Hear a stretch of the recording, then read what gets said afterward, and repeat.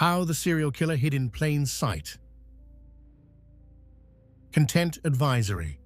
This presentation discusses violent crimes, including murder and sexual assault. While graphic details have been minimized, some content may be disturbing. Listener discretion is advised. Disclaimer on victim counts. Victim counts in this presentation represent confirmed murders, unless otherwise stated. Many of these killers are suspected of additional crimes that remain unproven.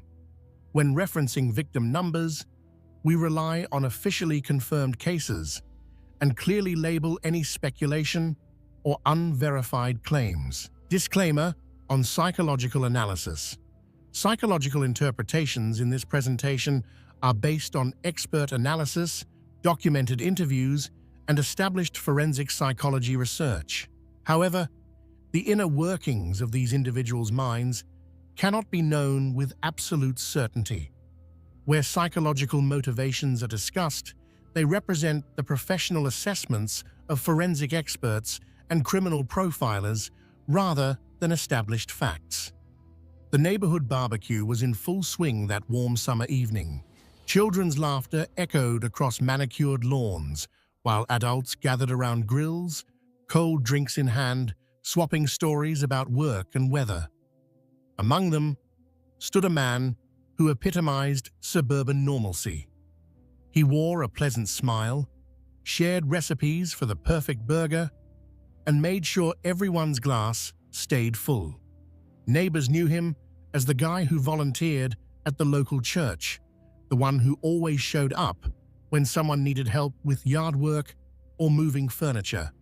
He was, by every visible measure, one of the good ones. But beneath that carefully constructed facade lurked something else entirely, something dark, something predatory. Because this same man, the one flipping burgers and telling dad jokes, had murdered multiple people. Their bodies lay hidden, not far from where these good people stood laughing and living their ordinary lives. The predator wasn't lurking in some distant shadow or abandoned building. The killer was right there, shaking hands and asking about your weekend plans. This is perhaps the most terrifying truth about serial killers. They don't always look like the villains we imagine. They don't always act strangely or give off obvious warning signs. Some of the most prolific and brutal murderers in history were people who successfully convinced everyone around them that they were normal, decent, even admirable human beings. They held respectable jobs, they raised families, they served their communities, and they killed, again and again and again. Tonight, we're going to explore the chilling reality of serial killers who hid in plain sight. These are the stories of men who perfected the art of the double life, who wore masks so convincing that even those closest to them never suspected the truth. We'll examine how they did it, why it worked, and what their cases teach us about the nature of predatory behavior. Because understanding how these killers concealed themselves isn't just morbidly fascinating, experts believe this knowledge may help law enforcement and communities recognize warning patterns before more lives are lost. So settle in, get comfortable, and prepare yourself for a journey into the darkest corners of human psychology, where we'll meet the neighbors, the volunteers, the family men, who turned out to be something else entirely. The psychology of the mask. Before we delve into specific cases, we need to understand something fundamental about how certain killers operate. Psychologists have a term for what these individuals do. It's called compartmentalization. This is the ability to separate different aspects of one's life into mental boxes, keeping them so distinct that they never seem to touch or contaminate each other. For most of us, compartmentalization is a healthy coping mechanism. We might separate our work persona from our home persona, becoming more formal and professional at the office, while being relaxed and casual with family. That's normal. That's adaptive. But for certain killers, compartmentalization becomes something far more sinister and far more complete. These individuals don't just separate different roles, they create entirely different personalities. There's the public self, the person everyone sees and knows. This version is often charming, helpful, and socially skilled. It's the face they show to neighbors, co-workers, and even family members. Then there's the private self, the predator that emerges when the opportunity arises. This is the part they keep carefully hidden, the part that plans, stalks, and kills. According to forensic psychologists and criminal profilers, the truly frightening aspect is how seamlessly some killers can switch between these personas. One moment they're genuinely engaged in normal social interaction, laughing at jokes, expressing concern for a sick friend, discussing the minutiae of daily life. The next moment, something shifts inside them, and the predator emerges. Then, just as quickly, the mask slides back into place, and they return to being the person everyone thinks they know. This ability to maintain such a convincing facade is often linked to psychopathy. Now, it's important to understand that not all psychopaths are violent, and not all violent criminals are psychopaths. But many of the killers who successfully hide in plain sight exhibit traits consistent with psychopathic personality disorder. These traits include superficial charm, a grandiose sense of self-worth, pathological lying, manipulation, lack of remorse or guilt, shallow emotional responses, and a parasitic lifestyle where they use others for their own benefit. What makes psychopathic killers particularly dangerous is something called the mask of sanity. This phrase, coined by psychiatrist Hervey Cleckley in his groundbreaking 1941 book of the same name, describes how psychopaths can present a completely normal, even appealing exterior, while harboring deeply disturbed thoughts and impulses. They understand social norms not because they feel them, but because they've learned to mimic them. They're actors playing the role of a normal person, and some of them are devastatingly effective at it. These killers often possess above-average intelligence, which they use to study and replicate normal human behavior. They watch how people react to tragedy and learn to fake the appropriate emotional response. They observe what makes someone trustworthy and adopt those characteristics. They're essentially emotional frauds, counterfeiting feelings they don't actually experience to blend into society. There's also typically a strong element of narcissism at play. Research suggests that many of these killers believe they're fundamentally superior to others, that ordinary rules don't apply to them. This grandiosity fuels both their crimes and their confidence that they won't be caught. They think they're smarter than law enforcement, cleverer than their neighbors, more cunning than anyone who might suspect them. And sometimes, terrifyingly, they're right, at least for a while. Another crucial factor is the element of control. According to forensic psychologists and criminal profilers, many serial killers are primarily motivated by a need for power and dominance rather than sexual gratification alone. But maintaining a normal facade requires control as well, just a different kind. They must control their impulses in public, control their words and expressions, control the information others have access to. Research suggests this need for control may extend to every aspect of their lives, creating an existence that is simultaneously meticulously organized and horrifyingly violent. The social context matters too.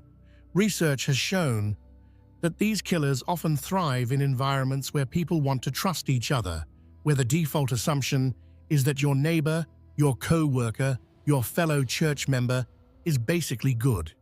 They exploit our desire to see the best in people, using our own optimism and communal trust against us. In tight-knit communities where everyone knows everyone else, the cognitive dissonance of suspecting someone familiar can be overwhelming. Our brains resist believing that someone we know could be capable of such horrors. It's also worth noting that many of these killers insert themselves into positions that inherently command trust. They become teachers, coaches, volunteers, religious leaders, roles that society has been conditioned to respect and trust. These positions provide not only cover but also access to potential victims. They create situations where questioning someone's motives feels somehow inappropriate or even offensive. The phenomenon of hiding in plain sight reveals something uncomfortable about human nature and social dynamics. We rely on shortcuts and assumptions to navigate our social worlds. We can't deeply investigate every person we interact with, so we use surface indicators. Does this person seem normal? Do they fit in? Do others vouch for them? To make quick judgments about trustworthiness.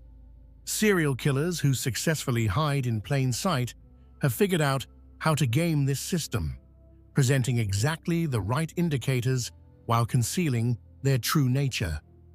Understanding these psychological mechanisms is crucial not just for law enforcement, but for anyone who wants to better understand how predatory individuals operate. Experts emphasize that while we cannot always identify dangerous individuals by appearance or surface behavior, awareness of these patterns can contribute to improved community safety and more effective investigation strategies.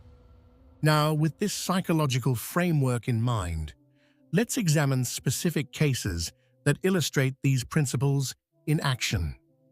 We'll start with a man who maintained his cover for over 30 years, fooling his family, his friends, his church congregation, and his entire community while committing some of the most brutal murders in American history.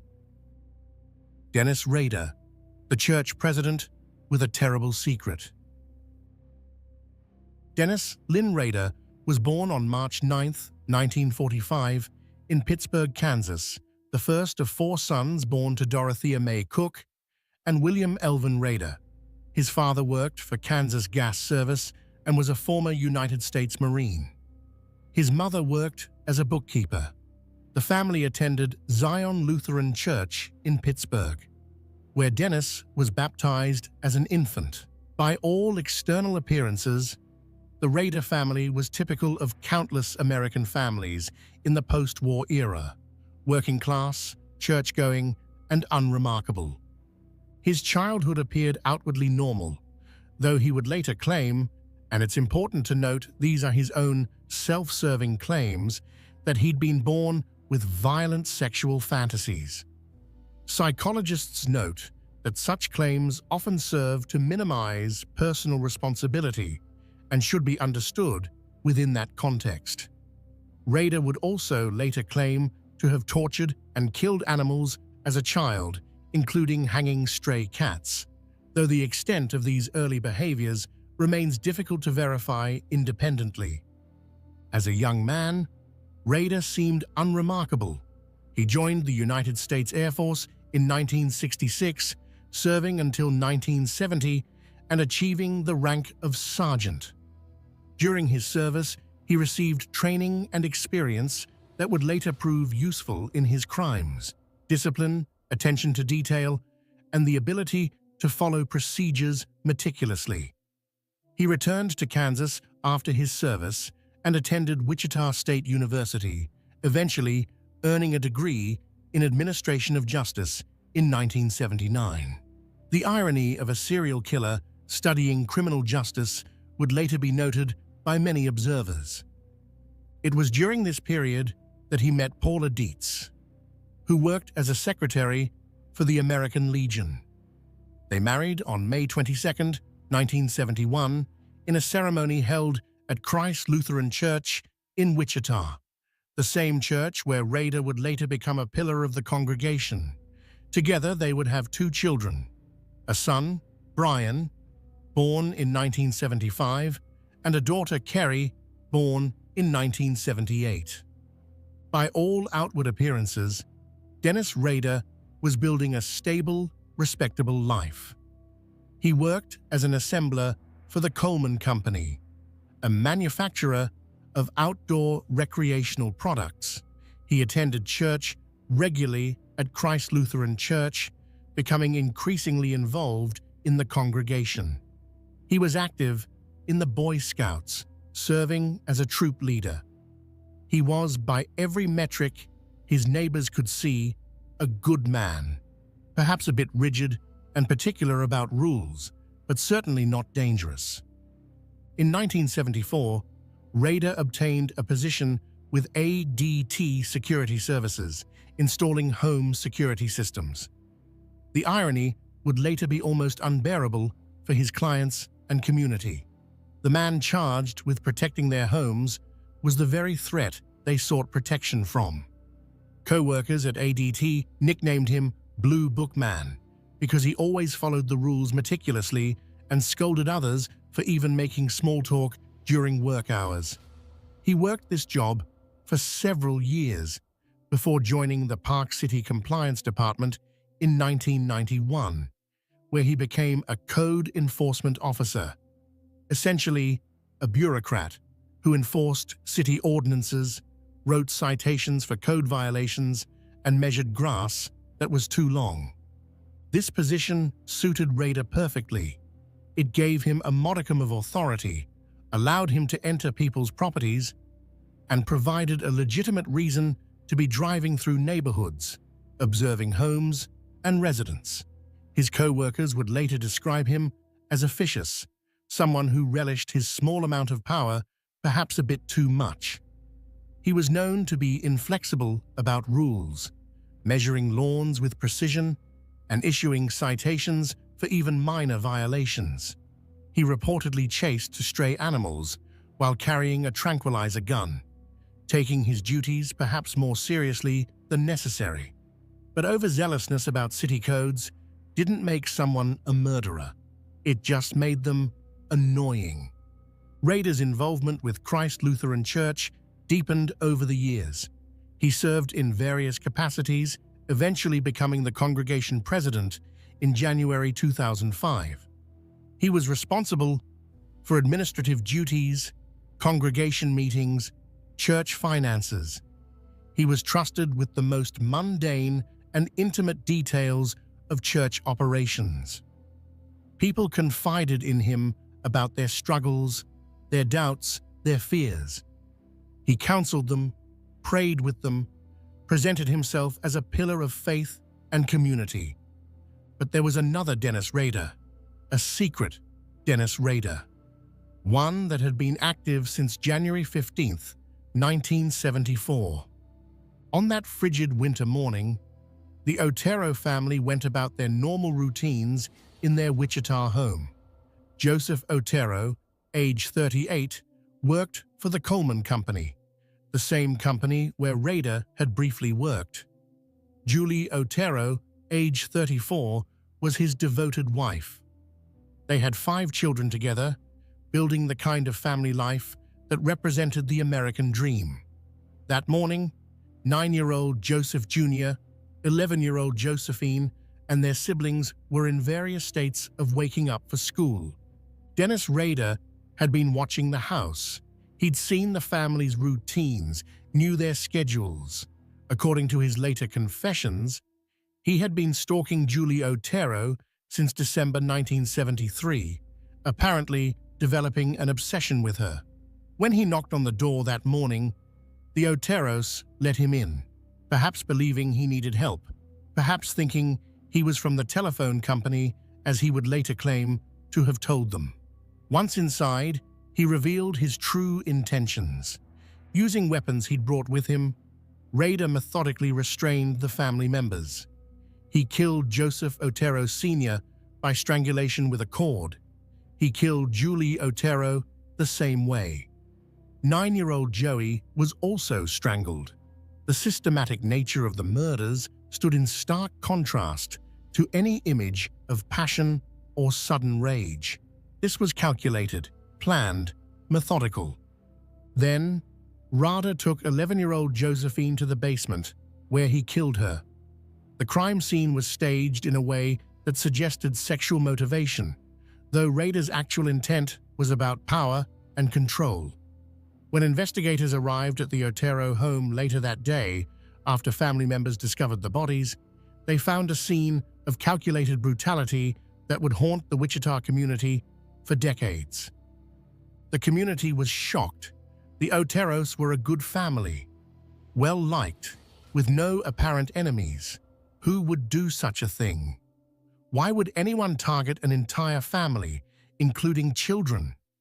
The randomness of it made it even more terrifying. If the Oteros could be victims, anyone could. But after committing these horrific murders, Dennis Rader didn't flee the state or go into hiding. He went home to his wife Paula, who was pregnant with their first child.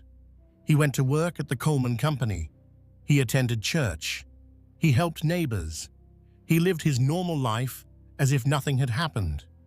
He even took a watch from the Otero home as a souvenir, beginning a pattern he would continue throughout his killing career. This ability to commit savage murder and then seamlessly return to mundane normalcy is what Rader would later describe, using his own terminology, as cubing.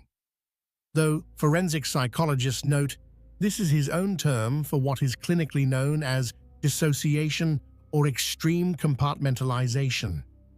He claimed to be able to separate his life into distinct compartments that never touched: work Dennis, church Dennis, family Dennis, and what he called his Factor X, or his demon. Experts emphasize that such self-serving explanations should be viewed critically, as they often serve to minimize the killer's responsibility for their conscious choices. 3 months after the Otero murders, on April 4, 1974, Rada struck again. Catherine Bright, a 21-year-old woman who also worked at the Coleman Company, was home with her brother Kevin when Rader broke in. He shot Kevin Bright, who survived despite serious injuries and would later provide descriptions to police.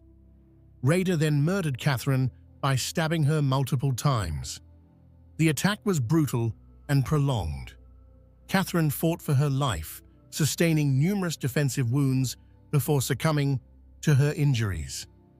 Kevin Bright's survival and his ability to describe the attacker should have led to Rader's capture, but somehow the investigation didn't connect him to the crime.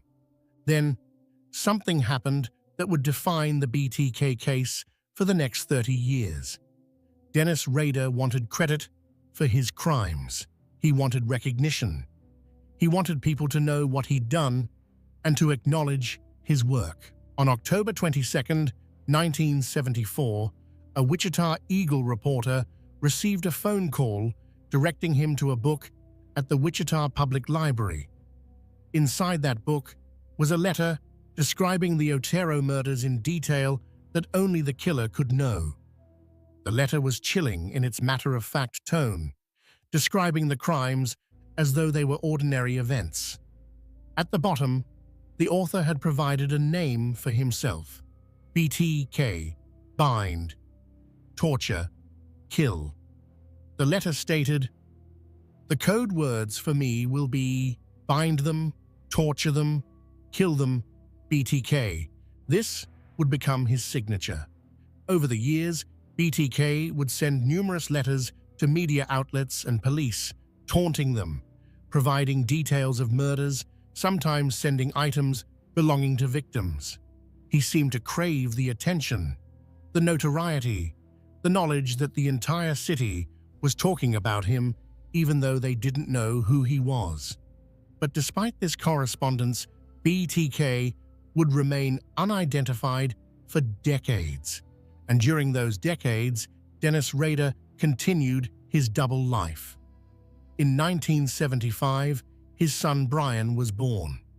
Rader was present for the birth, a devoted father from the start.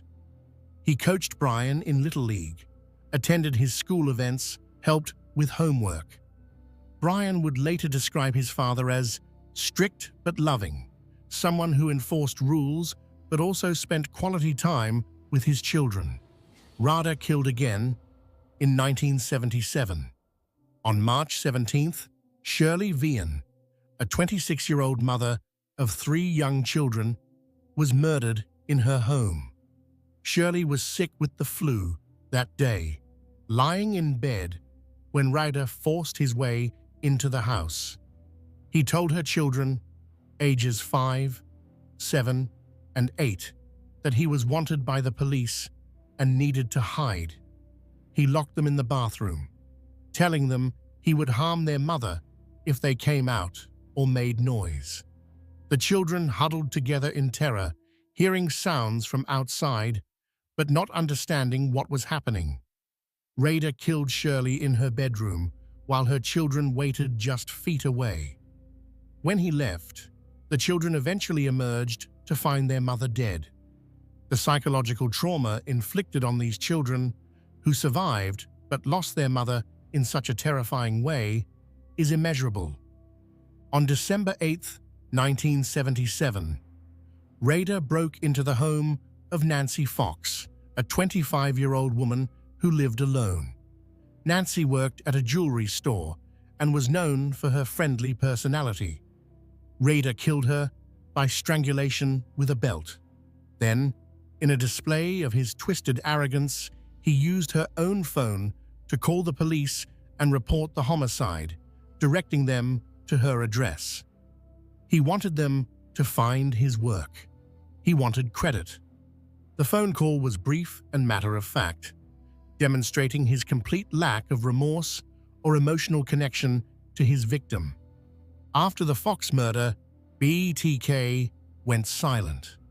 Not because he'd stopped thinking about killing, not because he'd experienced remorse, but because, as he would later explain, his life circumstances had changed in ways that made murder more difficult.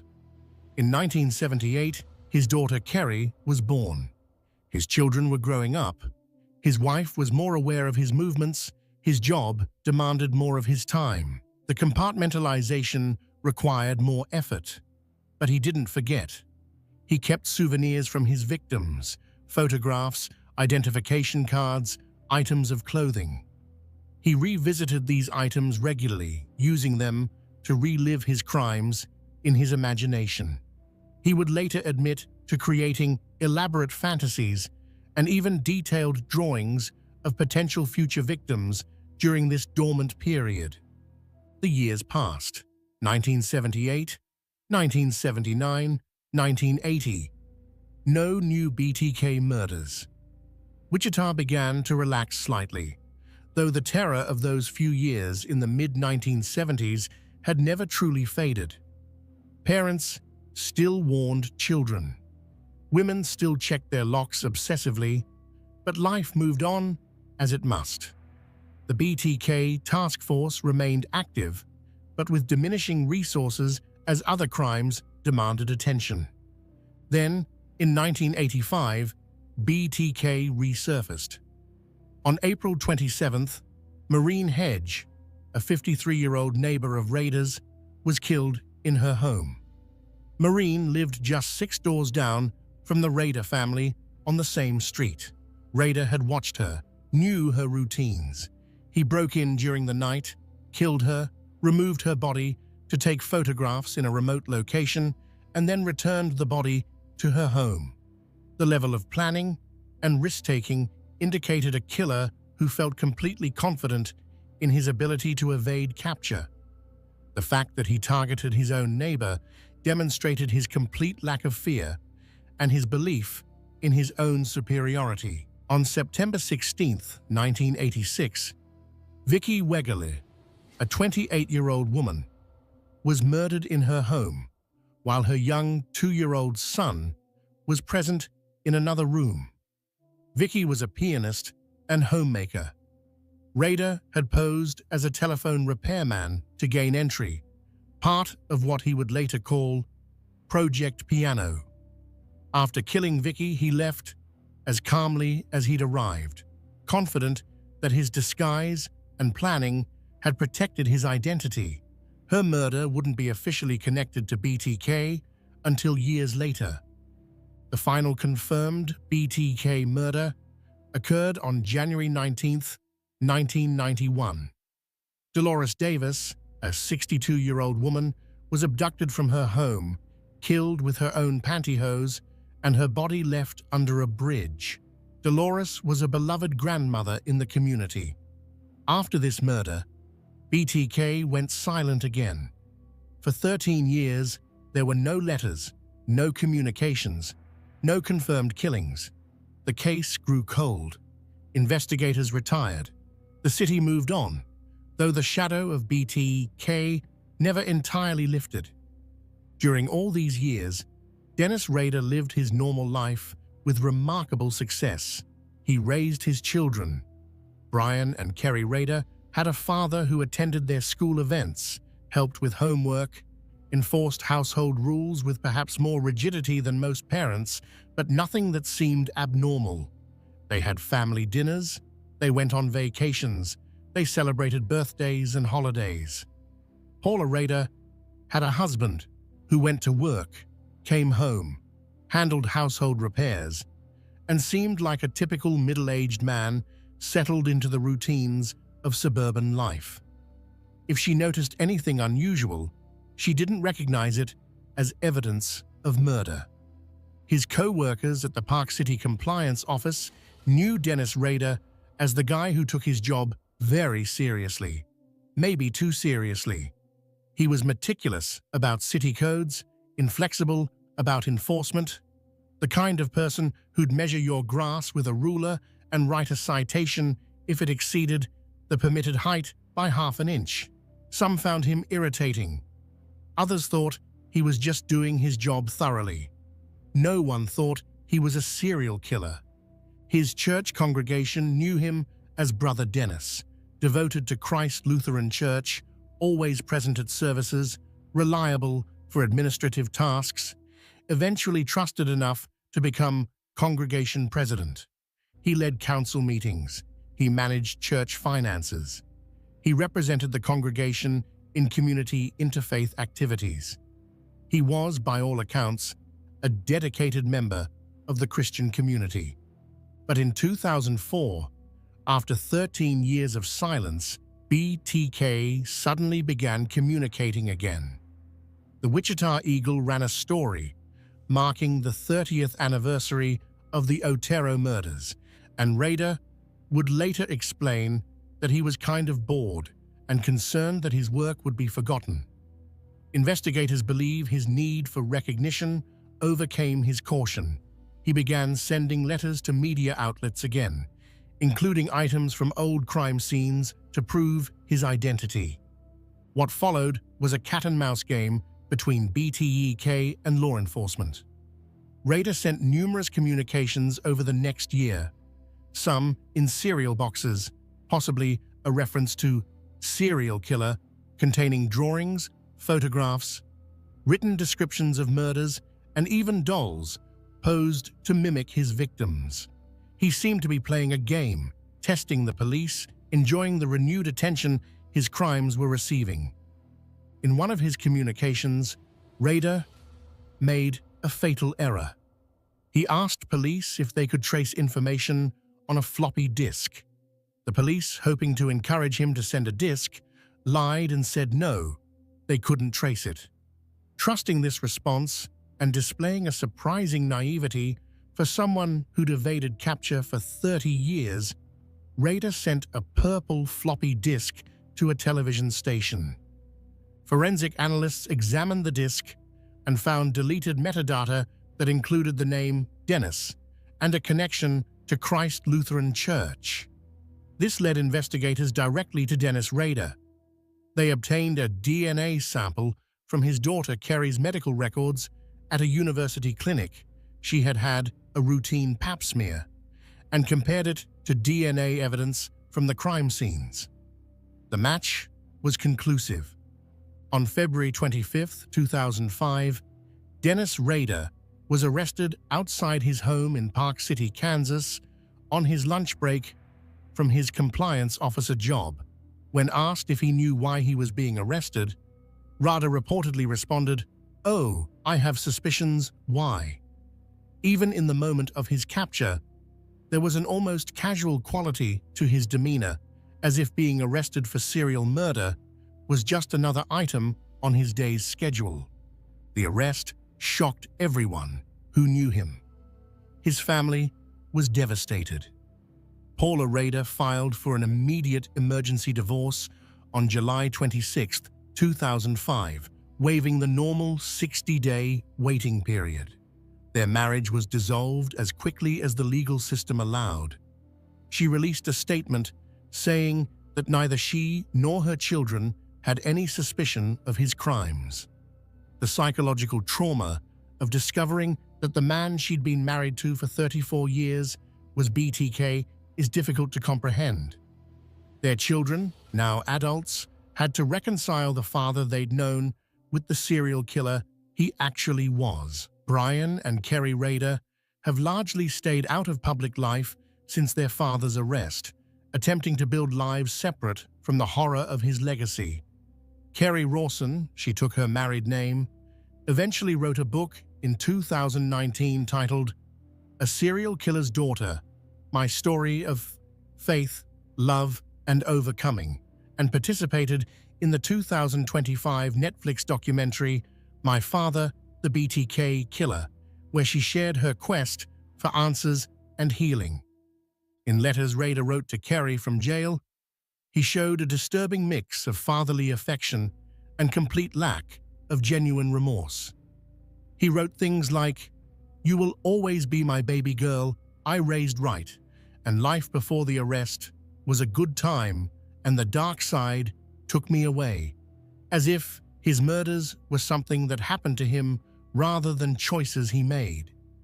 Kerry described the agonizing process of trying to reconcile the loving father she remembered with the killer he actually was. The congregation at Christ Lutheran Church was stunned. This man they'd trusted, who'd managed their church, who'd represented their faith community, he'd been BTK all along. Some members struggled with profound questions about faith, about how they could have been so thoroughly deceived, about what it meant that they'd prayed alongside a serial killer. Rader's co-workers reported feeling disturbed and betrayed. They'd worked alongside him for years, shared breaks with him, attended office parties with him. The code enforcement officer who measured grass and wrote parking tickets had murdered 10 people. The cognitive dissonance was overwhelming. During his interrogation and subsequent court proceedings, Rader was unnervingly cooperative and detailed in describing his crimes. He showed no genuine remorse, instead seeming almost proud of his ability to have hidden for so long. He explained his methods, his planning, his motivations with a clinical detachment that forensic psychologists found characteristic of psychopathic personality disorder. He spoke about his victims as though they were objects, projects he'd completed. He detailed his trolling process, how he'd search for potential victims, how he'd plan his attacks, how he'd relive the crimes through his souvenirs. On June 27, 2005, Rader pleaded guilty to 10 counts of first-degree murder. On August 18, 2005, he was sentenced to 10 consecutive life terms in prison, one for each of his confirmed victims. Kansas had no death penalty at the time his crimes were committed, so life imprisonment was the maximum sentence. He will never be eligible for parole. He is currently incarcerated at the El Dorado Correctional Facility in Kansas, where he will remain for the rest of his natural life. The BTK case represents one of the most disturbing examples of a serial killer successfully hiding in plain sight. For over 30 years, Dennis Rader maintained a completely normal public existence, while secretly being one of America's most brutal killers. His ability to compartmentalize, to separate his murderous activities from his daily life, allowed him to fool everyone around him: his family, his church, his community, his co-workers. When people think about serial killers, they often imagine someone who looks or acts obviously disturbed. But Dennis Rader looked like everyone's neighbor. He looked like a church leader. He looked like a typical middle-aged man living an ordinary life in the heartland of America.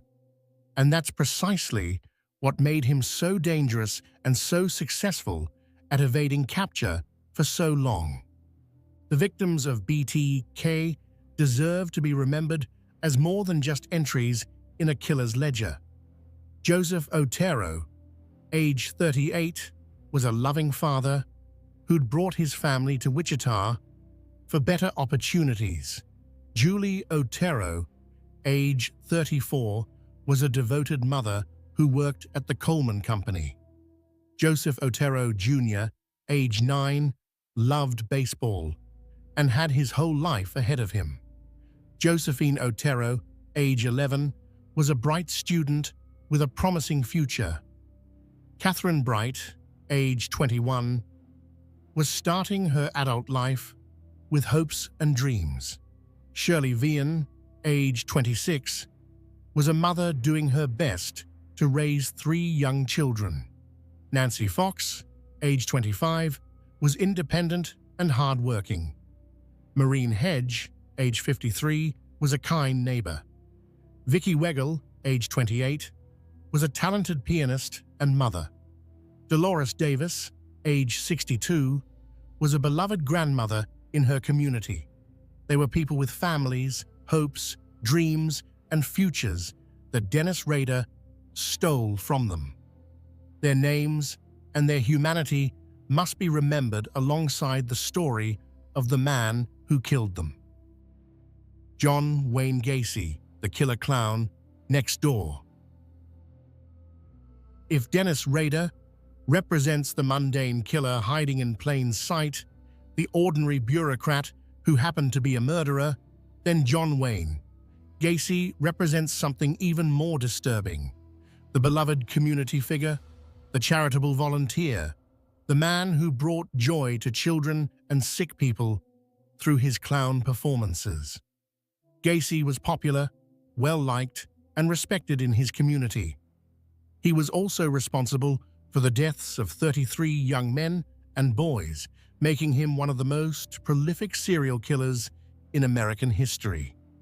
John Wayne Gacy was born on March 17, 1942, in Chicago, Illinois, the second of 3 children born to John Stanley Gacy and Marion Elaine Robinson.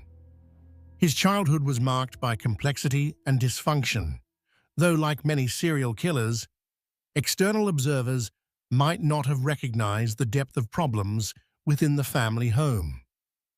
Gacy's father was an alcoholic who frequently abused his wife and children, both physically and verbally. Young John was often the target of his father's rage and disappointment. The elder Gacy belittled his son, calling him stupid and worthless, comparing him unfavorably to his sisters, and questioning his masculinity. He would beat John with a leather strap for real or perceived infractions. Psychological experts note that this abuse likely contributed to Gacy's later need to prove his worth and earn approval. Though many people experience childhood abuse without becoming killers, and abuse does not excuse or fully explain criminal behavior. Despite these difficulties, Gacy worked hard to present a normal exterior. He was involved in extracurricular activities at school, worked various jobs as a teenager to contribute to the family finances, and seemed to be making efforts to build a stable life. He struggled with health issues, including a heart condition that would cause him to be hospitalized multiple times during his youth and would later exempt him from military service during the Vietnam War era. In 1964, at age 22, Gacy married Marlyn Myers, whose father owned a chain of Kentucky Fried Chicken restaurants in Waterloo, Iowa. Gacy moved to Waterloo with his bride and began working for his father-in-law, managing one of the restaurants. He threw himself into community involvement, joining the JCs, the Junior Chamber of Commerce, a civic organization for young professionals, and quickly becoming known as an enthusiastic volunteer and hard worker. He was elected vice president of the Waterloo JCs chapter and was named outstanding vice president of the organization in Iowa. He seemed to finally be building the kind of respectable life his father had always claimed he couldn't achieve. On the surface, Gacy appeared to be thriving. He and Marlyn had 2 children, a son and daughter. He was successful in business, rising to manage multiple restaurant locations. He was active in community service, known for his dedication and work ethic. He was making something of himself. But beneath this successful exterior, Gacy was engaging in disturbing behavior. He had sexual encounters with teenage boys, sometimes employees at the restaurants he managed. He would ply them with alcohol and then commit sexual acts. In 1968, one of these encounters led to criminal charges when a teenage boy, the son of a fellow JC's member, reported that Gacy had sexually assaulted him. When the case went to trial, Gacy was convicted of sodomy and sentenced to 10 years in prison at the Iowa State Reformatory. Marlyn divorced him while he was incarcerated, and he lost contact with his children. His father died shortly after his conviction, reportedly disgusted by his son's crimes. Gacy never got the chance to prove himself to his father. Most people might assume this would be the end of the story. A sex offender caught, punished, and removed from society. But Gacy was a model prisoner. He earned his high school equivalency diploma while incarcerated. He worked in the prison kitchen and was praised for his leadership and work ethic. He served on the Prisoner Grievance Committee. He was, by all accounts, rehabilitated. After serving just 18 months of his 10-year sentence, he was paroled in June 1970. What happened next illustrates a profound failure in the criminal justice system's ability to predict recidivism in certain types of offenders. Gacy moved back to Chicago and started over. He reconnected with his mother and eventually moved to Norwood Park Township, a middle-class neighborhood on the northwest side of Chicago. In 1971, he bought a home at 8213 West Summerdale Avenue, a modest ranch-style house that would later become infamous. Gacy started a construction company, PDM Contractors, named for painting, decorating, and maintenance. He was skilled at construction work, having learned carpentry and other trades from his father, and quickly built a successful business. He hired teenage boys and young men to work for him, often recruiting from local high schools or targeting those from troubled backgrounds who might be less likely to be missed if they disappeared. He paid them fairly and treated them reasonably, though some would later report that he could be volatile and inappropriate. In 1972, Gacy married again. Carol Hoff was a divorcee with 2 young daughters. She'd known Gacy years earlier when they both worked at the same company, and when they reconnected after his release from prison, he seemed like a stable man who'd made a mistake in his youth but had turned his life around. They married in July 1972, and Gacy became a stepfather to Carol's daughters, presenting himself as a family man and provider. He became deeply involved in community activities. He joined the local Moose Club and other civic organizations. He began performing as a clown at children's parties, hospitals, and charitable events, creating characters he called Pogo the Clown and Patches the Clown. He would dress in full clown makeup and costume, bringing smiles to sick children in hospitals and entertaining at neighborhood block parties and fundraisers. Gacy's clown performances made him well known in the community. People loved him. He was the generous guy who gave his time to make children happy, who volunteered for the Democratic Party, who organized fundraisers and community events. He was photographed with local politicians and civic leaders. In 1978, he even met First Lady Rosalind Carter at a Polish Constitution Day parade event in Chicago, where he was serving as director of the annual parade. The photograph of Gacy with the First Lady would later become one of the most shocking images associated with the case, a serial killer smiling alongside the wife of the President of the United States. But during this same period, John Wayne Gacy was also murdering young men and boys at a horrific rate. According to Gacy's later confession, his first murder as an adult occurred on January 3, 1972, in the early morning hours. Timothy McCoy was a 16-year-old who'd been traveling through Chicago by bus. Gacy encountered him at the Greyhound bus station, offered him a place to stay, and brought him to his Summerdale Avenue home. There, Gacy killed him. Gacy would later claim that Timothy had come at him with a knife and that he'd killed in self-defense, but investigators found no evidence to support this claim and believe it was another of Gacy's many lies. After this murder, Gacy realized something that would define his subsequent actions.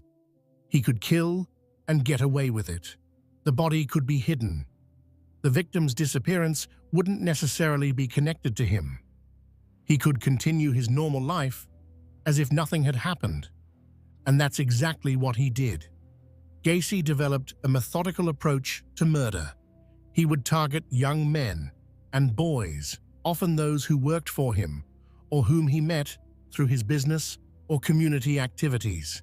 He would lure them to his house under various pretexts, offering work, showing them something, providing a place to stay, or sometimes simply inviting them to drink or party. Once there, he would gain control of them through trickery, force, or by offering them alcohol or drugs. Gacy would then incapacitate his victims, often by using what he called his handcuff trick. He'd claim to be showing them a magic trick or illusion where he could escape from handcuffs and would get them to allow him to put the cuffs on them. Once the victim was restrained, Gacy's true nature would emerge. He would commit sexual assault and eventually kill them, most often through strangulation, using a rope or board twisted by a stick, a method called garroting. The methodical nature of his crimes stood in stark contrast to his public persona as a community leader and entertainer. After each murder, Gacy faced the problem of body disposal. His solution was grimly practical and horrifyingly simple. He buried them under his house. The crawl space beneath his home became a graveyard. As the years went on and the body count increased, Gacy would dig new graves in his crawl space, sometimes even stacking bodies or digging up old graves to make room for new victims.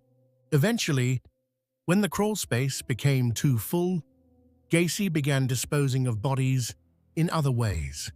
He threw 4 victims into the Des Plaines River, but for the most part, the bodies of his victims were buried beneath his home, decomposing just feet below where he lived his normal life, where he hosted parties, where his wife and stepdaughters slept. During the period from 1972 to 1978, while Gacy was actively killing, his public life continued seemingly without any disruption. He entertained at parties as Pogo the Clown, bringing joy to children at birthday parties and hospital wards.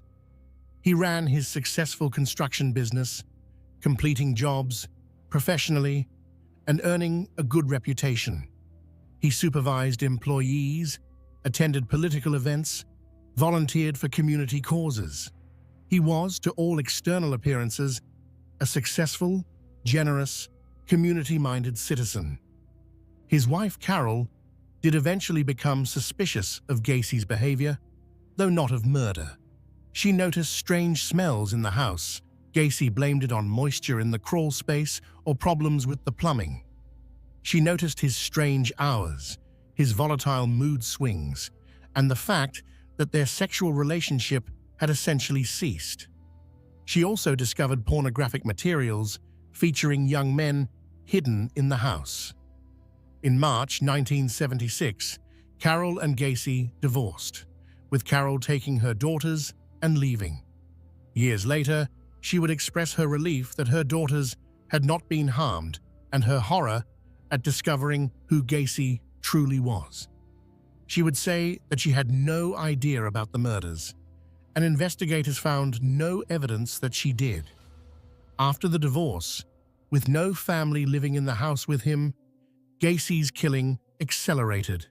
Without a wife to explain things to or hide things from, he had more freedom to act on his violent urges. The bodies continued to accumulate beneath his home, yet he continued his community involvement unabated. Gacy hosted elaborate annual summer parties at his home, inviting neighbors, political figures, business associates. These parties became well known in the neighborhood, with people looking forward to them each year. Guests would stand on the lawn, eating and drinking, socializing and laughing, with 29 bodies buried just below their feet. The cognitive dissonance of this, the friendly party happening literally above a mass grave, is almost incomprehensible. Neighbors on Summerdale Avenue thought Gacy was a bit odd. He could be volatile, and there were sometimes unpleasant smells around his property. Some young men were seen coming and going at odd hours, but mostly they saw him as a helpful neighbor, someone who'd plow snow from driveways or help with home repairs. He was familiar. He was part of the community. He certainly wasn't a serial killer. The investigation that would eventually catch Gacy began not with any of his earlier victims, but with his last.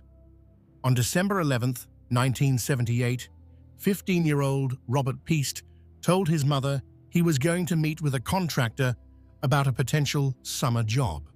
The contractor was John Wayne Gacy, who'd come into the pharmacy where Robert's mother worked to discuss a remodeling project. Robert was excited about the opportunity. He never came home. Robert's mother immediately reported him missing and mentioned that he'd been going to meet with Gacy. Unlike many of Gacy's previous victims, young men from troubled backgrounds, drifters, runaways, or those who might not be immediately missed, Robert Piest was a well-cared-for teenager from a stable, loving family.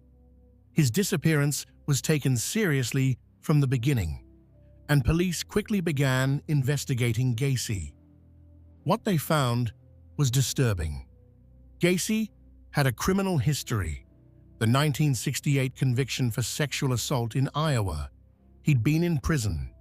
He was on parole that he shouldn't have even been off of yet, and now a teenage boy had disappeared after going to meet him.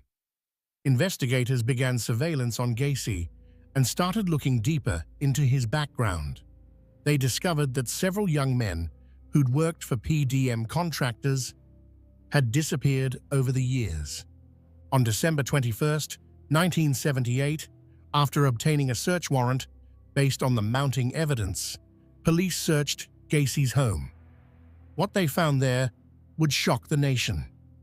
The smell of decomposition was overwhelming. Investigators began searching the crawl space and discovered human remains. As the excavation continued over the following days, more and more bodies were found. Eventually, 26 bodies were recovered from the crawl space, and 3 more were found buried in other areas on the property. 4 bodies that Gacy had disposed of in the Des Plaines River were also eventually identified, bringing the total known victim count to 33. On December 22, 1978, John Wayne Gacy confessed to the murders. He did so in a relatively matter-of-fact manner, providing details about his methods, his burial sites, and his victims. Forensic psychologists who have studied his confessions and later interviews note that he displayed little genuine remorse and seemed more concerned with managing his public image than with accepting responsibility for the harm he'd caused. The revelation that John Wayne Gacy, Pogo the Clown, community volunteer, successful businessman, was responsible for 33 murders shocked the Chicago area and the nation. People who'd known him, who'd attended his parties, who'd hired him for work, who'd had their children entertained by his clown performances, struggled to reconcile the man they knew with the brutal killer he'd been revealed to be. The excavation of Gacy's home became a media spectacle. News crews broadcast images of investigators digging up bodies from beneath the house. The Somerdale Avenue address became infamous. Neighbors gathered behind police tape, trying to comprehend how such horror had existed right next door to them. The trial began on February 6, 1980. Gacy's defense attempted to argue that he was insane, that he suffered from multiple personality disorder, that he couldn't have been responsible for his actions. His lawyers presented psychiatric testimony suggesting that another personality named Jack Hanley had committed the murders while Gacy was unaware.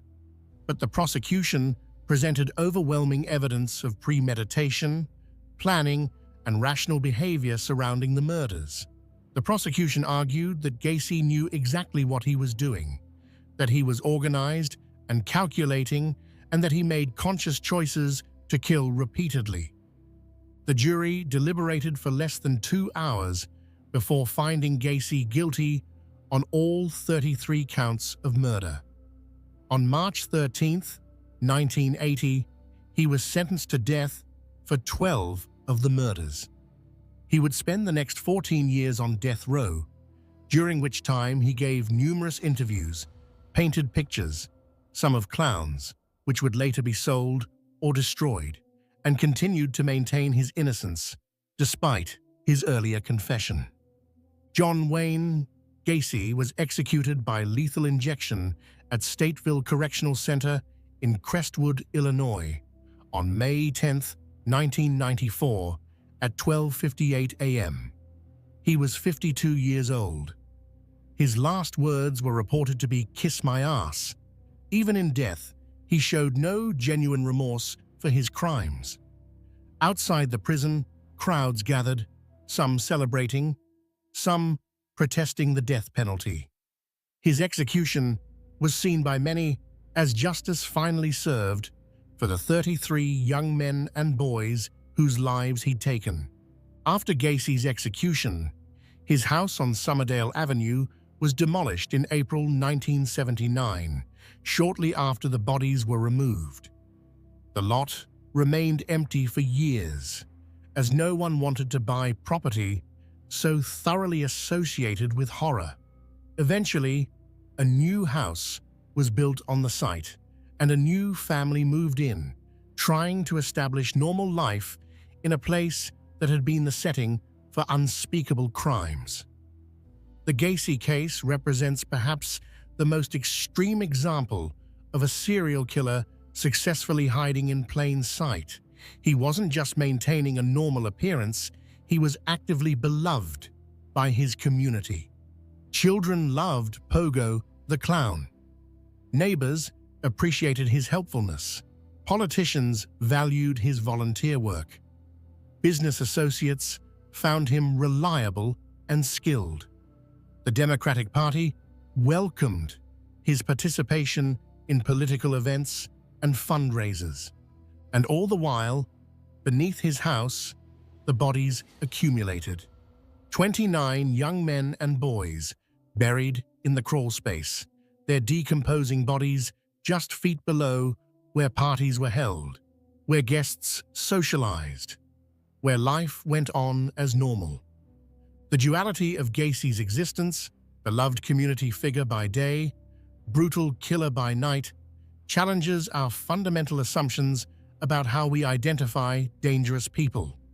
If someone as active, public, and seemingly generous as John Wayne Gacy could be a serial killer, then our methods for identifying threats are fundamentally inadequate.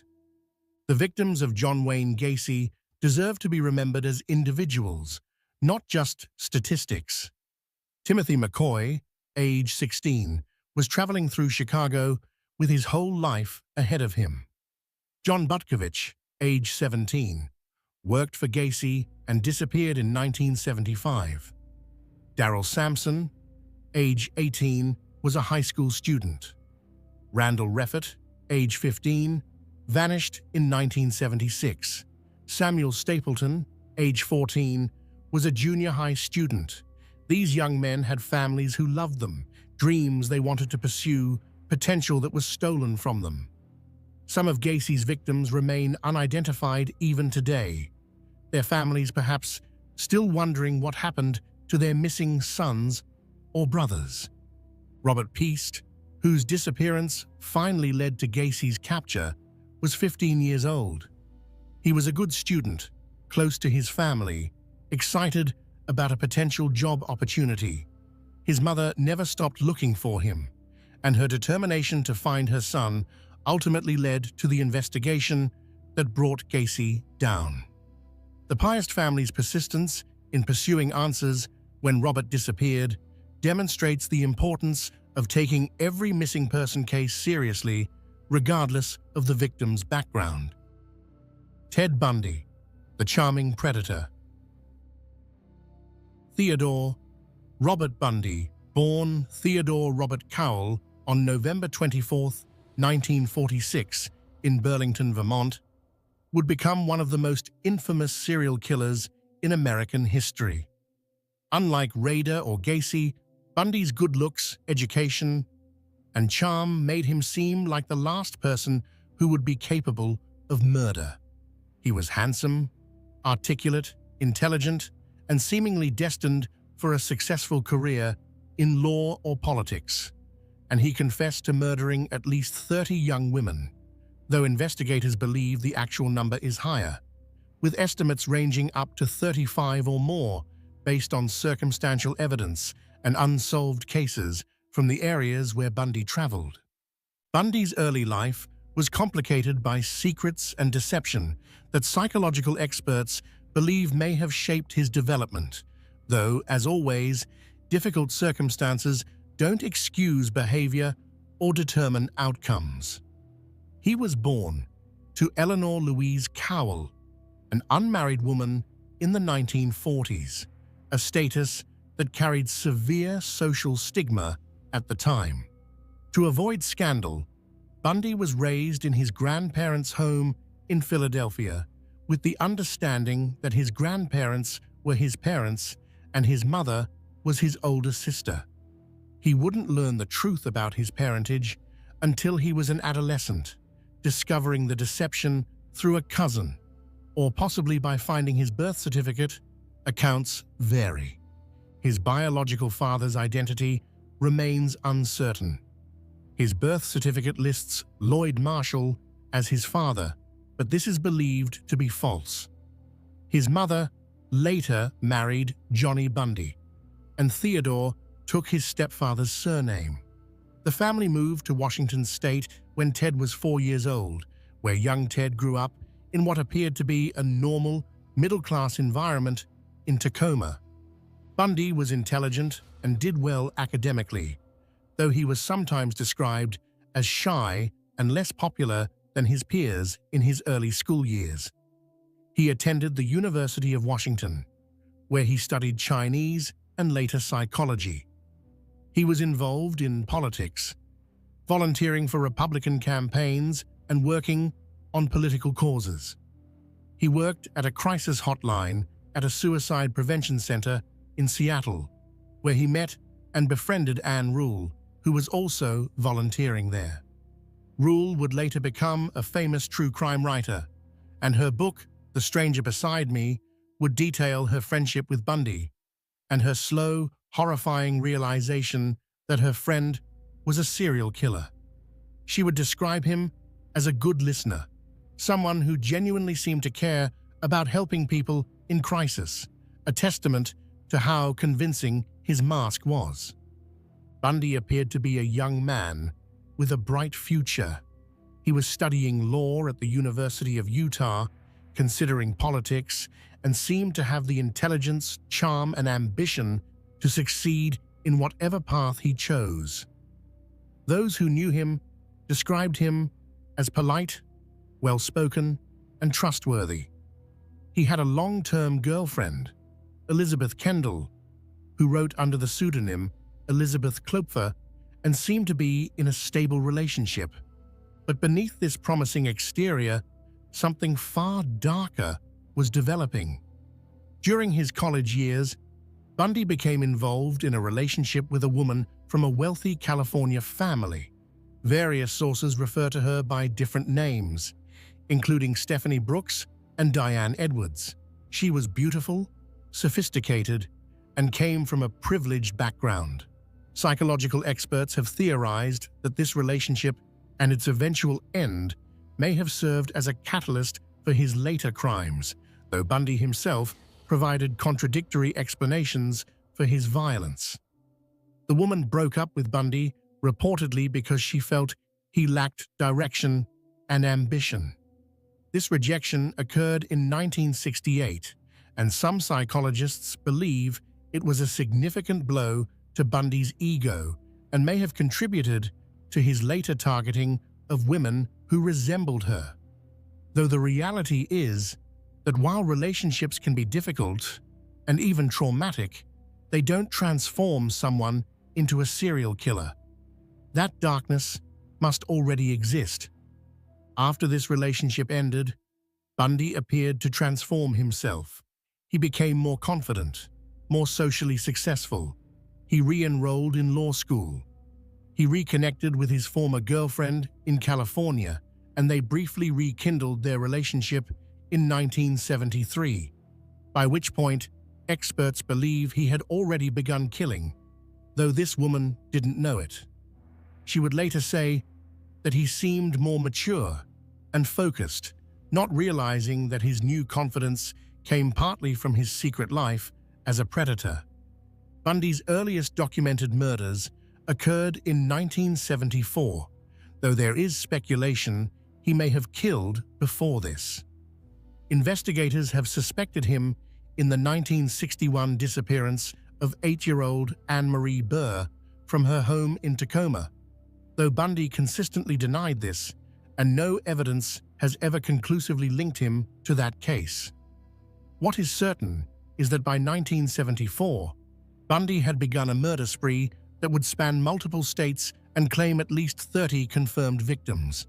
He developed a method that became his trademark. He would approach young women in public places, often college campuses or parks, pretending to be injured or in need of help. He might wear a fake cast on his arm or leg, or use crutches and ask for assistance, carrying books or loading items into his Volkswagen Beetle. The cast or injury made him seem harmless, even vulnerable. Once the woman was near his vehicle and distracted, he would incapacitate her, sometimes by hitting her with a crowbar or tire iron that he had hidden, force her into the car, and drive to a remote location where he would assault and kill her. Bundy typically targeted young women with long, dark hair parted in the middle, a look similar to his former girlfriend from California. Psychological analysts have theorized that Bundy was symbolically murdering this woman over and over, though this remains speculation rather than confirmed fact, and Bundy himself gave different explanations at different times. Between 1974 and 1978, Bundy is confirmed to have killed at least 30 women across Washington, Oregon, Utah, Colorado, Idaho, and Florida. He would later admit that he frequently returned to disposal sites, engaging in acts of necrophilia, a behavior documented in his confessions to investigators and consistent with his need for continued control over his victims even after death. What made Bundy particularly dangerous and successful was his appearance and demeanor. He didn't look like a killer, he looked like a law student, which he actually was at various points. He looked like someone's helpful neighbor. He looked like a nice young man who might genuinely need assistance with a broken leg or heavy books. He was articulate, educated, and charming. Women felt comfortable approaching him, helping him, trusting him, and that trust was fatal. Some of Bundy's victims from the Washington and Oregon period in 1974 included Linda Ann Healy, a 21-year-old psychology student who disappeared from her basement bedroom, leaving behind a blood-soaked pillow and nightgown. Donna Gail Manson, 19, vanished from the Evergreen State College campus. Susan Rancourt, 18, disappeared from Central Washington State College. Roberta Kathleen Parks, 20, was last seen at Oregon State University. Brenda Ball, 22, and Georgianne Hawkins, 18, also disappeared during this period.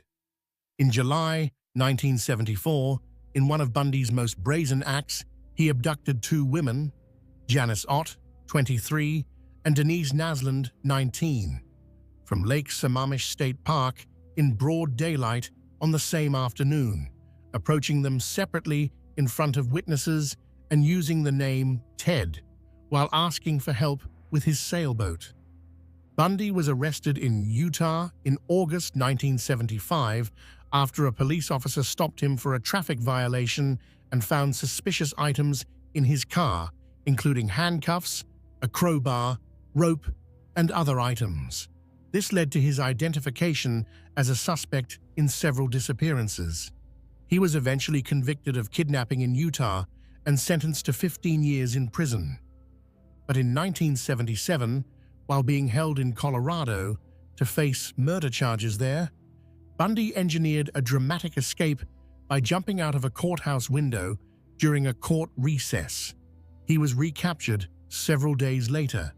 Then, in December 1977, he escaped again, this time from his jail cell, and made his way to Florida. In Florida, on January 15, 1978, Bundy attacked the Chi Omega sorority house at Florida State University in Tallahassee, committing what would be his most brutal and frenzied attack. He entered the sorority house around 3 a.m. and attacked 4 women in rapid succession.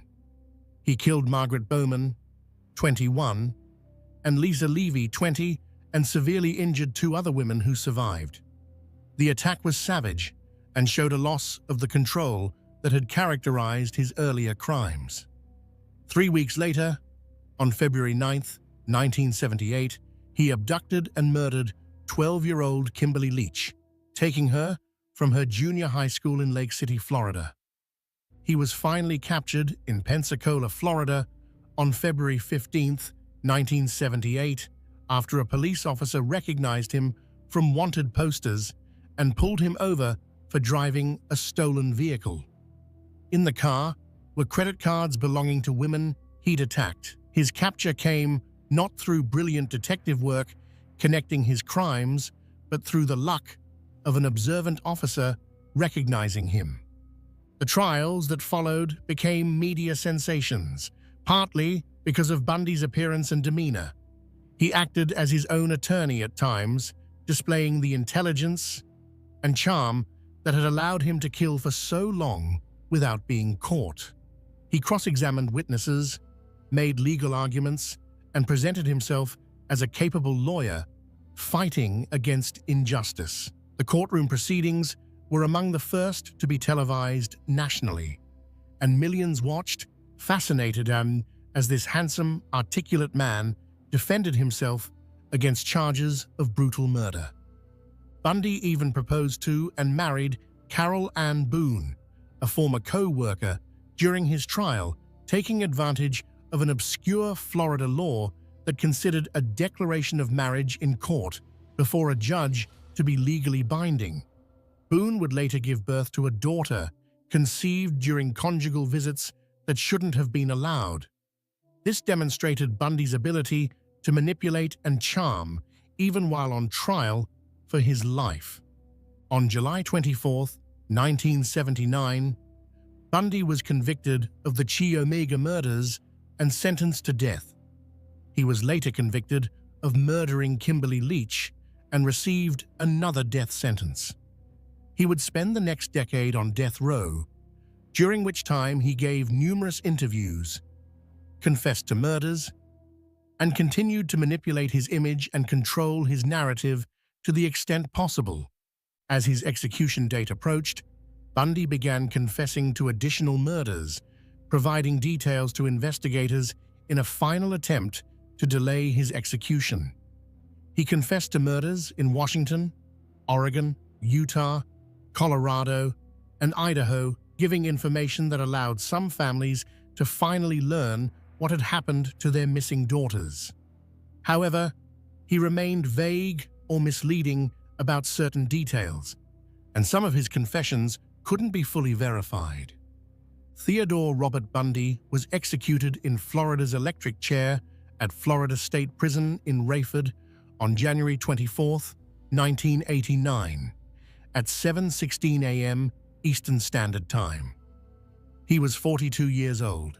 His last words were reportedly directed at his attorney and a minister. "Jim and Fred, I'd like you to give my love to my family and friends." Outside the prison, hundreds of onlookers celebrated, some holding signs that read, "Burn Bundy Burn," and setting off fireworks when his death was announced. It was a macabre carnival atmosphere that reflected the intense public interest in and hatred of this killer who had seemed so normal, so trustworthy, so unlikely. The Bundy case represents a different form of hiding in plain sight than Rader or Gacy, where they maintained relatively ordinary appearances in their communities. Bundy was actively admired. He was good-looking, smart, and seemingly destined for success. He had worked at a suicide hotline, helping people in crisis. He had volunteered for political campaigns. He had attended law school.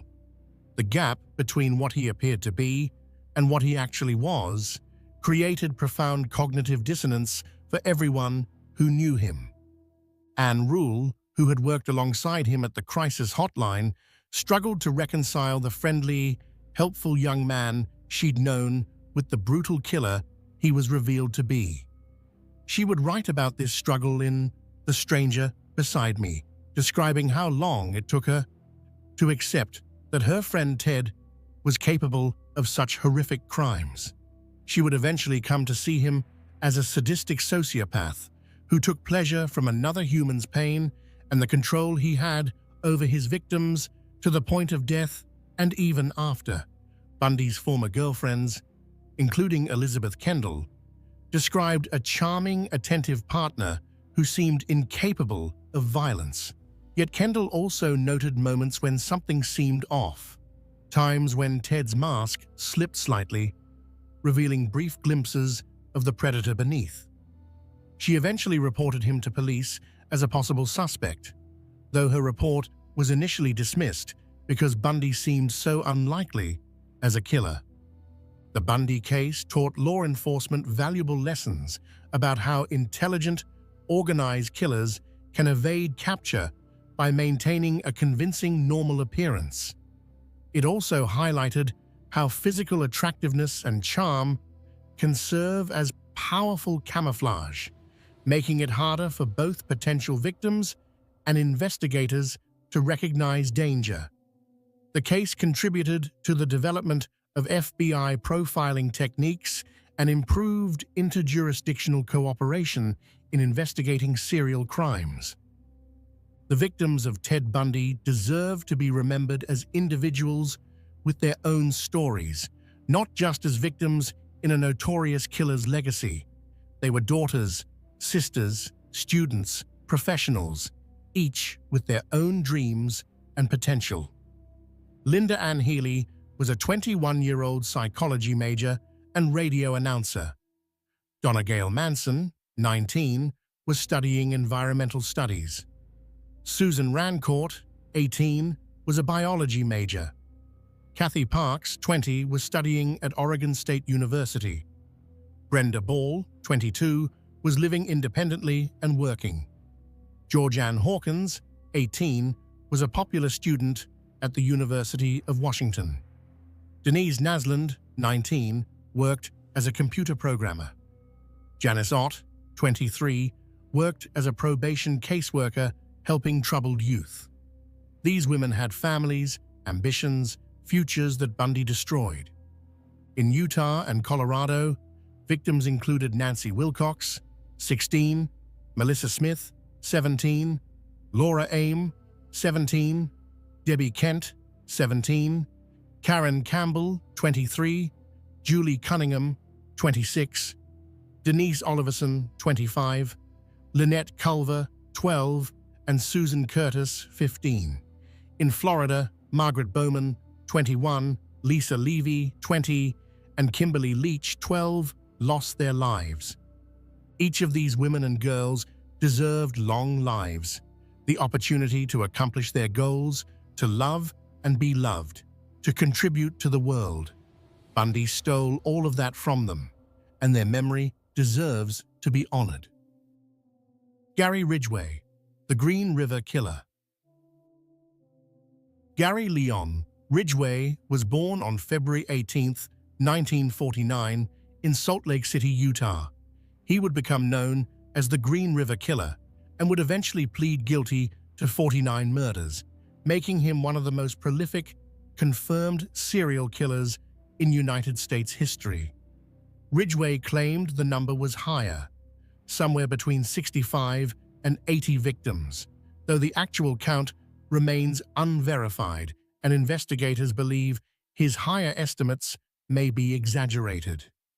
What makes Ridgway's case particularly relevant to our discussion is how utterly ordinary he was, how completely he blended into normal working-class life while committing horrific crimes for over 2 decades. Ridgway grew up in what became SeaTac, Washington, near Seattle. His childhood was marked by dysfunction and difficulty. His mother was reportedly domineering and had a volatile relationship with young Gary. He struggled in school, with an IQ measured around 82, placing him in the dull normal range of intelligence. He had difficulty with reading and often felt inadequate compared to his peers. He wet the bed until his teens, which his mother reportedly humiliated him about, making him wash his own sheets, and sometimes punishing him publicly. He graduated from high school with poor grades. He enlisted in the Navy in the late 1960s and served during the Vietnam War period, though he saw no combat. After his military service, Ridgway returned to Washington and began working for the Kenworth Truck Company as a painter in the truck factory. He would hold this job for over 30 years, from 1969 until his arrest in 2001, becoming a long-term, reliable employee. Co-workers described him as quiet, somewhat slow, but dependable. He showed up on time, did his job, and didn't cause trouble. In other words, he was forgettable, exactly the kind of person who could commit murder without drawing suspicion. Ridgway was married 3 times during his killing years. His first marriage to Claudia Barrows lasted from 1970 to 1972. His second marriage to Marcia Brown lasted from 1973 to 1981. His wives knew him as a man with a strong sex drive and some unusual habits, but nothing that clearly suggested he was a murderer. His second wife, Marcia, would later describe finding unusual items in their home, women's jewelry and clothing that didn't belong to her, but she'd convinced herself there must be innocent explanations. His third wife, Judith Mawson, whom he married in 1988, claimed she had no suspicions until his arrest. Judith would later write a book about her experience, describing a man who seemed devoted to her, who read the Bible with her, who appeared to be a normal husband. She stated that she didn't watch the news and wasn't aware of the Green River Killer case, despite living in the area where it was occurring. When Ridgway was arrested in 2001, Judith was completely shocked, unable to reconcile the man she'd lived with for over a decade with the serial killer he actually was. Ridgway attended church regularly and read the Bible frequently. He would later admit that his religious practices were part of his attempt to control his urges to kill, though they were unsuccessful. He also admitted that he sometimes cried after killing because he knew what he was doing was wrong, yet he couldn't stop himself. This admission, however, should be viewed skeptically. Many serial killers claim remorse or lack of control when it serves their interests. Ridgway targeted sex workers and vulnerable young women, many of them runaways or those struggling with addiction. He would pick them up along the Pacific Highway South, also known as the SeaTac Strip, an area known for prostitution, near the Seattle-Tacoma International Airport. Ridgway claimed that he targeted sex workers because, in his words, he both desired and despised them. He stated that he knew they would be easy victims because they got into cars with strangers. They might not be immediately reported missing, and their cases might not be investigated as vigorously as other missing persons. Experts note this explanation is self-serving and designed to make his crimes seem calculated rather than revealing any genuine emotional complexity. His method was brutally simple and consistent.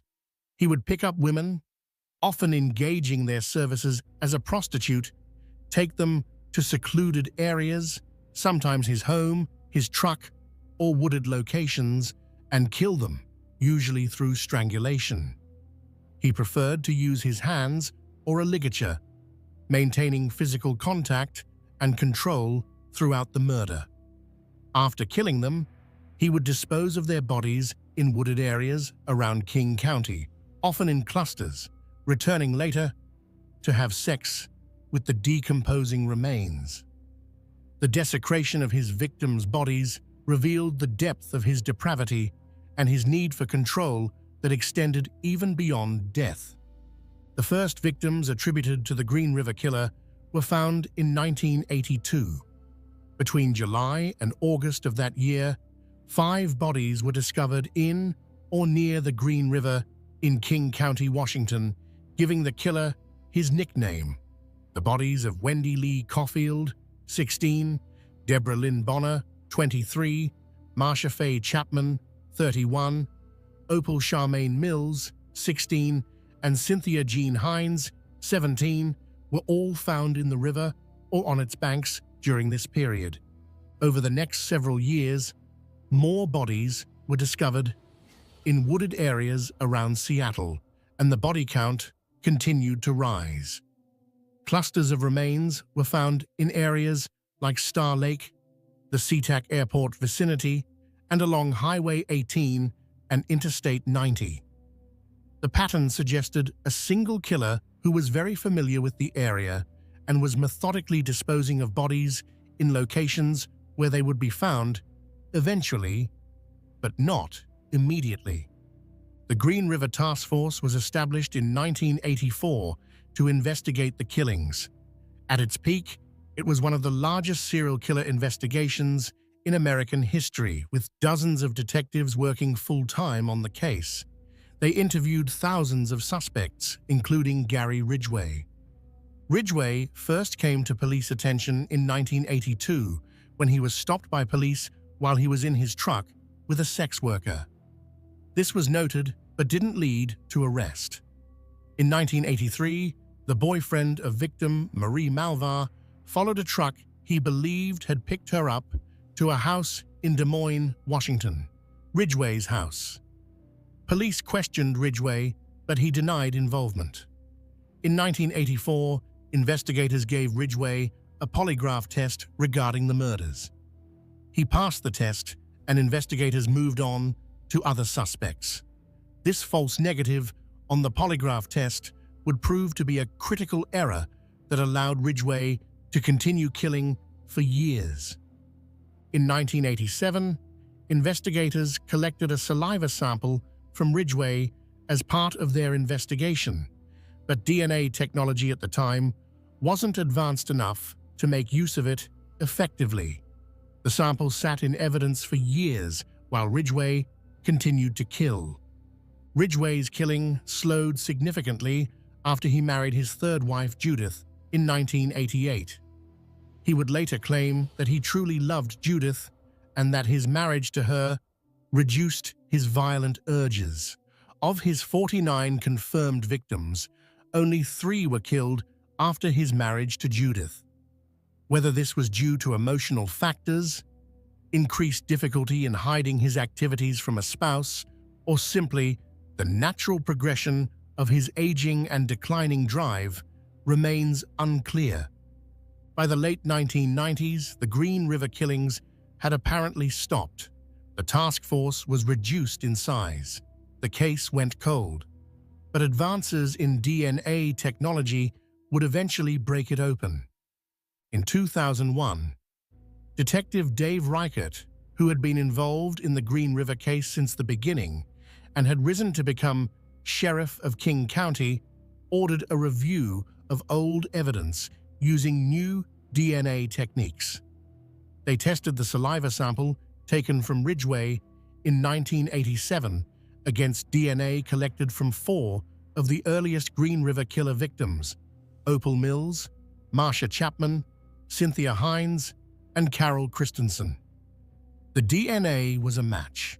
On November 30th, 2001, Gary Ridgway was arrested at his workplace at Kenworth Truck Company, where he'd worked for over 30 years. Co-workers were shocked. This quiet, unremarkable man they'd worked alongside for decades was the Green River killer? It seemed impossible. Ridgway had always been so normal, so ordinary, so forgettable. During interrogation, faced with overwhelming DNA evidence, Ridgway began to confess. Over several months of interviews with investigators, he would eventually provide detailed information about 48 murders. In exchange for avoiding the death penalty, Ridgway agreed to plead guilty to all murders for which he could provide verifiable information and to help investigators locate remaining victims and bring closure to families. The confession tapes are chilling in their matter-of-fact tone. Ridgway spoke about his victims as though they were objects. He said things like, "I killed so many women, I have a hard time keeping them straight," and admitted he didn't even know most of their names. He said, "Most of the time, I killed them the first time I met them, and I do not have a good memory for their faces." He explained his targeting of sex workers by saying, "I picked prostitutes because I thought I could kill as many of them as I wanted without getting caught." On December 18th, 2003, Gary Ridgway was sentenced to 48 consecutive life sentences without the possibility of parole. In 2011, he pleaded guilty to a 49th murder after remains were identified as belonging to Rebecca Marrero, whom he'd killed in 1982. He received another life sentence. Recent developments in the case have continued to bring closure to families. In December 2023, authorities confirmed that remains found in 1985 and known as Bones 17 belonged to 15-year-old Lori Ann Razpotnik. who had run away from home in 1982. In January 2024, authorities confirmed that the last remaining unidentified set of remains linked to Ridgway belonged to 16-year-old Tammy Lyles, whose partial remains had been identified as early as 1988, but whose full identification took decades. In March 2025, court documents revealed that Ridgway was briefly transferred from Washington State Penitentiary to King County Jail in September 2024 to assist investigators in locating additional remains. Authorities have not disclosed whether this effort was successful, stating only that involved cases remain open. Ridgway currently resides at the Washington State Penitentiary in Walla Walla, where he will remain for the rest of his life. He is now 76 years old and in failing health. The Ridgway case illustrates how a killer who is completely unremarkable, even somewhat slow and unimpressive, can successfully evade capture for decades. Ridgway wasn't charming like Bundy. He wasn't active in his community like Gacy or Rader. He was simply ordinary to the point of being forgettable. He went to work, came home, lived a quiet life. And that ordinariness was itself a form of camouflage that allowed him to kill at least 49 women over 2 decades. His wives struggled with profound questions after his arrest. Judith Ridgway described the cognitive dissonance of reconciling the man she'd shared her life with, the man she'd trusted, slept beside, read the Bible with, and the Green River Killer. She described how he would sometimes leave early for work, ostensibly for overtime pay, but now she wonders if those were the mornings he was killing. The betrayal and horror of such realizations are difficult to comprehend. The victims of Gary Ridgway were women whose lives had value, who deserved safety and dignity. Many were struggling with addiction or poverty, engaged in sex work to survive. Their vulnerability didn't make their lives less valuable. It made their murders all the more tragic because they were already in difficult circumstances and deserved help, not violence. Wendy Lee Caulfield was 16 years old, a runaway who could have been helped, who could have gotten her life back on track.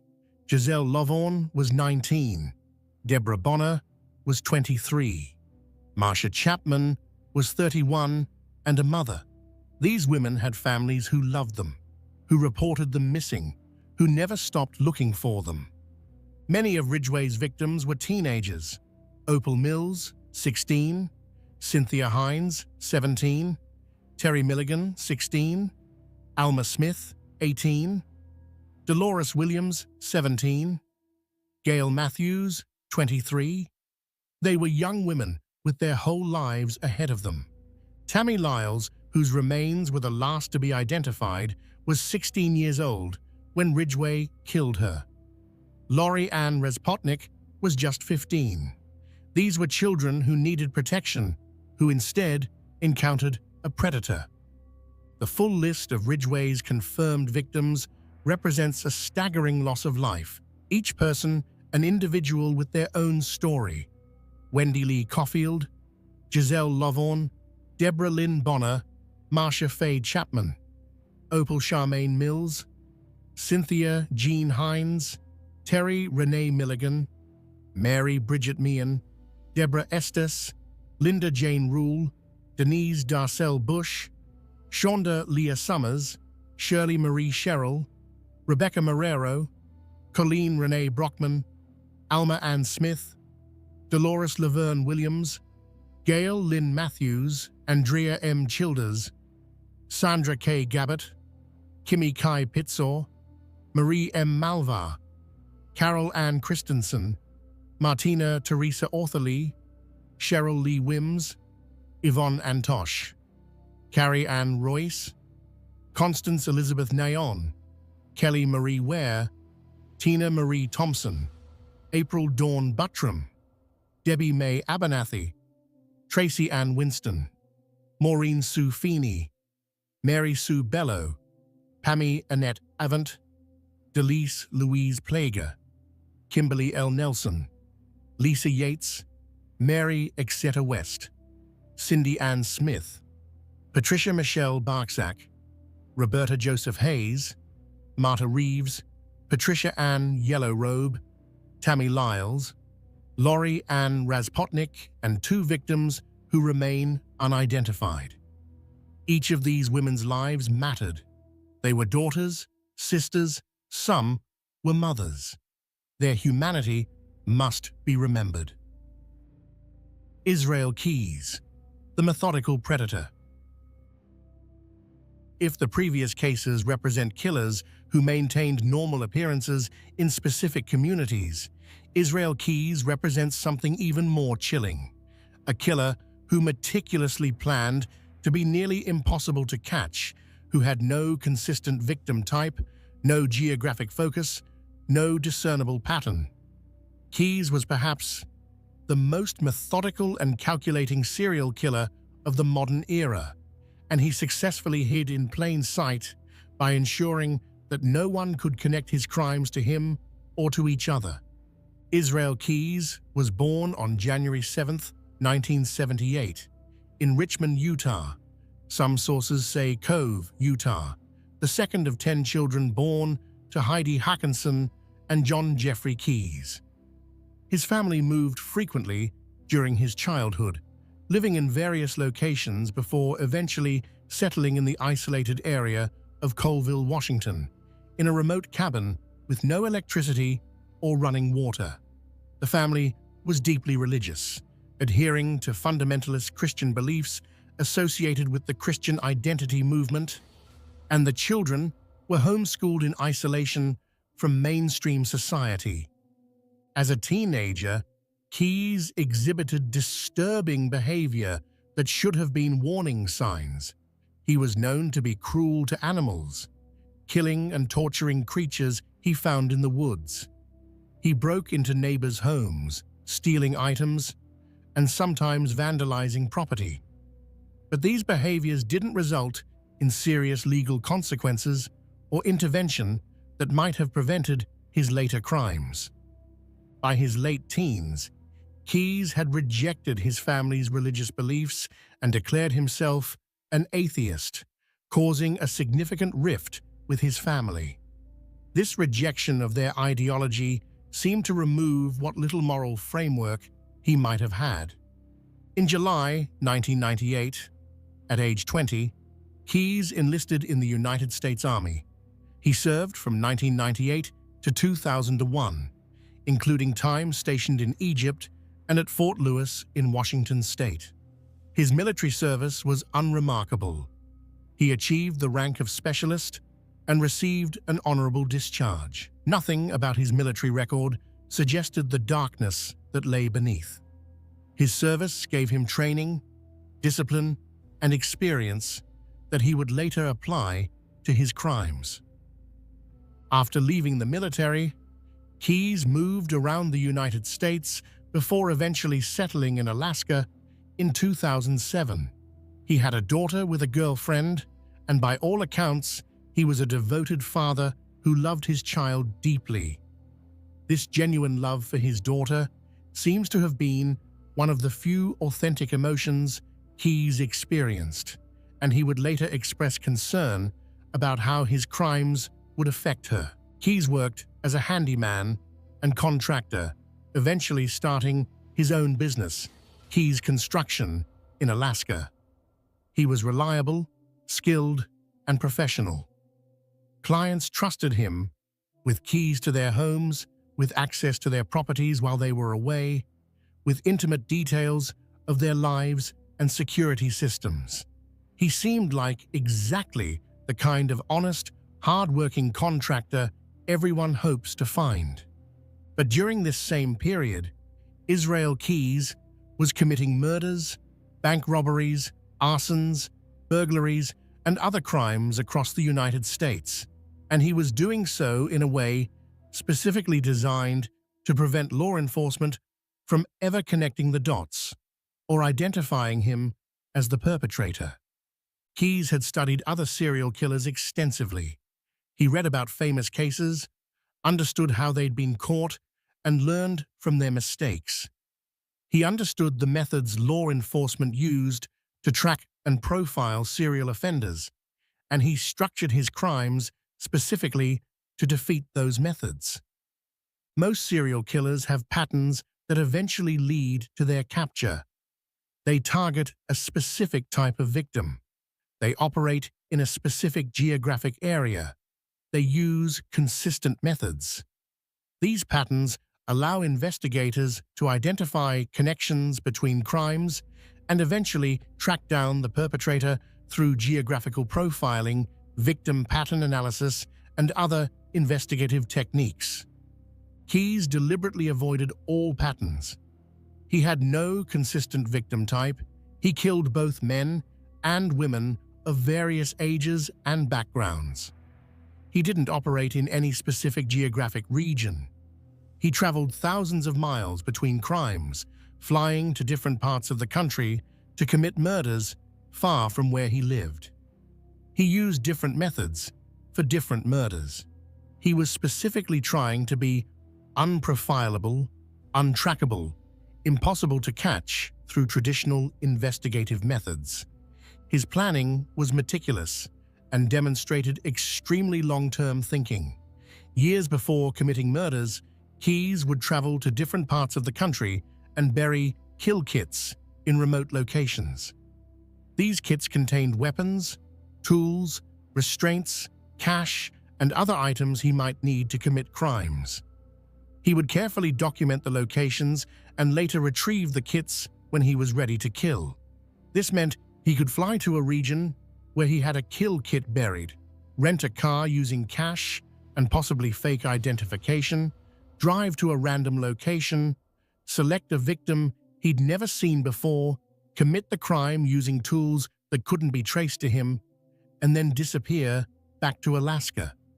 The crime would appear to be a local murder, with no connection to anyone outside the immediate area.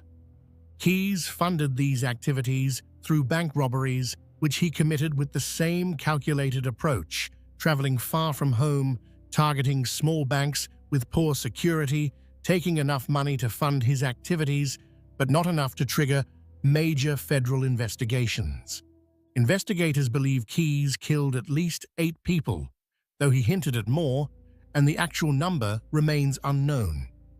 His confirmed victims include Bill and Lorraine Currier of Vermont, whom he murdered in June 2011, and Samantha Koenig of Alaska, whom he abducted and killed in February 2012.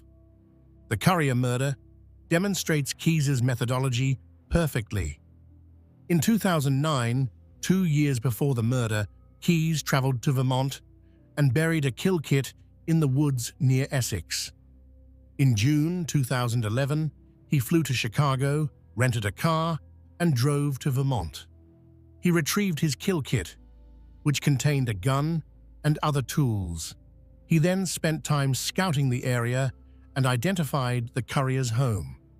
On the night of June 8, 2011, he broke into their home, tied up Bill Currier, age 50, and Lorraine Currier, age 55, forced them into their own vehicle and drove them to an abandoned farmhouse he'd scouted in advance. There, he shot Bill, sexually assaulted and strangled Lorraine, and then dismembered their bodies, disposing of the remains in different locations where they have never been found. Keyes then drove back to Chicago, returned his rental car, flew home to Alaska, and resumed his normal life. To investigators in Vermont, this appeared to be a local crime with no obvious suspect. Keyes was a devoted father to his young daughter. His girlfriend and her family had no idea about his crimes. His clients in Alaska trusted him completely, hired him for jobs, recommended him to friends. He maintained his contracting business successfully while secretly flying around the country to commit murders. He was hiding in plain sight by being extremely ordinary in his local community while committing horrors far away where no one would connect them to him. But Keyes made a critical error with his final victim. On February 1, 2012, he impulsively abducted 18-year-old Samantha Koenig from the Common Grounds espresso stand where she worked in Anchorage. This was highly unusual for Keyes. He typically traveled far from home to commit crimes and planned them meticulously rather than acting impulsively. But on this night, he kidnapped Samantha, took her to his house, where he sexually assaulted and killed her, and then left her body in a shed on his property while he went on a pre-planned 2-week cruise with his daughter and girlfriend. After returning from the cruise, Keyes retrieved Samantha's body, which had been frozen by Alaska's winter temperatures.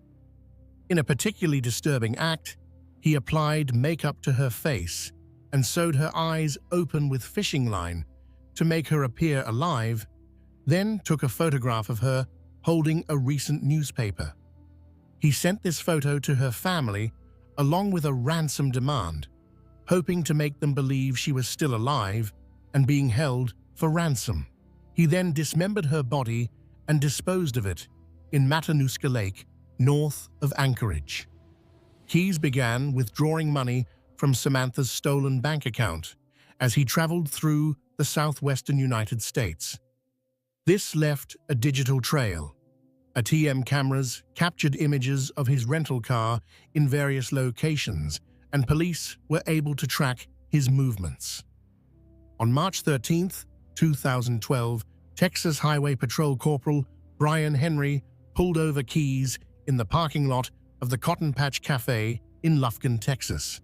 A search of his vehicle revealed evidence linking him to Samantha's abduction, including her debit card. During interrogation, Keyes was cooperative but calculated in what he revealed. He confessed to the Koenig and Currier murders in detail, providing information that allowed investigators to verify his involvement. But he remained vague about other crimes, hinting at additional victims but not providing specific details. He seemed to enjoy controlling the flow of information, keeping investigators guessing about the full extent of his crimes.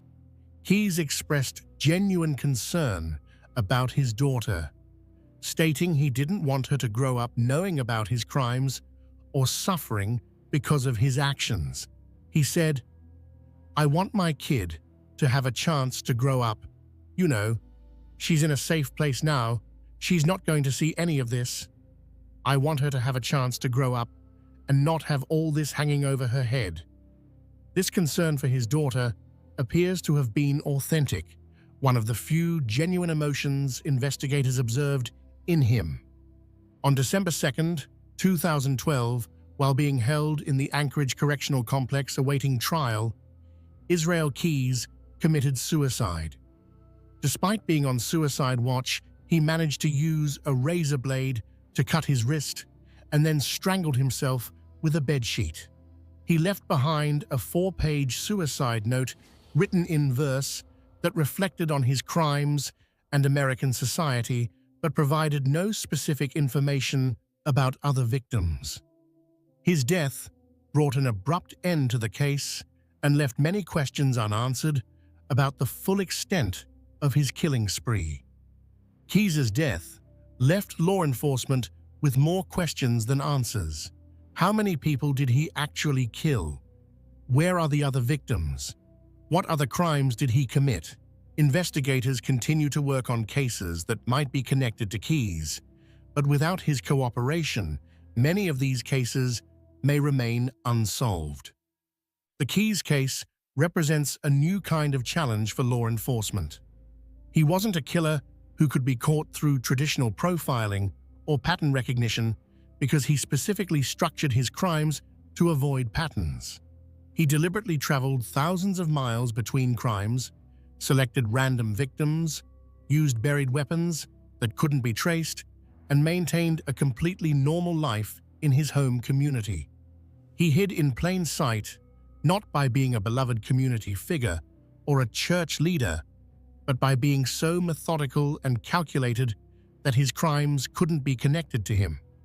For the people who knew Keyes, his girlfriend, his daughter, his clients, his neighbors, the revelation of his crimes was devastating. He'd seemed like a good father, a skilled worker, a quiet but friendly member of the community. The gap between who he appeared to be and what he actually was represents one of the most extreme examples of successful deception. The confirmed victims of Israel Keyes, Bill Currier, age 50, an engineer; Lorraine Currier, age 55, a registered nurse; and Samantha Koenig, age 18, a young woman just starting her adult life, represent just a fraction of the lives he may have destroyed. Bill and Lorraine were a couple who'd been married for years, living their normal lives in Vermont. Their disappearance was initially treated as a possible voluntary departure, and it took years before their case was connected to Keyes. Samantha Koenig was working at a coffee stand to save money, making plans for her future. Her abduction and murder galvanized the community and led to intense media coverage that ultimately contributed to Keyes' capture. There are likely other families who don't know that their missing loved ones were victims of Israel Keyes. He hinted at murders in various states, mentioned burying victims in remote locations, and suggested his kill count was higher than the confirmed cases. Some families may never get answers or closure. Keyes' ability to hide his crimes through methodical planning and geographic dispersal represents a nightmare scenario for law enforcement. A killer who specifically studies how to avoid detection and implements those strategies with military precision and complete lack of remorse. The science behind the mask. Understanding how these killers successfully hid in plain sight requires examining the intersection of psychology, neuroscience, and social dynamics. Researchers have made significant progress in understanding the mechanisms that allow such extreme deception. From a neurological perspective, studies using brain imaging technology have revealed differences in the brains of individuals with psychopathic traits compared to normal populations. The amygdala, which processes emotions like fear and empathy, often shows reduced activity in individuals with psychopathic personality disorder. The prefrontal cortex, which governs impulse control, decision-making, and planning, may show unusual patterns of activation. The ventromedial prefrontal cortex, associated with moral reasoning and emotional regulation, may function differently. Research published in journals like the Archives of General Psychiatry has shown that psychopathic individuals may process emotional information differently at a neural level. When shown images designed to elicit empathic responses, such as people in pain, their brains don't show the same activation patterns as non-psychopathic individuals. This suggests that their lack of empathy isn't just a choice or character flaw, but may have a biological component. However, experts emphasize that brain differences don't excuse behavior or remove responsibility. Many people with neurological variations never commit crimes. The brain differences may create predispositions or make certain behaviors easier, but choices and actions remain the individual's responsibility. Furthermore, not all violent criminals show these brain differences, and not all people with these brain differences become violent. From a psychological standpoint, the concept of compartmentalization is central to understanding how killers maintain their facades. Compartmentalization is a defense mechanism where contradictory thoughts, feelings, or activities are kept separate to avoid psychological discomfort. Clinical psychologists note that everyone uses compartmentalization to some degree. We might keep work stress separate from family time, for instance.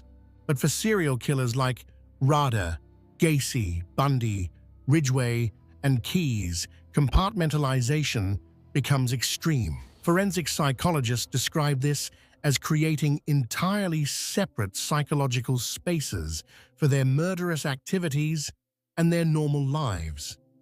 Dennis Rader called this cubing, his own terminology for maintaining separate compartments for church Dennis, work Dennis, family Dennis, and killer Dennis. Some research has suggested this extreme compartmentalization may be related to dissociation, a psychological process where aspects of identity, memory, or consciousness become disconnected. However, forensic psychologists emphasize that serial killers are generally not experiencing true dissociative disorders like dissociative identity disorder, formerly called multiple personality disorder. They're consciously choosing to engage in violence and consciously working to hide it. The compartmentalization is a tool they use, not a mental illness that excuses their behavior. The social psychological aspect is equally important in understanding how these killers succeed.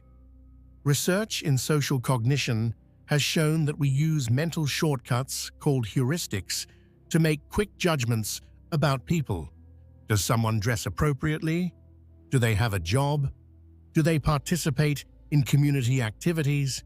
Do they smile and make eye contact? These heuristics usually serve us well, allowing us to navigate social situations efficiently without conducting background checks on everyone we meet. But skilled manipulators can exploit these heuristics by presenting the right surface indicators, appropriate dress, stable employment, community involvement, friendly demeanor. They trigger our mental shortcuts that categorize them as safe and trustworthy. This is why Rader's position as a church president, Gacy's work as a clown, and Bundy's law student status were such effective cover. These roles come with built-in assumptions of trustworthiness. Research has also identified the fundamental attribution error, our tendency to attribute others' behavior to their character while attributing our own behavior to circumstances. When we see someone being helpful or kind, we tend to think, that's a good person, rather than, that person is behaving helpfully in this moment. This makes it difficult for us to believe that someone who consistently acts friendly could be capable of violence. The just world hypothesis, our desire to believe the world is fair and orderly, also plays a role. We want to believe that bad things happen to people who somehow deserve them, and that good things happen to good people. This makes it psychologically difficult to accept that your neighbor, who helps with yard work and attends church, could be a murderer. Our brains resist information that contradicts our need for an orderly, predictable world. Research in social psychology has also shown that authority and social roles create additional cover for predators. Studies like the famous Stanford Prison Experiment and Milgram obedience experiments demonstrated how powerfully social roles can influence behavior and perception. When someone is in a position of authority or respect, a church leader, a businessman, a volunteer, we're less likely to question their behavior or motives, even when warning signs are present. The phenomenon of cognitive dissonance, the mental discomfort we experience when confronted with contradictory information, helps explain why people close to these killers often struggled to accept the truth, even when evidence mounted. The contradiction between my neighbor is a friendly person and my neighbor is a serial killer creates such intense psychological discomfort that people's brains may resist accepting the new information, instead finding ways to explain it away or minimize it. Research into criminal profiling has evolved significantly in response to cases like these. The FBI's Behavioral Science Unit, established in the 1970s, pioneered the use of psychological profiling to investigate serial crimes. Early profiling divided killers into organized and disorganized types, with organized killers being those who plan carefully, maintain control, and often lead normal-appearing lives, like the killers we've discussed. Modern profiling recognizes greater complexity and diversity in how serial offenders operate. Research published in journals like the Journal of Forensic Sciences has refined our understanding of different offender types, motivational structures, and behavioral patterns. Investigators now recognize that there's no single serial killer type and that skilled offenders will deliberately structure their behavior to avoid fitting expected patterns, as Israel Keyes did. Forensic psychology has also advanced in understanding the motivation structures of serial killers. While popular culture often focuses on sexual motivations, research suggests that power, control, and domination are more central to many serial killers' psychology than sexual gratification per se. The sexual component, when present, is often more about exerting power than about desire or pleasure. The FBI's creation of the Violent Criminal Apprehension Program, VICAP, in 1985 was a direct response to cases of killers who operated across jurisdictions. VICAP is a database that allows law enforcement agencies to enter information about violent crimes and search for patterns that might connect cases across different locations. This system might have caught someone like Israel Keyes earlier by connecting seemingly unrelated murders across state lines.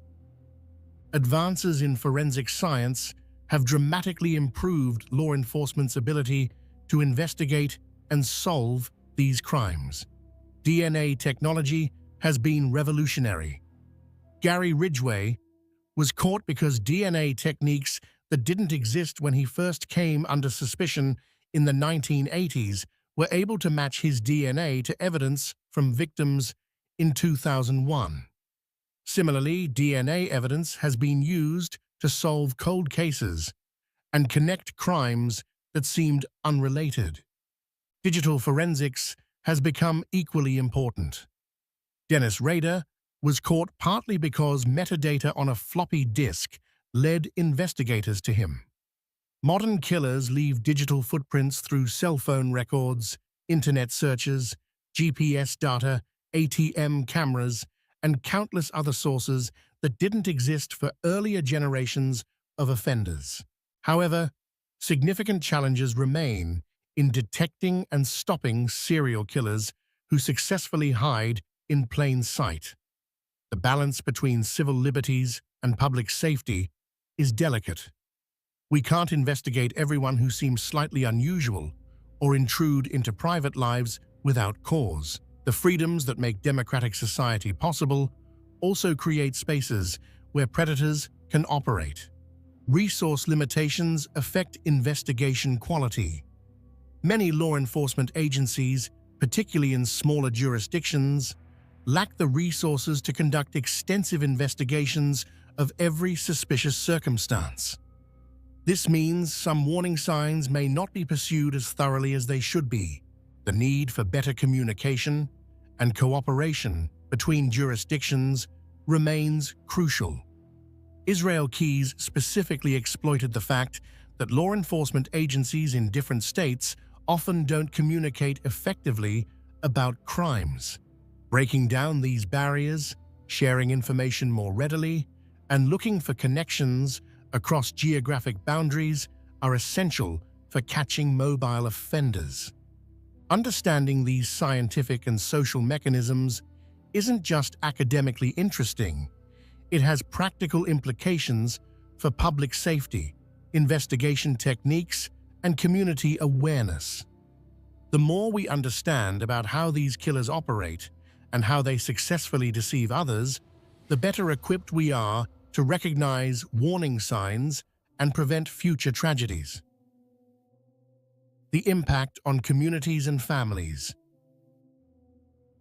The revelation that a serial killer has been living among them has profound and lasting effects on communities and families that extend far beyond the immediate circle of victims. The psychological trauma ripples outward, touching everyone who had contact with the killer or who lives in the affected community. For family members of the killers themselves, the discovery creates a unique and devastating form of trauma. They must simultaneously grieve the loss of the person they thought they knew while grappling with the horror of who that person actually was. Dennis Rader's wife Paula and their children Kerry and Brian had to face an impossible reality. The husband and father they'd known for decades was BTK.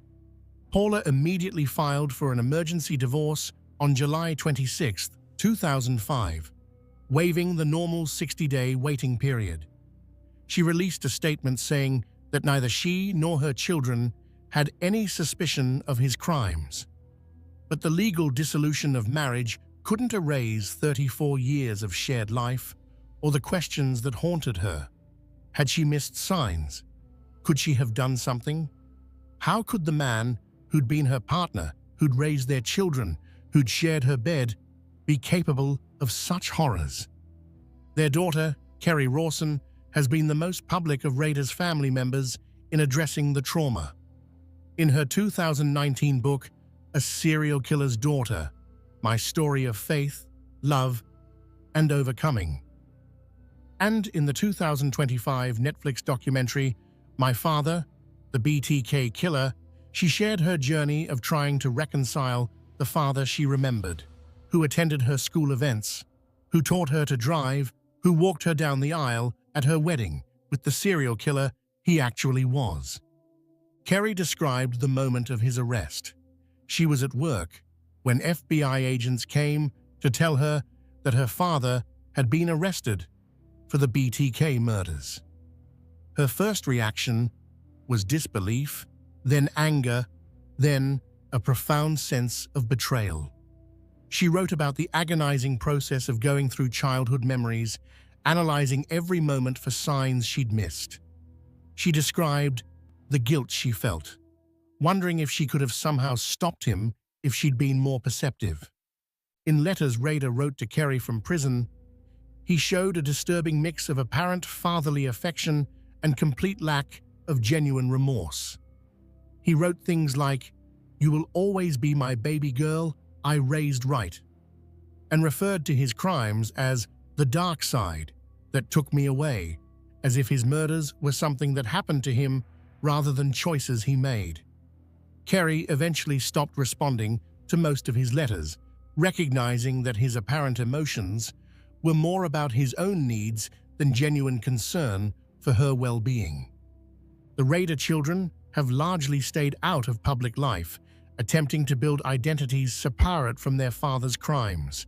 But the name Rader is forever associated with BTK in Wichita and beyond, making anonymity difficult. John Wayne Gacy's family experienced similar trauma. His ex-wife, Carol Hoff, discovered that the man she'd been married to, the man who'd been stepfather to her daughters, had been murdering young men and burying them under the house where her family had lived. She expressed profound relief that her daughters hadn't been harmed, but struggled with questions about how she'd missed the signs. She'd noticed strange smells, unusual behavior, evidence that something was wrong, but she'd never imagined murder. Gacy's mother and sister also struggled to reconcile the family member they'd known with the killer revealed in court. His mother maintained until her death that she believed there was some mistake, that the John she knew couldn't have done these things.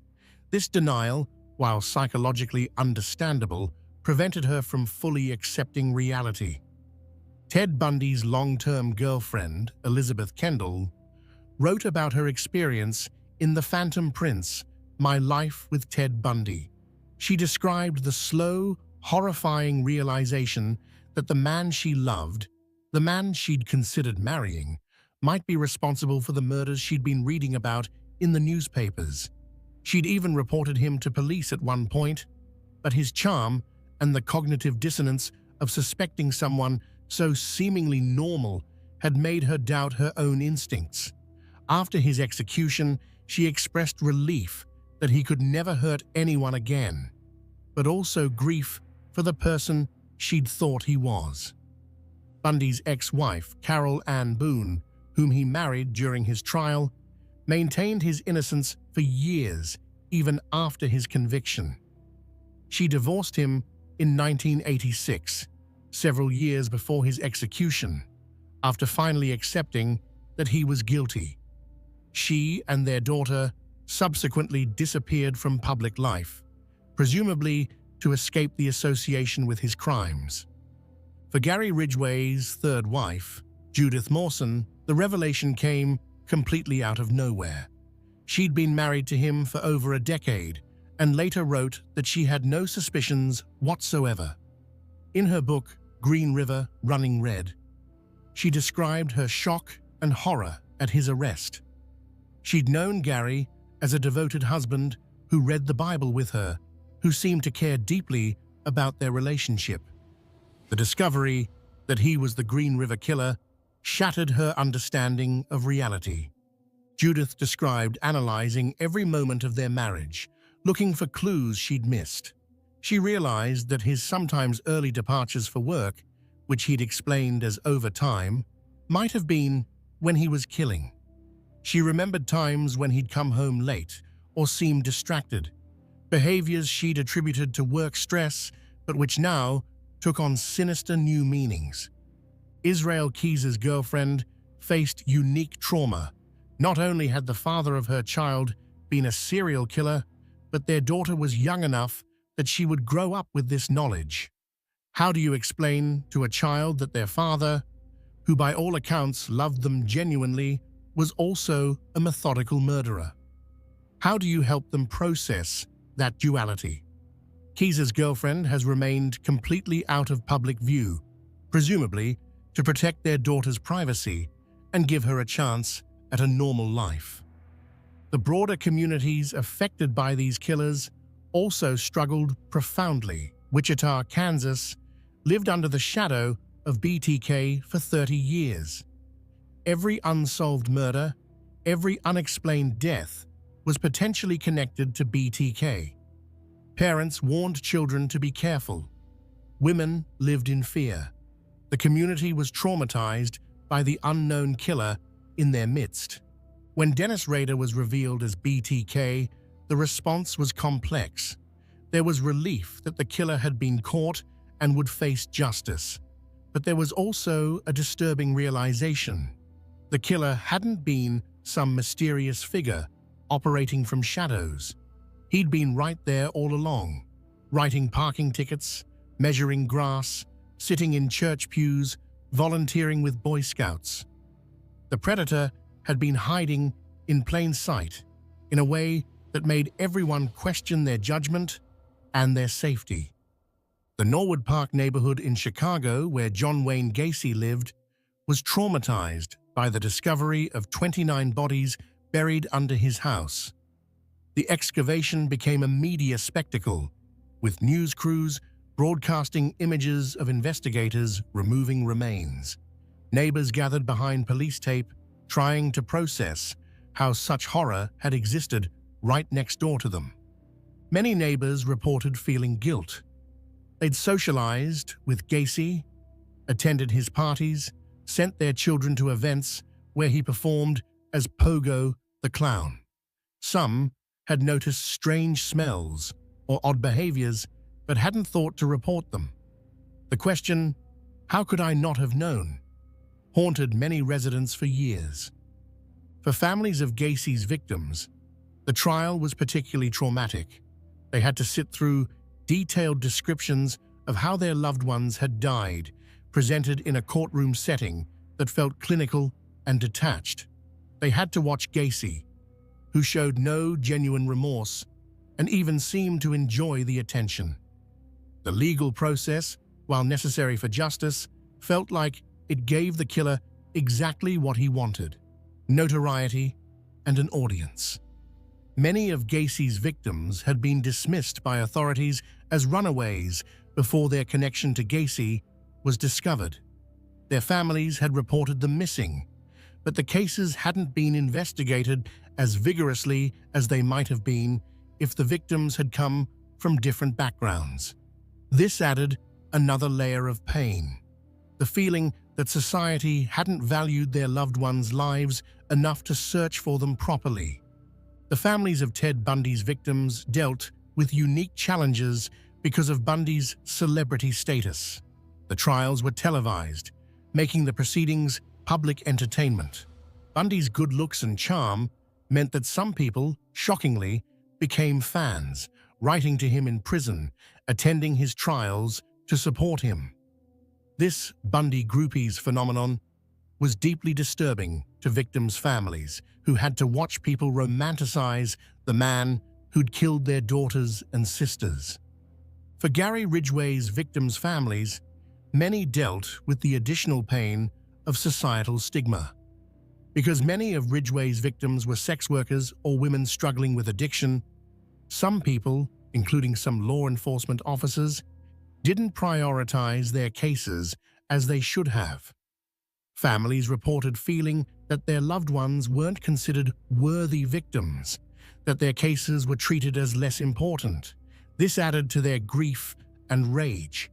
The identification of victims decades after their deaths brought closure to some families, but also reopened old wounds.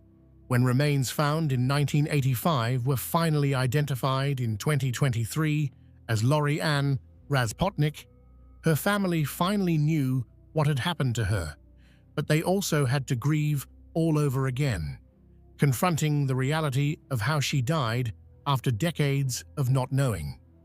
For Israel Keys's victims' families, the fact that he committed suicide before revealing the full extent of his crimes left them with painful questions that may never be answered. Bill and Lorraine Currier's family had to grapple with the fact that their bodies were never found, denying them even the closure of proper burial. Keys hinted at other victims but never provided enough information for investigators to identify them or locate remains. Victims' families often describe feeling that they're expected to move on, to find closure, to heal, but that's not always possible. The loss of a loved one to murder is traumatic enough. But when that murder was committed by someone who was hiding in plain sight, someone who seemed normal and trustworthy, it adds another layer of psychological complexity that makes healing even more difficult. Some families have channeled their trauma into advocacy. Organizations like the National Center for Missing and Exploited Children, the National Organization for Victim Assistance, and various state-level victims' rights groups have been founded or supported by families of murder victims. These organizations work to improve how missing persons cases are investigated, push for changes in how law enforcement handles serial crime investigations, advocate for victims' rights in the legal system, and provide support for other families going through similar traumas. But not all families can find purpose in their pain. For some, the trauma is simply overwhelming, the loss too great to build anything from. They cope as best they can, day by day, carrying grief that will never fully heal. There's no right way to respond to such trauma, and families shouldn't be judged for how they handle an impossible situation. Therapists who work with families of serial killer victims describe unique challenges in these cases. The randomness of victimization, the fact that these people were simply in the wrong place at the wrong time, makes it harder to find meaning or explanation. There's no reason that can make sense of why this happened. The discovery that the killer was someone who seemed normal, who was hiding in plain sight, undermines basic assumptions about safety and security that therapy often relies on to help trauma survivors rebuild their lives. If you can't trust your ability to identify dangerous people, how do you feel safe in the world? This is a question that many survivors and family members struggle with for years or even the rest of their lives. Communities do eventually recover, though they're changed by the experience. Wichita moved forward after BTK's capture, though the city will always be associated with Dennis Rader. The northwest Chicago suburbs healed after Gacy's execution, though the neighborhood where he lived carries that history. The Seattle area has processed the Green River Killer case, though families are still finding answers decades later. But these places and these families carry scars. The names Rader, Gacy, Bundy, Ridgway, and Keyes remain burned into collective memories as reminders that predators can wear friendly faces, live in normal houses, and participate in community life while secretly destroying lives. Lessons and modern detection. The cases we've examined force us to confront uncomfortable truths about human nature and social dynamics, but they also provide insights that experts believe can help prevent future tragedies. Law enforcement, psychology, and forensic science have all evolved in response to these killers, developing better tools for detection and investigation. Perhaps the most important lesson is that surface appearances are fundamentally unreliable indicators of danger. Community involvement, religious devotion, professional success, charm, intelligence, physical attractiveness, none of these protect against predatory behavior. In fact, research suggests that sophisticated predators deliberately cultivate these traits precisely because they know we use them as mental shortcuts for assessing trustworthiness. This means we need to be more willing to question surface impressions and take seriously warning signs even when they come from seemingly unlikely sources. When sex workers reported violence by Gary Ridgway in the 1980s, some investigators dismissed their reports as less credible because of the victim's profession. This bias, the assumption that reports from marginalized people are less trustworthy, allowed Ridgway to continue killing for years. Better training in recognizing and setting aside social biases is crucial for law enforcement. The importance of believing victims and taking all reports seriously cannot be overstated. Many serial killers have early victims who reported assaults or suspicious behavior, but these reports were dismissed or not investigated thoroughly. In Gacy's case, young men reported being attacked or threatened by him, but often these reports weren't taken seriously because of the victims' backgrounds or because Gacy seemed like an upstanding citizen. If even one of these reports had been investigated more thoroughly and believed, how many lives might have been saved? Modern forensic science has dramatically improved law enforcement's ability to investigate and solve these crimes. DNA technology was crucial in finally catching Gary Ridgway after nearly 2 decades. The saliva sample collected from him in 1987 couldn't be effectively analyzed with the technology available at the time, but when new DNA testing methods were developed and applied in 2001, the evidence conclusively linked him to multiple victims.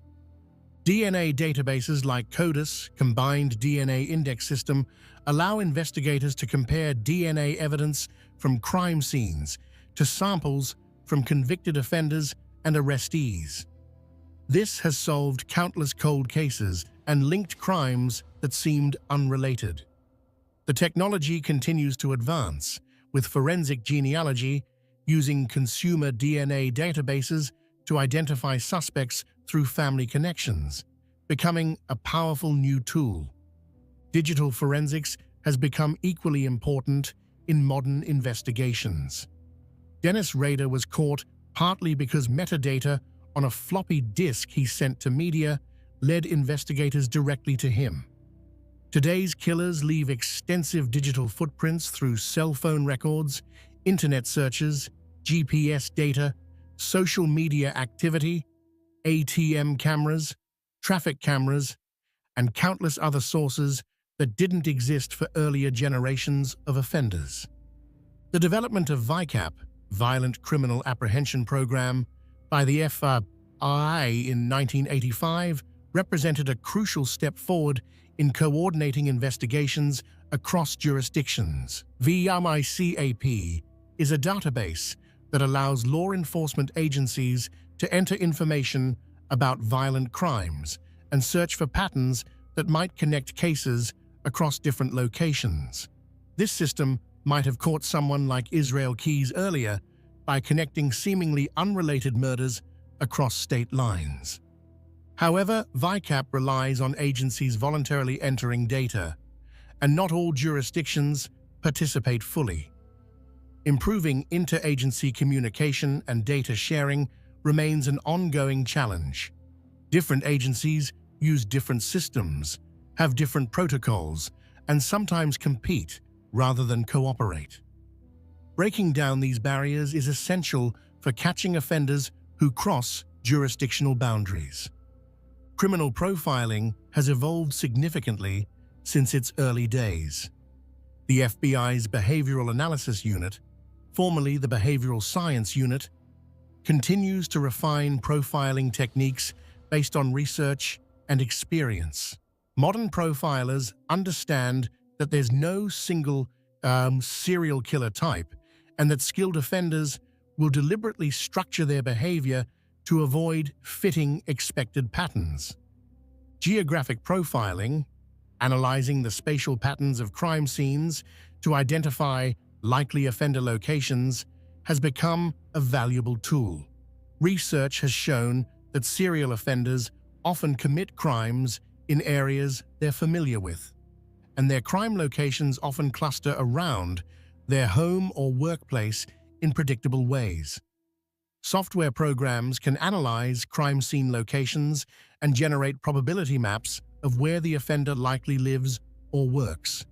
Experts emphasize that community awareness and education play important roles in prevention and early detection. Teaching people about manipulation tactics, about how predators operate, about the fact that dangerous people don't always look dangerous, this education can potentially prevent victimization. Programs that teach children about appropriate boundaries, about trusting their instincts, about reporting uncomfortable situations, have proven valuable. Research suggests that many child victims of abuse had uncomfortable feelings about the abuser but didn't report them because the abuser was someone trusted by adults, like a teacher, coach, or family friend. Teaching children that it's okay to report when something feels wrong, even if it involves someone adults trust, can help protect them. The legal system has made improvements in response to lessons learned from serial killer cases, though challenges remain. Mandatory reporting laws for suspected abuse exist in all states, requiring certain professionals like teachers, doctors, and therapists to report suspected abuse to authorities. Better protocols for investigating missing persons have been implemented in many jurisdictions, with guidelines requiring thorough investigation rather than waiting periods before taking reports seriously. Victim support systems have improved, with victim advocacy programs helping families navigate the legal system and access resources. Victim impact statements are now allowed in most jurisdictions, giving families a voice in legal proceedings. Some states have enacted victims' rights amendments to their constitutions, providing legal protections for victims and their families. However, significant challenges remain in balancing civil liberties with public safety. We can't investigate everyone who seems slightly unusual or intrude into private lives without cause. The freedoms that make democratic society possible also create spaces where predators can operate. This tension between liberty and security is ongoing and doesn't have simple solutions. Resource limitations affect investigation quality significantly. Thorough investigations are expensive and time-consuming. Many law enforcement agencies, particularly in smaller jurisdictions, lack the resources to conduct extensive investigations of every suspicious circumstance. This means some warning signs may not be pursued as thoroughly as they should be. Advocacy for adequate funding for law enforcement training, forensic labs, and investigative resources is important. The digital age has created new challenges and new opportunities. Predators can now research victims online, learn about investigation techniques through the internet, communicate with potential victims through social media and apps. The same technology that can be used for investigation can also be used to facilitate crime. But these same technologies also leave extensive digital footprints that investigators can follow. The challenge is developing the expertise and tools to effectively use digital evidence while respecting privacy rights. This requires ongoing training for investigators, updated laws that address digital evidence, and cooperation from technology companies. Research into the psychology of predatory behavior continues to advance. Studies examining the neurobiological, psychological, and social factors that contribute to violent behavior help us understand why some people become predators while others with similar backgrounds don't. This research may eventually lead to better early intervention strategies, though predicting who will become violent remains extremely difficult. Some warning signs that research has identified as potentially significant include a history of escalating antisocial behavior, particularly involving violence, fascination with violence, weapons, or violent crime, cruelty to animals, collecting items associated with violence, lack of empathy or inability to form genuine emotional connections, manipulative behavior across multiple contexts, a pattern of violating others' boundaries, and significant inconsistencies between public presentation and private behavior. However, experts caution that these signs are not definitive. Many people might display one or more of these characteristics without being dangerous. Conversely, sophisticated predators may successfully hide all of these signs. The indicators should prompt careful attention and potentially further investigation, not immediate judgment or action. The role of mental health services in prevention is complex. While most people with mental illnesses are not violent, and most serial killers are not mentally ill in the clinical sense, better access to mental health services might help identify and intervene with individuals who are developing dangerous patterns of thought or behavior. Early intervention when concerning behaviors are identified could potentially prevent some violence, though this is difficult to prove and implement. Education about healthy relationships, appropriate sexuality, respect for boundaries, and emotional regulation starting from childhood may help prevent the development of predatory behavior in some cases. While we can't prevent all violence, creating a society that better addresses the factors that contribute to violent behavior could potentially reduce it. The media's role in covering these cases deserves consideration. While public awareness is important, the celebrity status sometimes afforded to serial killers may actually encourage certain individuals. Coverage that focuses on victims' humanity rather than the killer's notoriety, that provides useful information without sensationalizing violence, and that respects families' privacy while still informing the public serves society better than coverage that turns killers into infamous celebrities. Research continues into the neurobiology, psychology, and sociology of violent behavior. Each new study contributes to our collective understanding. Advances in brain imaging, genetics, psychology, and criminology all contribute to a more complete picture of how and why some people become predators. The hope is that future generations will be better equipped to protect themselves and their communities from those who would hide in plain sight. By understanding how these predators operate, by improving our systems for detection and response, by believing victims and taking reports seriously, by advancing forensic science and investigative techniques, we can work toward a safer future. But we must also be realistic. There will likely always be individuals who choose to harm others, and some of them will be skilled at hiding their true nature. Vigilance, awareness, and strong systems of justice and support remain essential. Conclusion: remembering the victims. As we've journeyed through these disturbing cases, examining how serial killers successfully hid in plain sight by maintaining convincing facades of normalcy, it's crucial that we end by refocusing on what matters most: the victims. Dennis Rader, John Wayne Gacy, Ted Bundy, Gary Ridgway, and Israel Keyes wouldn't be remembered at all if not for the lives they destroyed. The victims of these killers weren't statistics or case numbers. They were people, sons and daughters, brothers and sisters, mothers and fathers, friends and neighbors. They had dreams and aspirations. They had favorite foods and songs. They had inside jokes with friends and traditions with family. They had potential futures that were stolen from them. Joseph Otero, age 38, was a loving husband and father who'd moved his family from Puerto Rico to Wichita, Kansas, for better opportunities.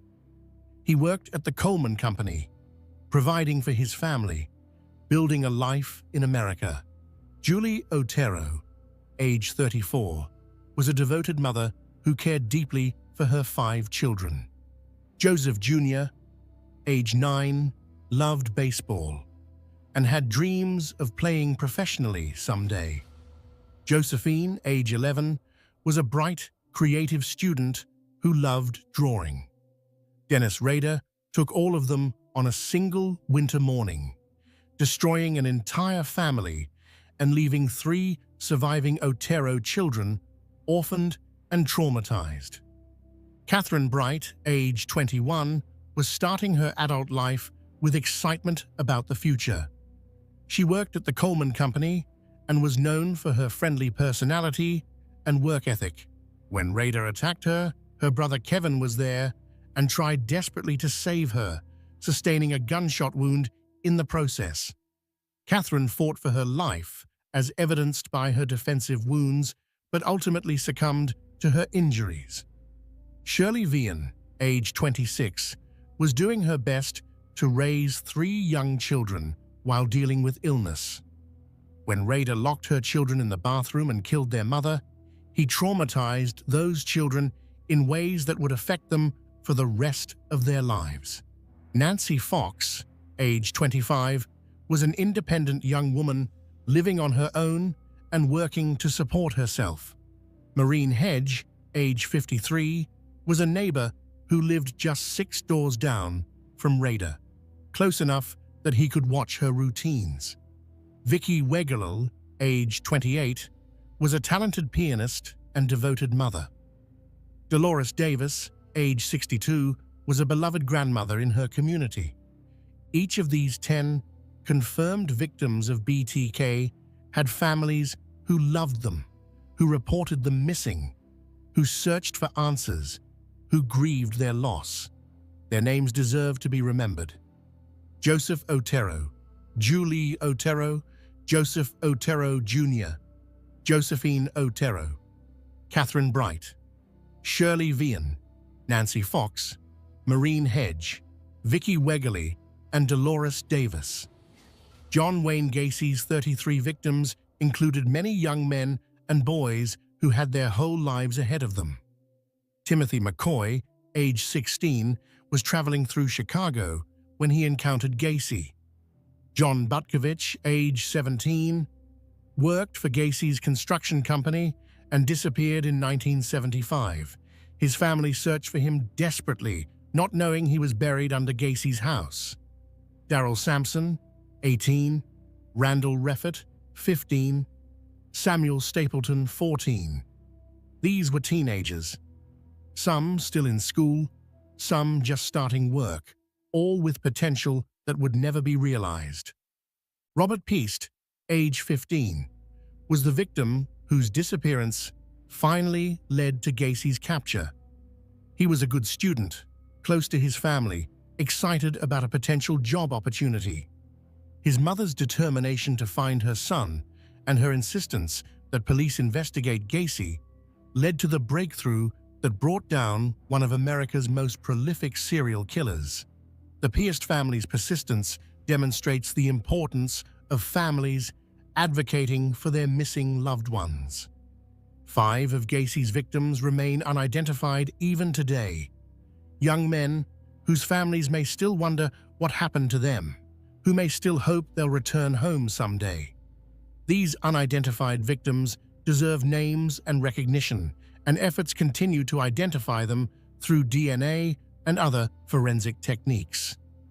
Ted Bundy's confirmed 30 victims, though the actual number may be higher, included bright, accomplished young women with promising futures. Linda Ann Healy, age 21, was a psychology student who worked as a radio announcer. She was intelligent, ambitious, and well-liked by everyone who knew her. Donna Gale Manson, 19, Susan Rancourt, 18, Kathy Parks, 20, Brenda Ball, 22, Georgianne Hawkins, 18. These women were students, workers, daughters, sisters. Janice Ott, age 23, worked as a probation caseworker, helping troubled youth. She was literally dedicating her life to helping others when Bundy killed her. Denise Nasland, age 19, worked as a computer programmer, a skilled professional building a career. Margaret Bowman and Lisa Levy, both 21, were sorority sisters with their whole lives ahead of them. Kimberly Leach was only 12 years old, a child taken from her school, her life barely begun. Each of these women had families who loved them, friends who missed them, potential that was destroyed. They deserved long lives, the opportunity to accomplish their goals, to love and be loved, to contribute to the world. Bundy stole all of that from them. Gary Ridgway's 49 confirmed victims were women who deserve to be remembered with dignity and respect. Many were vulnerable women struggling with addiction or poverty, some engaged in sex work to survive. Their vulnerability didn't make their lives less valuable. It made their murders even more tragic because they were already in difficult circumstances and needed help, not violence. Wendy Lee Caulfield, age 16, was a runaway who could have been helped, who could have gotten her life back on track. Tammy Lyles, age 16, and Lori Ann Raspotnik, age 15, were just children who ran away from difficult home situations and encountered a predator instead of safety. These young women needed protection and support, not murder. Many of Ridgway's victims were adults, trying to survive difficult circumstances. Deborah Bonner, 23, Marcia Chapman, 31, Giselle Lovvorn, 17, Opal Mills, 16, Cynthia Hines, 17.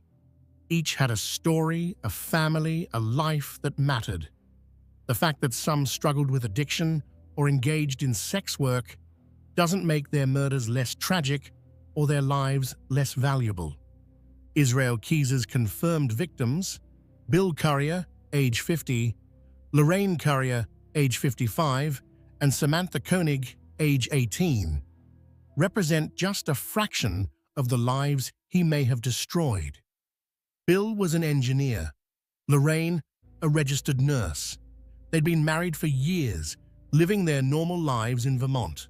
Their abduction and murder shocked their community, and the fact that their bodies were never found denied their family the closure of proper burial.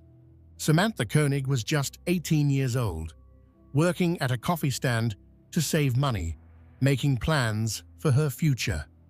She was taken in a random act of violence by a killer who specifically traveled around the country to commit crimes that couldn't be connected. Her abduction galvanized her community and led to the intensive investigation that ultimately captured Keyes. There are likely other victims of Israel Keyes whose families don't even know their loved ones were murdered by him. He hinted at murders in various states, but died before revealing details. Some families may never get answers. The victims of these killers, all of them, deserve to be remembered as people first, as individuals with their own stories, their own worth, their own importance that exists independently of the killers who took their lives.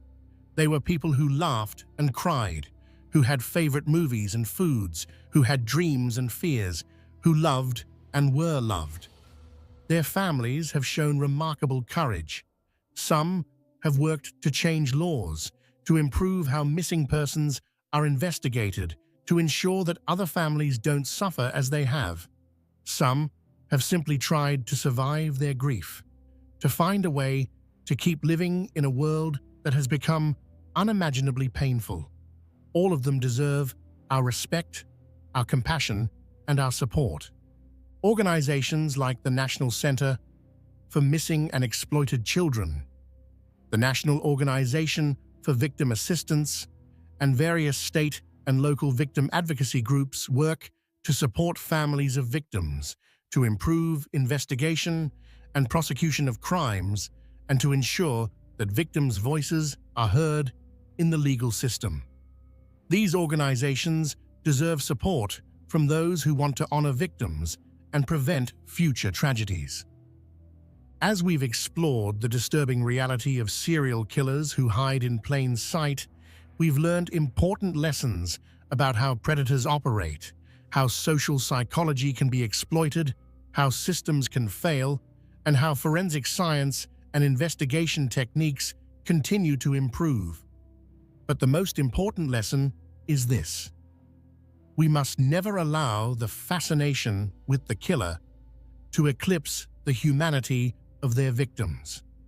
The victims of BTK, of Gacy, of Bundy, of Ridgway, of Keyes, and of countless others deserve more than to be remembered merely as statistics in someone else's story. They deserve to be remembered as the people they were, as the potential they represented, as the holes they left in the hearts of those who loved them. Understanding how killers hide in plain sight, how they successfully deceive communities and families is valuable. This knowledge can potentially save lives by improving our ability to recognize warning signs, by enhancing investigative techniques, by making us all more aware of the realities of predatory behavior. But we must never lose sight of why this understanding matters. Because real people with real families, with real dreams and potential, deserve protection. They deserve justice, and they deserve to be remembered. As you move through your own life, take from these stories what is useful. Be aware that danger doesn't always look dangerous. Trust your instincts when something feels wrong. Take seriously reports of concerning behavior, especially from vulnerable people, whose reports might otherwise be dismissed. Support systems that protect the vulnerable. Advocate for adequate resources for law enforcement and victim services. Remember that the victims of violent crime deserve dignity, respect, and justice. But above all, remember the names, remember the faces, remember the lives, because in the end, the only reason we talk about the killers at all is because of the people they killed. The victims are what matter. Their memory is what we must honor. Their lives are what we must remember. Thank you for joining me on this difficult journey through some of the darkest chapters of criminal history. These stories are painful, but they're important. They remind us to be vigilant, to be compassionate, to believe victims, and to never take safety for granted. If you found this presentation informative and handled with appropriate respect for the victims and their families, please like and subscribe to support this channel. Your support helps me continue creating well-researched, respectful true crime content that honors victims while educating about the realities of crime and justice. Take care of yourselves. Look out for each other. And remember, the most effective defense against predators is a community that pays attention, that believes victims, and that refuses to let evil hide in plain sight. This presentation is dedicated to the memory of all victims of violent crime and to their families who carry on despite unimaginable loss. Final word count, 21,847 words.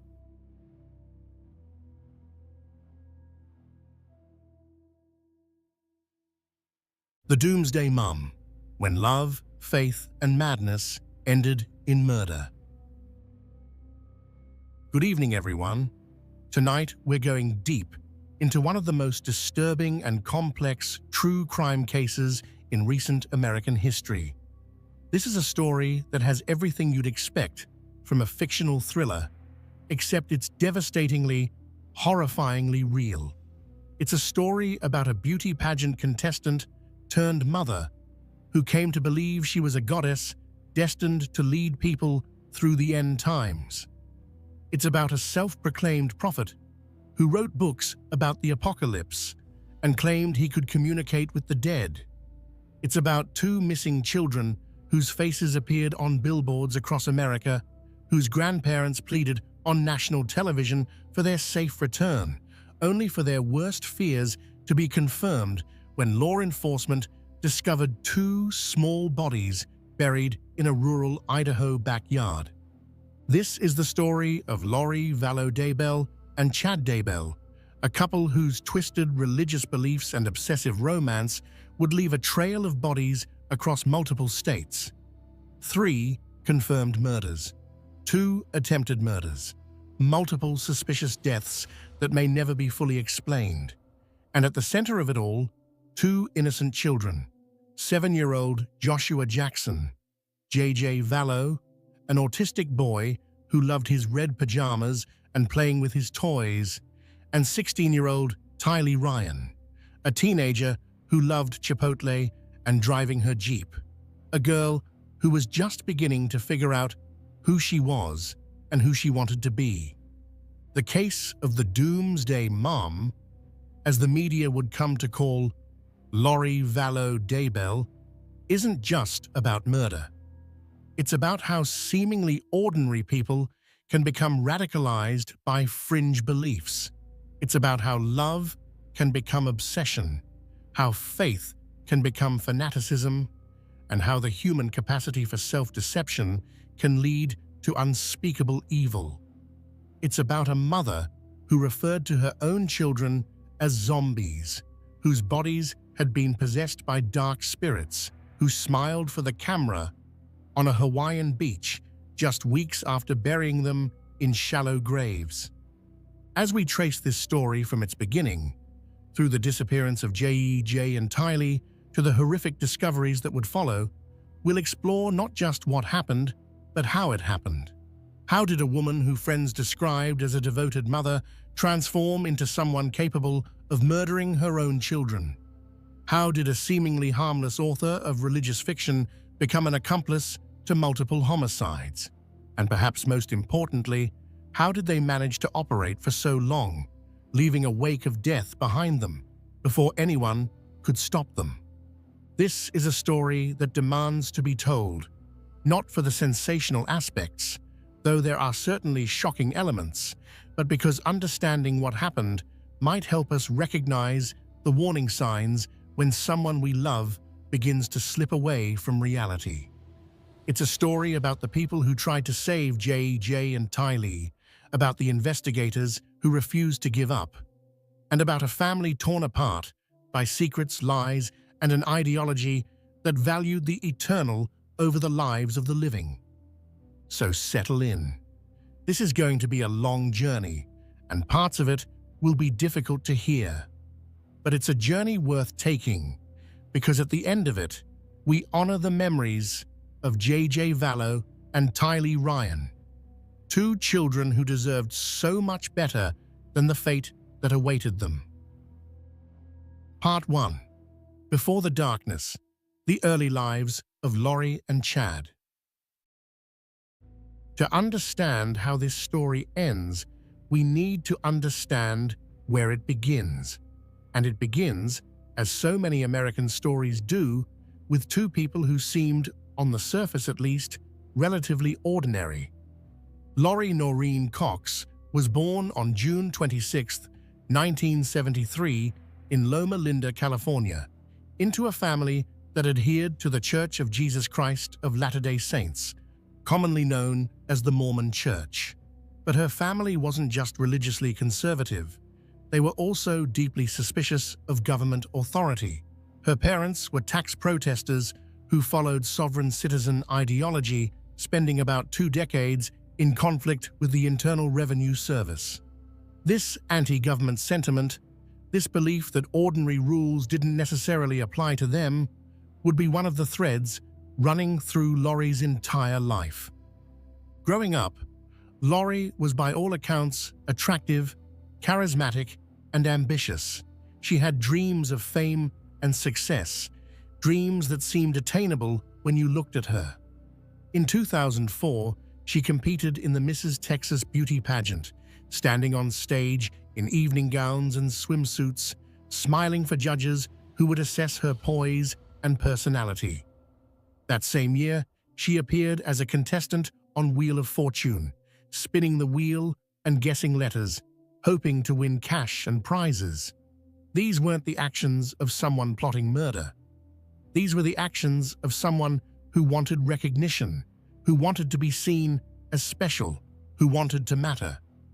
But Lori's personal life was far less stable than her public image might suggest. Her romantic history was a series of beginnings and endings, marriages that started with hope and dissolved in acrimony. Her first marriage, in 1992 when she was just 19, was to her high school boyfriend. It ended quickly in divorce. In October 1995, she married again, and in 1996 gave birth to a son named Colby. That marriage also ended in divorce in 1998. Then, in 2001, came her marriage to Joseph Anthony Ryan Jr. This marriage would prove to be particularly contentious and would play a significant role in the dark events to come. Joseph and Lori had a daughter together in 2002, a girl they named Tylee Ashlyn Ryan. By all accounts, Tylee was a beautiful child who would grow into a teenager with a sharp wit and an independent spirit. But the marriage between Joseph and Lori was troubled from the start. The couple divorced in 2005, and what followed was a bitter custody battle over Tylee. Lori accused Joseph of sexually abusing both Tylee and her son Colby from a previous marriage. These were serious allegations, the kind that could destroy a person's life even if never proven. Investigators found no evidence to support the claims, and Joseph was never charged with any crime. But the damage was done. He lost equal custody rights in 2007, relegated to supervised visitation with the daughter he loved. That same year, Lori's brother Alex Cox physically attacked Joseph Ryan using a taser to assault him. Alex Cox would later be convicted for this attack and served 90 days in jail. Years later, close friend Angeline Law would claim that Lori had once told her she'd hired her brother to attack Joseph because of things he'd allegedly done to the children. Whether this was true or just another layer of manipulation in Laurie's growing pattern of behavior is unclear, but it established a pattern. Alex Cox was willing to use violence to protect his sister or to carry out her wishes. Joseph Ryan died on April 3, 2018, officially of arteriosclerotic cardiovascular disease, a heart attack. He was found in his Arizona apartment during a welfare check. At the time, his death was thoroughly investigated and determined to be from natural causes. Years later, after Laurie's arrest in 2020, police reviewed Joseph Ryan's death with fresh eyes. A recording surfaced in which Laurie mentioned wanting to kill Ryan, like Nephi killed, a reference to a Book of Mormon figure who killed a man under divine instruction. Despite this disturbing statement and the renewed investigation, authorities found no evidence whatsoever of foul play in Joseph's death. The medical evidence clearly supported natural causes. While the timing may seem suspicious given subsequent events, there is no factual basis to suggest Joseph Ryan was murdered. He died of heart disease. In 2006, between her divorce from Joseph Ryan and his eventual death, Laurie married for a fourth time. Her new husband was Leland Charles Anthony Vallow, who went by the name Charles. Charles was a businessman, relatively successful, and, by all accounts, a genuinely good person.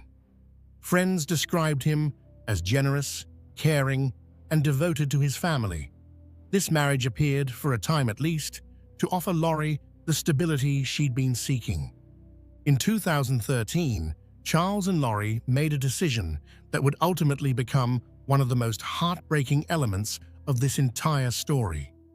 They adopted Charles's grandnephew, a little boy named Joshua Jackson Vallow, known to everyone as JJ. JJ's biological parents struggled with substance abuse, and when JJ was born with drugs in his system, spending time in the neonatal intensive care unit, it became clear he couldn't stay with them. Charles's sister Kay and her husband Larry Woodcock initially cared for JJ for nearly his first year of life. But ultimately, Charles and Laurie adopted him, giving him what everyone hoped would be a loving, stable home. JJ was diagnosed with autism, which meant he required extra care and attention. Friends and family members who knew Laurie during this time consistently described her as a patient, devoted mother. April Raymond, who met Laurie in 2015 in Hawaii, said Laurie did everything for JJ, that he and Tylee were the center of her world. The Laurie that people knew in the mid-2000s seemed like a woman who had finally found her calling in motherhood, who had put aside dreams of fame and recognition to focus on raising her children. But something was about to change. Something that would begin subtly, then accelerate with terrifying speed, transforming Laurie from a devoted mother into someone capable of unspeakable acts. Meanwhile, about 1,000 miles north, another life was unfolding. Chad Guy Daybell was born on August 11, 1968, in Provo, Utah, into a Mormon family. He grew up in the neighboring city of Springville, and by all accounts, had a relatively conventional Mormon upbringing. He was religious, studious, interested in both history and prophecy, interests that would eventually converge in his career as a writer. On March 9, 1990, Chad married Tammy Douglas in the Manti, Utah Temple, one of the sacred spaces where Mormons perform their most important religious ceremonies. This was Chad's first and, for many years, only marriage. Tammy was a school librarian, described by those who knew her as active, healthy, and devoted to her family and her community. Together, Chad and Tammy would have 5 children: Emma, Seth, Mark, Leah, and Garth. By all appearances, they were a solid family unit, raising their children in the Mormon faith and building a life together. In 2004, Chad and Tammy founded Spring Creek Book Company, a small publishing house focused on religious literature, particularly books aimed at Latter-day Saints readers. Tammy served as Chief Financial Officer and designed book covers, while Chad focused on writing and publishing. This was a modest operation, not making anyone rich, but providing a sense of purpose and a way to share Chad's increasing interest in apocalyptic prophecy and near-death experiences. In 2007, Chad published the first novel in his fictional series, Standing in Holy Places. These books weren't mainstream religious fiction. They were focused on the end times, on preparedness for catastrophic events, on the idea that believers needed to steel themselves for the coming apocalypse. As the years went on, Chad's writing became less clearly fictional and more focused on presenting his alleged visions as real prophecies. He began claiming he'd had a near-death experience that gave him the ability to receive direct messages from God. He asserted that the world would end on July 22, 2020, in a series of natural disasters that would usher in the second coming of Jesus Christ. By the mid-2000s, Chad had developed a following in certain corners of the Mormon community, particularly among those interested in preparedness culture, people stockpiling food and supplies for the end times. He positioned himself as a prophet, someone chosen by God to lead 144,000 people through the apocalypse, a number drawn from the Book of Revelation. He also claimed he possessed the ability to see people's souls, to determine whether they had light or dark spirits. Those with dark spirits, he reportedly said, were zombies whose bodies had been taken over by evil forces. These zombies, Chad taught, could only be freed if their physical bodies were killed, releasing the original soul from its prison. These weren't mainstream Mormon beliefs. In fact, they directly contradicted much of what the LDS Church teaches. But to a certain type of believer, someone seeking special knowledge, secret truths, and the promise of being among the chosen few, Chad's teachings were intoxicating. He was offering not just salvation, but significance. He was telling people they were special, that they had been selected for a divine purpose. In 2015, Chad claimed he'd received a divine message telling him to relocate to Rexburg, Idaho. This was supposedly because Utah would be devastated by an earthquake that year, a prediction that never came to pass, though apparently this didn't shake the faith of Chad's followers. That June, Chad and Tammy moved to Salem, Idaho, just outside Rexburg, purchasing a property with several acres of land. Tammy continued working as a librarian while Chad focused on his writing and his growing role as a speaker at religious conferences. Around this same time, Lori Vallow in Arizona became interested in Chad Daybell's books. She reportedly discovered his Standing in Holy Places series around 2015 and became increasingly fascinated with his apocalyptic teachings. Over the next few years, she read more of his books, listened to podcasts featuring excommunicated Mormons discussing end times prophecy, and dove deeper into radical religious beliefs that increasingly diverged from mainstream Mormonism. In late 2018, Lori began corresponding with Chad online. Here were two people, both in what appeared to be stable marriages, both raising families, who found in each other something they'd been missing. For Chad, perhaps it was adoration and validation from an attractive woman who hung on his every word. For Lori, Perhaps it was the promise of special significance, the idea that she wasn't just another suburban mum, but rather a goddess with a divine mission.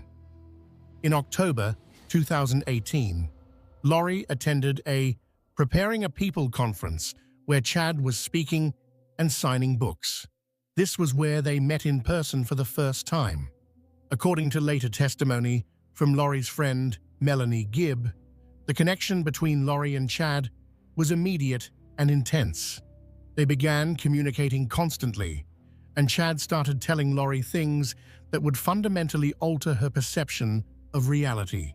He told her that they had been married to each other in multiple past lives.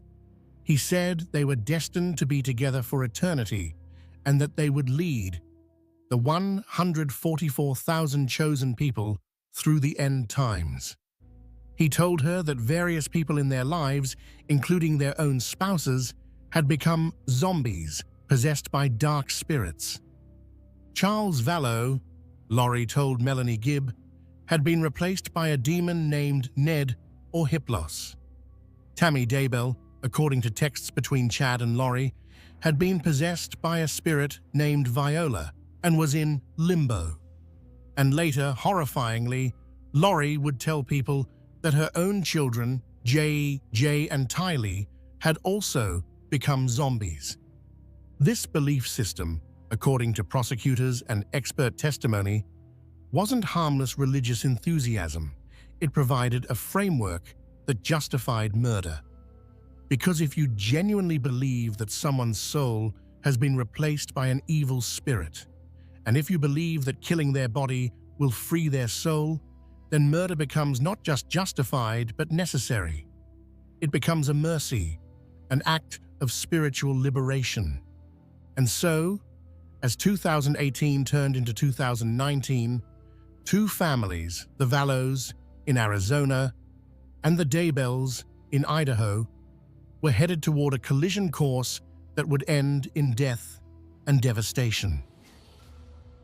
Part 2. The First Death. Charles Vallow.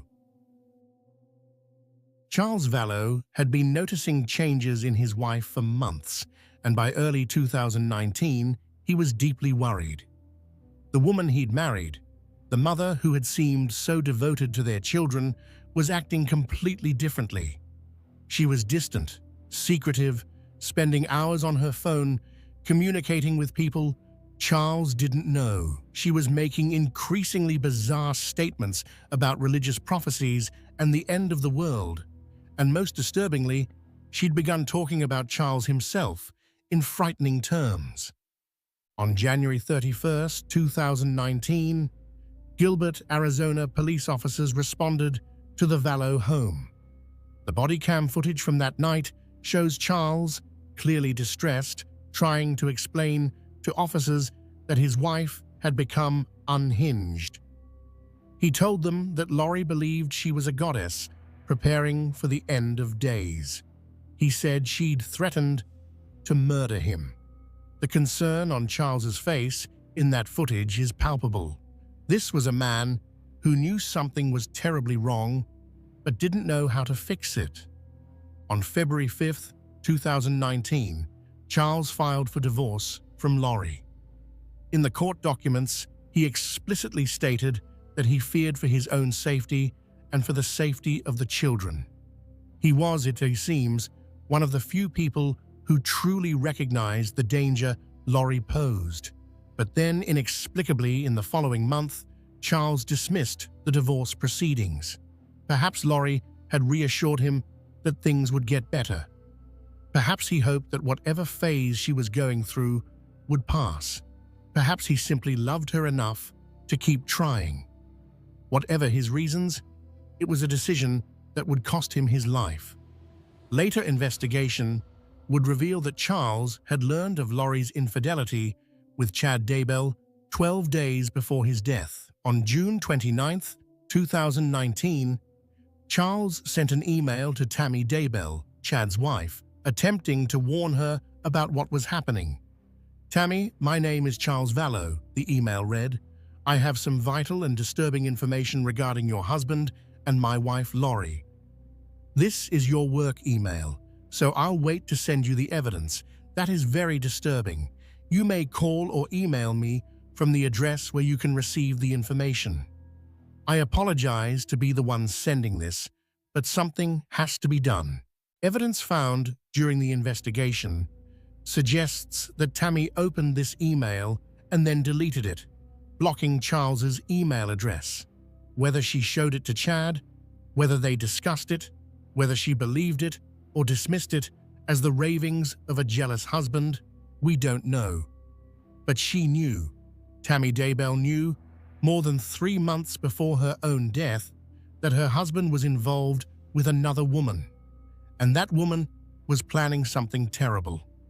Police documents would later show that at this point, text messages between Chad and Lori were increasingly frequent and increasingly focused on the people they saw as obstacles. They texted about death percentages for Tammy. They discussed Charles being possessed. They talked about people being in limbo. And they communicated using burner phones, suggesting they knew what they were discussing needed to be kept secret. On July 1st, 2019, Charles informed Lori that he was planning to meet with Tammy Daybell in person to tell her about the affair. This appears to have been a tipping point. If Tammy knew and believed Charles, if she took action, divorced Chad, exposed the affair publicly, it would ruin everything. And so, investigators believe Lori and her brother Alex Cox began planning Charles's murder. On the morning of July the 11th, 2019, Charles went to Lori's house in Chandler, Arizona, intending to pick up JJ for school. What happened next was captured in various ways, through witness statements, 911 calls, and police body cam footage, and the official story is that Charles Vallow died in an act of self-defense. But investigators would later conclude the evidence suggested something far more sinister. According to Alex Cox's account to police, Charles came at him with a baseball bat, hitting him in the back of the head. Alex said he grabbed his gun and shot Charles twice in the chest, killing him in self-defense. But there are problems with this story. Witnesses reported seeing Charles arguing with Lori and Tylee before Alex appeared. Tylee herself told police that Charles had hit Alex with the bat, corroborating her uncle's story. But years later, investigators would question whether she'd been coached or threatened into supporting the narrative. When police arrived, they found Charles Vallow's body on the floor. He was 48 years old. Alex Cox appeared calm, cooperative, answering questions and insisting it had been self-defense. Lori seemed shaken, but not devastated, not in the way you'd expect from a wife who just watched her husband die violently. The police investigated, but without clear evidence contradicting Alex's account, and with Tylee supporting his version of events, no charges were filed. Alex Cox walked free. Looking back, there are red flags everywhere. Alex Cox had a history of violence, particularly when it came to protecting Lori from her husbands. He'd attacked Joseph Ryan with a taser years earlier. Texts between Lori and her friends around this time show her referring to Charles as a zombie who had to be stopped. The day Charles Vallow was killed, his life insurance policy named Lori as the beneficiary for $1 million. Prosecutors would later argue this was part of the motive. However, what Lori apparently didn't know was that Charles had changed his life insurance beneficiary just months earlier, removing Lori and naming his sister Kay Woodcock instead. When the insurance company denied Lori's claim, she was reportedly furious. She'd helped orchestrate the murder of her husband, and she wasn't even going to get the money she'd been counting on. But if Lori was angry about the insurance money, she didn't let it slow her down. Less than 3 weeks after Charles's death, she moved Tylee and JJ from Arizona to Rexburg, Idaho. She rented an apartment in the same complex where Alex Cox conveniently also rented a unit. And perhaps most significantly, she was now living near Chad Daybell, the man who had convinced her she was a goddess, the man who told her they were meant to be together for eternity. The move to Idaho in late August 2019 would mark the beginning of the end for Tylee and JJ. Their faces would appear on missing persons posters. Their grandparents would plead for information on national news.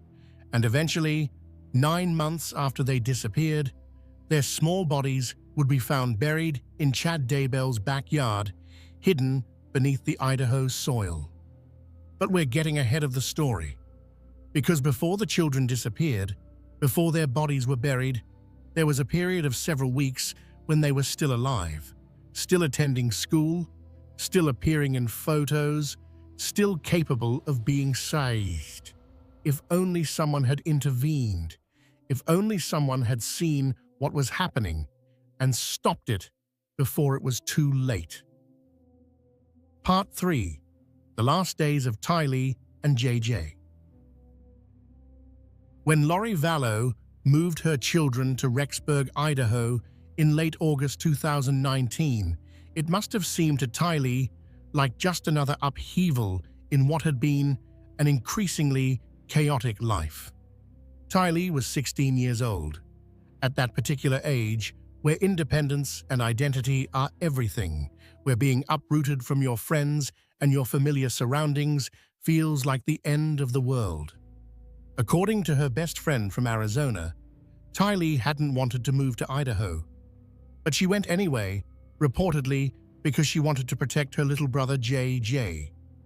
JJ was 7 years old, an autistic child who thrived on routine and stability. The move to Idaho disrupted his entire world. He'd been attending Lawrence Institute for Education in Gilbert, Arizona, where teachers and staff understood his needs and worked with him patiently. Now he was being enrolled in Kennedy Elementary School in Rexburg, in a completely new environment with people who didn't know him. Tylee had been attending Perry High School in Gilbert. Whether she was ever enrolled in a high school in Idaho isn't entirely clear from the records, but what is clear is that her time in Rexburg would be measured in days, not months or years.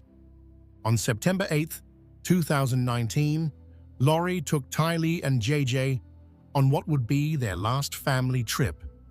Lori's brother, Alex Cox, drove them in his Ford F-150 to Yellowstone National Park.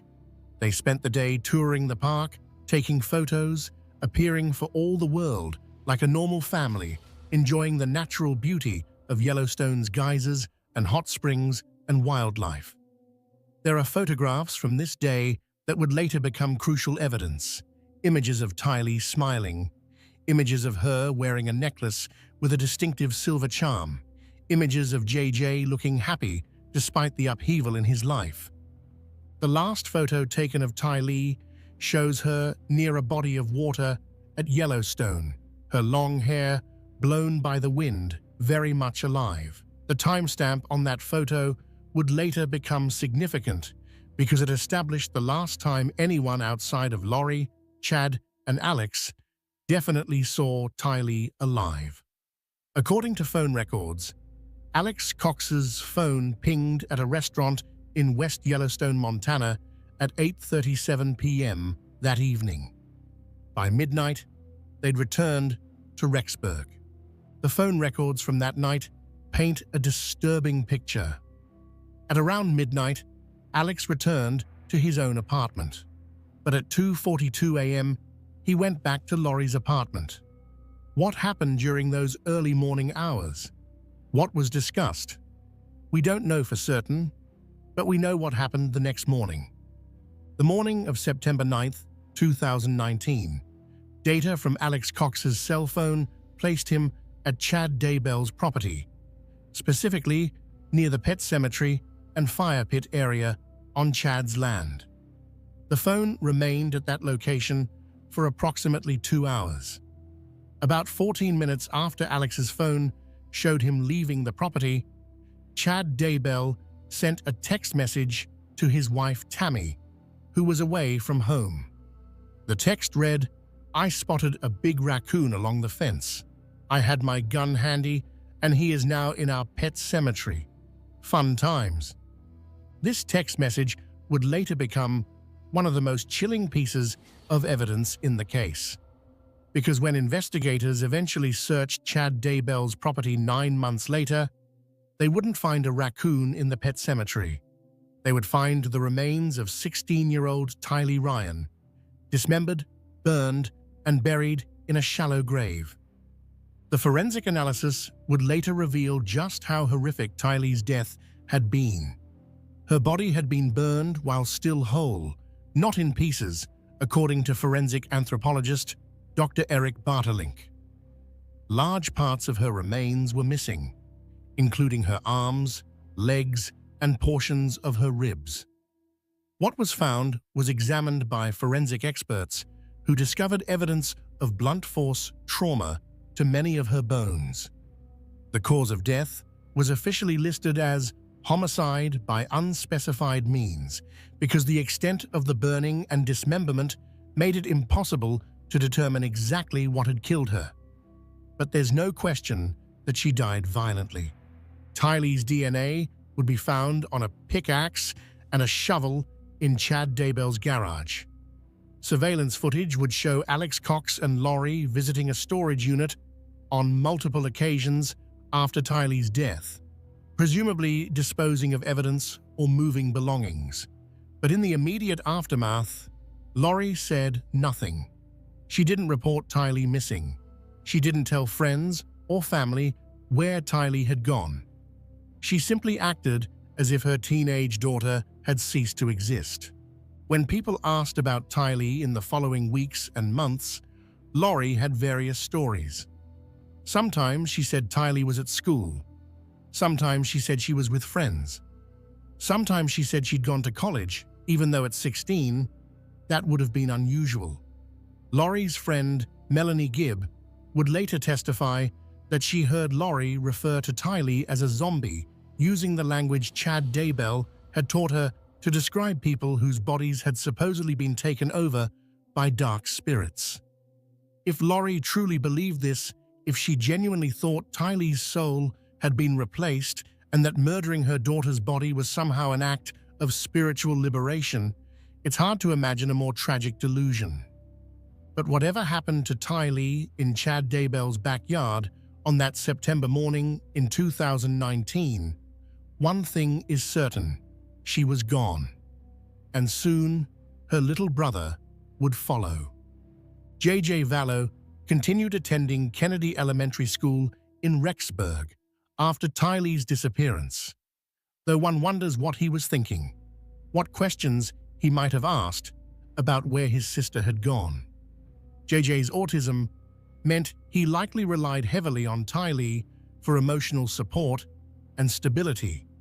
Suddenly losing her must have been deeply confusing and frightening for him. On the weekend of September 21st to 22nd, 2019, Lori's friends, Melanie Gibb and David Warwick, were staying with her in Rexburg. This was about 2 weeks after Tylee had disappeared. On the evening of September 22nd, David Warwick witnessed Alex Cox carrying JJ into Lori's apartment. The boy was reportedly asleep on his uncle's shoulder. But the next morning, when Warwick asked to see JJ, Lori told him that JJ was being a zombie and that Alex had to take him away.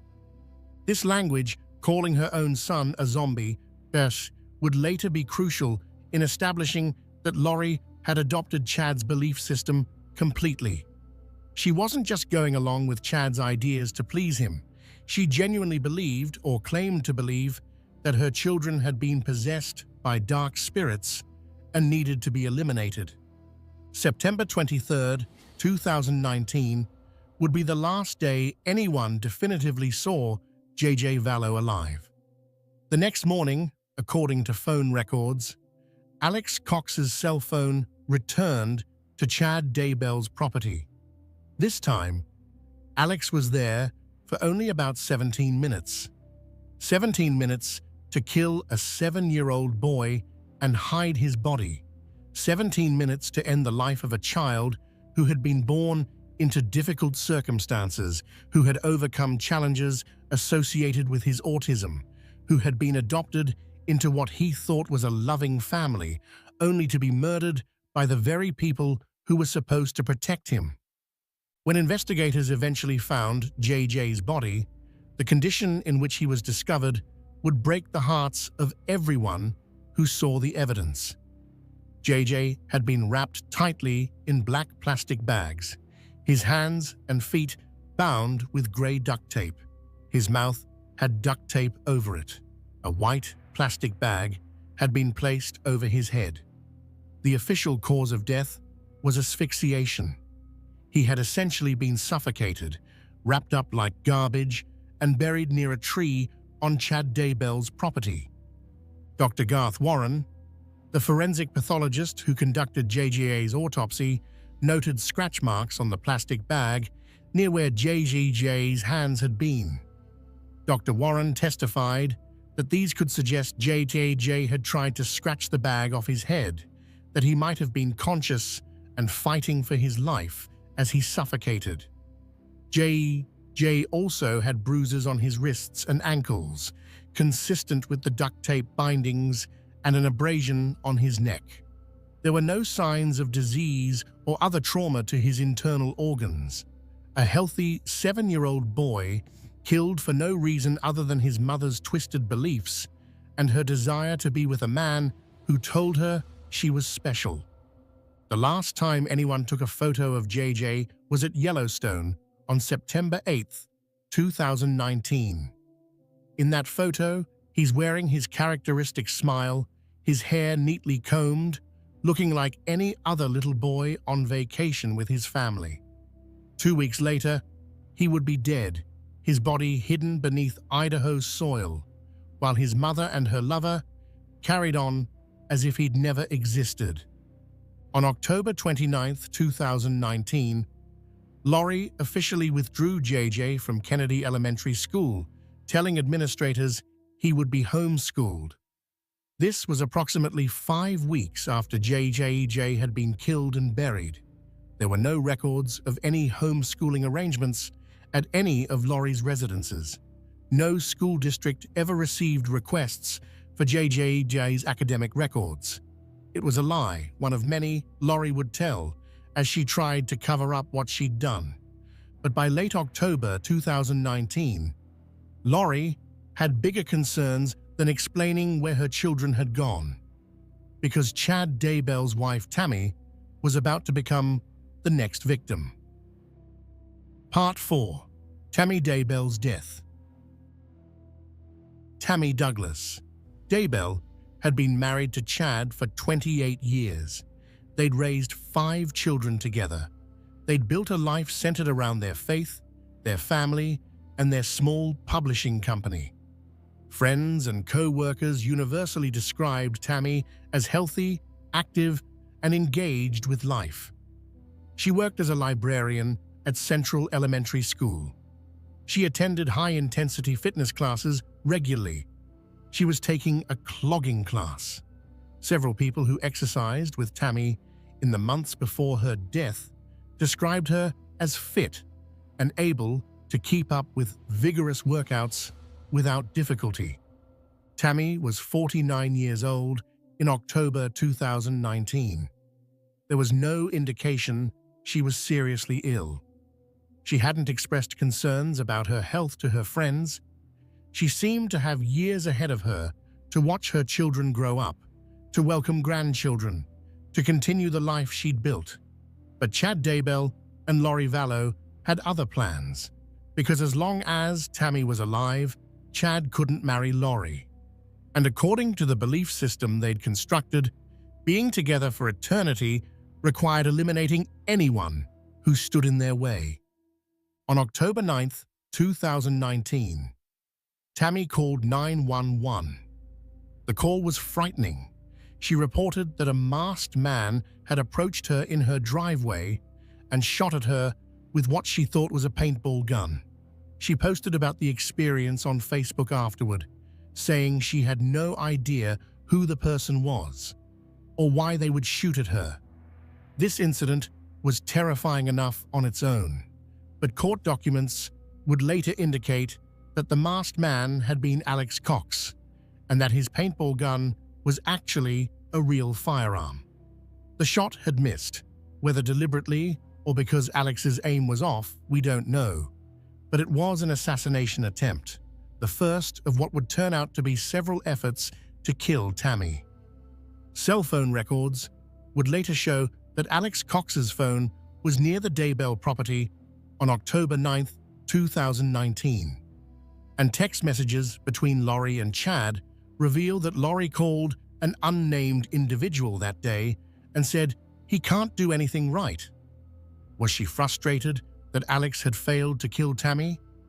It certainly seems possible. 10 days later, on October 19, 2019, Tammy Daybell died in her bed.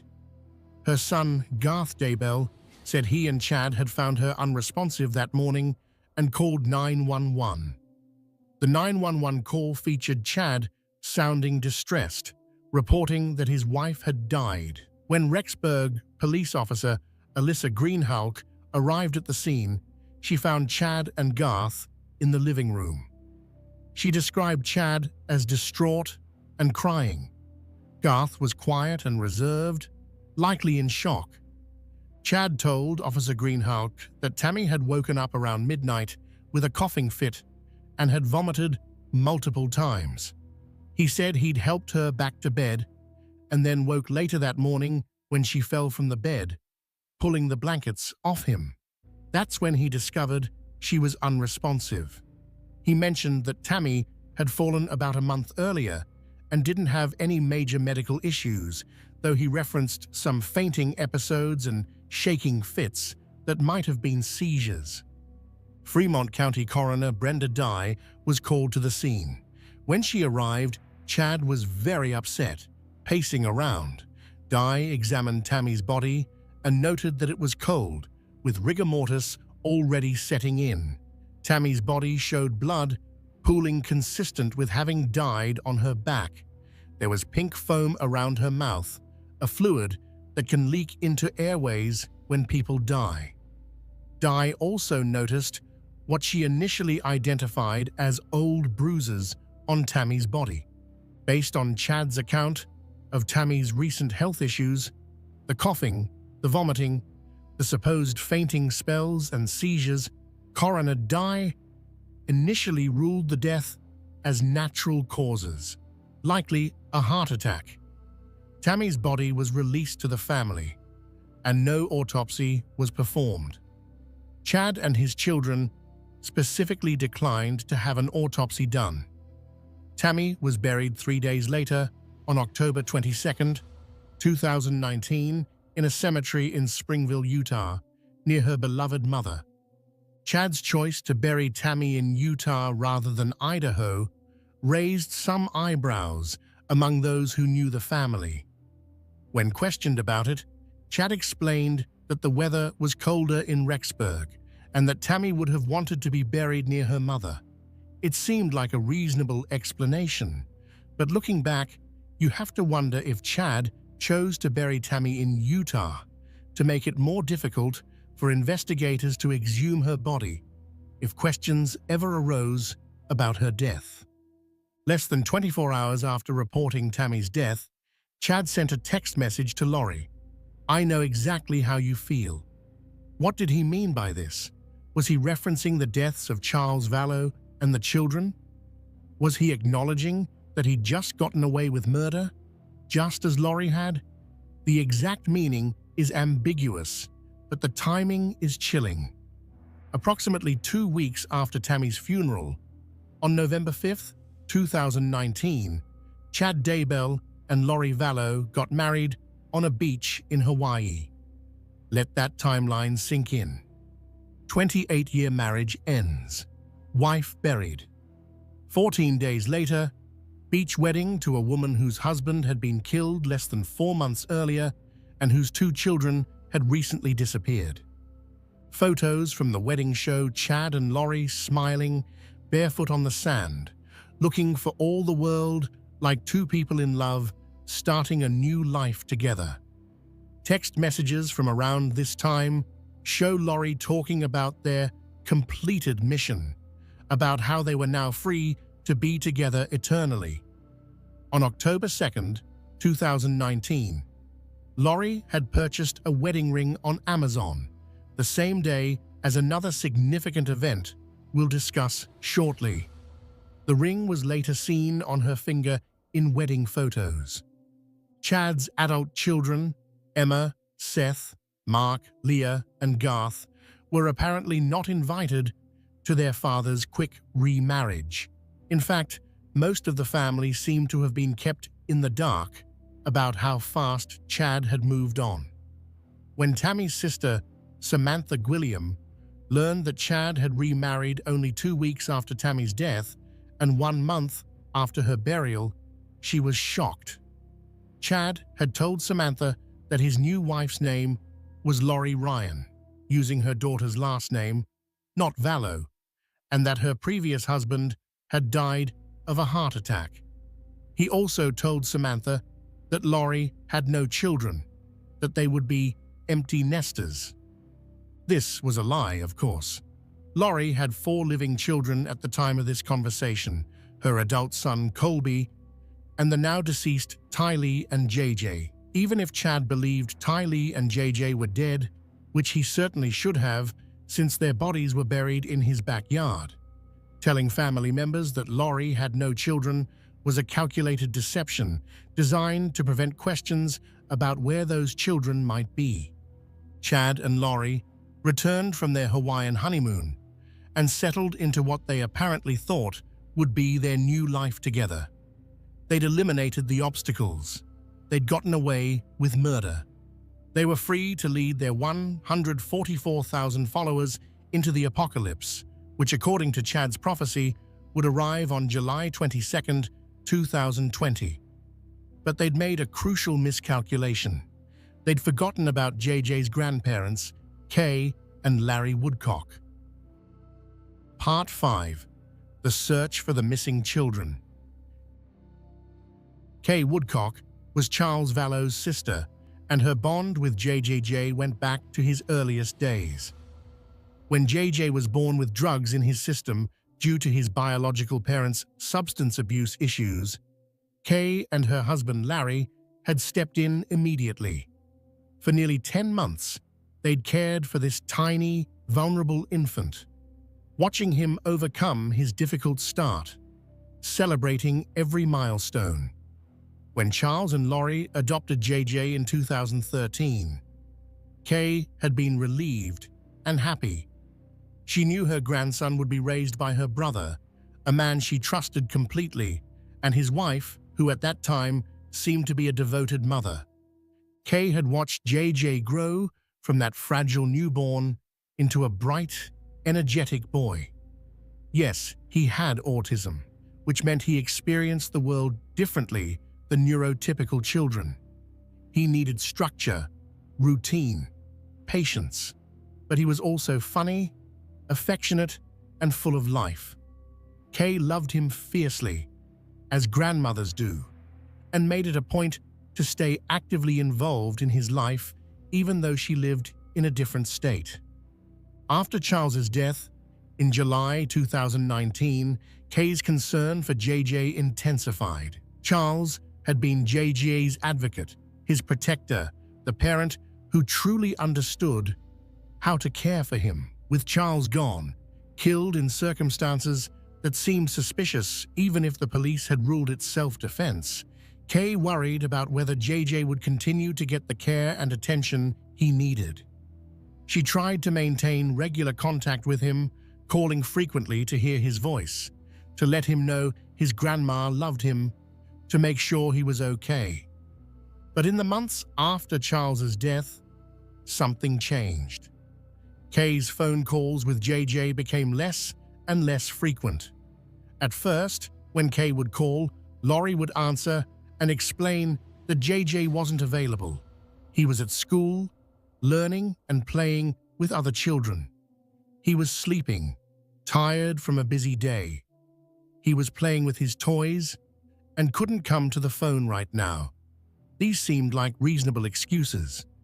Children have routines, activities, nap times.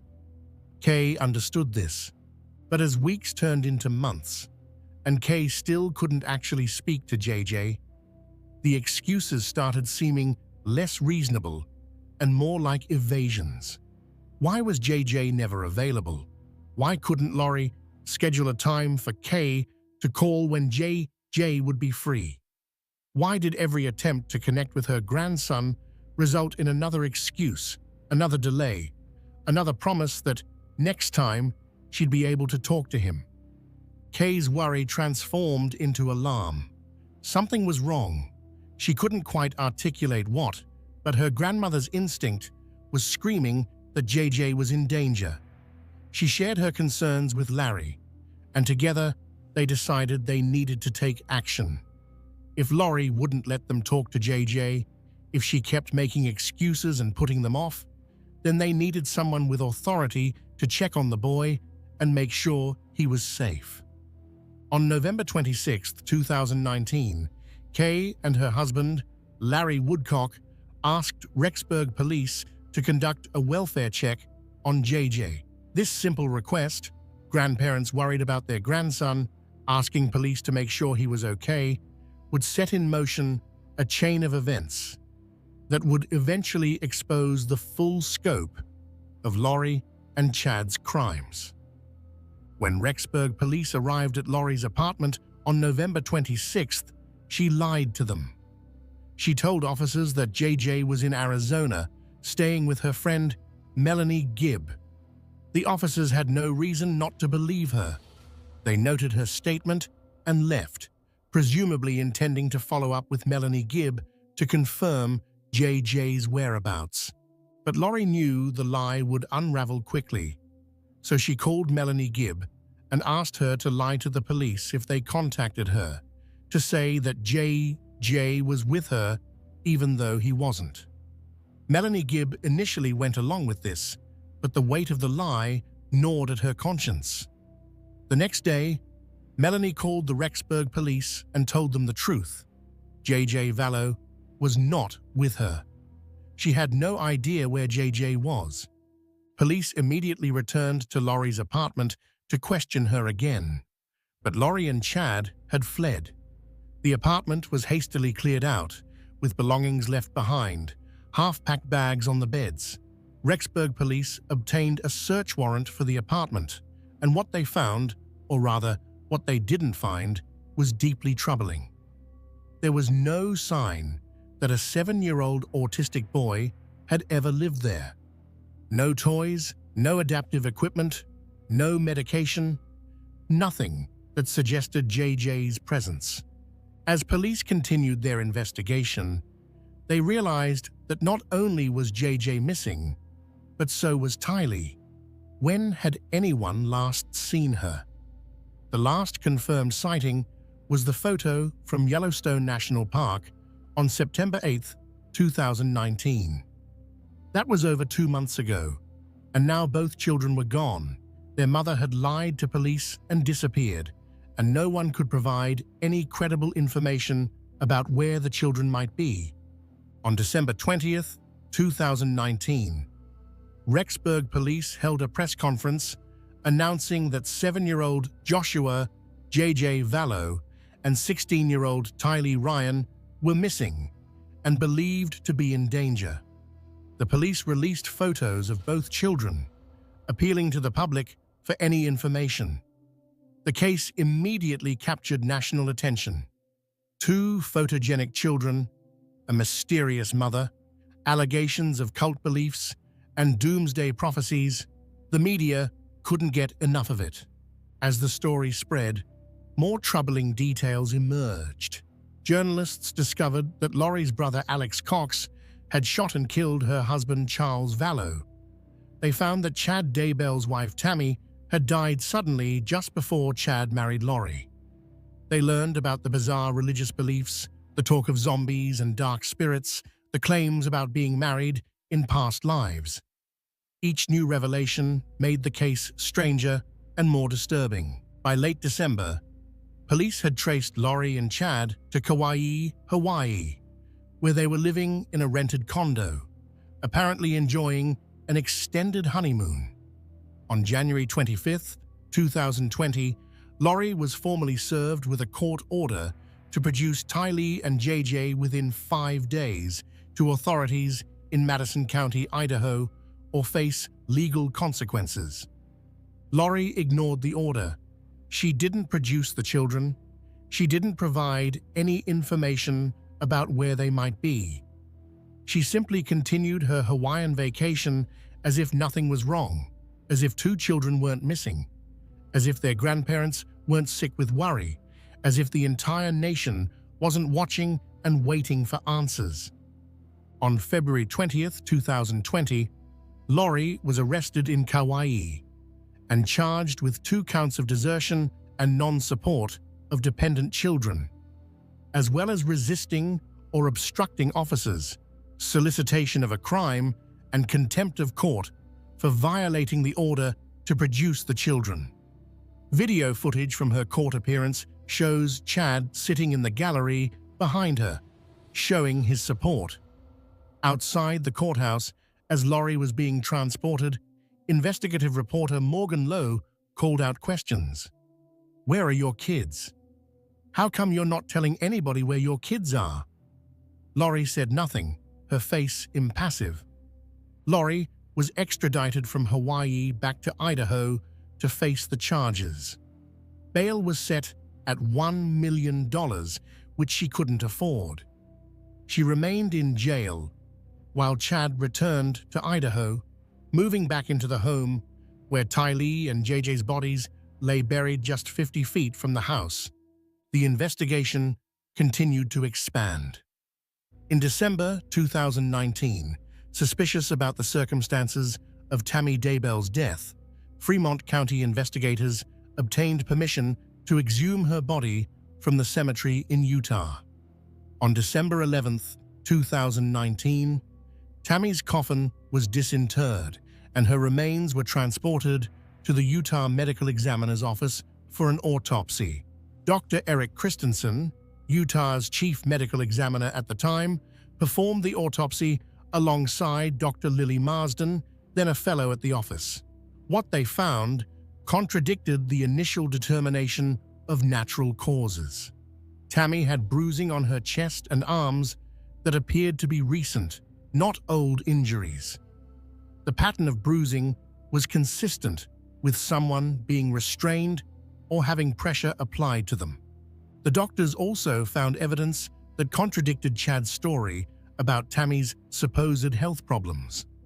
Chad had told coroner Brenda Dye that Tammy had been experiencing fainting spells and seizure-like activity, but Tammy's medical records showed no history of seizures. There was no structural defect in her heart. She was a healthy, 49-year-old woman who had no business being dead. After thorough examination, including microscopic analysis of the bruised tissue, the medical examiners determined that Tammy Daybell had died of asphyxiation, specifically asphyxiation by suffocation. The manner of death was changed from natural to homicide. Someone had killed Tammy Daybell, most likely by smothering or strangling her, then positioned her body to make it look like she died peacefully in her sleep. The pink foam found around Tammy's mouth, which Coroner Dye had noted at the scene, is actually fluid that leaks into the airways during certain types of death, including asphyxiation. The fact that Tammy's body showed blood pooling consistent with lying on her back for some time after death suggested she'd been killed in bed, or at least positioned there very soon after death. Chad's story about her falling out of bed was likely fabricated to explain why he supposedly discovered her body. All of this evidence pointed to one conclusion: Chad Daybell had murdered his wife of 28 years, smothering her in their bed while she slept. so that he could marry Lori Vallow and pursue their twisted vision of leading the faithful through the apocalypse. But while investigators now had strong evidence of Tammy's murder, they still didn't know where Tylee and JJ were. Were they alive somewhere? Hidden away? Were they dead? If they were dead, where were their bodies? These questions tormented everyone working the case, and they especially tormented Kay and Larry Woodcock, who clung to increasingly faint hope that their grandson might still be saved. The breakthrough came from cell phone data. Investigators had been meticulously tracking the locations of Alex Cox's phone through cell tower pings and GPS data, and they noticed something significant. On both September 9th and September 23rd, 2019, the days immediately after Tylee and JJ were last seen, Alex Cox's phone had pinged for extended periods from Chad Daybell's property in Salem, Idaho. This wasn't just a quick visit. On September 9th, Alex's phone was at Chad's property for approximately 2 hours. On September 23rd, it was there for about 17 minutes. These time periods and locations corresponded with suspicious activity that would make sense if someone were burying bodies. In early June 2020, investigators obtained a search warrant for Chad Daybell's property. The warrant was based on the cell phone evidence, the suspicious circumstances of Tammy's death, and the fact that 2 children had been missing for 9 months and had last been in the care of Chad's wife, Lori. On the morning of June 9th, 2020, a large contingent of law enforcement officers descended on Chad Daybell's home in Salem. FBI agents, detectives from multiple jurisdictions, forensic specialists, and cadaver dogs all arrived to conduct what everyone feared would reveal the worst-case scenario. Chad Daybell was home when the search began. He asked to contact his attorney and then sat in his car, watching as investigators began marking off areas of interest in his backyard. He watched as they brought in equipment, as they carefully photographed every inch of the property, as they began the painstaking process of excavating areas where the cadaver dogs had indicated possible human remains. Detective Ray Hermosillo would later testify in chilling detail about what they found that day. The first discovery came near a tree in the backyard. They removed the top layer of earth, revealing grass that was shorter than the surrounding area, as if it had been recently disturbed. Beneath the sod and topsoil, they found 3 large, flat, white rocks. Under the rocks were thin pieces of wood paneling, and beneath that, a layer of black plastic. One of the crime scene investigators cut a hole in the black plastic. Beneath it was white plastic, like a bag, and inside that bag was the small body of a child. They could see brown human hair through the plastic. Carefully, methodically, they continued the excavation. The child was wrapped tightly in plastic, with duct tape binding the hands and feet. There was duct tape over the mouth, a white plastic bag over the head. It was J.J. Vallow. He was wearing red pajamas and black socks. His small body had been wrapped up like garbage and buried beneath rocks and wood paneling. The care taken to hide him, the layers of earth and stone and plastic, contrasted horrifically with the violence of how he'd been killed. His arms and legs were bound. He'd been suffocated, fighting for breath, scratching at the bag over his head, while his mother and her accomplices had snuffed out his young life. As investigators continued searching the property, they made a second, equally horrific discovery. In an area Chad had described as a pet cemetery, where Chad had supposedly buried a raccoon back in September, they found something far worse than animal remains. The excavation in this area revealed charred remains. burned bone fragments, tissue that had been melted by intense heat. As they carefully sifted through the burned material, they found what had once been a 16-year-old girl. Tylee Ryan's body had been dismembered and burned, her remains mixed with soil and ash. Among the burned material, they found a melted green bucket and a distinctive silver charm, the same charm Tylee had been wearing in the photos from Yellowstone on September 8, 2019. FBI Special Agent Steve Daniels testified that about 14 minutes after Alex Cox's phone left the property on September 9th, Chad Daybell had sent the text to his wife about shooting a raccoon for the pet cemetery. The spelling error, raccoon instead of raccoon, seemed almost insulting, as if Chad couldn't even be bothered to spell-check his cover story for murdering a child. The condition of Tylee's remains was beyond disturbing.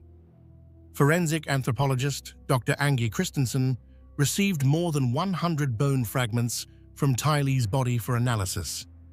Major parts of the skeleton were represented: the skull, arms, legs, pelvis, but many parts were missing, presumably destroyed by the fire or still buried somewhere on the property. Many of the bones showed evidence of blunt force trauma. The body had been burned whole, not in pieces, based on the burn patterns, and there was no evidence in the toxicology that Tylee had been alive when she was burned, a small mercy in an otherwise unimaginably cruel death. The moment Jay's body was confirmed as found, someone apparently radioed Chad Daybell's daughter Emma, where Chad had been waiting. Detective Eric Wheeler testified that he saw Chad's daughter Emma approach the car where Chad sat handcuffed, crying as Chad told her how to access his bank account. "I'm sorry," he was overheard saying to her. Then Chad drove away from his daughter's house at a high rate of speed. Detective Wheeler pursued him and stopped him, placing Chad under arrest and informing him that Jay's remains had been found. Chad Daybell was taken into custody on June 9, 2020, and charged with 2 counts of destruction, alteration, or concealment of evidence. Additional charges, including murder charges, would come later as the investigation continued and more evidence was gathered. The discovery of the children's bodies answered the question everyone had been asking: where are Tylee and Jay? But it raised 100 more questions. Who exactly had killed these children? When? How? Had they suffered? Did they know what was happening to them? And most painfully for those who loved them, could they have been saved if someone had intervened sooner? The news of the discovery spread quickly. Within hours, every major news organization in America was reporting the story. The images of the small graves being excavated, the footage of Chad Daybell being arrested as he fled his daughter's home, the photographs of Jay and Tylee that had been displayed on missing persons posters for months. All of it flooded television screens and social media feeds across the country. The public reaction was intense and visceral. People who had followed the case from the beginning felt devastated but not surprised. There had been little hope the children were still alive after so many months, but having that hope finally, definitively extinguished was still crushing. Those who were learning about the case for the first time were horrified, struggling to comprehend how a mother could kill her own children and then go on vacation in Hawaii as if nothing had happened. The Rexburg community, where Chad had lived and where his property had become a crime scene, was shaken. This was a small town, a place where people knew their neighbors, where this sort of thing wasn't supposed to happen. Residents had to grapple with the fact that 2 children had been buried just yards from a home in their community for 9 months, while everyone went about their daily lives, completely unaware of the horror that lay hidden beneath the Idaho's soil. For law enforcement, the discovery was both vindicating and heartbreaking. The investigators who had worked tirelessly for months, following leads, analyzing phone records, building their case, had suspected all along that the children were dead. The cell phone evidence had pointed to Chad's property specifically, but suspecting something and confirming it are two different things. Finding the actual bodies, seeing the condition they were in, understanding the violence that had been inflicted on these innocent children. It affected even the most experienced officers. FBI Special Agent Steve Daniels, who had been part of the excavation team, would later testify about the process of uncovering the burial sites. The testimony was clinical, professional, necessary for the legal proceedings. But behind the clinical language, you could sense the emotional weight of what these investigators had experienced. They'd gone to work that morning hoping they wouldn't find what they suspected they'd find. And then they found it anyway. 2 children, murdered and buried, hidden away like they'd never mattered at all. Kay and Larry Woodcock received the news at their home. They'd known on some level that this was the likely outcome. As the months had passed with no sign of J.G., hope had faded. But knowing something intellectually and having it confirmed are two different experiences. When the official confirmation came that the remains were indeed their grandson and his sister, the grief that had been building for months finally crashed over them like a wave. Larry Woodcock would later describe the moment in interviews and court testimony. The sense of helplessness, of having tried everything to save JJ and failed. The rage at Lori for what she'd done. The questions that would haunt them forever about whether there was something more they could have done, some action they could have taken that might have changed the outcome. These are the burdens that victims' families carry, the what-ifs and if-onlys that can never be answered satisfactorily.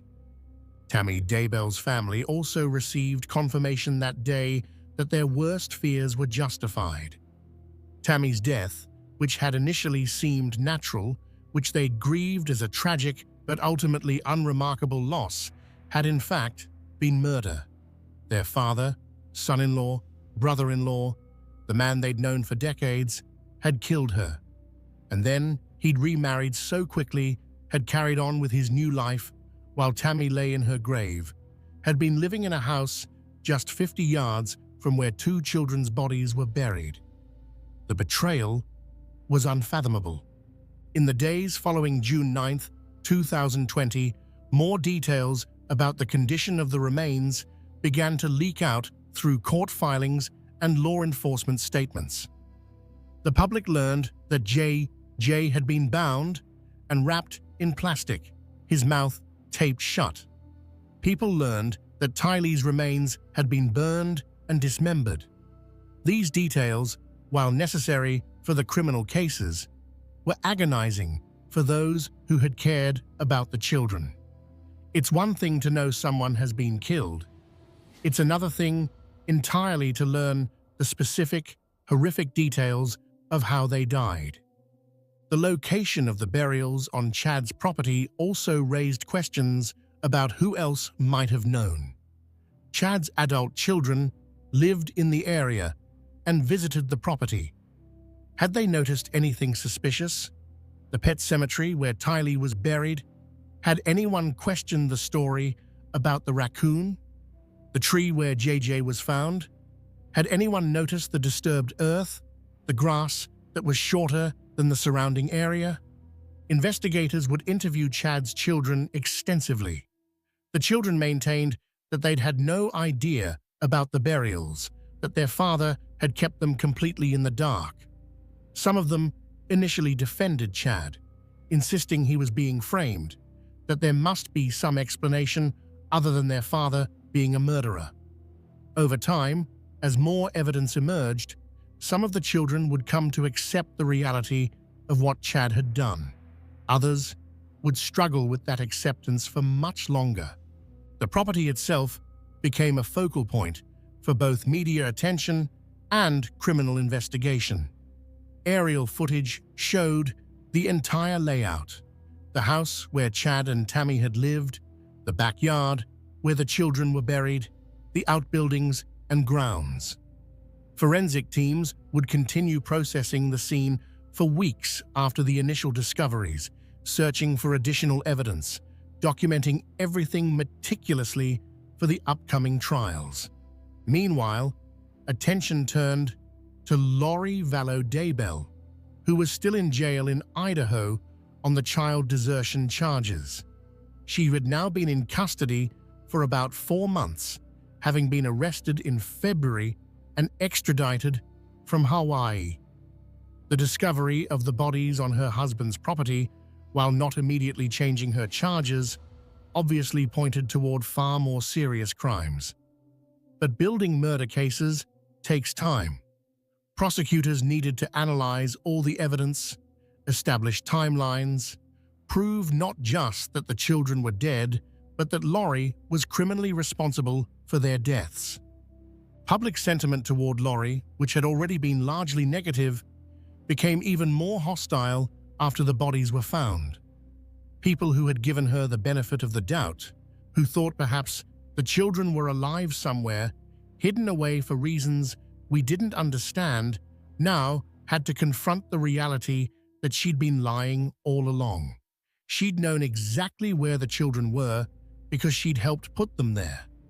The smiling photos of Lori on the beach in Hawaii, taken while her children's bodies decomposed in an Idaho backyard, became symbols of her callousness and depravity. The legal process was moving forward, but slowly, as major criminal cases often do. Prosecutors were building their cases methodically. The evidence was complex: cell phone records, text messages, financial documents, witness statements, forensic analyses. Everything needed to be organized, authenticated, prepared for presentation at trial. And throughout this process, both Chad and Lori were being held in custody, unable to flee, unable to communicate with each other, waiting for the justice system to run its course. Part 6.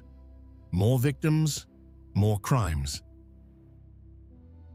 As investigators dug deeper into the history of Lori Vallow and Chad Daybell, they began to realize that the murders of Tylee, JJ, and Tammy were not isolated incidents. There were other suspicious deaths, other attempted murders, a whole constellation of violence orbiting around this couple and their twisted beliefs. On October 2nd, 2019, the same day Lori purchased a wedding ring on Amazon, approximately 17 days before Tammy Daybell's death, Brandon Boudreaux was driving home from the gym in Gilbert, Arizona, when someone shot at his vehicle. The bullet missed his head by mere inches, striking the car instead. Brandon was the ex-husband of Lori's niece, Melanie Pawlowski. The shooter was driving a Jeep registered to the now-deceased Charles Vallow. Brandon survived the assassination attempt, but it was terrifyingly close. Investigators believe Alex Cox was the shooter, following orders or suggestions from Lori as part of a broader pattern of eliminating people who were seen as obstacles or threats. Brandon had been going through a contentious divorce with Melanie Pawlowski, and prosecutors would later allege that Lori hoped to access Brandon's money through her niece Melanie if Brandon were dead. Then there's the death of Alex Cox himself. On December 12, 2019, just weeks after Tylee and JJ had been killed and buried, shortly after Lori and Chad had fled to Hawaii, Alex Cox was found unresponsive on his bathroom floor in Gilbert, Arizona. He was rushed to the hospital but pronounced dead. He was 51 years old. The Maricopa County Medical Examiner conducted an autopsy and extensive toxicology testing. The primary cause of death was determined to be bilateral pulmonary thromboemboli, essentially blood clots that had become wedged in arteries in his lungs. The medical examiner also noted atherosclerotic and hypertensive cardiovascular disease, meaning plaque buildup in arteries and high blood pressure. Based on this evidence, Alex Cox's death was officially ruled natural causes. Alex's widow, Zulema Pastens, whom he'd married just weeks before his death, along with other family members, issued statements saying they'd always maintained Alex's death had no sinister aspect. They seemed genuinely relieved that the medical examiner had confirmed natural causes, validating what they'd believed all along. However, many people following the case remained suspicious. The timing was awfully convenient. Alex Cox died before he could be questioned about the children's disappearance, before he could be charged with any crimes, before he could potentially testify against his sister. Some speculated that Lori or Chad had somehow poisoned Alex, perhaps fearing he would crack under pressure and expose their crimes. But the medical examiner's report was clear. The blood clots and heart disease were real, and there was no evidence of homicide. Sometimes, even in cases as complex and sinister as this one, people just die naturally. Before he died, Alex Cox had been given a patriarchal blessing by Chad Daybell on November 24, 2019. This recording, later found on Lori's iCloud account, featured Chad telling Alex that he had assisted Chad and Lori in ways that can never be repaid. Chad called Alex a prophet and a hero, predicting he would have a future as a messenger of the Lord. The blessing had no official standing in the LDS Church. Chad had been excommunicated and had no authority to give such blessings, but to Alex, it apparently meant everything. He died believing he'd done the right thing, that he'd helped his sister fulfill a divine mission. The investigation also revealed other suspicious circumstances. Joseph Ryan, Lori's third husband and Tylee's biological father, had died in April 2018 of what was officially ruled a heart attack. After Lori's arrest, police reviewed Joseph's death, particularly in light of the recording where Lori mentioned wanting to kill him, like Nephi killed. But investigators found no evidence suggesting foul play. Joseph's death appeared to be natural, though the timing, dying when Lori might have found him inconvenient, certainly makes one wonder. Prosecutors also examined the complex web of financial motives underlying these crimes. Charles Vallow's life insurance policy would have paid out $1 million to Lori if she'd still been the beneficiary when he died. Chad Daybell had increased Tammy's life insurance policy shortly before her death. Lori was receiving Social Security survivor benefits for both J.J. and Tylee even after they were dead, essentially stealing money meant to care for them. The theft charges in the indictments reflected this ongoing fraud. And then there were the religious conferences, the followers, the people who bought Chad's books and attended his speaking events. Chad and Lori weren't just committing crimes for money or even just for each other. They were operating within a belief system that justified everything they did, a system where they were the heroes, the chosen ones, the people destined to save humanity. Part 7. The Trials and Verdicts. The legal proceedings against Lori Vallow Daybell and Chad Daybell would take years to unfold, involving multiple jurisdictions, complex legal maneuvering, and intense public interest. The sheer scope of the alleged crimes, 3 murders, conspiracy charges, insurance fraud, child desertion, meant the cases would be exceptionally complex. In May 2021, Chad and Lori were finally indicted together on multiple counts of conspiracy to commit murder and first-degree murder for the deaths of Tylee Ryan, J.J. Vallow, and Tammy Daybell. They were also charged with grand theft for fraudulently obtaining money meant for the children's care. However, the cases would not be tried together. At Chad's request, and due to concerns about his ability to receive a fair trial if tried jointly with his wife, the judge severed the cases. Lori would be tried first, and Chad's trial would follow later. But before Lori could stand trial, there was a significant delay. On May 27, 2021, she was found incompetent to stand trial after mental health evaluations. The judge stayed her case, sending her for treatment at a mental health facility. This was a controversial decision. Was Lori genuinely mentally ill, suffering from delusions that prevented her from understanding the proceedings? Or was she malingering, pretending to be incompetent to delay her trial? Mental health experts disagreed, but eventually, Lori was restored to competency and deemed fit to stand trial. Lori Vallow Daybell's trial began on April 3, 2023 in Ada County, Idaho. The case had been moved from Fremont County due to concerns about finding an impartial jury, given the extensive pre-trial publicity. Judge Stephen Boyce presided over the proceedings, which would last several weeks and feature testimony from dozens of witnesses. The prosecution, led by Fremont County Prosecutor Lindsay Blake and Madison County Prosecutor Rob Wood, laid out a methodical case. They presented the cell phone evidence showing Alex Cox at Chad's property on the days the children disappeared.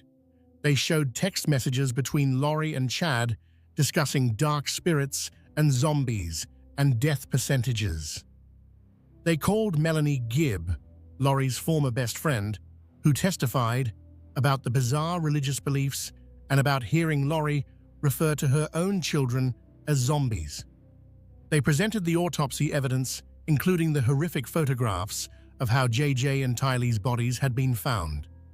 The atmosphere in the courtroom throughout the trial was heavy with emotion and significance. This wasn't just another criminal trial. This was a case that had captured national attention, that had sparked conversations about religious extremism, maternal love, and the capacity for human evil. Every seat in the gallery was filled every day. Reporters from major news organizations documented every moment. And watching it all were the people who had loved the victims, family members seeking justice and answers. The prosecution's opening statement set the tone for everything that would follow.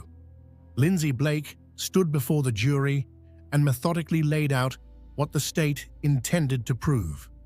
She explained how Lori and Chad had developed a twisted belief system based on Chad's teachings about dark spirits and zombies. She described how this belief system had been used to justify removing anyone who stood in the way of their relationship. She walked through the timeline. Charles Vallow's death in July 2019, Tylee's disappearance in September, JJ's disappearance later that same month, Tammy's death in October, and then the wedding in Hawaii just 2 weeks after Tammy's funeral. Blake pulled no punches in describing what the evidence would show. She told the jury about the cell phone data that would place Alex Cox at Chad's property when the children vanished. She described the text messages that would reveal the couple's mindset. She warned them about the graphic photographs they would see. Images of JJ wrapped in plastic and duct tape, images of Tylee's burned and dismembered remains. This wasn't going to be an easy trial to sit through, Blake acknowledged, but it was necessary if justice was going to be served. The defense's opening statement, delivered by Jim Archibald, attempted to create reasonable doubt. Archibald acknowledged that terrible things had happened. No one disputed that the children were dead, that they'd been found on Chad's property. but he argued that the prosecution hadn't proven Lori herself had killed anyone.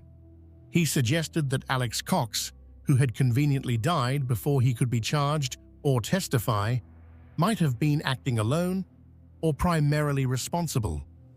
He emphasized that believing in unusual religious ideas, even very unusual ones, wasn't the same as committing murder. The prosecution had to prove beyond reasonable doubt that Lori had actually committed these crimes, not just that she had bizarre beliefs or that she'd acted suspiciously afterward.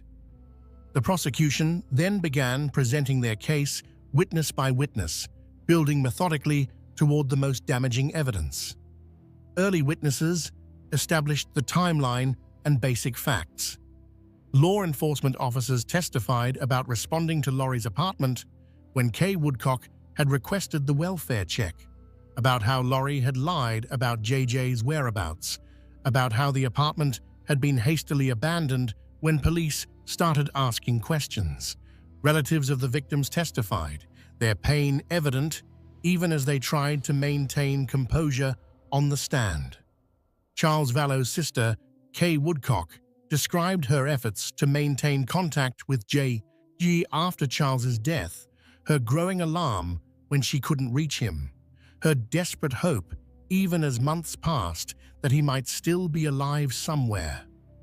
Her testimony was heartbreaking, particularly when prosecutors asked her to identify photographs of JJ alive in happier times, and then the photographs from the crime scene.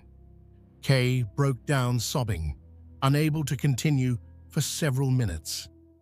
Colby Ryan, Lori's adult son from an earlier marriage, testified about the last time he'd spoken with his brother JJ and his sister Tylee. He described how Lori had lied to him about how Charles Vallow died, initially telling him it was a heart attack before the truth about the shooting came out. He talked about trying to reach his siblings after they'd moved to Idaho, about getting evasive answers from his mother, about the growing sense that something was terribly wrong. Watching Colby testify was perhaps one of the most poignant moments of the trial. A son forced to testify against his mother in a case involving the murders of his siblings. The complexity of his emotions was visible on his face throughout his testimony. April Raymond, who had been Lori's close friend in Hawaii before the move to Idaho, testified about how Lori had changed over time. April described the Lori she'd first met in 2015, a devoted mother who seemed to do everything for her children, who was patient with JJ despite the extra demands his autism placed on her, who appeared to love Tylee deeply. Then April described the transformation that began around 2018 to 2019 after Lori became involved with Chad Daybell's teachings, the increasingly bizarre conversations about zombies and dark spirits, the growing distance between Lori and Charles, the sense that Lori was becoming someone April didn't recognize anymore. April's testimony was important because it established that this wasn't a woman who had always been capable of murder. Something had changed, and that something appeared to be her involvement with Chad Daybell. Then came Melanie Gibb, one of the prosecution's star witnesses. Melanie had been Lori's best friend during the critical period when everything fell apart. She'd attended the Preparing a People conference where Lori first met Chad in person. She'd been staying with Lori in Rexburg in September 2019 when JJ disappeared. She'd received the phone call from Lori asking her to lie to police about JJ being with her. And crucially, Melanie had heard firsthand the language Lori and Chad used to describe people, the references to zombies, to dark spirits, to people needing to be eliminated.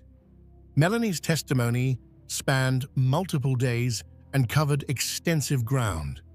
She described the belief system that Chad had taught and that Lori had embraced. Chad claimed he could see people's light or dark ratings on a numerical scale. People with higher dark ratings were supposedly possessed by evil spirits and had become zombies. Melanie testified that she heard Lori refer to both Tylee and JJ as zombies, using Chad's language to describe her own children as no longer truly human. The defense aggressively cross-examined Melanie, trying to undermine her credibility. John Pryor, who would later represent Chad Daybell, questioned her about her own involvement in the group's beliefs. Hadn't she initially believed Chad's teachings?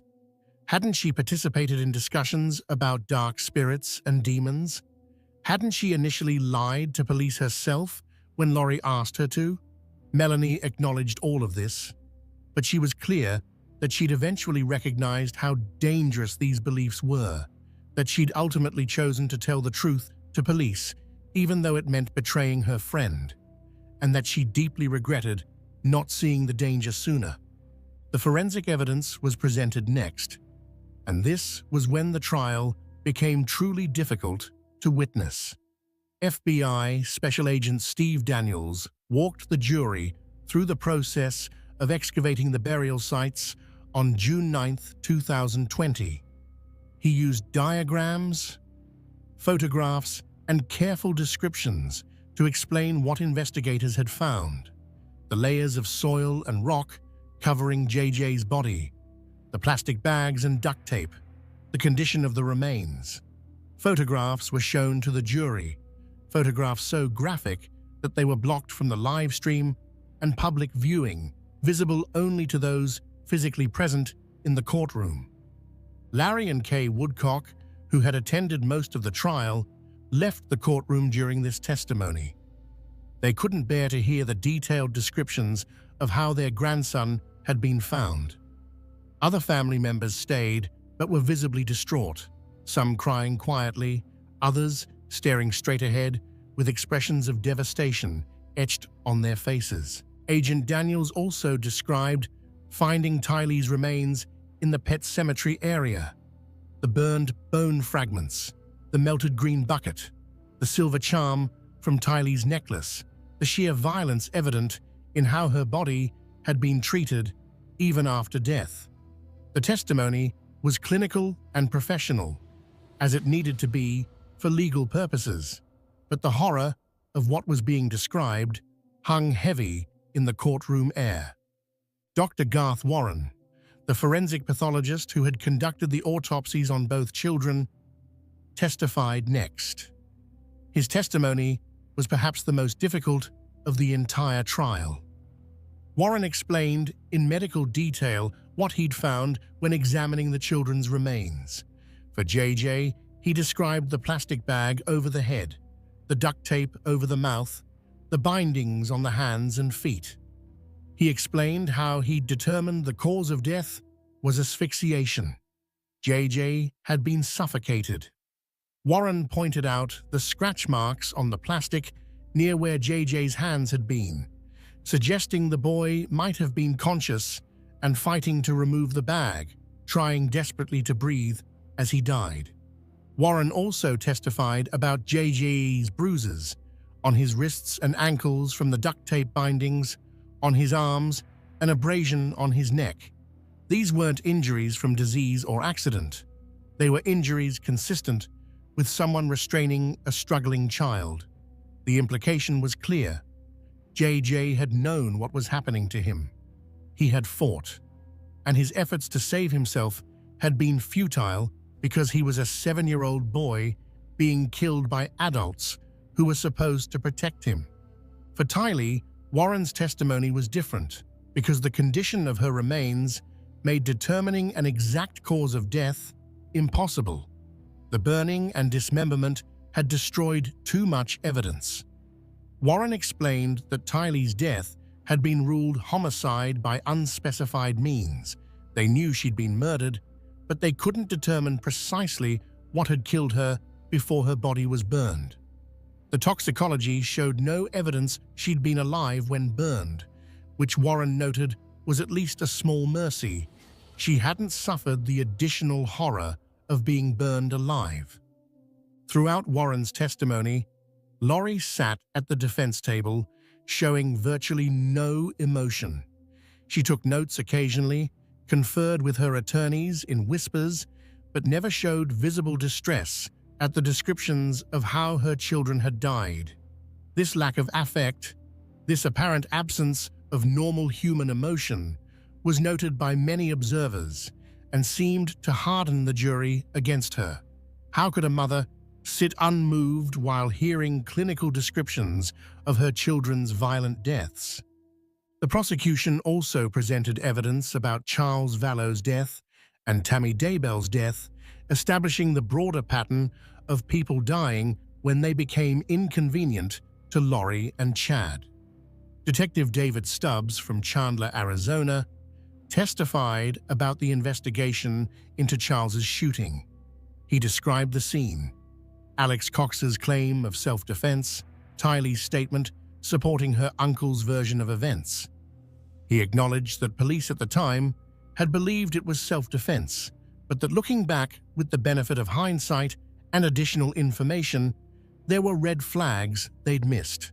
Dr. Eric Christensen, the medical examiner who'd performed Tammy Daybell's autopsy after her exhumation, testified about finding evidence of asphyxiation.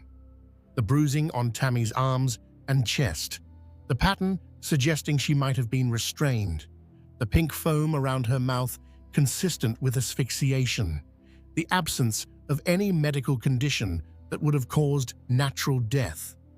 Christensen was clear. Tammy Daybell had been murdered, almost certainly smothered in her own bed.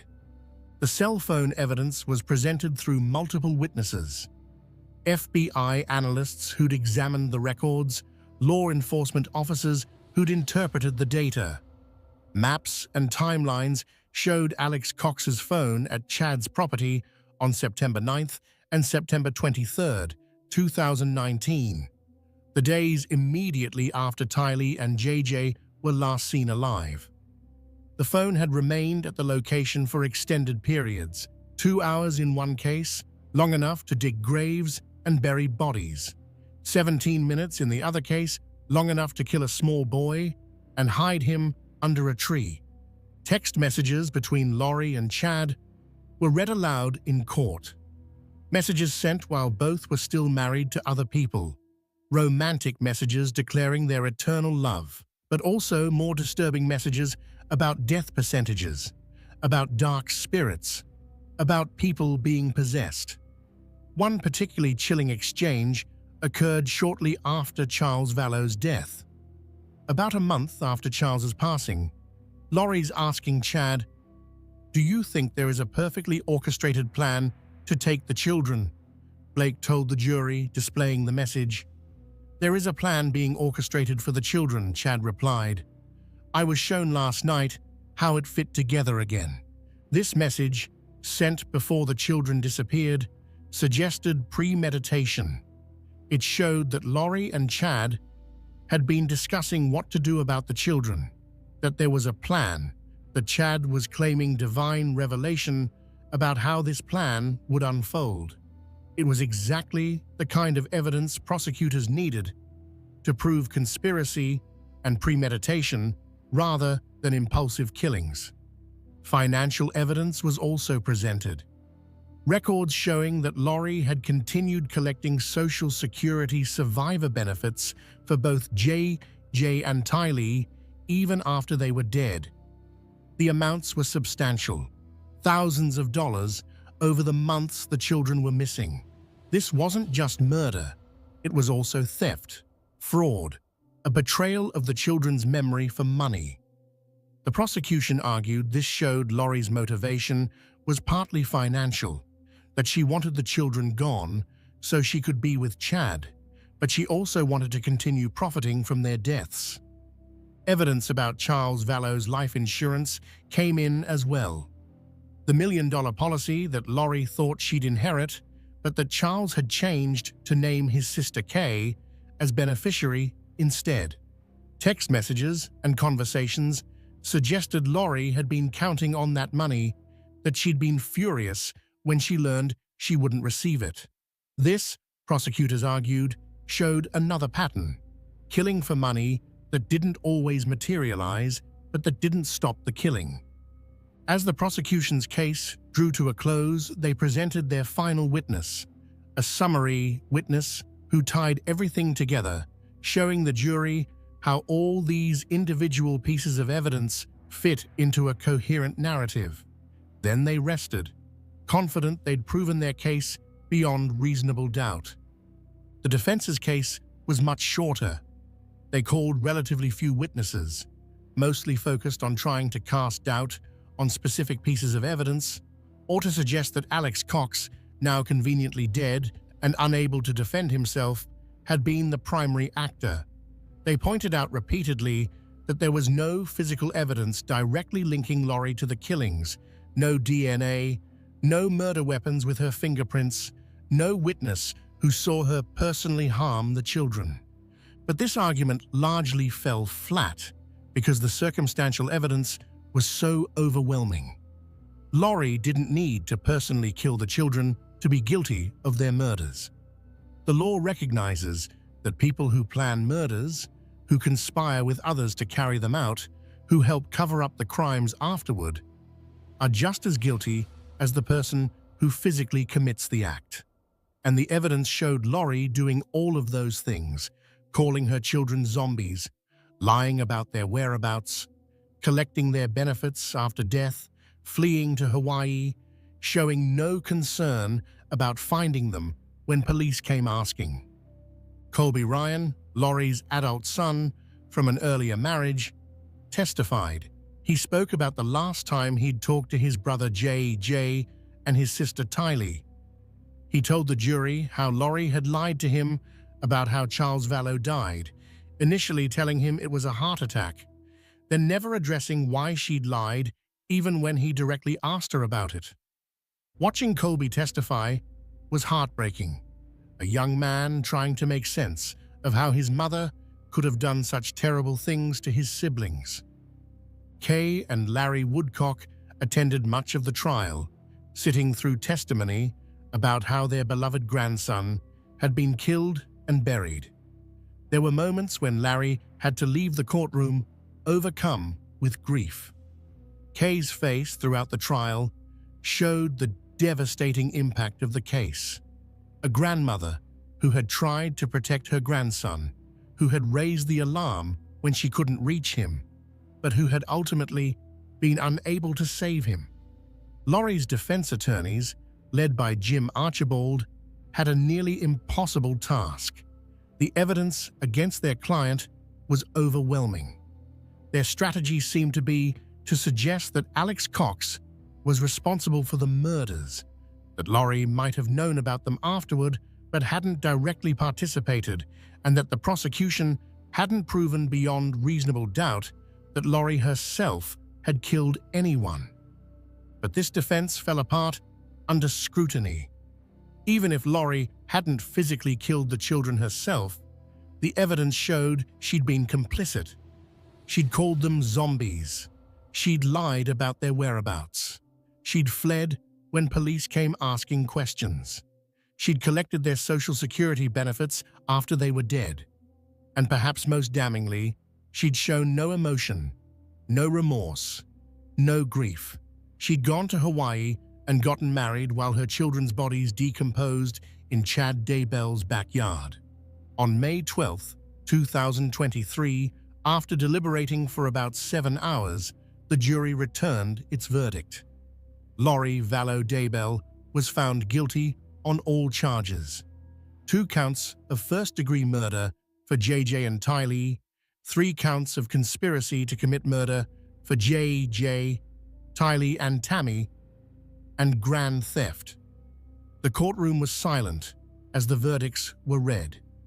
Lori showed no visible reaction. On July 31, 2023, Judge Boyce sentenced Lori Vallow Daybell to life in prison without the possibility of parole. The judge imposed multiple life sentences to run consecutively, 1 for each murder, meaning even if one conviction was somehow overturned, she would still face life in prison for the others. Lori would never be free again. But the legal saga wasn't over. After her Idaho convictions, Lori was extradited to Arizona to face additional charges related to Charles Vallow's death and the attempted murder of Brandon Boudreaux. These trials would take place in 2025. In the Arizona proceedings, Lori made the unusual and ill-advised decision to represent herself.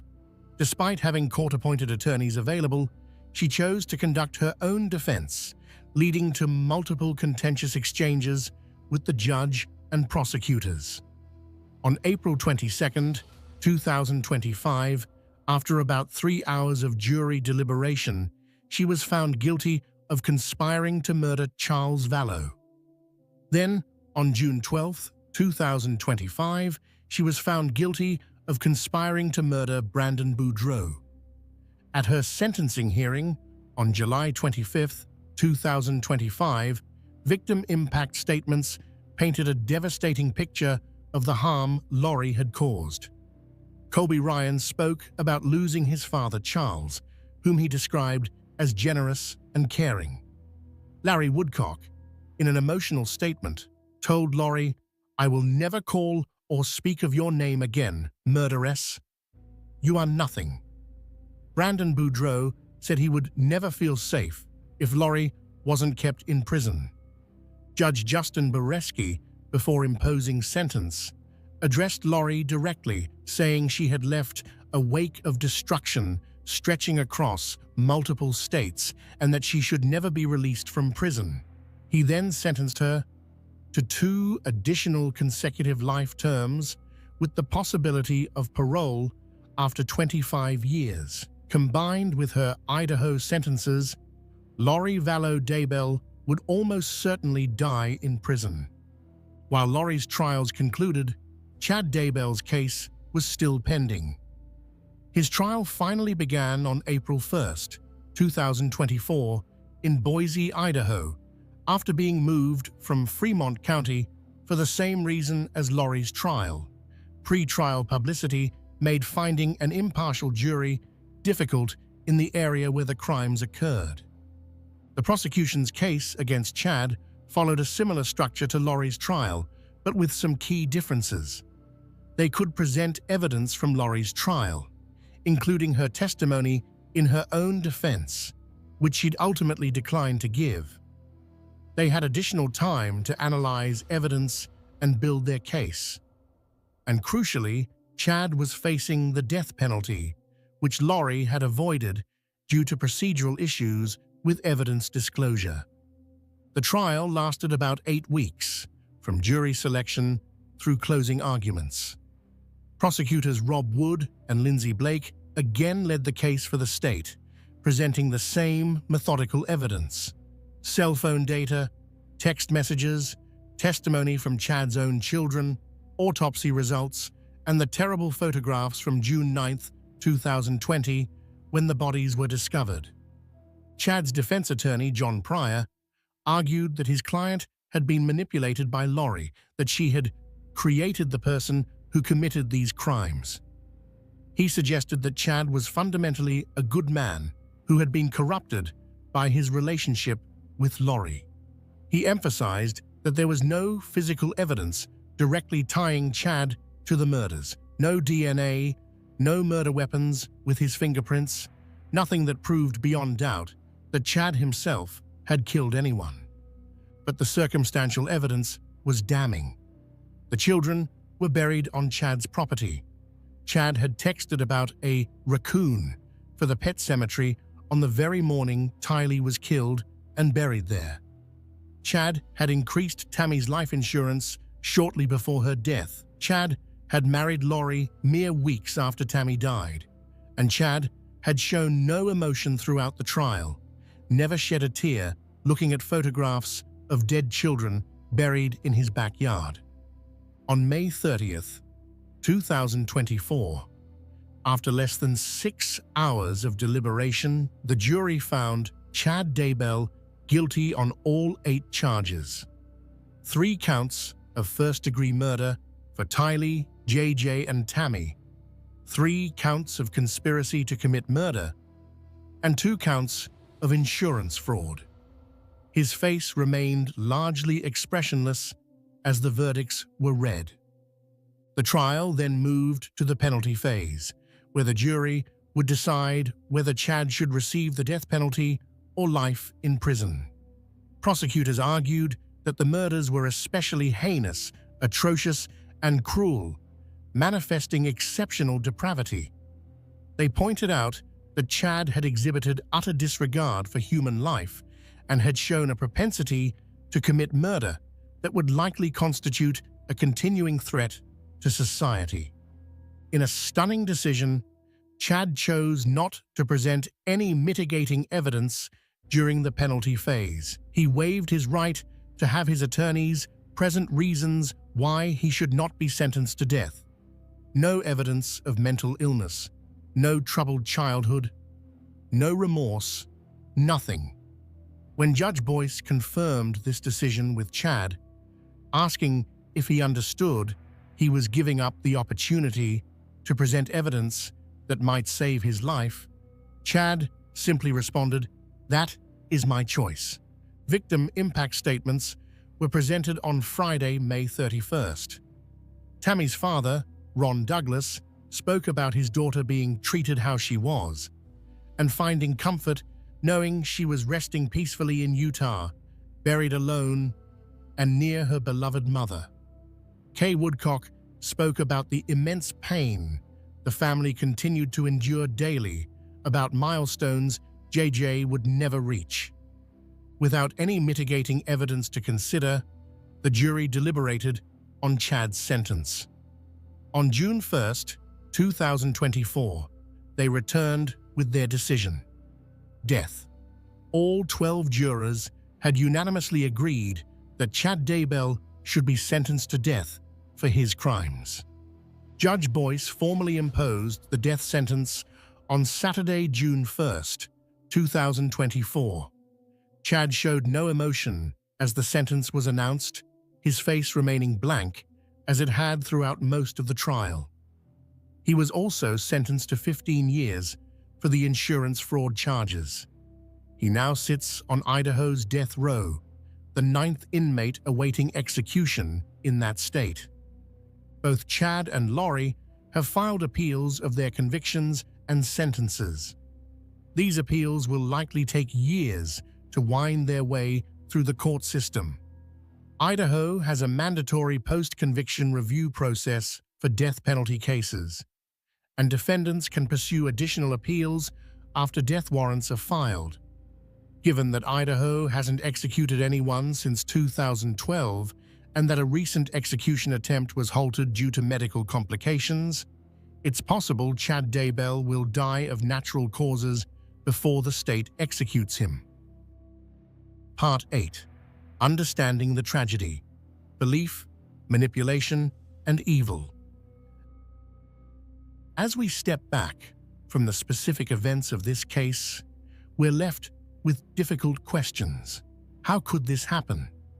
How could a mother murder her own children?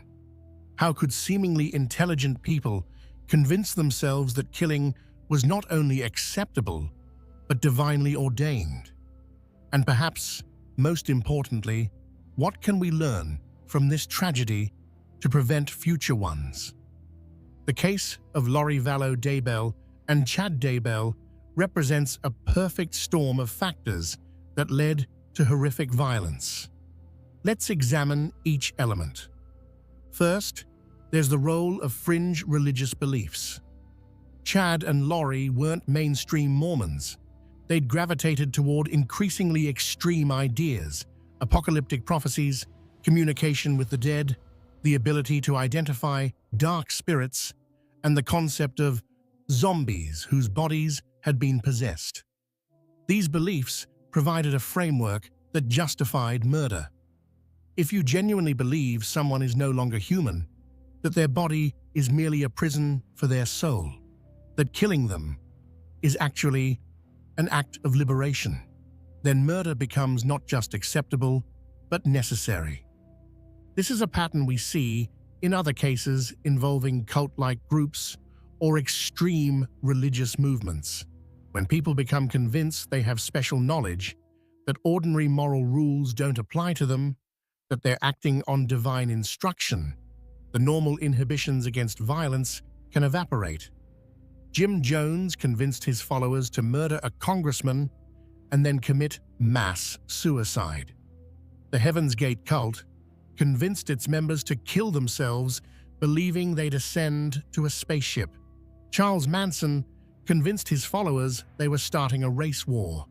In each case, a charismatic leader with a compelling ideology convinced others to commit acts they never would have considered on their own.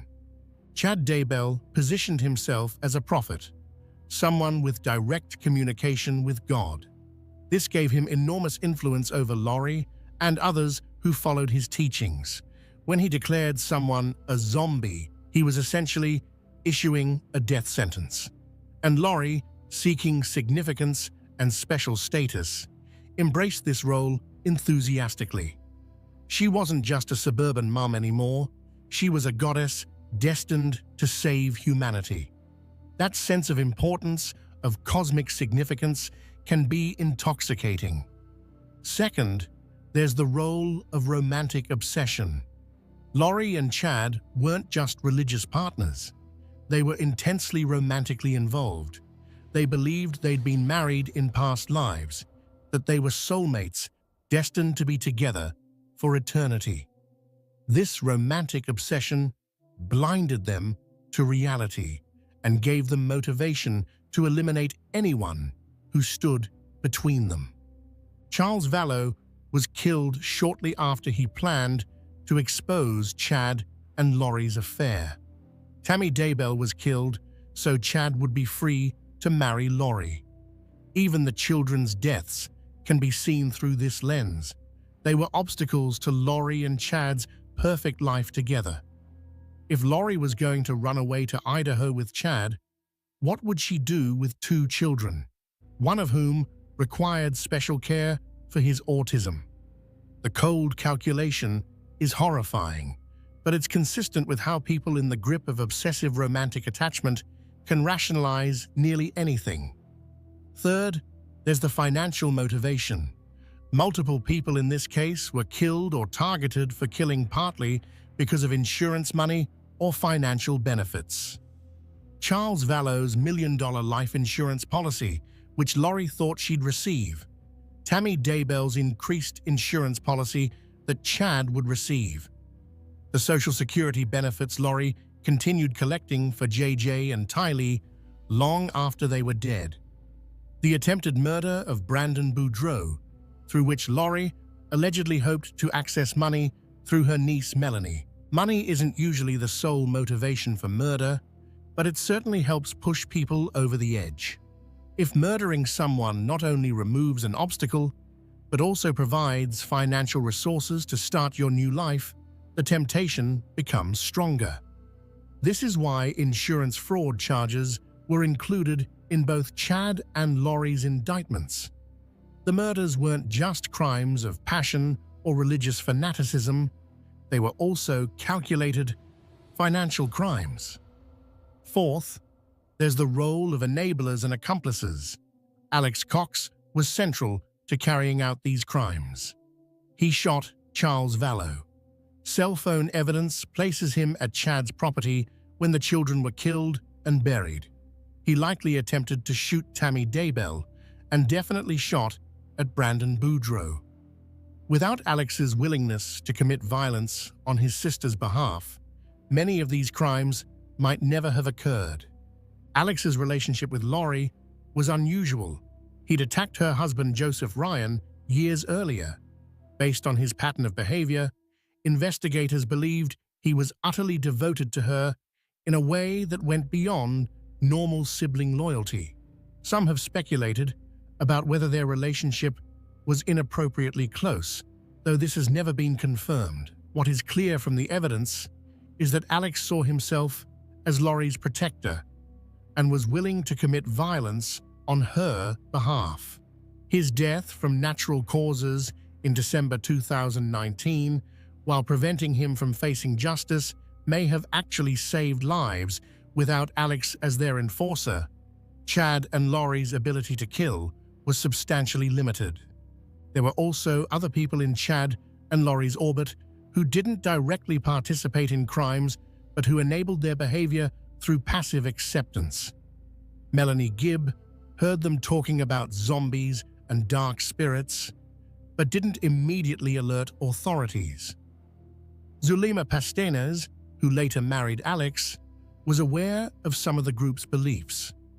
Other members of their religious circle heard Chad's teachings and didn't recognize how dangerous they were. None of these people are criminally responsible, but their passivity allowed Chad and Lori to operate longer than they otherwise might have. Fifth, and this is important, there's the question of mental illness.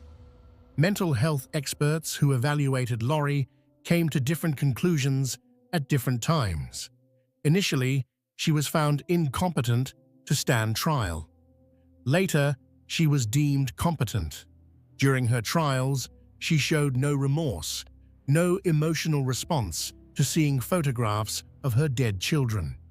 This lack of empathy could suggest antisocial personality disorder, commonly called sociopathy or psychopathy, though no formal diagnosis was made public. There's also evidence that could suggest genuine delusion. Lori's behavior became increasingly bizarre, starting around 2018 to 2019. Friends described a dramatic change in her personality. She went from being described as a devoted mother to someone capable of killing her children. This rapid personality change could indicate a psychotic break or the development of a delusional disorder, though experts disagreed on this assessment. The truth is probably complex. Lori may have been predisposed to certain personality traits, narcissism, lack of empathy, a need for admiration and significance that made her vulnerable to Chad's manipulative ideology. Then, immersed in his teachings, she may have developed genuine delusional beliefs that reinforced what she already wanted to believe, that she was special, that ordinary rules didn't apply to her, that killing was justified.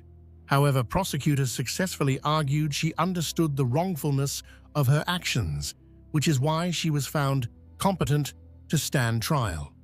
Sixth, there were numerous system failures that allowed these crimes to occur. When Charles Vallow went to the police in early 2019, telling them his wife had threatened to kill him and that he feared for the children's safety, police took a report but didn't take immediate protective action. Charles was killed less than 6 months later. Could police have done more to protect him? Perhaps, though it's also true that domestic violence situations are notoriously difficult to manage, and police often can't act without clear evidence of imminent danger. When Alex Cox shot Charles Vallow, claiming self-defense, police investigated but decided not to file charges. Was this the right decision? In hindsight, knowing what we know now, it seems like a tragic error, but at the time, Alex's story was supported by Tylee's statement, and there may not have been sufficient evidence to prove it wasn't self-defense. Still, one wonders if more aggressive investigation might have uncovered evidence of premeditation. When Tammy Daybell died suddenly, the coroner accepted Chad's explanation and ruled it natural causes without an autopsy. This was a mistake, though an understandable one. Tammy's family declined an autopsy. Chad presented a plausible story about her health issues, and nothing immediately suggested foul play. But if an autopsy had been performed in October 2019, Tammy's death would have been ruled a homicide. Chad would have been arrested, and Tylee and JJ might still have been alive to testify against their mother. These weren't malicious failures. They were failures of training, of imagination, of resources, of protocols. Police, coroners, social workers, they're all dealing with countless cases, limited budgets, incomplete information. They can't investigate every death as if it might be murder. They can't remove children from their parents based solely on bizarre religious beliefs without evidence of actual abuse. The systems did what systems do. They followed established procedures, made decisions based on available evidence, and moved on to the next case. But the consequences of these failures were catastrophic.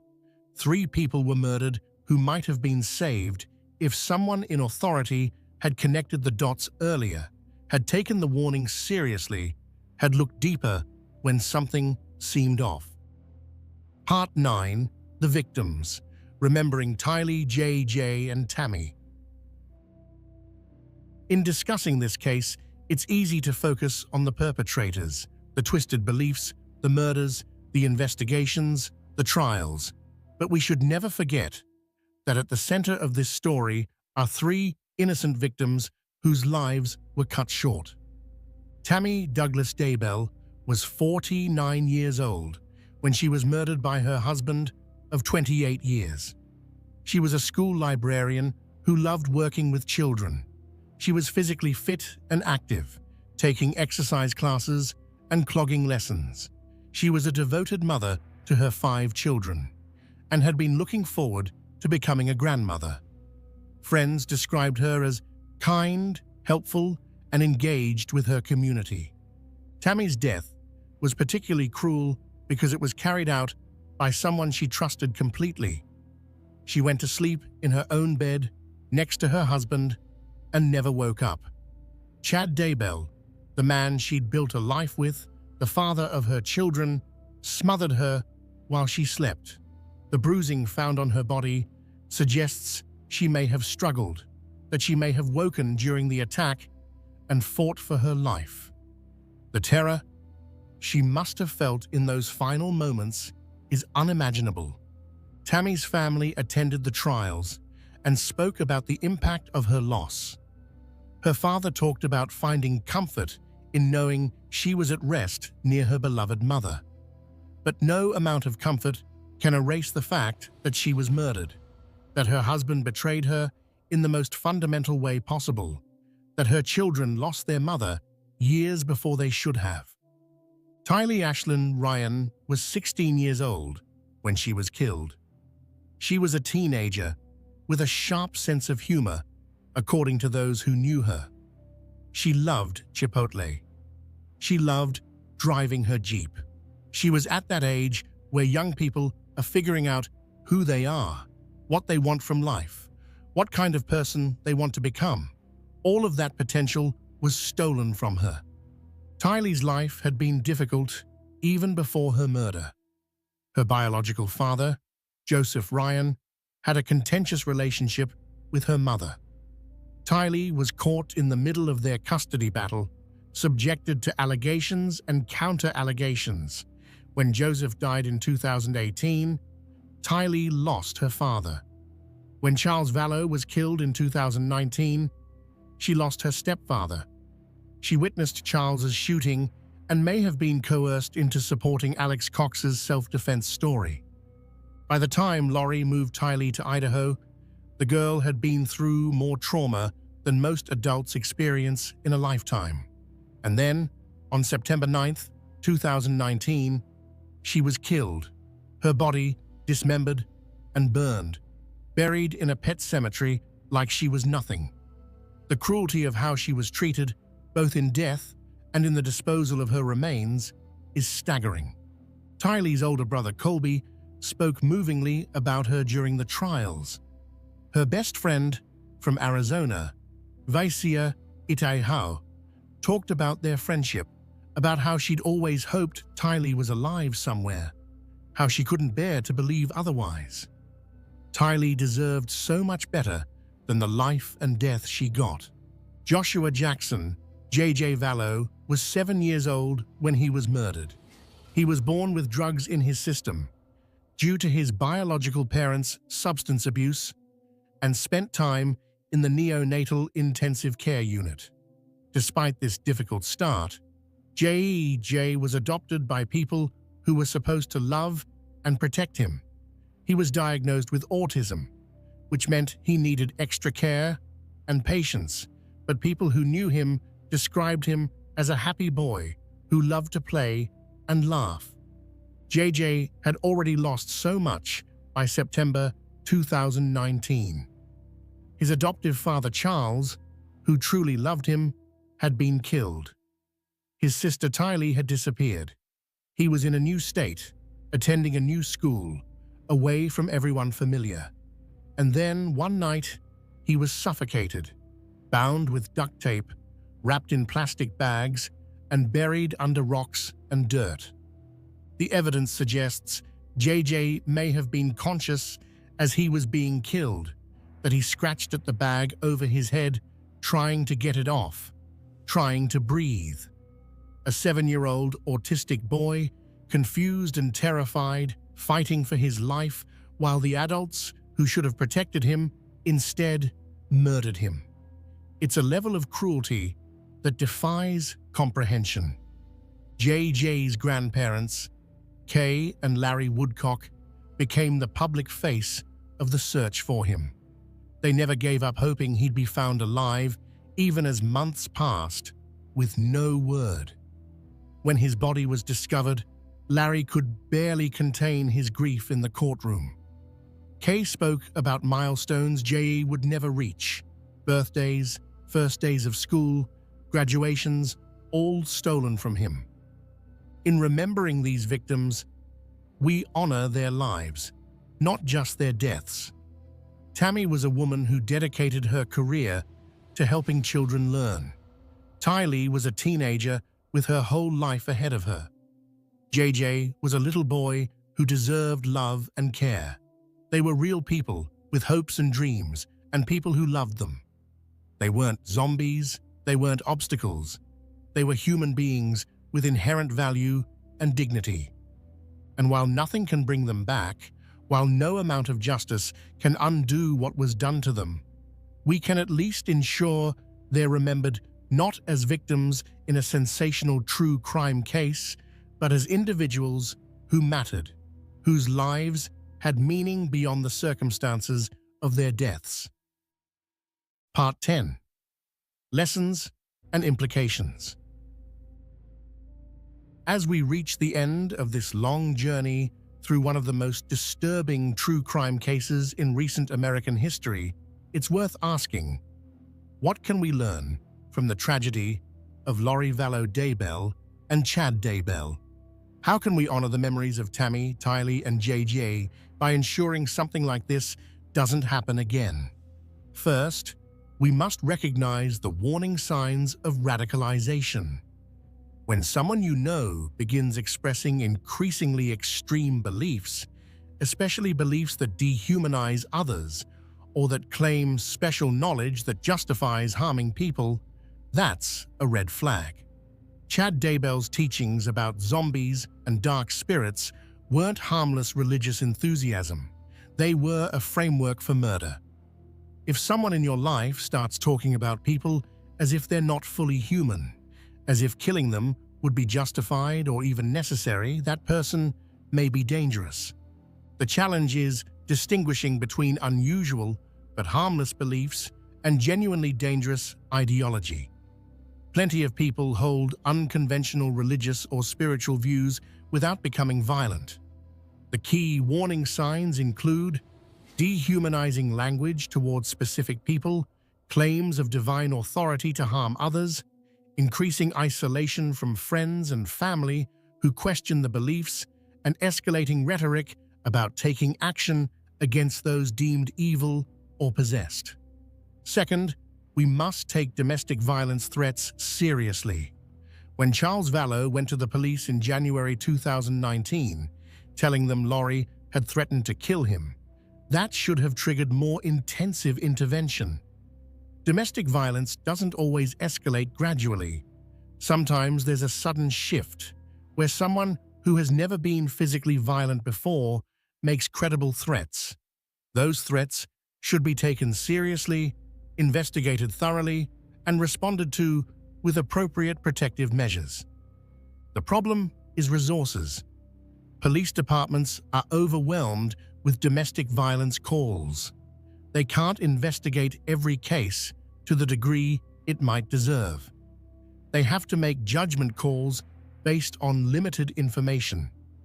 But Charles Vallow's case had specific warning signs: bizarre religious beliefs, threats of murder, concerns for children that in hindsight should have prompted more action. Third, we need better coordination between different jurisdictions and different agencies.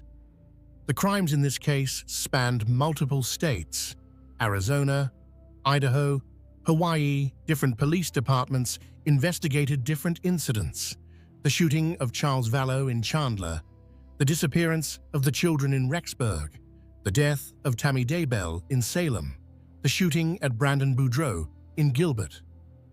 For a long time, no one was connecting these dots because they were happening in different places, investigated by different agencies. Better information sharing, better coordination, better systems for flagging when the same names keep appearing in suspicious incidents across jurisdictions. All of these could help catch serial offenders before they rack up multiple victims. This is particularly important in our mobile society, where people can easily move from state to state, starting over in new communities where no one knows their history. Fourth, we need to reform how we handle suspicious deaths. Tammy Daybell's death should never have been ruled natural causes without an autopsy. A healthy 49-year-old woman doesn't just die in her sleep without explanation. The coroner's willingness to accept Chad's story about health problems that Tammy's medical records didn't support, combined with the family's refusal of an autopsy, resulted in a homicide being missed. Some states have laws requiring autopsies in certain circumstances: sudden death of someone under a certain age, deaths in police custody, suspicious circumstances. Perhaps those laws need to be expanded and more strictly enforced. Perhaps coroners need more training to recognize red flags. Perhaps there need to be protocols that prevent families from refusing autopsies when there are suspicious circumstances, even if that interferes with religious beliefs about handling the dead. Fifth, we need better mental health intervention systems. If Lori Vallow was genuinely mentally ill, experiencing delusions that made her believe she was a goddess and her children were zombies, she needed treatment, not just legal consequences. But our mental health system is notoriously inadequate. It's difficult to get someone involuntarily committed for treatment, even when they're clearly a danger to themselves or others. Privacy laws prevent sharing mental health information, even with family members who might be able to help. Insurance often doesn't adequately cover mental health treatment. These systemic problems mean that people in mental health crisis often don't get help until they've already committed crimes. By then, it's too late for prevention. We're in the realm of punishment and incapacitation. We need a system that can intervene earlier, that can recognize when someone is becoming dangerous and provide treatment before violence occurs. Sixth, we must be more vigilant about protecting vulnerable populations, particularly children with special needs. J.J. Vallow was autistic, which made him particularly vulnerable. He couldn't advocate for himself as well as a neurotypical child might. He relied completely on adults to meet his needs. When those adults decided he was an inconvenience, he had no way to protect himself or escape. Schools, doctors, social workers, anyone who works with special needs children should be trained to recognize signs of abuse or neglect. They should be empowered to intervene when something seems wrong. And the systems for checking on these children need to be robust enough that they can't simply disappear without someone noticing and investigating. Seventh, we need to address the role of social media and online communities in radicalizing individuals. Chad Daybell built his following largely through online channels, self-published books sold on Amazon, podcasts, online discussion groups. These platforms allowed him to find an audience for his extreme views and to connect with people like Lori who were susceptible to his influence. This isn't an argument for censorship or restricting free speech, but we should recognize that the internet makes it easier for people with dangerous ideologies to find each other, to reinforce each other's beliefs, and to create echo chambers where increasingly extreme views seem normal. As a society, we need to figure out how to balance free expression with preventing radicalization, how to allow religious freedom while stopping dangerous cults from forming. Finally, and perhaps most importantly, we need to rebuild community connections that might catch warning signs early. In older, more tight-knit communities, someone would have noticed when Tylee and JJ disappeared. Neighbors would have known the family, would have asked questions, would have raised alarms. But in our modern, mobile, individualistic society, people often don't know their neighbors well. We can live next door to someone for years without really knowing them. This anonymity allows predators to operate.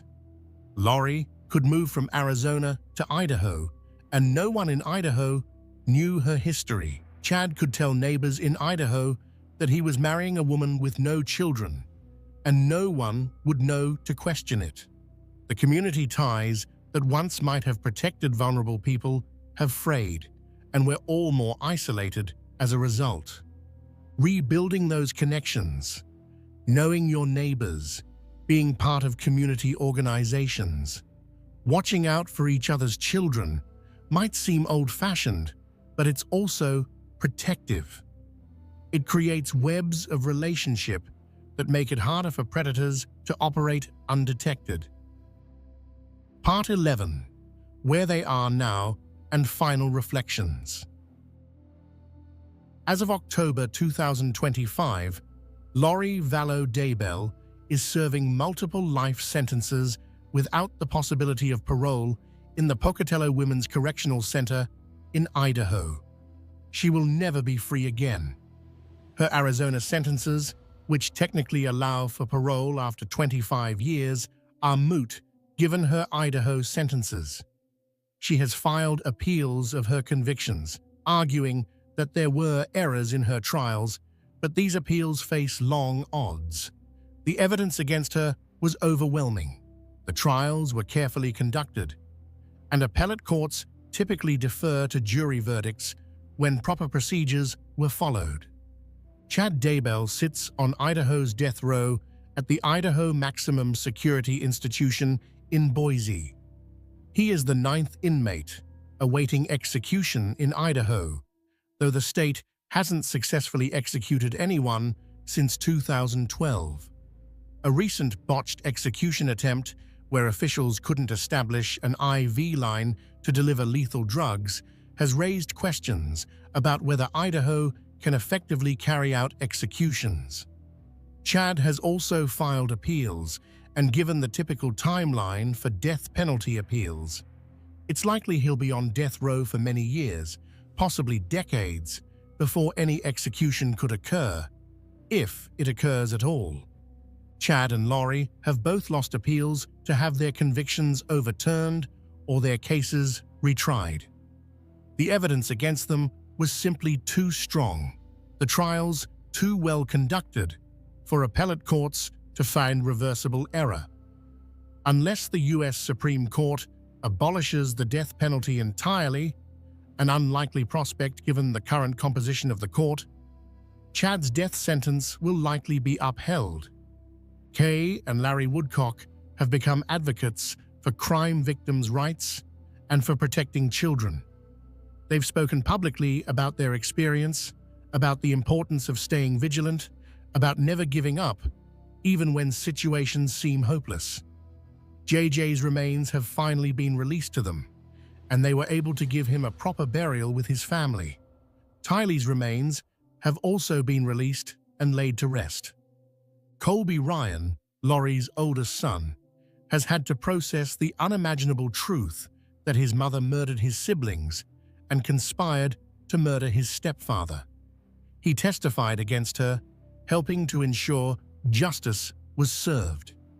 He's spoken about the importance of remembering Tylee and JJ as the people they were, not just as victims of a horrific crime. Tammy Daybell's 5 children have been placed in an impossible position. Their father murdered their mother, and they've had to grapple with that reality while also processing their grief. Some of them initially defended Chad, believing he was being framed. Others came to accept his guilt more quickly. The family has been torn apart by these events in ways that may never fully heal. Melanie Gibb, who testified for the prosecution in both trials, has had to live with the knowledge that she was close to Lori during the time when these horrible plans were being made. She's expressed remorse for not recognizing the danger sooner, for not alerting authorities earlier. Her testimony was crucial in securing convictions, showing that even when it's difficult, even when it means betraying a friend, sometimes coming forward is the right thing to do. The case has had broader implications beyond the individuals directly involved. It's prompted discussions about religious extremism, about how seemingly normal people can become radicalized, about the warning signs of dangerousness. It's led to calls for reform in how suspicious deaths are handled, how mental health crises are managed, and how child welfare systems operate. The case has also become a cautionary tale about the power of delusion and the danger of believing you're above ordinary moral rules. Chad and Lori convinced themselves they were special, chosen by God, destined for great things. This sense of cosmic significance allowed them to commit horrific acts while feeling righteous about it. They weren't monsters in their own minds. They were heroes in a spiritual war against dark forces. But whatever they believed about themselves, the reality is simpler and more damning.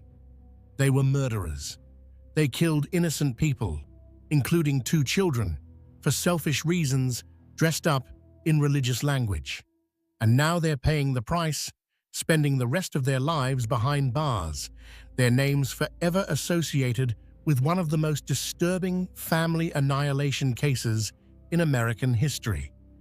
As we close this exploration of the Doomsday Mum case, we're left with profound questions about human nature, about how easily we can deceive ourselves, about how far people will go when they believe their cause is just.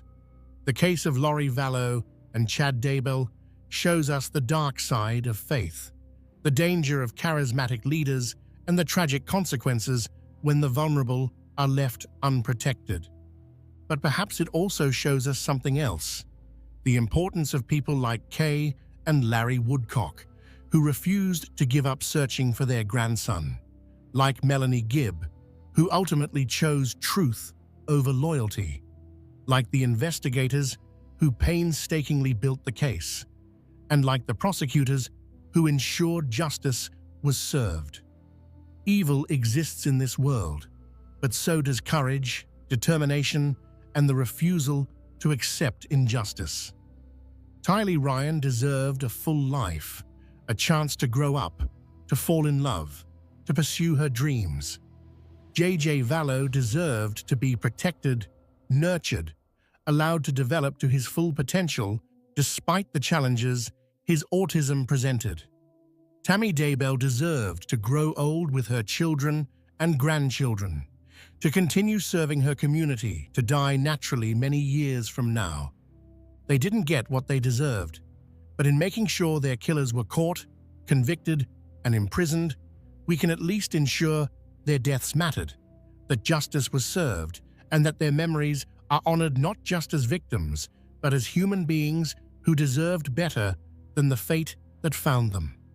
Thank you for staying with me through this difficult but important story.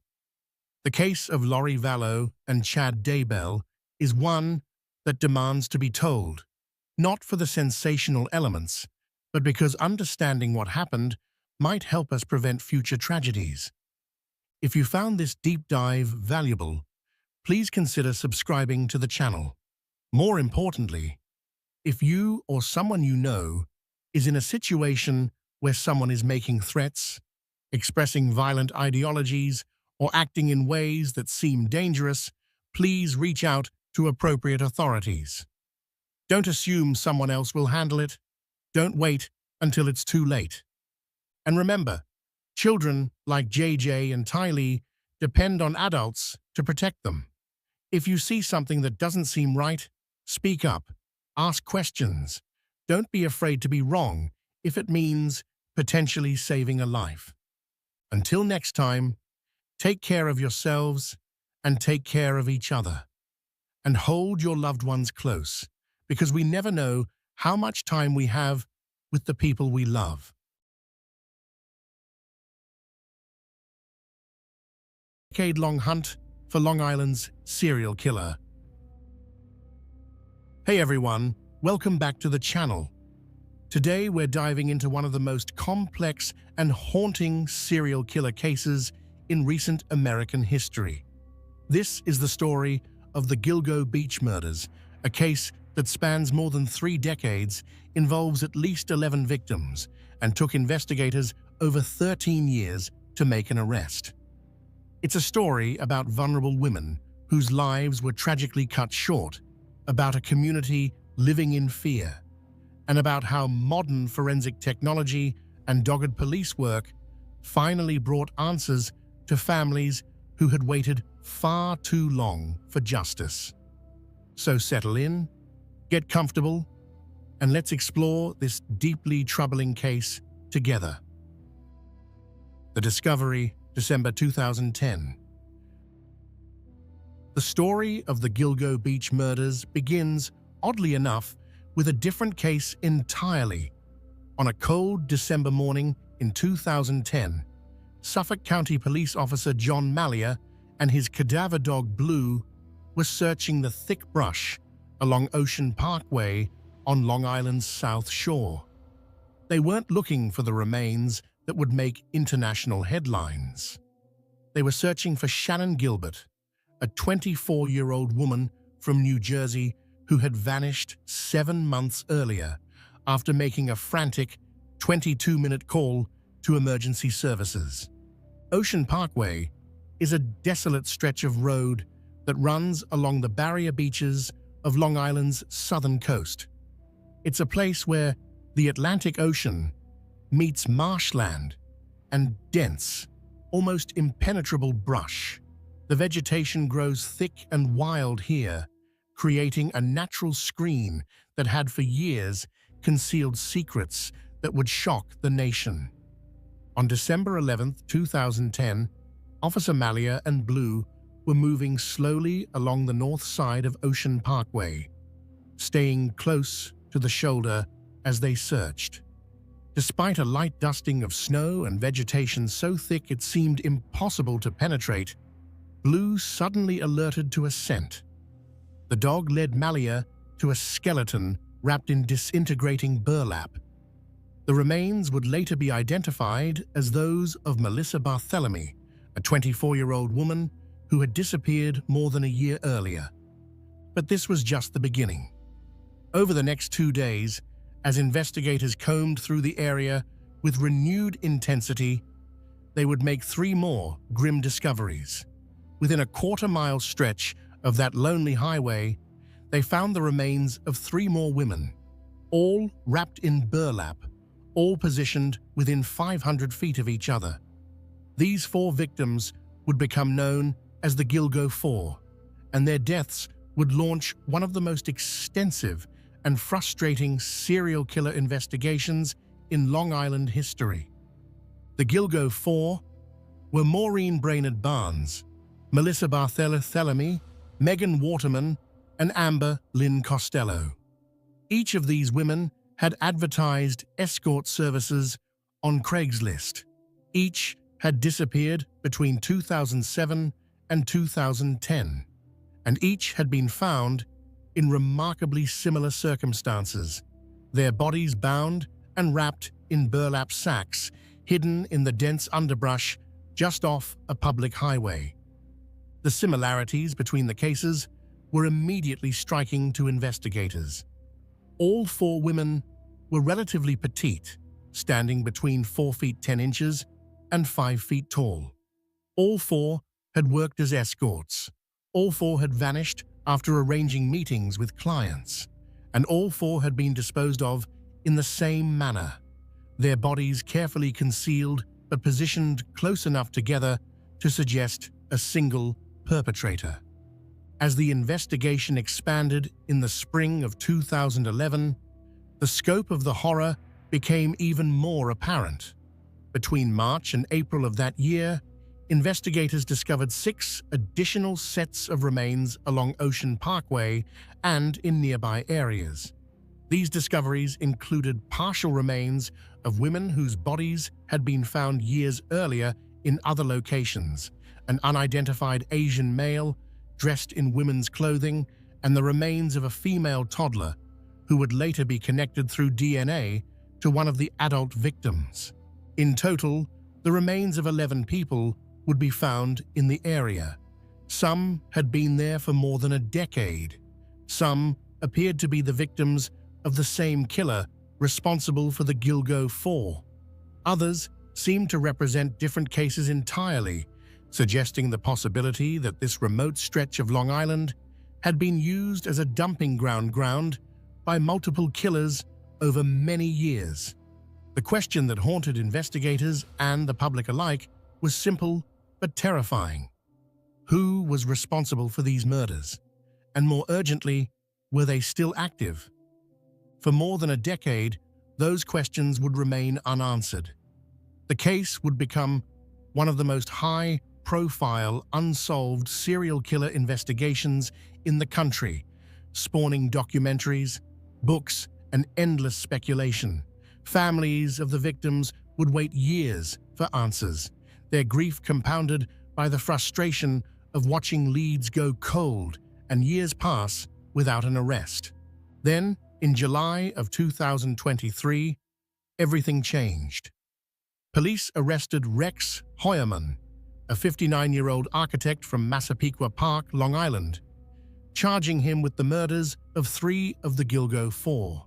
The arrest would shock Heuermann's neighbors, who knew him as a quiet, if somewhat odd, family man. It would bring a measure of closure to families who had waited more than a decade for justice, and it would reveal the story of an investigation that had combined old-fashioned police work with cutting-edge forensic technology to finally identify a suspect. But even with Heuermann's arrest, questions remain. He has been charged with 7 murders as of December 2024, but investigators believe he may be responsible for more. The full story of what happened along that desolate stretch of Ocean Parkway may never be completely known. This is the story of the Gilgo Beach murders. It's a story about the victims whose lives were tragically cut short, about the investigators who refused to give up even when leads went cold, and about how modern forensic science helped solve a case that had seemed unsolvable for more than 13 years. The Gilgo Four, lives cut short. To understand the Gilgo Beach case, we need to understand who these women were. They weren't just statistics or case files, they were daughters, sisters, mothers, and friends. Each had dreams and struggles, each had people who loved them, and each deserved so much better than the fate that befell them. Maureen Brainard Barnes, the first victim. Maureen Brainard Barnes was 25 years old when she disappeared on July 9, 2007. She was a mother of 2 young children and lived in Norwich, Connecticut. Like many single mothers, Maureen struggled financially, working seasonal jobs and doing whatever she could to provide for her family. When those legitimate options weren't enough, she had turned to sex work, traveling periodically to Manhattan to work as an escort. Maureen was petite, standing just 4 feet 11 inches tall, with a warm smile that her family remembers fondly. She would typically take an Amtrak train from New London, Connecticut, to Grand Central Terminal in Manhattan, where she would check into one of several hotels she regularly used. She would stay for a few days, advertise her services on websites like Craigslist and Backpage under the names Juliana or Marie, and then return home to her children.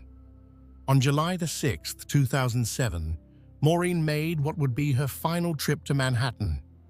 She checked into the Super 8 Motel at 59 West 46th Street in Midtown. She had been in contact with friends and family, and everything seemed normal. On July 9th, she called a friend in Connecticut and mentioned that she had an out call, meaning she was meeting a client at a location outside the hotel. That was the last time anyone heard from Maureen. Her friend reported her missing to the Norwich Police Department on July 14th, when Maureen failed to return home or make contact. The NYPD assisted with the investigation, eventually taking it over entirely as weeks turned into months, with no sign of Maureen. Her remains would be found on December 13th, 2010, more than 3 years after her disappearance, making her the first of the Gilgo Four to vanish, but one of the last to be discovered. She was found on the north side of Ocean Parkway, wrapped in burlap, positioned among the 3 other victims whose discoveries would follow within hours. Maureen left behind 2 children and family members who would spend years searching for answers about what happened. When Rex Heuermann was finally arrested in July 2023, her family was among those who publicly expressed both relief that an arrest had been made and continued grief over a loss that could never be undone. Maureen's daughter, Nicolette Brainard Barnes, was only 7 years old when her mother disappeared. Years later, she would speak publicly about how her mother's murder changed the trajectory of her entire life, robbing her of the chance to know who her mother would have become and depriving her of the normal childhood she deserved. Melissa Barthelemy, taunting phone calls. Melissa Barthelemy was 24 years old when she vanished on July 12, 2009. She lived in a basement apartment on Underhill Avenue in the Bronx, New York, and like the other victims, she worked as an escort, advertising her services on websites including Adult Friend Finder. At 4 feet 10 inches tall, Melissa was petite and vulnerable looking, though friends described her as having a strong personality and determination. She had moved to New York City from Buffalo with dreams of making a better life for herself. When those dreams proved harder to realize than she'd hoped, she turned to sex work to make ends meet. The night of July 12, 2009, Melissa told a friend she was going to meet a client on Long Island and would return the next morning. Cell phone records would later show that she traveled from the Bronx to Manhattan, most likely by taxi, before heading east toward Long Island. After that night, she was never seen again. Her mother reported her missing on July 18th, but what happened next would add an especially cruel dimension to the case. About a week after Melissa disappeared, her younger sister, then just 15 years old, began receiving phone calls from someone using Melissa's cell phone. The caller, a man, taunted the teenage girl, making crude sexual comments and boasting that he had killed Melissa. These calls would come in a total of 7 times between July and August 2009. The caller would ask the teenager if she was a prostitute like her sister, make obscene sexual remarks, and laugh at the family's anguish. Police were able to trace some of these calls, determining that they were made from areas near Times Square and Madison Square Garden in Manhattan, as well as from Massapequa, Long Island, the area where Rex Heuermann lived.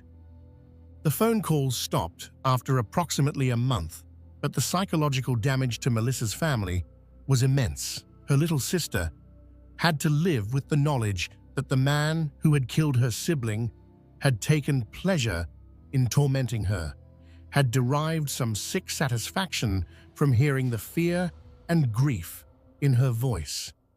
Melissa's remains were found on December 11, 2010, the first of the Gilgo Four to be discovered.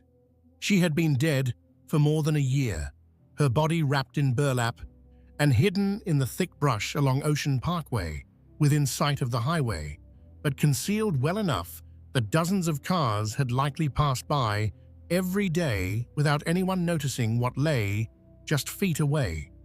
The phone calls to Melissa's sister would become a crucial piece of evidence in the eventual case against Rex Heuermann.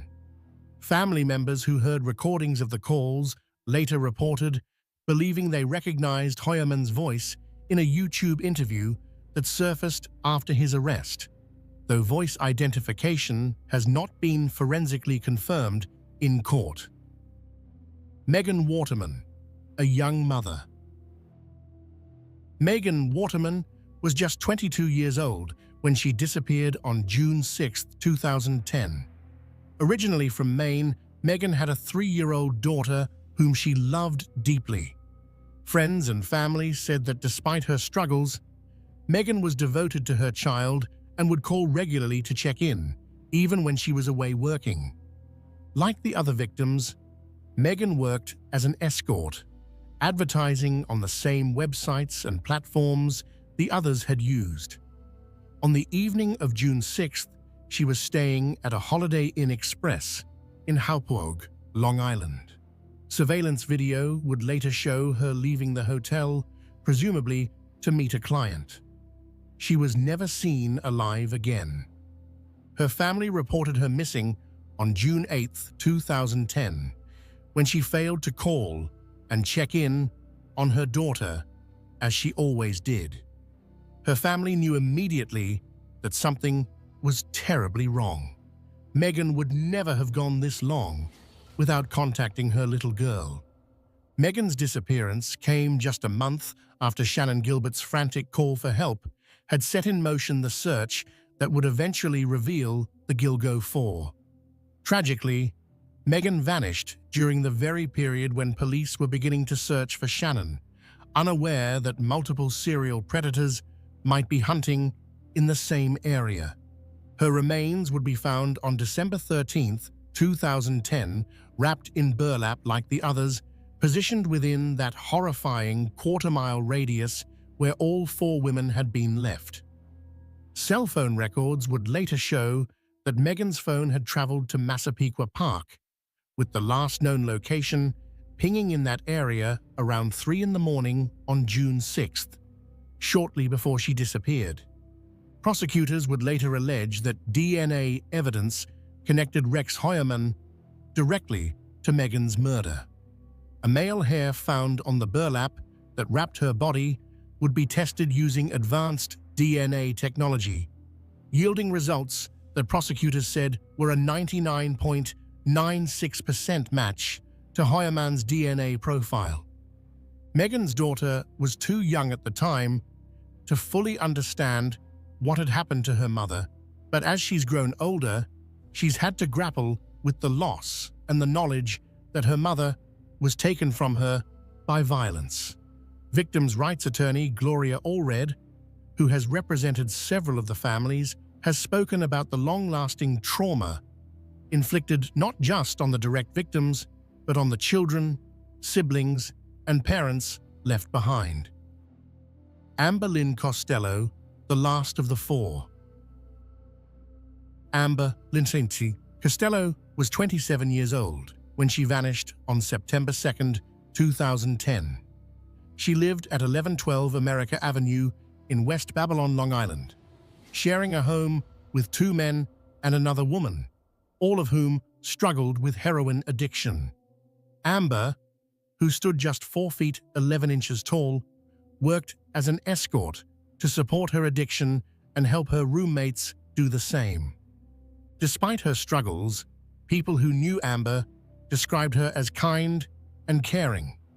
She had multiple tattoos, including one that read "Chaos" on her neck, a butterfly on her lower back, and the name Margaret on her leg. These tattoos would later help investigators identify her remains. On the evening of September the 2nd, Amber arranged to meet a client who would be picking her up from her home. Her roommate, Dave Schuller, later told police that he had seen Amber get into a vehicle driven by a large man he described as looking like an ogre. The man was driving a dark green first-generation Chevrolet Avalanche, a distinctive pickup truck with a unique design. Schuller's description would prove crucial years later when investigators were trying to piece together the identity of the killer. The vehicle he described was relatively uncommon, and the physical description he gave of a very large man, over 6 feet 4 inches tall, with dark bushy hair and large oval-style glasses from the 1970s era, matched Rex Heuermann almost perfectly. Amber never returned home that night. Her roommates, despite their own issues, reported her missing when they realized something was wrong. They knew Amber's routine, knew she would always come back, or at least call to check in. When she didn't, they knew to worry. Her remains were found on December 13, 2010, the same day as Megan Waterman's and Maureen Brainerd Barnes's remains were discovered. Like the others, she was wrapped in burlap, positioned within that narrow stretch of Ocean Parkway that would become synonymous with horror.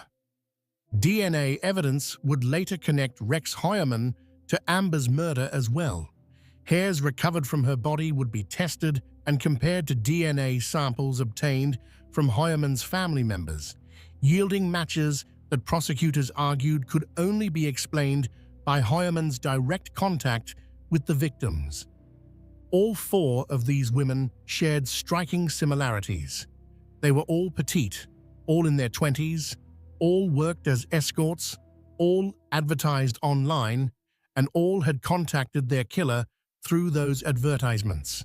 They all vanished while meeting clients in the Long Island area, and they were all found in the same manner, their bodies bound and wrapped in burlap, hidden but not so well hidden that they couldn't eventually be found. The question that hung over the investigation for years was, who had done this? Who had targeted these women specifically, and why? Beyond the Gilgo Four, the other victims. While the Gilgo Four captured the most attention, they weren't the only victims whose remains were found along Ocean Parkway and in nearby areas during the expanded search. Between March and April of 2011, as police continued searching for Shannan Gilbert, they made a series of additional discoveries that both complicated the investigation and suggested the possibility that multiple killers might have been operating in the area. Jessica Taylor, a body in 2 places. Jessica Taylor was 20 years old and living in Manhattan when she disappeared on July 21, 2003. She worked as an escort in New York City, advertising her services online like many of the other victims. Her disappearance initially generated little attention, one more missing person in a city where people vanished with disturbing regularity. On July 26, 2003, just 5 days after her disappearance, a hunter's dog discovered her remains in a wooded area in Manorville, Long Island, approximately 45 miles east of Gilgo Beach. But what was found was not a complete body. Jessica's torso had been discovered atop a pile of scrap wood at the end of a paved access road. Her head, arms, and legs were missing. A tattoo on her torso had been mutilated with a sharp instrument, apparently in an attempt to make identification more difficult. Plastic sheeting was found underneath the torso, and the dismemberment showed signs of being done with skill, suggesting the killer had some knowledge of anatomy, or at least had planned the disposal carefully. The mutilation of the tattoo was particularly chilling, suggesting a killer who was thinking ahead about how investigators might identify the victim. For years, Jessica Taylor remained a mystery, a partial Jane Doe whose identity wasn't confirmed until later. Then, on March 29, 2011, during the expanded search for Shannan Gilbert, investigators made a startling discovery. They found additional remains along Ocean Parkway, about 3 miles east of where the Gilgo 4 had been found. These remains included a skull, forearm, and hands. DNA testing would confirm that these remains also belonged to Jessica Taylor. The discovery meant that Jessica's killer had disposed of different parts of her body in 2 different locations, both in the Manaville area and along Ocean Parkway, separated by dozens of miles and kept separated for years. This pattern of disposal suggested a killer who was familiar with both areas, who had the means to travel between them, and who had the composure to carefully plan where different parts of a victim's body would be hidden. In June 2024, more than 20 years after her murder, Rex Heuermann was charged with Jessica Taylor's death. Prosecutors presented DNA evidence linking him to the crime, including a hair found on a drape underneath her torso that matched Heuermann's genetic profile. They also revealed that searches on Heuermann's computer included content about bondage and dismemberment that, they argued, was consistent with the manner in which Jessica's body had been found. Valerie Mack, another dismemberment. Valerie Mack, who sometimes used the alias Melissa Taylor, was 24 years old when she disappeared in 2000. She had been working as an escort in Philadelphia when she vanished, leaving behind a young son and family who had no idea what had happened to her. In September 2000, hunters with a dog discovered partial human remains in a wooded area of Manaville, in the same general area where Jessica Taylor's torso would be found 3 years later. The remains were wrapped in garbage bags and secured with duct tape. Like Jessica Taylor's remains, what was found was not a complete body. Valerie's head, hands, and right foot were missing, apparently removed to make identification more difficult. For 20 years, these remains remained unidentified. The case grew cold, and Valerie Mack became another Jane Doe, another number in an overburdened missing person system that struggles to identify and solve cases involving society's most vulnerable members. Then, in April 2011, during that same expanded search that had revealed Jessica Taylor's additional remains, investigators found more human remains east of Gilgo Beach. These included a skull, hands, and right foot. DNA testing would eventually confirm that these remains also belonged to Valerie Mack, the woman whose partial body had been found more than a decade earlier in Manaville. It took until May 2020, another 9 years, for investigators to finally identify Valerie Mack. They accomplished this by using genetic genealogy, a relatively new forensic technique that compares DNA from unidentified remains to DNA uploaded to genealogy databases by people researching their family trees. Through this method, investigators were able to develop a family tree and eventually identify Valerie Mack, finally giving a name to a woman who had been missing for 2 decades. In December 2024, Rex Heuermann, was charged with Valerie Mack's murder. The evidence against him included DNA found on her remains that matched members of his family, as well as similarities in the method of dismemberment and disposal that connected her case to Jessica Taylor's. The similarities between how Jessica Taylor and Valerie Mack were killed and disposed of are striking.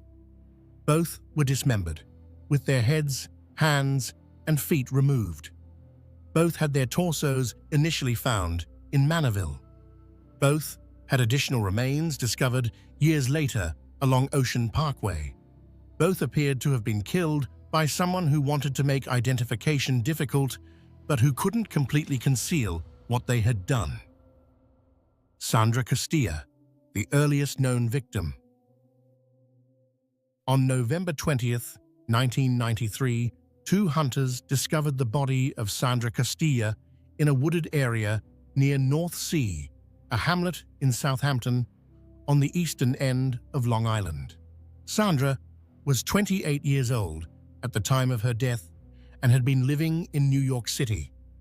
Unlike the other victims, Sandra's body was found relatively intact and relatively soon after her disappearance. She had last been seen on November 19, 1993, just one day before her body was discovered. But despite the quick discovery, her case went cold.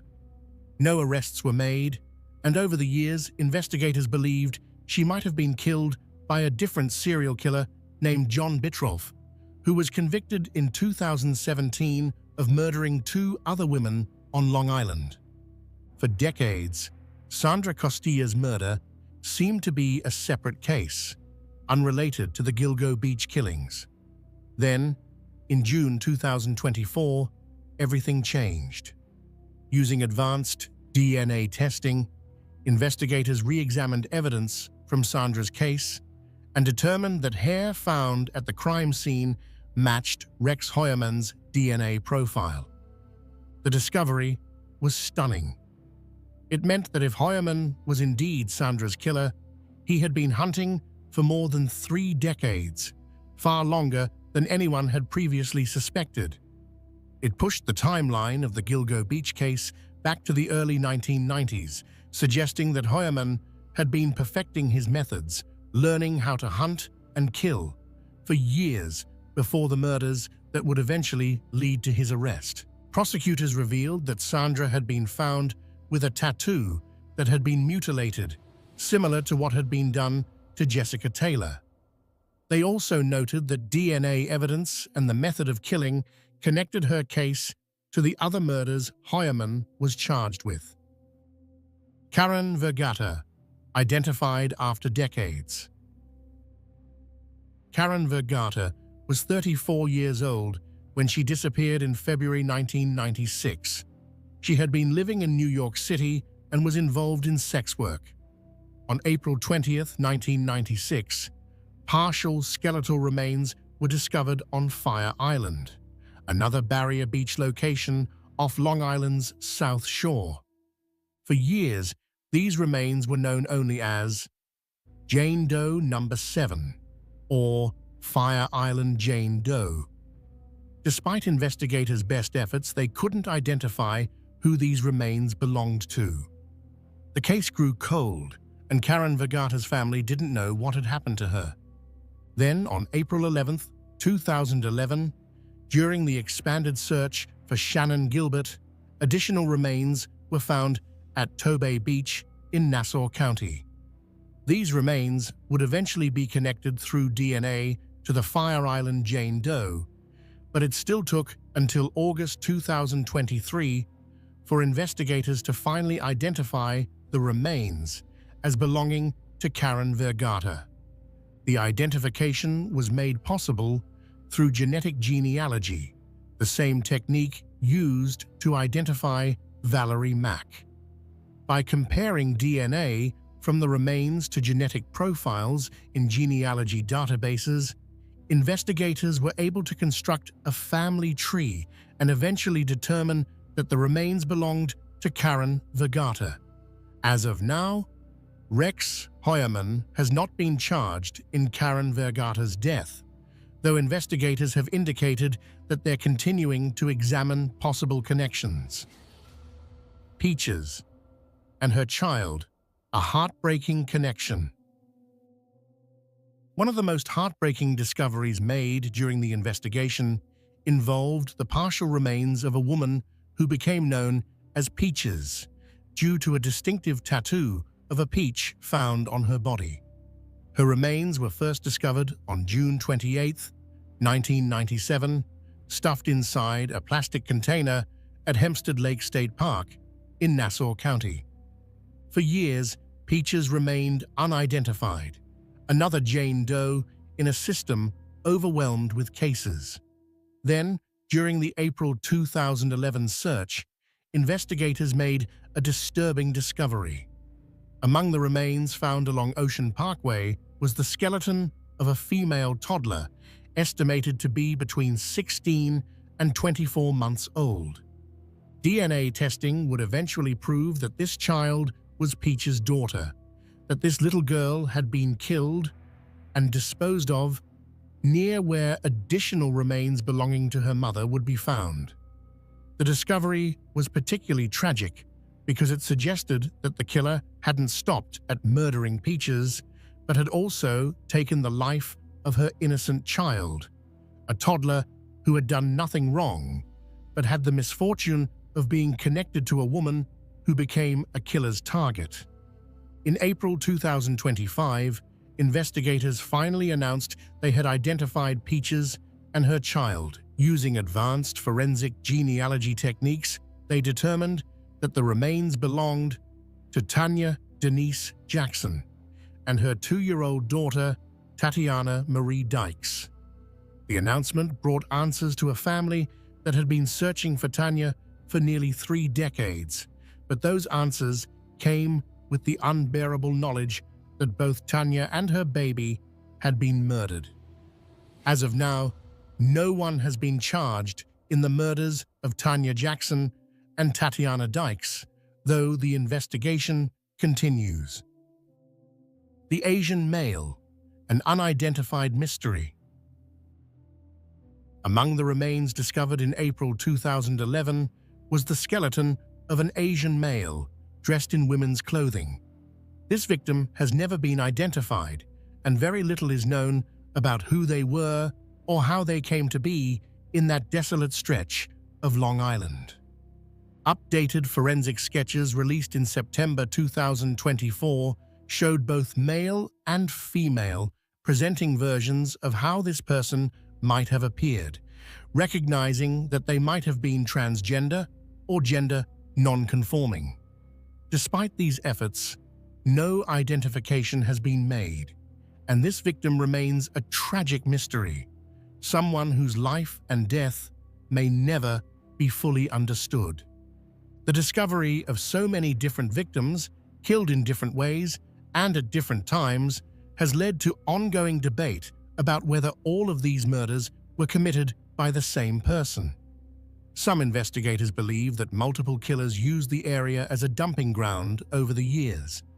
Others believe that at least some of the cases are connected, possibly all the work of Rex Heuermann, or perhaps 1 or 2 other individuals.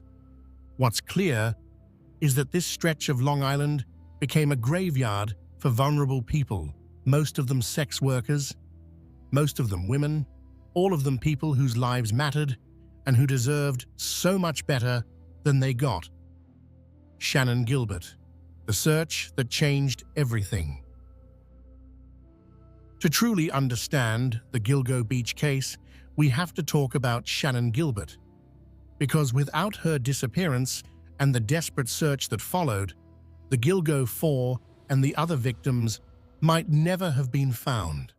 Shannan's case is controversial, tragic, and deeply sad, and it raises questions about how society treats vulnerable women and whether justice truly exists for everyone.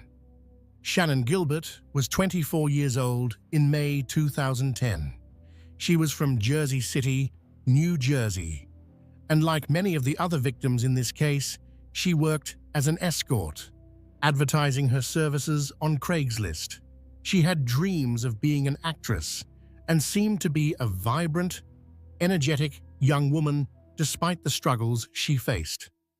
On the night of April 30th, 2010, going into the early morning hours of May 1st, Shannon traveled from New York City to Long Island with her driver, Michael Pack. Pack, who also served as her security, brought her to meet a client in Oak Beach, a small gated community on Long Island's South Shore, not far from Gilgo Beach. The client was Joseph Brewer, who lived in a modest home in Oak Beach. Shannon went inside to meet with Brewer while Pack waited outside in the car.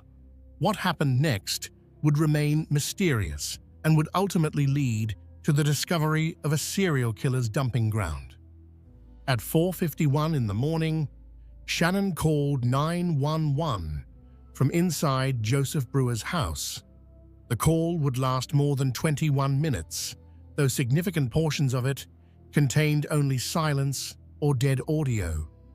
In the parts where Shannon could be heard, she sounded terrified, alternating between calm, slurred speech and outright screaming. "There's somebody after me," she told the dispatcher, her voice rising in panic. "There's somebody after me." The dispatcher tried to get Shannon to say where she was, tried to understand what was happening, but Shannon seemed unable or unwilling to provide clear information. At various points on the call, Brewer and Pack could be heard trying to calm her down, trying to understand what had frightened her so badly. Eventually, Shannon ran from Brewer's house, still on the phone with 911, still screaming that someone was trying to kill her. She ran toward the home of Gus Coletti, a retired insurance fraud investigator who had lived in Oak Beach for more than 30 years. Coletti was shaving in his bathroom around 5 in the morning when he heard someone banging on his door and screaming for help.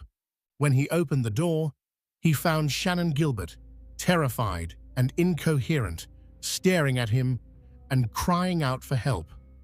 Coletti could hear her 911 call still active, could hear the dispatcher on the other end trying to understand what was happening. "What's the matter?" Coletti asked her. Shannon wouldn't answer, just kept staring at him and repeating, "Help me, help me, help me." Coletti called 911 himself, telling the dispatcher that there was a young girl, maybe 14 years old, he thought, running around screaming with some guy chasing after her. When he told Shannon that the police were on their way, that she should sit down and wait, she suddenly turned and ran from his property, disappearing into the night. Shannon ran next to the home of Barbara Brennan, another Oak Beach resident, where she banged on the door. Brennan also called 911, reporting a woman screaming for help outside her home.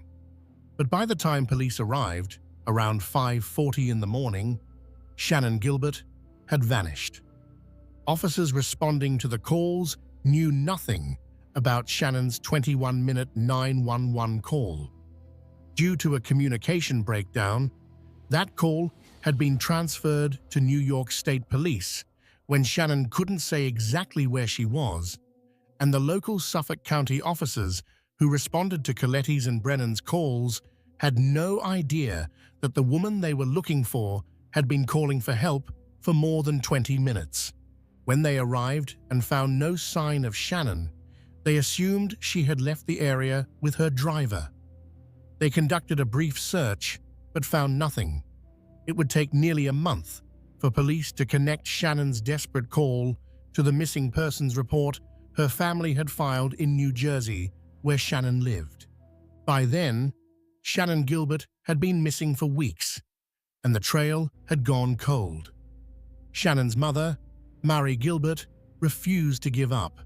She filed missing persons reports, contacted the media, and pressured police to search for her daughter. Mary knew something terrible had happened, knew her daughter wouldn't have just disappeared without a trace. She believed Shannon had been murdered, and she was determined to find out what happened. In December 2010, 7 months after Shannon's disappearance, Officer John Mallier and his cadaver dog Blue were searching the area around Ocean Parkway looking for any trace of Shannon. Instead, they found Melissa Barthelemy, the first of the Gilgo Four. Over the next few days, they found 3 more bodies, all of them women who had disappeared years earlier. None of them Shannon Gilbert. The search for Shannon expanded throughout 2011 as investigators combed the area. In December 2011, 19 months after her disappearance, Shannon's personal belongings were finally found in a marshy area near Oak Beach. Her purse, cell phone, shoes, and even her jeans were discovered, all in a remote area about 8 miles from Gilgo Beach. A week later, on December 13, 2011, Shannon's skeletal remains were found about a quarter mile from where her belongings had been discovered. She was in a marshy wetland where reeds grew 12 feet high, in an area so thick and impenetrable that it would be easy to get disoriented and lost. But here's where Shannon's case becomes controversial. The medical examiner who conducted the autopsy couldn't determine a definitive cause of death. The remains were too decomposed, the environmental conditions too harsh. The official determination was that Shannon's death was undetermined, though investigators leaned toward believing she had died accidentally, possibly from drowning or exposure after becoming disoriented and lost in the marsh. Shannon's family hired their own pathologist to conduct a second autopsy. This pathologist found evidence, though not conclusive proof, that was consistent with strangulation. The hyoid bone in Shannon's throat showed signs that the pathologist believed could indicate homicidal strangulation, though he acknowledged that the evidence was insufficient to say definitively what had happened. The question of whether Shannon Gilbert was murdered or died accidentally continues to divide investigators and the public. Police have consistently said they don't believe Shannon's death is connected to the Gilgo Beach serial killer, that the timing and circumstances suggest she died in a tragic accident rather than at the hands of a murderer. But many people, including Shannon's family and their attorney, John Ray, believe she was murdered. They point to the terror in her voice during that 21-minute 911 call, to the fact that she was clearly fleeing from something or someone, to the involvement of a local doctor named Peter Hackett, who called Shannon's mother shortly after her disappearance. Dr. Hackett, a former Oak Beach resident, called Mari Gilbert 2 days after Shannon disappeared and told her he had seen Shannon, that she had come to his house, and that he had given her medication before she ran away. Hackett later denied making this call, then admitted he had called, but claimed he was simply trying to be helpful to the community, not that he had actually seen Shannon. The inconsistencies in his story have led to ongoing suspicion about his possible involvement. In any case, what's undeniable is that Shannon Gilbert's disappearance and the search for her body led directly to the discovery of the Gilgo Four and the other victims. Without Shannon's case, those women might still be lying in the brush along Ocean Parkway, unknown and unmourned. In that sense, Shannon Gilbert, whether she was a victim of the serial killer or died in a tragic accident, is inextricably linked to one of the most important serial killer investigations in American history. Tragically, Mari Gilbert, Shannon's mother, who fought so hard for justice for her daughter, would never see the arrest of Rex Heuermann. In July 2016, Mari was murdered by her daughter Sarah, Shannon's sister, who was suffering from severe mental illness. Sarah was convicted of murder and sentenced to 25 years to life in prison. The Gilbert family's story is one of unimaginable tragedy, layered upon tragedy, of a family torn apart by violence mental illness, and a system that too often fails to protect the most vulnerable among us. The investigation. Years of frustration. After the discovery of the Gilgo 4 in December 2010, investigators knew they were dealing with a serial killer. The similarities between the cases were too obvious to ignore. But knowing you're dealing with a serial killer and actually catching that killer are two very different things. And for more than a decade, the investigation would be marked by frustration, dead ends, and growing questions about whether the case would ever be solved. From the beginning, investigators had some promising leads. They had the eyewitness descriptions from Amber Costello's roommate, Dave Schaller, who had seen the large man driving the Chevrolet Avalanche, who picked up Amber the night she vanished. They had cell phone data showing where the victims had been before they disappeared. They had the disturbing phone calls made to Melissa Barthelomy's sister, calls that suggested the killer was watching the family's anguish with satisfaction. They knew the killer was likely a white male in his mid-20s to mid-40s based on witness descriptions and profiler analysis. They knew he was familiar with the South Shore of Long Island, comfortable enough with the area to know where to dispose of bodies without being seen. They knew he had access to burner phones, which he used to contact the victims and later to taunt Melissa's family. They knew he used burlap sacks to wrap the bodies, suggesting he had access to these materials, possibly through work in construction or landscaping. What they didn't know was his name, and without that crucial piece of information, the case stalled. Part of the problem was jurisdictional complexity. The bodies were found in Suffolk County, but the victims had gone missing from multiple jurisdictions. Some lived in Connecticut, others in New Jersey or the Bronx. Some disappeared in Manhattan, others in Long Island. Coordinating between multiple police departments, each with their own procedures and priorities, slowed the investigation. But there was another problem, one that would come to significantly compromise the investigation in its early years: corruption and dysfunction within the Suffolk County Police Department and District Attorney's Office. Suffolk County Police Chief James Burke was a controversial figure who had a history of internal affairs complaints against him. When the FBI offered to assist with the Gilgo Beach investigation in 2011, Burke refused, cutting off federal involvement and limiting the investigation to local resources. This decision would prove costly, as it prevented the case from benefiting from the FBI's extensive experience with serial killer investigations and their sophisticated forensic capabilities. Burke's motivations for refusing federal help remain unclear, but his subsequent downfall shed light on the dysfunction that plagued Suffolk County law enforcement during this period. In 2012, Burke beat a man who had stolen a duffel bag from Burke's official vehicle. The bag contained pornography and sex toys, and Burke allegedly committed this assault to prevent this embarrassing information from becoming public. Then, District Attorney Thomas Spota helped Burke cover up the assault, intimidating witnesses and obstructing the federal investigation into Burke's conduct. In 2016, both Burke and Spota were arrested on federal charges.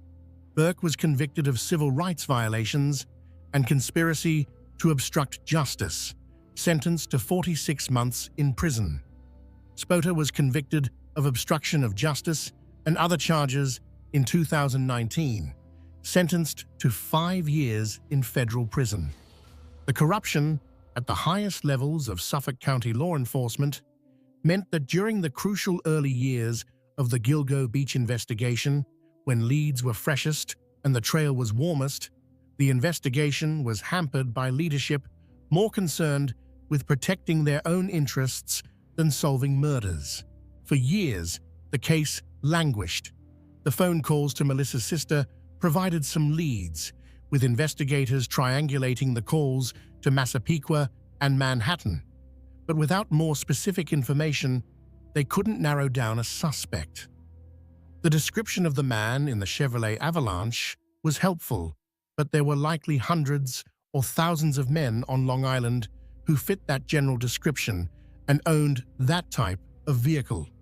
DNA evidence from hairs found on the victims offered hope, but the hairs were degraded from years of exposure to the elements. Traditional DNA testing couldn't extract enough genetic information to build a complete profile. The case seemed stuck, with investigators following leads that went nowhere and families watching year after year pass without answers. By the late 2010s, the Gilgo Beach case had become one of the most notorious unsolved serial killer investigations in the country.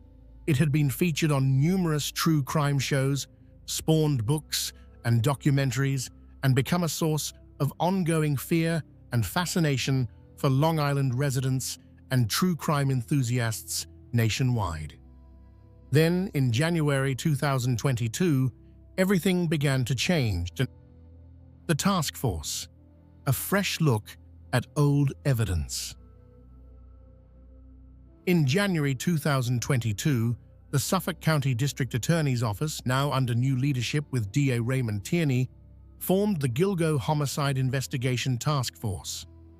This wasn't just another investigative committee, it was a comprehensive, multi-agency effort that brought together investigators from the Suffolk County Police Department, the Suffolk County Sheriff's Office, New York State Police, and the FBI. The task force was given a clear mandate: conduct a comprehensive review of every piece of evidence in the Gilgo Beach case. Start from scratch. Look at everything with fresh eyes. Use new technology where possible. And don't give up until there's nothing left to try. The timing was right for such an effort. DNA technology had advanced significantly since 2010. Techniques that hadn't existed or weren't widely available when the bodies were first discovered could now extract genetic information from degraded samples that previous technology couldn't analyze. Forensic genealogy, which had only recently been used to catch the Golden State Killer in 2018, offered a new tool for identifying both victims and potential suspects. The task force began by re-examining physical evidence that had been preserved for more than a decade. They looked at the hairs found on the victims' bodies, at the burlap used to wrap them, at the tape and belts used to bind them. They reviewed cell phone records, witness statements, and every tip that had come in over the years. In March 2022, just 2 months after the task force was formed, investigators made a crucial breakthrough. They discovered that a first-generation Chevrolet Avalanche had been registered to a man named Rex Heuermann at the time when Amber Costello was killed in September 2010. This was the vehicle that Dave Schaller had described seeing the night Amber disappeared. This was the distinctive pickup truck with the unusual design that had been mentioned in witness reports. And this vehicle was registered to a man who lived in Massapequa Park, Long Island, the same area where cell phone calls to Melissa Barthelomew's sister had originated.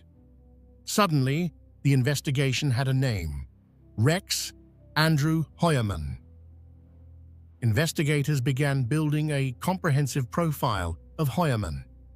They discovered he was an architect who owned his own firm, RH Consultants and Associates, based in Manhattan. He had clients that included major corporations like Target and American Airlines. He lived in a modest house in Massapequa Park with his wife and 2 children. He had lived on Long Island his entire life, was familiar with all the areas where bodies had been found, and fit the physical description witnesses had provided. He was also 6 feet 4 inches tall, wore large glasses, had dark bushy hair, and drove a vehicle that matched the one seen picking up Amber Costello the night she disappeared. The task force began surveillance of Heuermann. They followed him to work in Manhattan, watched his movements, and looked for opportunities to obtain what law enforcement calls abandonment DNA, genetic material that someone discards in a public place that can be collected without a warrant. They tracked his digital life as well, obtaining warrants for his email accounts, his internet searches, and his phone records. What they found was deeply disturbing. Heuermann had been using burner phones and anonymous email accounts registered under fake names. He had been conducting searches about the Gilgo Beach investigation, looking up information about the victims and their families, searching for updates on the police investigation. Between March 2022 and June 2023, a 14-month period, Heuermann conducted more than 200 Google searches about the Gilgo investigation. He searched for photos of the victims. He searched for information about serial killers and how police catch them. He searched for news about the task force that had been formed to catch him. He also searched for torture pornography, violent sexual content, and material about bondage and dismemberment. Prosecutors would later argue that this material was consistent with how the victims had been found, particularly in the cases of Jessica Taylor and Valerie Mack, whose bodies had been dismembered. But the most important breakthrough came in January 2023.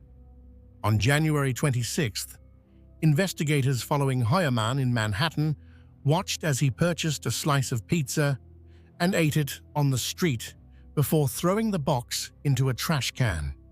A detective immediately retrieved the box, and crime lab specialists carefully swabbed the pizza crust for DNA. This was the abandonment DNA they had been hoping for, genetic material that Heuermann had discarded in a public place, which could be legally collected and tested without a warrant. The swabs were sent to the lab for processing, and in April 2023, a preserved hair sample from Megan Waterman's body was also sent for comparison. On June 12, 2023, the lab results came back. The DNA from the pizza crust matched the DNA from the male hair found on Megan Waterman's body with a 99.96% probability. Only 0.04% of the North American population wouldn't be excluded as a match. The breakthrough was stunning. After 13 years of frustration, after countless dead ends and false leads, investigators finally had physical evidence directly linking a suspect to one of the victims. But they weren't done. In July 2022, investigators had collected bottles that Heuermann's wife and daughter had thrown away. DNA testing on those bottles revealed that female hairs found on Megan Waterman and Amber Costello matched the genetic profiles of Heuermann's wife and daughter. The hairs couldn't have come from those women directly, as they were out of town when the murders occurred. Instead, prosecutors argued the hairs had been transferred from Heuermann's clothing after contact with his family members. Cell phone records provided additional evidence. The task force analyzed records from burner phones that had been used to contact the victims. They compared the locations where those burner phones had been to the locations of Heuermann's personal cell phone at the same times. The phones traveled together from Massapequa to Manhattan and back, following the same routes at the same times. Investigators found that they couldn't identify a single instance where Heuermann's personal phone was in a different location from the burner phones when calls were being made. The correlation was too perfect to be coincidental. They also looked at Heuermann's family travel records. They discovered that his wife and children were out of town, away from New York entirely during each of the times when the Gilgo Four were killed. Maureen Brainard Barnes disappeared in July 2007 while Hoyerman's family was away. Melissa Bartholomew vanished in July 2009 during another family trip. Megan Waterman and Amber Costello disappeared in June and September 2010, both times when Hoyerman's wife and children were traveling without him. The pattern was clear. When Hoyerman's family was away, he hunted. By July 2023, the task force had built what they believed was an overwhelming case against Rex Hoyerman. They had DNA evidence, they had cell phone records, they had vehicle registration documents, they had witness descriptions, they had internet search history, they had the pattern of his family's travel, matching the times of the murders. On July the 13th, 2023, they were ready to act. The arrest. A demon in plain sight. On the evening of July the 13th, 2023, Rex Hoyerman left his architectural office on Fifth Avenue in Manhattan and headed toward the street. It was a typical summer evening in Midtown, the sidewalks crowded with people heading home from work or out for dinner. Hoyerman blended into the crowd, just another businessman finishing his day. Then suddenly, he was surrounded. Suffolk County police officers, New York State Police, and FBI agents moved in, taking Hoyerman into custody right there on the street. He didn't resist, didn't run, didn't try to fight. He simply stood there, this massive man in glasses, as officers handcuffed him and placed him under arrest.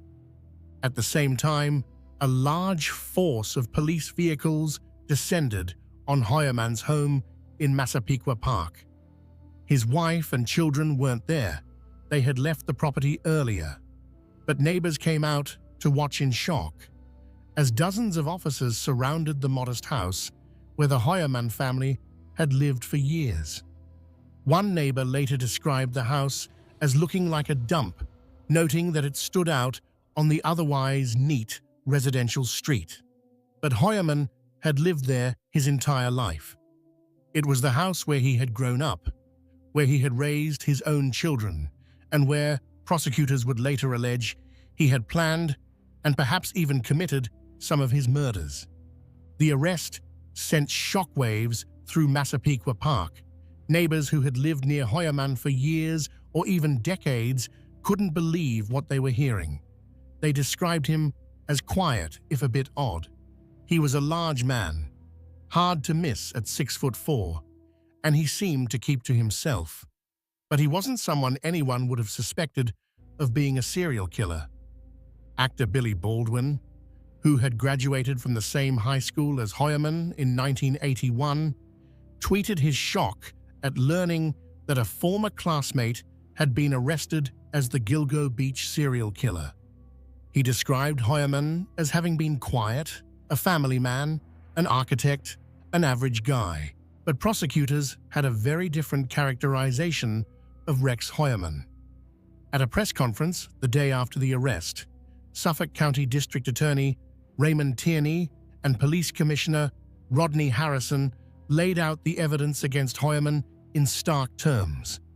Rex Hoyerman is a demon that walks among us, Commissioner Harrison said, a predator that ruined families. Tierney presented the DNA evidence, the cell phone records, the witness descriptions, the internet searches. He revealed that Hoyerman had used burner phones and fake email addresses to arrange meetings with sex workers. He showed selfies that Hoyerman had taken of himself, apparently to send to women he was trying to solicit. He disclosed the disturbing searches Hoyerman had conducted, looking for information about the investigation, about serial killers, about the specific victims and their families.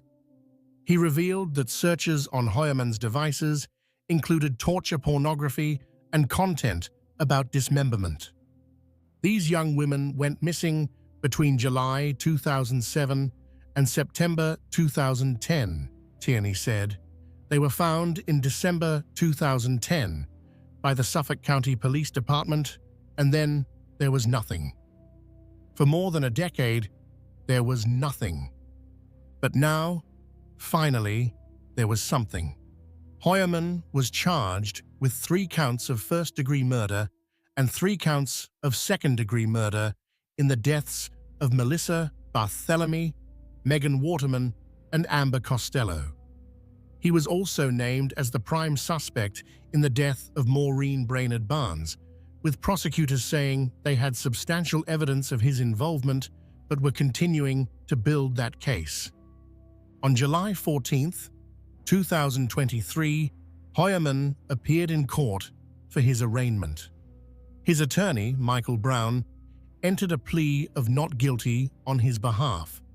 Brown told reporters that Hoyerman had told him, "I didn't do this," and that they would fight the charges. Hoyerman was ordered held without bail. The judge cited the serious nature of the charges, the strength of the evidence, and the risk that Hoyerman might flee as reasons for denying bail. Family members of the victims attended the hearing. Some cried, others sat stoically, but all of them seemed to be processing a complex mixture of relief, grief, and continued pain. After more than a decade of waiting, there was finally an arrest. But no arrest could bring back their loved ones, could erase the years of suffering and unanswered questions. Gloria Allred, the prominent victims' rights attorney who represented several of the families, spoke to the media after the hearing. She said it was long overdue to provide justice for vulnerable women who are missing and murdered, that these women's lives mattered, that their deaths demanded accountability. In the days following the arrest, police spent nearly 2 weeks searching Hoyerman's home. They used heavy equipment to dig up the backyard. They removed items from the basement, including guns that Hoyerman owned. They photographed every room, documented every piece of potential evidence. Investigators were looking for anything that might connect Hoyerman to the murders or to other potential victims. They were looking for trophies that serial killers sometimes keep, items belonging to their victims that serve as reminders of their crimes. They were looking for evidence of planning, for documents or notes that might reveal Hoyerman's mindset. What they found was even more disturbing than they expected.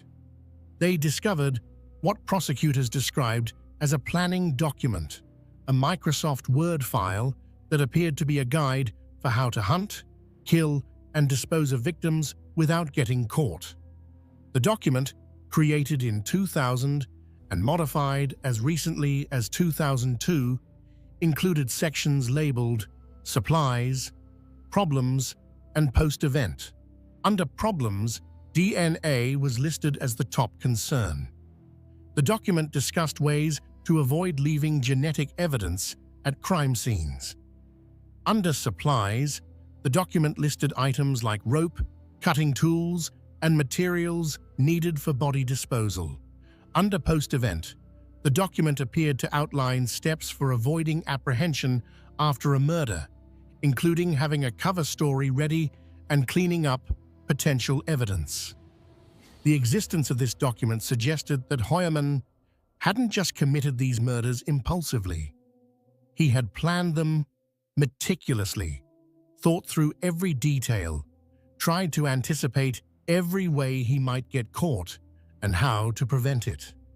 Prosecutors also revealed that they had found a significant collection of violent pornography on Hoyerman's devices, including images depicting bondage, torture, and violence against women.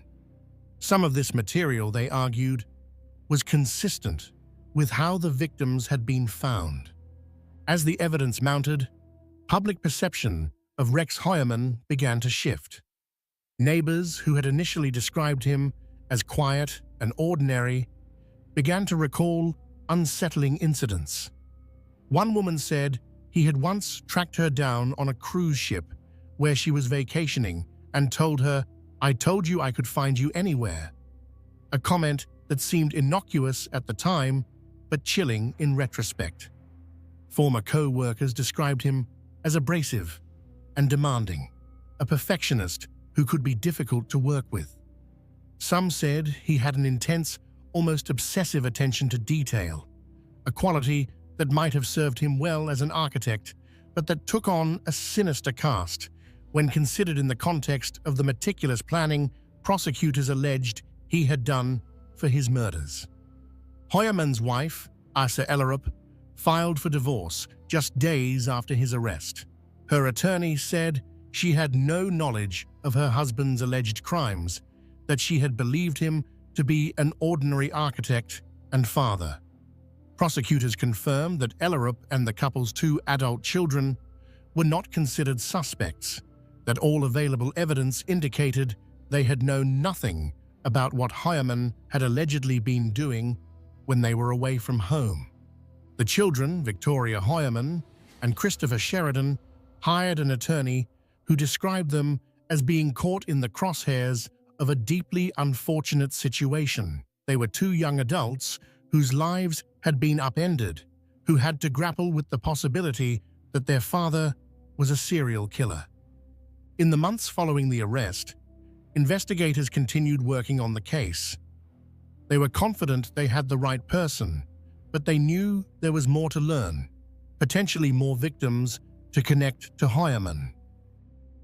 Expanding the case. More victims, more decades. In January 2024, 6 months after Hoyerman's arrest, prosecutors brought new charges. On January 16th, Hoyerman was indicted for the murder of Maureen Brainard Barnes, the 4th member of the Gilgo Four and the first of the women to disappear. The evidence against Hoyerman in Maureen's case centered on DNA. A hair found with her body had been tested using advanced mitochondrial DNA analysis and had been determined to match the genetic profile of either Hoyerman's wife or his daughter. Like with the other victims, prosecutors argued that this hair had been transferred from Hoyerman's clothing, that it was proof of his direct contact with Maureen. The completion of charges for all 4 of the Gilgo Beach murders was a significant milestone. The families who had waited more than 16 years since Maureen's disappearance and 13 years since the bodies were found finally had answers about all 4 women. But investigators weren't done. The task force had continued reviewing old evidence, looking for connections between Hoyerman and the other victims whose remains had been found in the area. In late April 2024, police conducted a new multi-day search of woods in Manorville, the area where Jessica Taylor's and Valerie Mack's torsos had been discovered years earlier. They used K9 units and ground-penetrating radar to look for any additional evidence that might have been missed in previous searches. In May 2024, police served another search warrant on Hoyerman's home, their second major search of the property. They removed additional evidence and spent several more days documenting the house.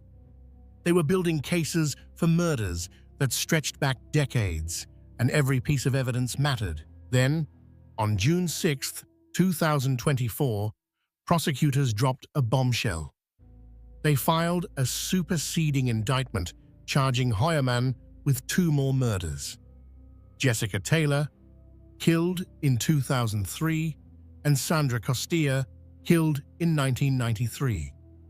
The Sandra Costilla charge was particularly stunning.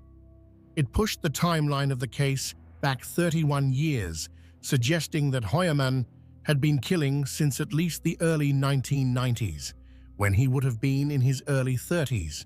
It meant that this was not a case of a man who had suddenly snapped and gone on a killing spree.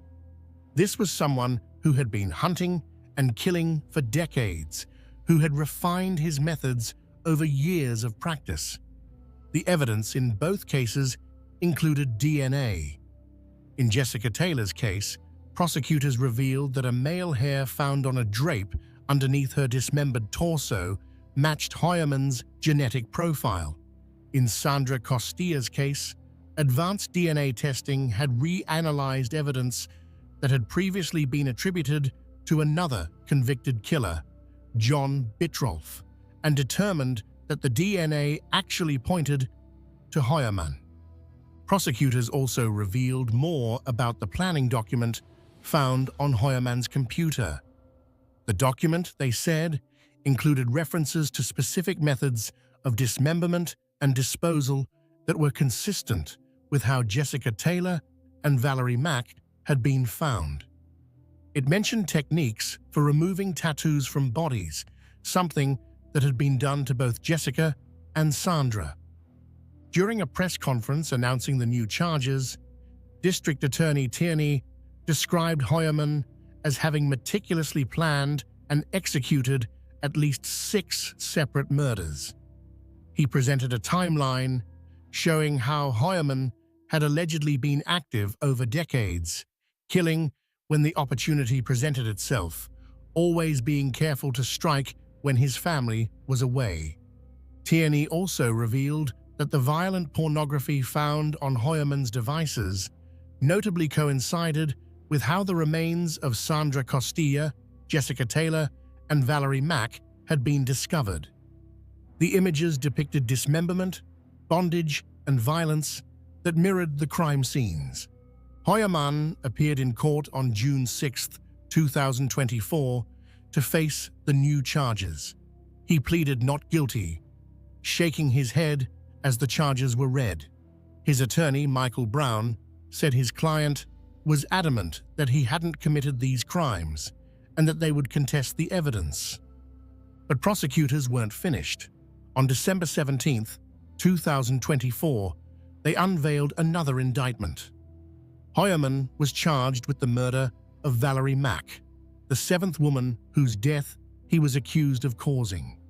The evidence in Valerie's case was similar to the others.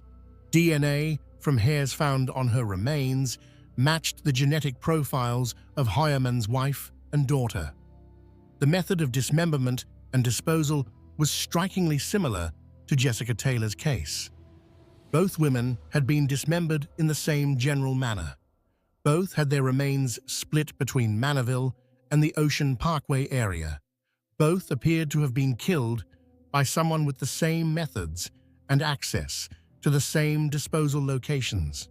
When Hoyerman was brought to court for arraignment on the Valerie Mack charge, he spoke for the first time, telling the judge, "Your Honor, I am not guilty of any of these charges."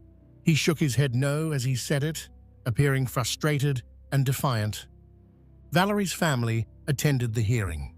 Gloria Allred, representing many of the victims' families, presented red roses to Valerie's parents, and family members of the other victims embraced them, sharing tears in an emotional moment that spoke to the bonds that had formed among these families united by grief. With the charging of Valerie Mack's murder, the case against Rex Hoyerman now encompasses 7 women allegedly killed between 1993 and 2010. The victims span 3 decades, multiple locations, and different methods of disposal. But prosecutors argue they are all connected by the same perpetrator, a man who they allege hunted vulnerable women, killed them when his family was away, and disposed of their bodies in areas he knew well. The sheer scope of the alleged crimes is staggering. If prosecutors' charges are proven at trial, Rex Hoyerman would represent one of the most prolific serial killers in New York history, a man who allegedly operated in plain sight for more than 3 decades while maintaining a seemingly normal life as an architect, husband, and father. The evidence: building a case.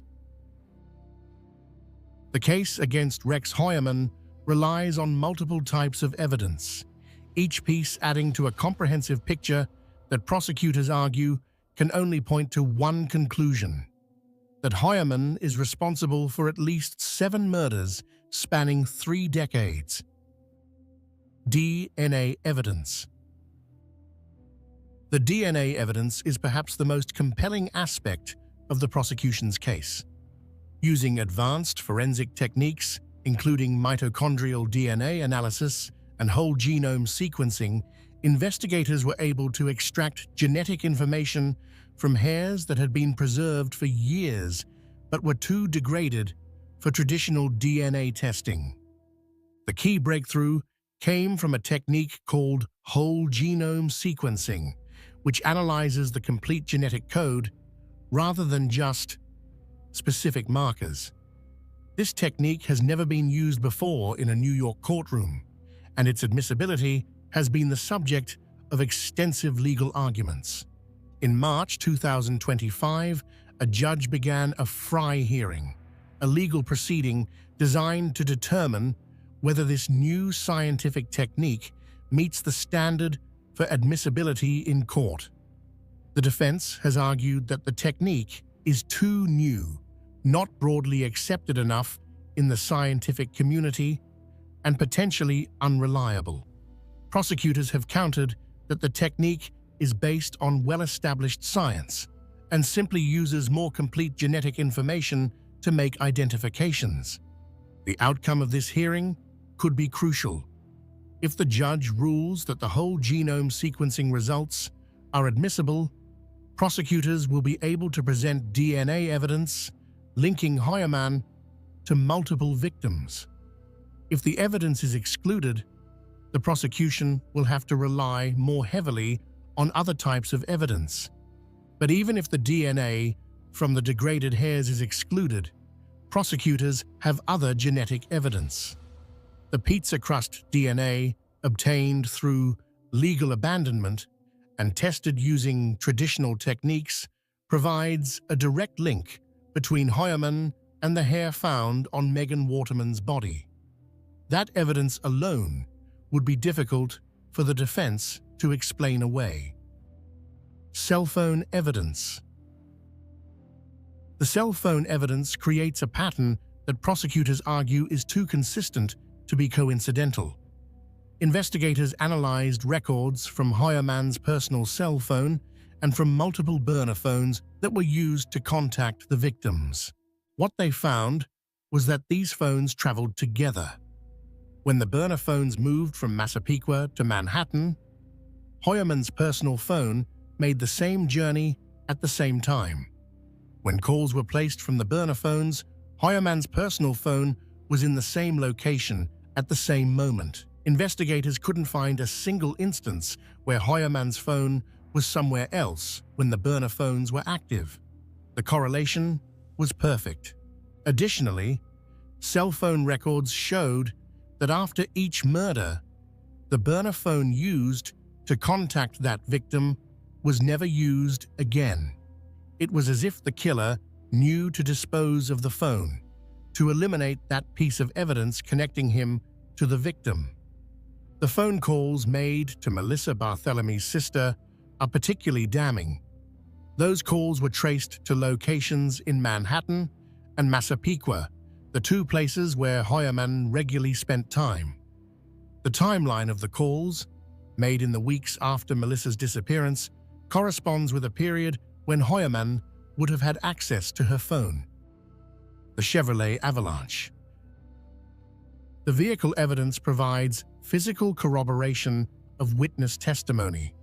Dave Schaller's description of the dark green first-generation Chevrolet Avalanche that picked up Amber Costello matches the vehicle that Rex Heuermann owned in September 2010 when Amber disappeared.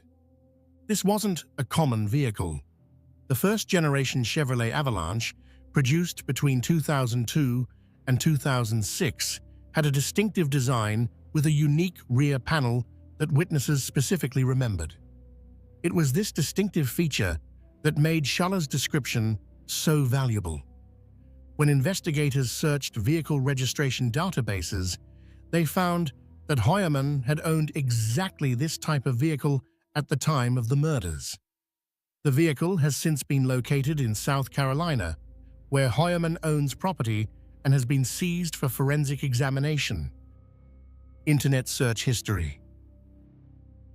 The internet searches found on Heuermann's devices paint a disturbing picture of a man obsessed with the investigation into his own crimes and with violent sexual content.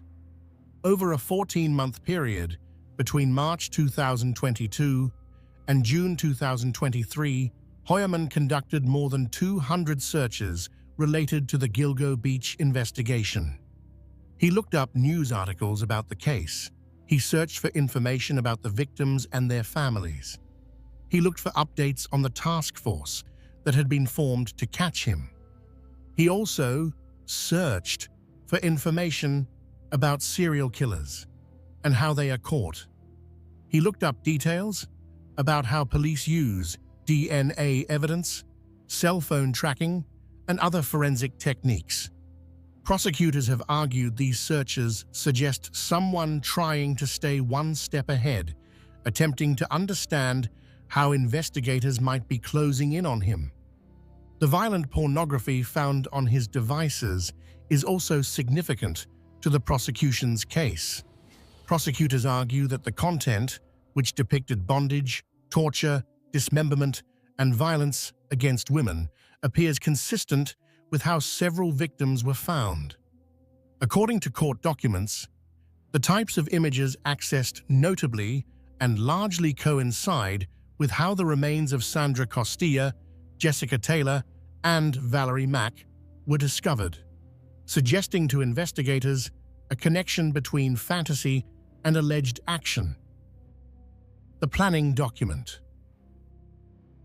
Perhaps the most chilling evidence is the planning document found on Heuermann's computer. This Microsoft Word file, created in 2000 and modified until 2002, appears to be a literal instruction manual for how to commit murder without getting caught. The document includes sections on supplies needed, problems to anticipate, and steps to take after a killing. It lists DNA as the primary concern, suggests techniques for avoiding leaving genetic evidence, and outlines methods for disposing of bodies. The existence of this document suggests premeditation on a scale rarely seen, even in serial killer cases. Based on its contents, prosecutors argue this wasn't someone who killed in the heat of passion, or even someone who killed impulsively. The document indicates someone who carefully planned out a process, who thought through details methodically, who approached murder with the same systematic planning one might apply to a complex architectural project. Family travel records. The correlation between when Heuermann's family was traveling and when the murders occurred provides powerful circumstantial evidence.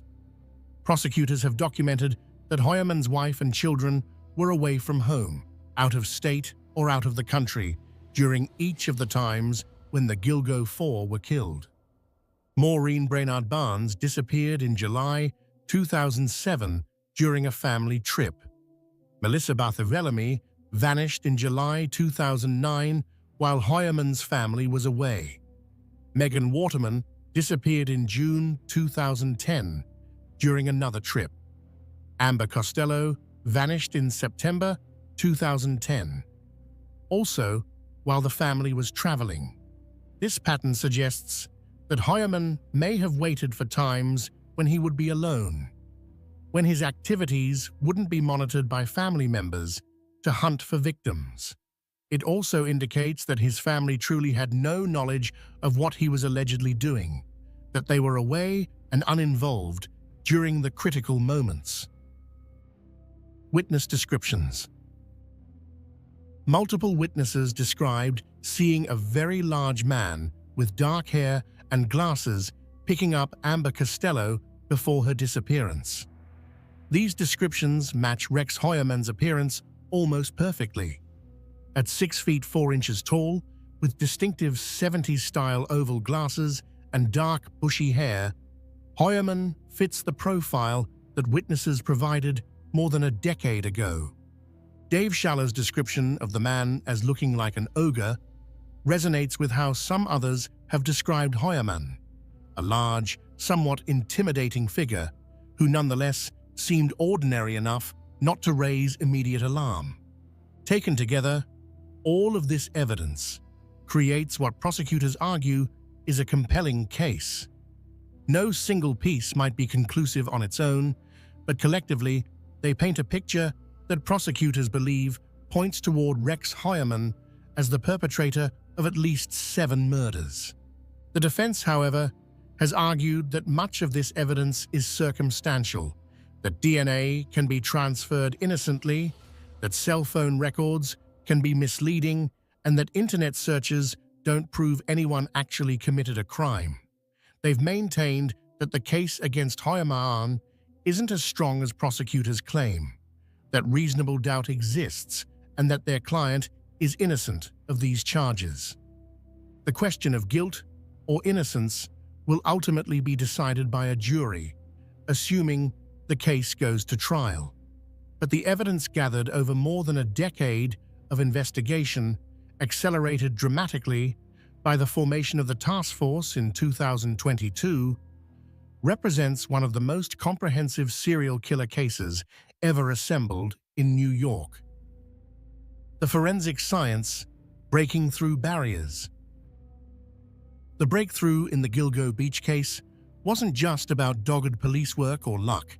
It was about the evolution of forensic science itself, about techniques that didn't exist or weren't widely available when the bodies were first discovered in 2010.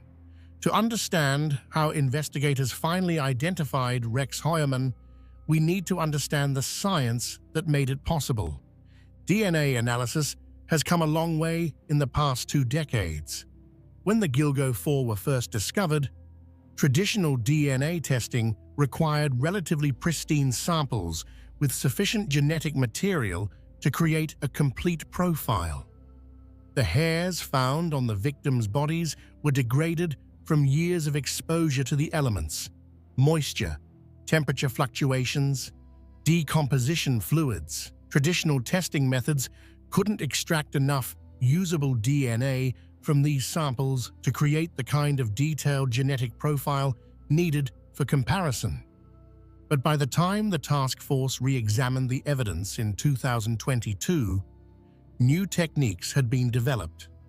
One of these was called touch DNA, or low copy number DNA testing, which can create genetic profiles from samples containing just a few cells. Another advancement was improved extraction methods that could recover DNA from degraded samples that previous technology would have deemed too compromised to test. The task force sent the preserved hair samples to laboratories with the most advanced equipment and expertise in handling degraded samples. They used techniques that could amplify tiny amounts of genetic material, creating copies of the DNA until there was enough to analyze.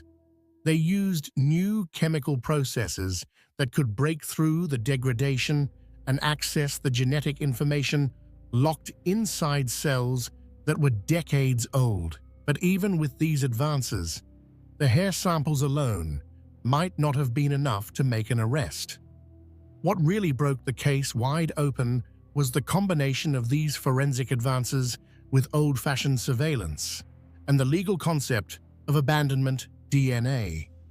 The pizza crust that Rex Heuermann threw away in January 2023 became the Rosetta Stone of the investigation. Unlike the degraded hairs found on the victims, the DNA from the pizza crust was fresh, complete, and unambiguous. It provided a full genetic profile that could be compared to the partial profiles extracted from the hair samples. When the laboratory confirmed that the DNA from the pizza crust matched the DNA from the male hair found on Megan Waterman's remains, it was a moment of scientific certainty in a case that had been plagued by uncertainty for more than a decade. The statistical probability was overwhelming, 99.96%. Only 4 in 10,000 people in North America wouldn't be excluded as a match. But the forensic breakthroughs didn't stop there. The task force also used a technique called mitochondrial DNA testing on some of the evidence. Mitochondrial DNA is different from the nuclear DNA that most people think of when they hear about genetic testing. While nuclear DNA comes from both parents and is unique to each individual except for identical twins, mitochondrial DNA is passed down only through the mother and is shared by all maternal relatives. Mitochondrial DNA testing is particularly useful for degraded samples because each cell contains many more copies of mitochondrial DNA than nuclear DNA. Even when nuclear DNA has degraded beyond the point of useful analysis, mitochondrial DNA can often still be recovered and tested. The task force used mitochondrial DNA testing to examine hairs found on Amber Costello's remains. While they couldn't get a complete nuclear DNA profile from these hairs, they could determine the mitochondrial DNA sequence. Then they compared this sequence to the mitochondrial DNA from samples collected from Hoyerman's wife and daughter after they had thrown away bottles. The results showed that the mitochondrial DNA from the hairs on Amber Costello matched the mitochondrial DNA from Hoyerman's wife and daughter. This didn't mean that Hoyerman's wife or daughter had been present when Amber was killed. Both were out of town during the time of the murder. Instead, prosecutors argued that the hairs had been transferred from them to Hoyerman through normal contact, living in the same house, sharing furniture and vehicles, and then transferred from Hoyerman to Amber's body during the commission of the crime. This phenomenon, called secondary transfer, is well documented in forensic science. When people live together, they constantly shed hair and skin cells that end up on each other's clothing and belongings. When Hoyerman allegedly hunted for victims, he would have been carrying these microscopic traces of his family with him. During the alleged assaults and murders, some of these hairs would have been transferred to the victims' bodies. The concept of secondary transfer was crucial to the prosecution's case because it explained how genetic material from Hoyerman's family members ended up on multiple victims despite those family members being hundreds or thousands of miles away when the murders occurred. It also provided another layer of evidence connecting Hoyerman to the crimes beyond just his own DNA.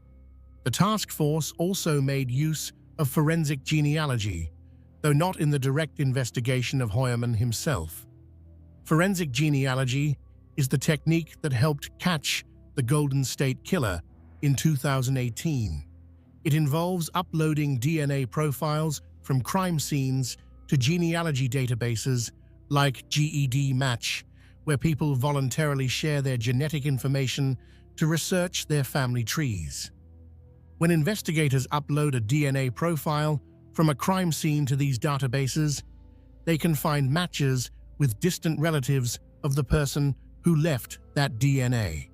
By constructing detailed family trees and following them forward through generations, skilled genetic genealogists can often narrow down the possible identities of an unknown DNA donor to a very small pool of candidates.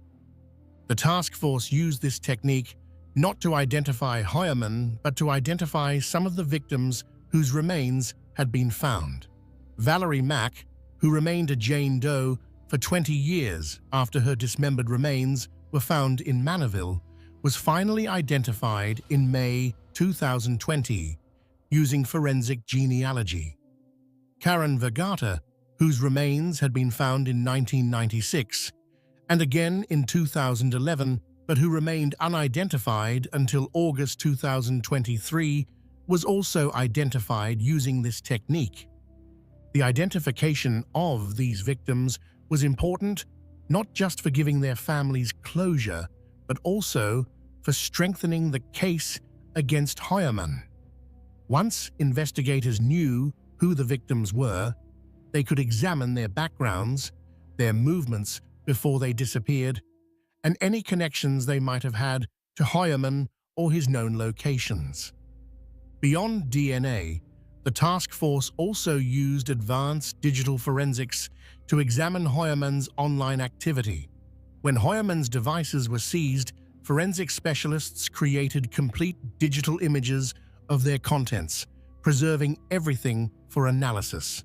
They recovered deleted files, examined browser histories, analyzed email accounts, and reconstructed Heuermann's digital footprint going back years. What they found painted a disturbing picture. Heuermann had been searching for information about the Gilgo Beach case hundreds of times. He had been visiting websites that featured violent pornography. He had been using anonymous email accounts and burner phones to communicate, behavior that prosecutors argued was consistent with someone who knew he was being careful to avoid detection. The digital forensics also revealed the existence of that planning document, the Microsoft Word file that appeared to be a manual for committing murder without getting caught. Created in 2000 and modified through 2002, this document was perhaps the most chilling piece of evidence the task force uncovered. It suggested not impulsive violence, but calculated, methodical planning. It indicated someone who approached murder with the same systematic thinking one might apply to an architectural project. The convergence of all these different types of forensic evidence, traditional DNA testing, advanced DNA extraction techniques, forensic genealogy, digital forensics, cell phone analysis, created a web of circumstantial and physical evidence that prosecutors believed was overwhelming. The psychological profile inside the mind. From the earliest days of the investigation, criminal profilers had been trying to understand who they were looking for. What kind of person kills multiple women over the course of years or even decades? What drives that kind of behavior? And what clues might the crime scenes themselves provide about the killer's psychology? Profiling is part science and part art. It's based on decades of research into criminal behavior, on interviews with convicted offenders, on statistical analysis of crime scene characteristics and their correlation with offender characteristics.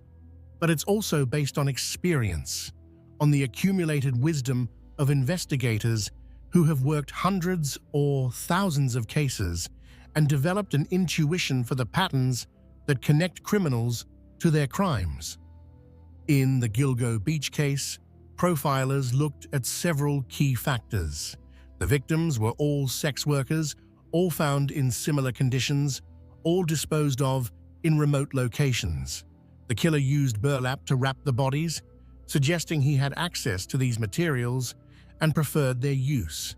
He used restraints, belts, and tape to bind the victims.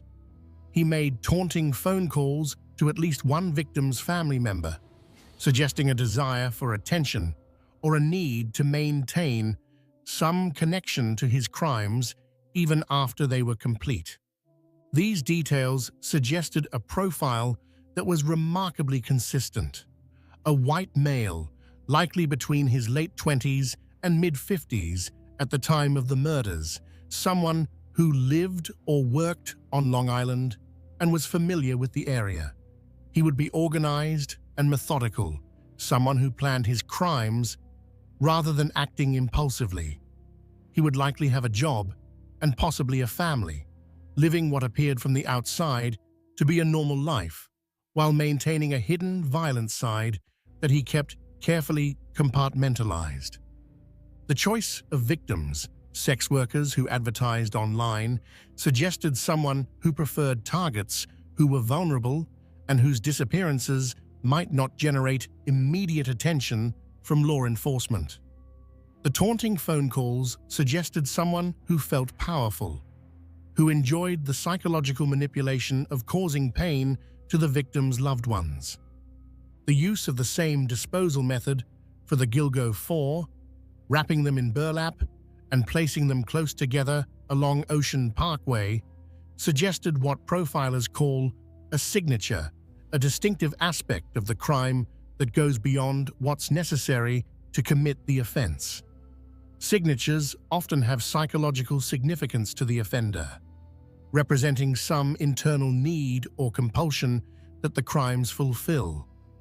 When Rex Heuermann was finally arrested, investigators and profilers looked at how well he matched the profile they had developed. In many ways, he fit almost perfectly.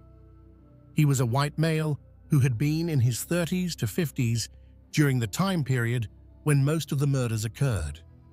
He lived on Long Island, in Massapequa Park, an area that was geographically central to the disposal sites and the locations where victims had last been seen. He worked as an architect, a profession that required organization, attention to detail, and systematic thinking, all traits that were evident in how the crimes appeared to have been planned and executed. He had a wife and children, maintaining what neighbors described as a relatively normal family life, albeit one that seemed a bit odd or eccentric at times. The presence of the planning document on his computer was perhaps the most striking confirmation of the profile. It suggested exactly the kind of organized, methodical approach that profilers had predicted. It showed someone who didn't just commit crimes, but who planned them like a project, who thought through contingencies, who considered problems and solutions. But beyond matching a general profile, investigators also looked for what are called stressors in Heuermann's life, events or circumstances that might have triggered or enabled his alleged criminal behavior. One pattern that emerged was the correlation between when his family was traveling and when the Gilgo 4 were killed. This pattern suggested that Heuermann may have needed his family to be absent in order to act on his violent impulses. Perhaps their presence provided a psychological restraint, or perhaps the practical reality of having them in the house made it impossible for him to prepare for or carry out his crimes. Either way, their absence seemed to create windows of opportunity that he allegedly exploited. Psychologists who study serial killers often talk about the concept of a cooling-off period, a span of time between murders during which the offender returns to relatively normal behavior before the urge to kill builds up again. The time spans between when the Gilgo 4 were killed, months or even years, would be consistent with this pattern.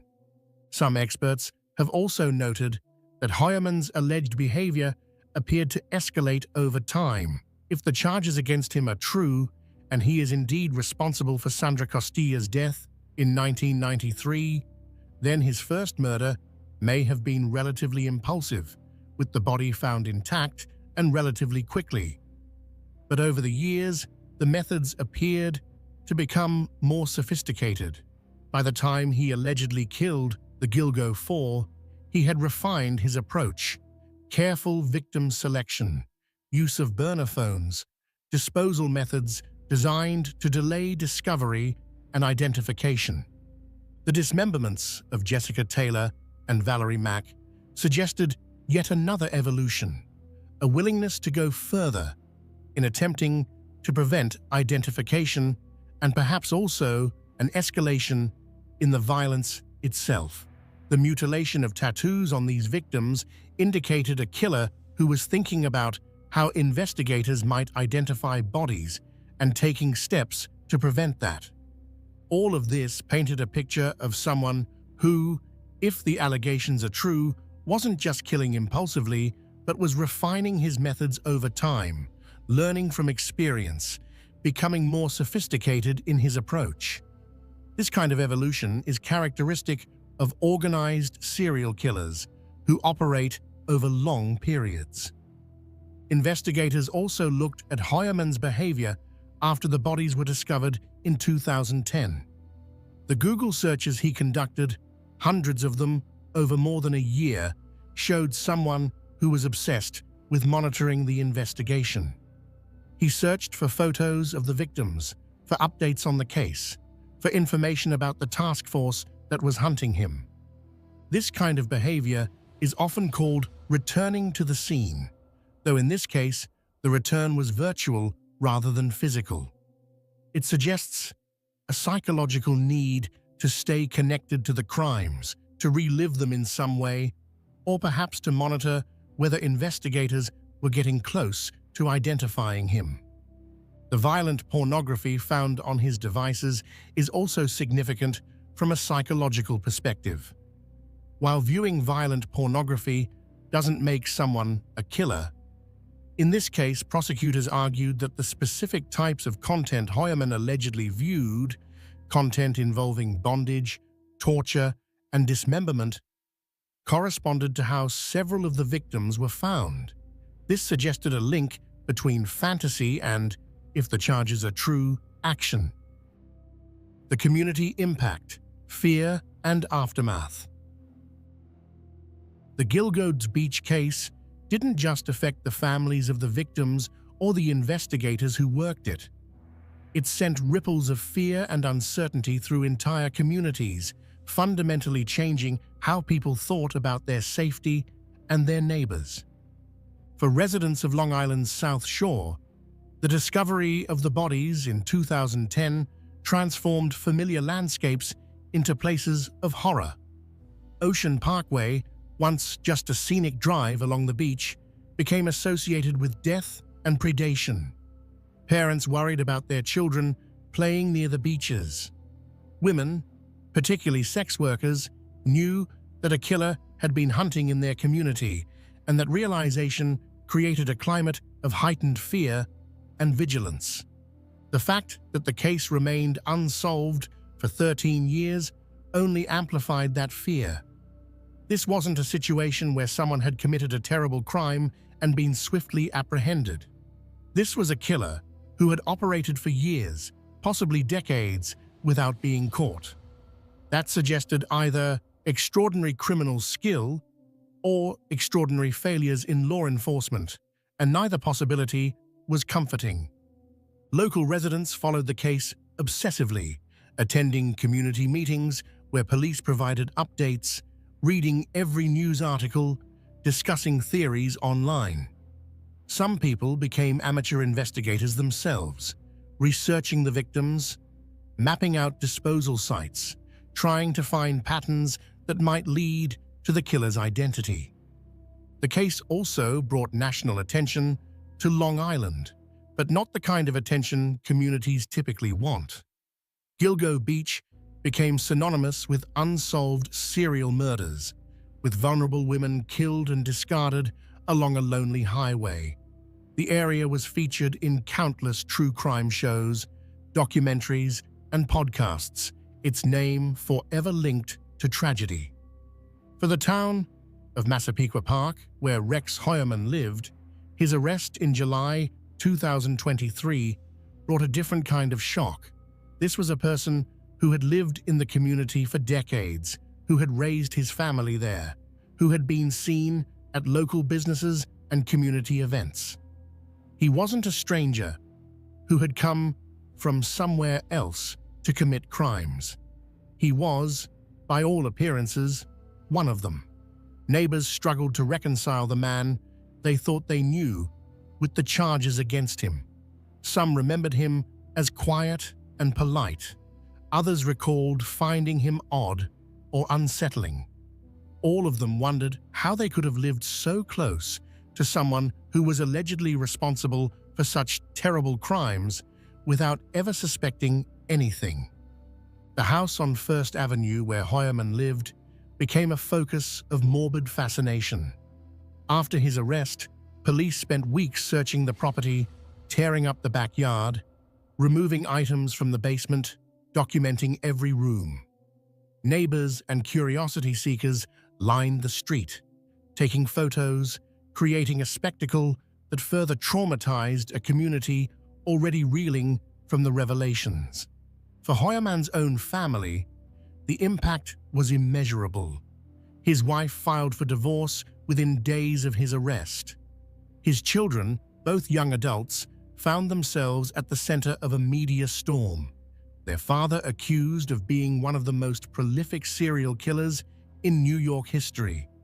They hired attorneys who described them as victims of circumstance, two people whose lives had been irrevocably changed by alleged crimes they knew nothing about. The broader sex worker community also grappled with the implications of the case. The Gilgo Beach murders highlighted the vulnerability of people working in the sex trade, how easily they can become targets, how often their disappearances generate less attention and fewer resources from law enforcement than disappearances of other citizens.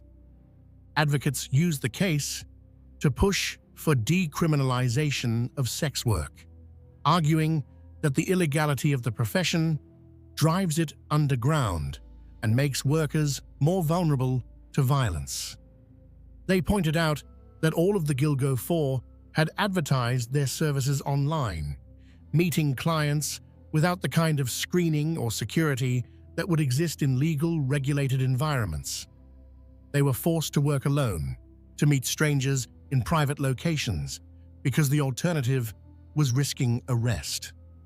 The case also prompted discussions about society's treatment of missing person cases involving sex workers or people with substance abuse issues. Several of the Gilgo Beach victims had been reported missing, but their cases hadn't generated significant attention. They were seen as transient, as people who might have simply moved on or chosen to disappear. The reality that they had been murdered and disposed of like trash forced a reckoning with how society values different lives. Law enforcement in Suffolk County faced intense scrutiny in the wake of Hoyerman's arrest. Why had it taken 13 years to make an arrest? How much had the corruption and dysfunction under former police chief James Burke hampered the investigation? Could the murders have been prevented if the FBI had been allowed to assist in 2011? These questions didn't have easy answers. The task force that finally broke the case pointed to advances in forensic technology that simply hadn't existed in 2010 as a crucial factor in solving the crimes. But they also acknowledged that the refusal of federal assistance in the early years had been a mistake, that corruption at the highest levels of the department had diverted attention and resources away from the investigation. The creation of the Gilgo Homicide Investigation Task Force in January 2022 represented a fresh start, a commitment to using every available resource to solve the case. The success of that task force offered a measure of redemption for Suffolk County law enforcement, proof that when investigators had the tools, the leadership, and the determination, they could solve even the most complex cases. But for the families of the victims, no amount of police work could undo the years of suffering and uncertainty they had endured. They had spent more than a decade wondering what had happened to their loved ones, hoping for answers, dreading what those answers might be. The arrest of Rex Heuermann provided some closure, but it also brought a new kind of pain, knowing exactly how their loved ones had died, having to sit through court proceedings where the details of those deaths would be revealed, facing the possibility that the legal process might drag on for years before reaching a final resolution. The legal proceedings, justice delayed. As of now, Rex Heuermann remains in the Suffolk County Correctional Facility, held without bail while he awaits trial. He has been incarcerated since his arrest in July 2023, spending his days in jail, his attorneys say, reviewing discovery materials and preparing for what will likely be one of the most high-profile criminal trials in Long Island history. The path to trial has been complex and slow, with numerous legal motions, evidentiary hearings, and procedural arguments delaying the process. This is typical for serial killer cases, which often involve massive amounts of evidence, complex forensic testimony, and extensive pre-trial litigation. One of the most significant legal battles has centered on the DNA evidence. In January 2025, Heuermann's defense team filed a motion requesting that the murder charges be tried separately. They argued for 5 separate trials, one for the Gilgo 4 murders, and individual trials for Sandra Costilla, Jessica Taylor, Valerie Mack, and Maureen Brainerd Barnes. Defense attorney Michael Brown argued that trying all 7 murders together would create a cumulative effect that would prejudice the jury against his client. He suggested that if jurors hear about victim after victim after victim, they'll develop an "if there's smoke, there's fire" mentality, assuming Heuermann must be guilty simply because of the number of charges, rather than evaluating the evidence for each crime individually.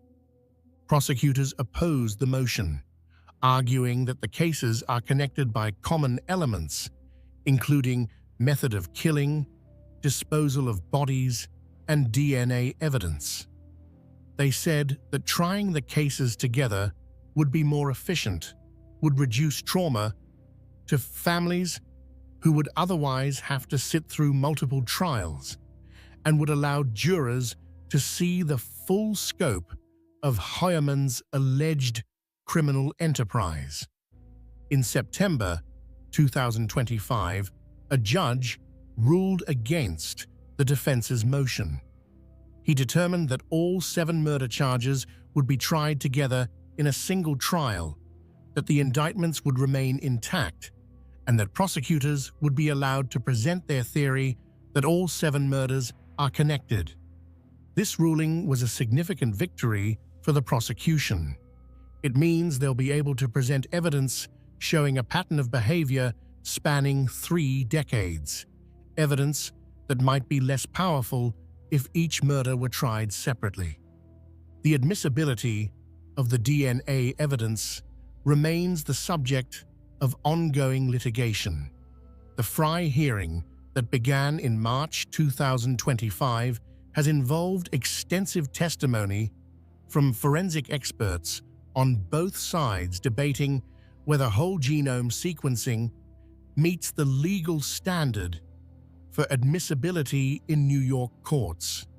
In September 2025, according to court reports, the judge ruled that the DNA evidence, including the results from whole genome sequencing, would be admitted at trial, meaning prosecutors would be able to use this forensic evidence to connect Heuermann to the victims. This represented another major development for the prosecution, as the DNA evidence forms a crucial pillar of their case. Heuermann's defense team continues to argue that he is innocent, that the evidence against him is either circumstantial or susceptible to innocent explanations. Brown has emphasized that DNA can be transferred through innocent contact, that cell phone evidence can be misleading, and that internet searches don't prove someone committed murder. The defense has also raised questions about whether Heuermann can receive a fair trial given the enormous media coverage the case has received. Brown has suggested he might request a change of venue, moving the trial away from Suffolk County where the murders occurred and where publicity has been most intense. As of the latest court dates in late 2025, no trial date has been set. Given the complexity of the case and the amount of evidence involved, it's likely that the trial, when it does begin, could last for months. It will involve extensive forensic testimony, DNA analysis, cell phone records, witness statements, and potentially testimony from Heuermann's family members about his behavior and activities. The trial will be one of the most watched in recent New York history. It will draw national and potentially international media attention, given the notorious nature of the case and the decades-long mystery surrounding the Gilgo Beach killings.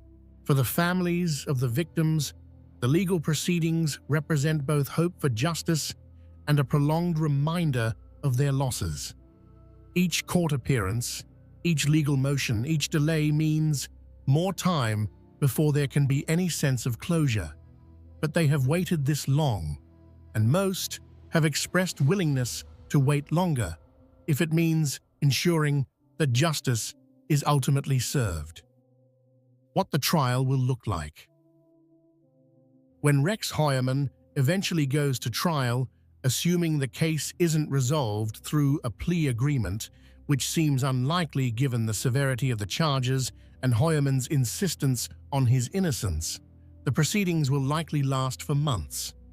Murder trials of this complexity rarely conclude quickly. The first major hurdle will be jury selection. Finding 12 people and several alternates who can be impartial in such a high-profile case will be extraordinarily difficult. Most people on Long Island have heard about the Gilgo Beach murders. Many have followed the case closely. The challenge for both the prosecution and defense will be finding jurors who are aware of the case but haven't already formed strong opinions about Heuermann's guilt or innocence. During jury selection, called voir dire, attorneys from both sides will question potential jurors about their knowledge of the case, their ability to be impartial, their views on the death penalty. Though New York doesn't have capital punishment, the seriousness of the charges means this might come up, and anything else that might affect their ability to serve fairly. This process alone could take weeks. Once a jury is seated, the trial will begin with opening statements. The prosecution will lay out their case, explaining what they intend to prove and how they plan to prove it. They'll describe the victims, the evidence connecting Heuermann to the crimes, and the timeline of events.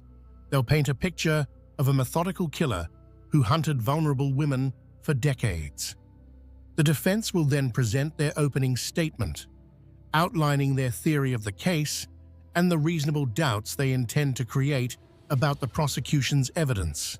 They might argue that the evidence is circumstantial, that DNA can be transferred innocently, that coincidences do happen, and that the prosecution hasn't proven beyond a reasonable doubt that Heuermann committed these specific crimes. After opening statements, the prosecution will present their case in chief, calling witnesses and introducing evidence. This phase will likely include testimony from law enforcement officers who investigated the case, forensic specialists who analyzed DNA and other physical evidence, cell phone experts who can explain the location data and call records, digital forensics experts who examined Heuermann's computers and phones, and potentially witnesses who saw Heuermann with one or more of the victims. Each piece of physical evidence will need to be properly authenticated and admitted into the record.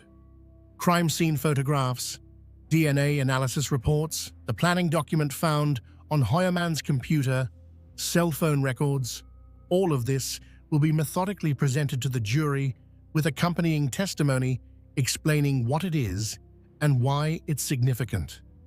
The DNA testimony will likely be particularly complex and time-consuming. Forensic scientists will need to explain to the jury how DNA analysis works, what makes a match reliable, how they handled and tested the samples, what the statistical probabilities mean, and how they can be certain the DNA found on the victims matches Heuermann and members of his family. Cross-examination by the defense will attempt to poke holes in this testimony, to find any weakness or uncertainty, any possibility of error or contamination, anything that might create reasonable doubt. This back and forth between direct examination by prosecutors and cross-examination by the defense will play out with witness after witness, potentially over the course of many weeks. The prosecution will also need to establish the chain of custody for all physical evidence, proving that each item was properly collected, stored, and tracked from the crime scene through laboratory analysis to the courtroom. Any break in that chain could provide an opening for the defense to argue that evidence was contaminated or tampered with. Expert witnesses will be crucial to both sides. The prosecution will call experts to testify about forensic pathology, explaining how the victims died and what the conditions of their remains revealed about the time and manner of death. They'll call experts in DNA analysis, in digital forensics, in cell phone technology. They may call criminal profilers or behavioral analysts to discuss the psychological aspects of the crimes and how they connect to Heuermann. The defense will have the opportunity to call their own experts, scientists who might challenge the prosecution's forensic conclusions, who might offer alternative explanations for the evidence, or who might testify about the limitations and potential errors in various types of forensic analysis. After the prosecution rests their case, the defense will have the opportunity to present their case in chief. They might call witnesses to provide an alibi for Heuermann, to testify about his character, or to challenge the prosecution's timeline or theory of the crimes. They might call expert witnesses to rebut the prosecution's forensic evidence. Or they might choose to present little or no affirmative defense, instead resting their case on the argument that the prosecution hasn't met their burden of proof. One of the most dramatic moments in any criminal trial is the decision of whether the defendant will testify. Rex Heuermann has the constitutional right to remain silent, to not testify in his own defense, and the jury is not allowed to hold that against him. But if he chooses to testify, he'll be subject to cross-examination by prosecutors, who will attempt to get him to admit to damaging facts or to catch him in inconsistencies. Given the complexity of this case and the significant forensic evidence against him, most defense attorneys would likely advise Heuermann not to testify. The risk of saying something that strengthens the prosecution's case or makes him appear guilty to the jury would probably outweigh any benefit his testimony might provide. But that decision ultimately belongs to Heuermann himself, and defendants sometimes insist on testifying as advice. After both sides have presented their cases, the trial will move to closing arguments. The prosecution will go first, summarizing their evidence and arguing why it proves beyond a reasonable doubt that Heuermann committed the crimes. They'll connect the dots between the different pieces of evidence, creating a narrative that explains how and why Heuermann killed these women. The defense will then present their closing argument, pointing out weaknesses in the prosecution's case, emphasizing any inconsistencies or uncertainties, and reminding the jury that the burden of proof rests entirely on the prosecution. They'll argue that reasonable doubt exists, and that the jury must therefore find Heuermann not guilty. The prosecution then gets a final rebuttal, an opportunity to respond to the defense's arguments and to leave the jury with a final impression before deliberations begin. Finally, the judge will instruct the jury on the law. These jury instructions are crucial because they tell the jury what they must find in order to convict, what the legal definitions of the charges are, what reasonable doubt means, and how they should conduct their deliberations. Both sides will have fought over the exact wording of these instructions because small differences in phrasing can significantly affect how juries understand their task. The jury will then retire to deliberate. In a case of this complexity, with multiple victims and vast amounts of evidence, deliberations could take days or even weeks. The jury will need to consider each charge separately, evaluating whether the prosecution has proven each element of each crime beyond a reasonable doubt. If the jury reaches a verdict, they'll return to the courtroom and announce their decision. If they find Heuermann guilty, a separate sentencing phase will follow, where prosecutors will argue for the maximum sentence and the defense will argue for leniency. Though given the nature of the charges, leniency in this context would still mean many years or life in prison.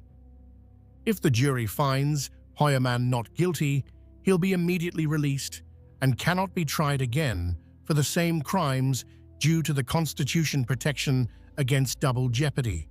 If the jury cannot reach a unanimous verdict, a hung jury, the judge will declare a mistrial and prosecutors will have to decide whether to try the case again with a new jury.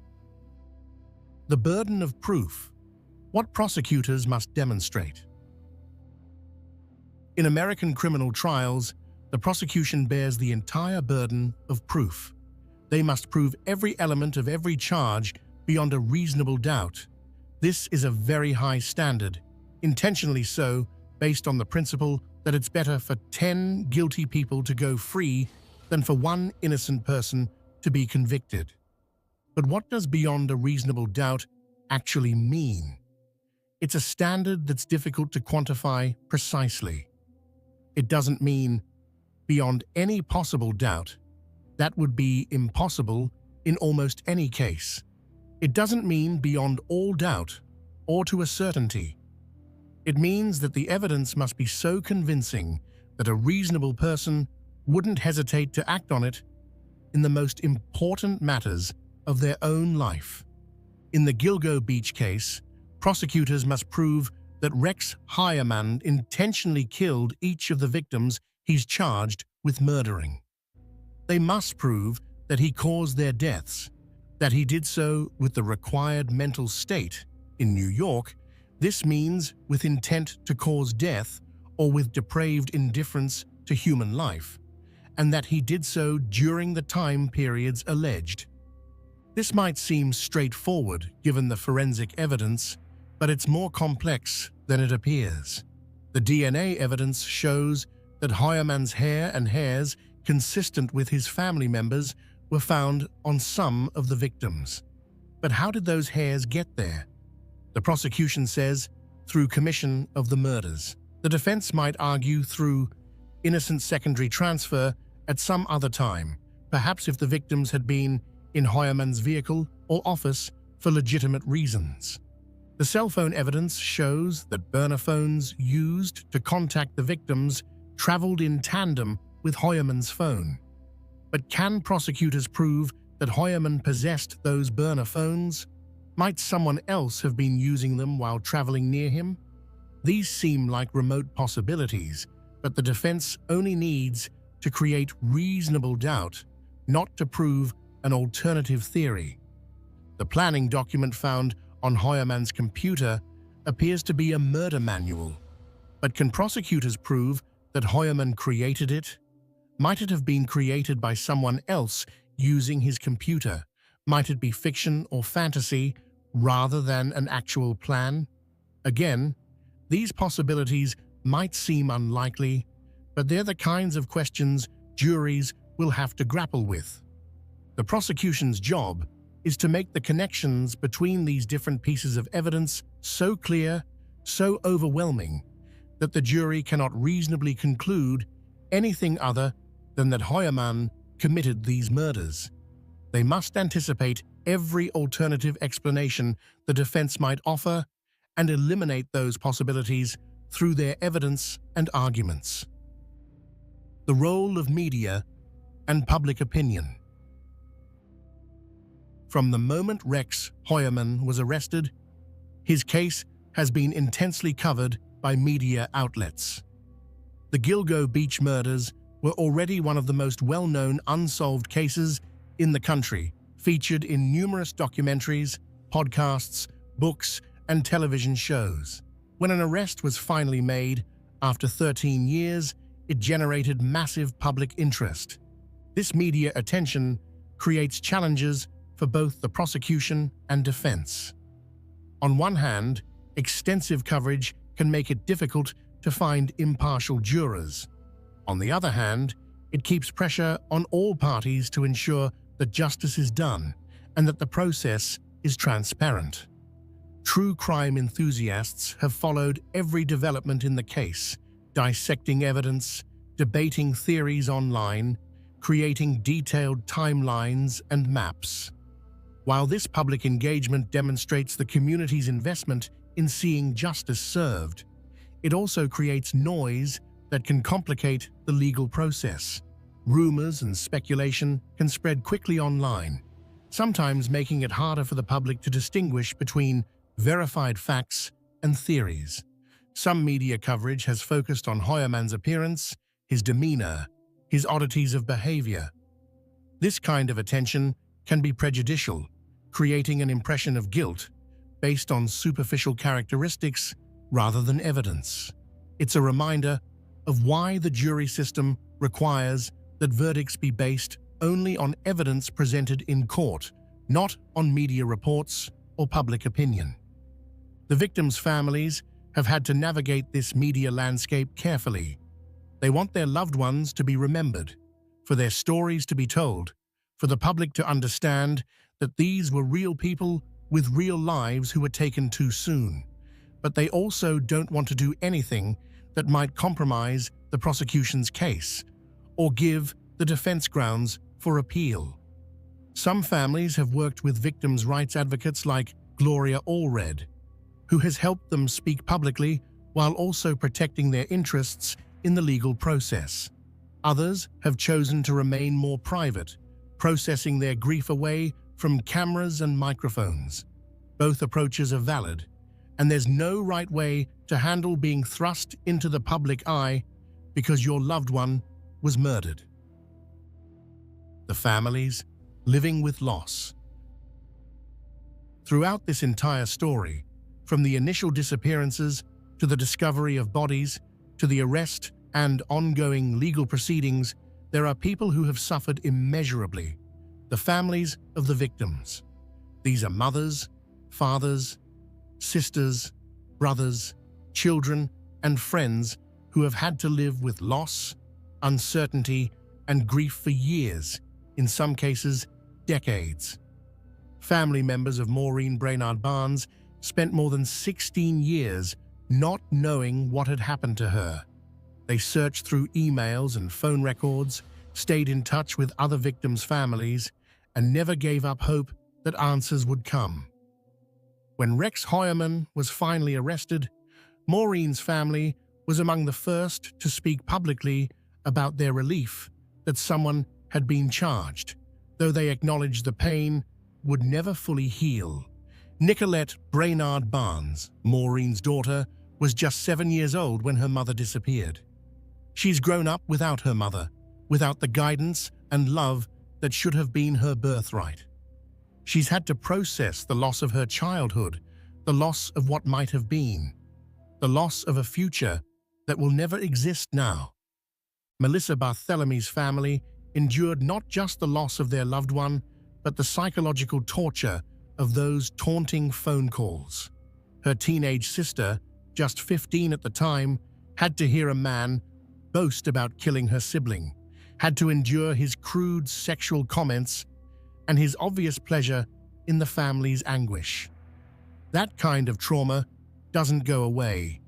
It shapes a person's entire life, colors how they see the world and other people.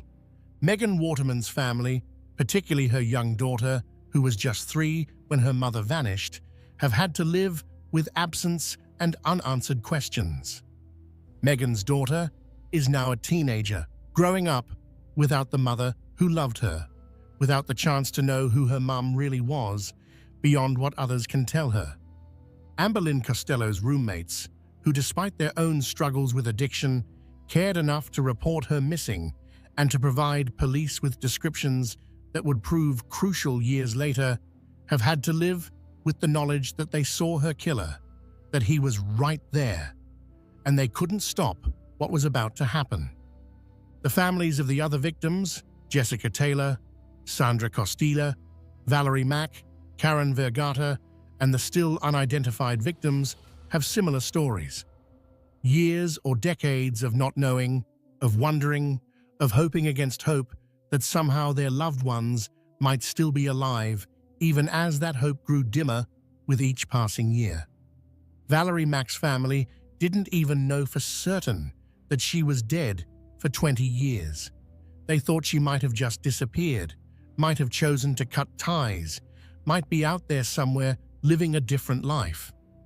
When they finally learned the truth, when they learned she had been murdered and dismembered, the shock and grief were compounded by 2 decades of uncertainty. Sandra Castilla's family has waited more than 3 decades for justice. When her body was found in 1993, investigators believed they would quickly solve the case.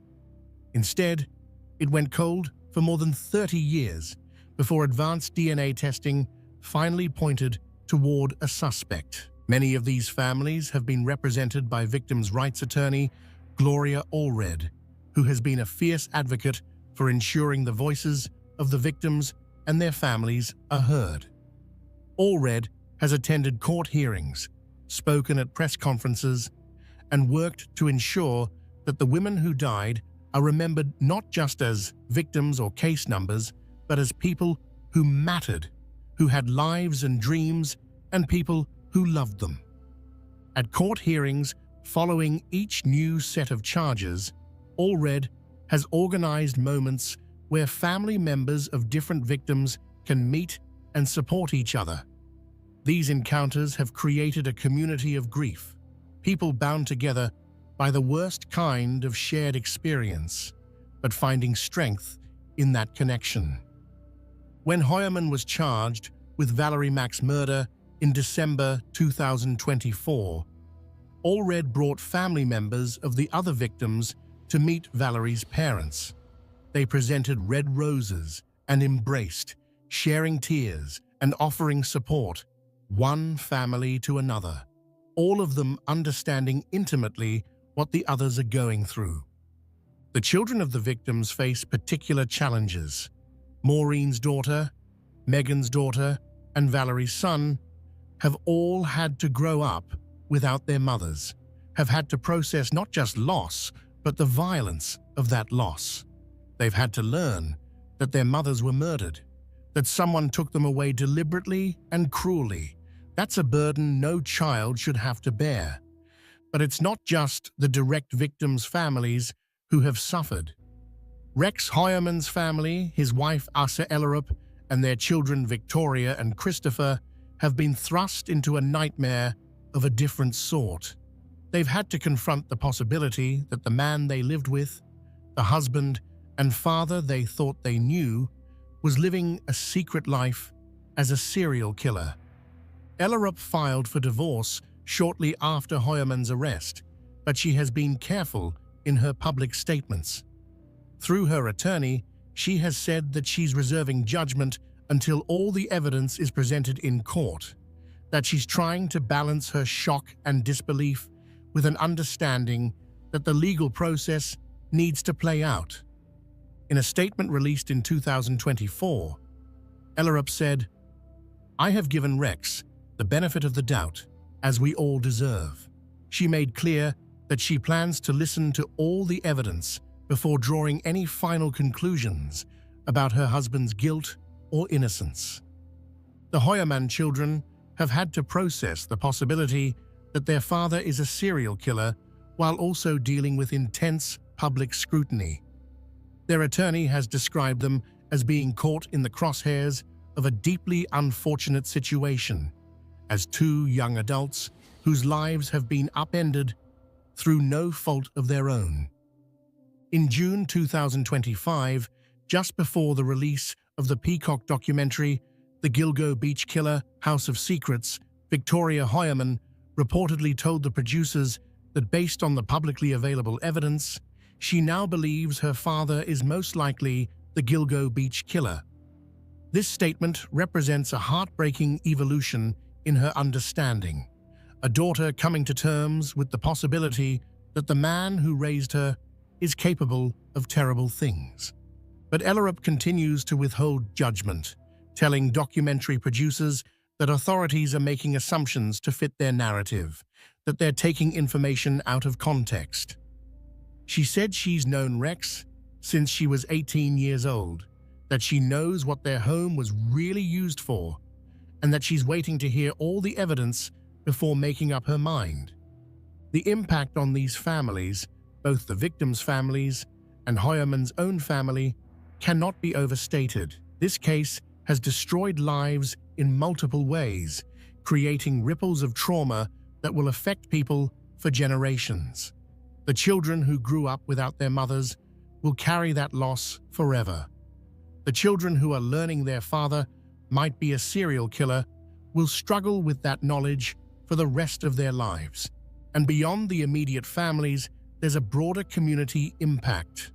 The people of Massapequa Park, who lived near Hoyerman, are grappling with the possibility that a serial killer was in their midst for decades.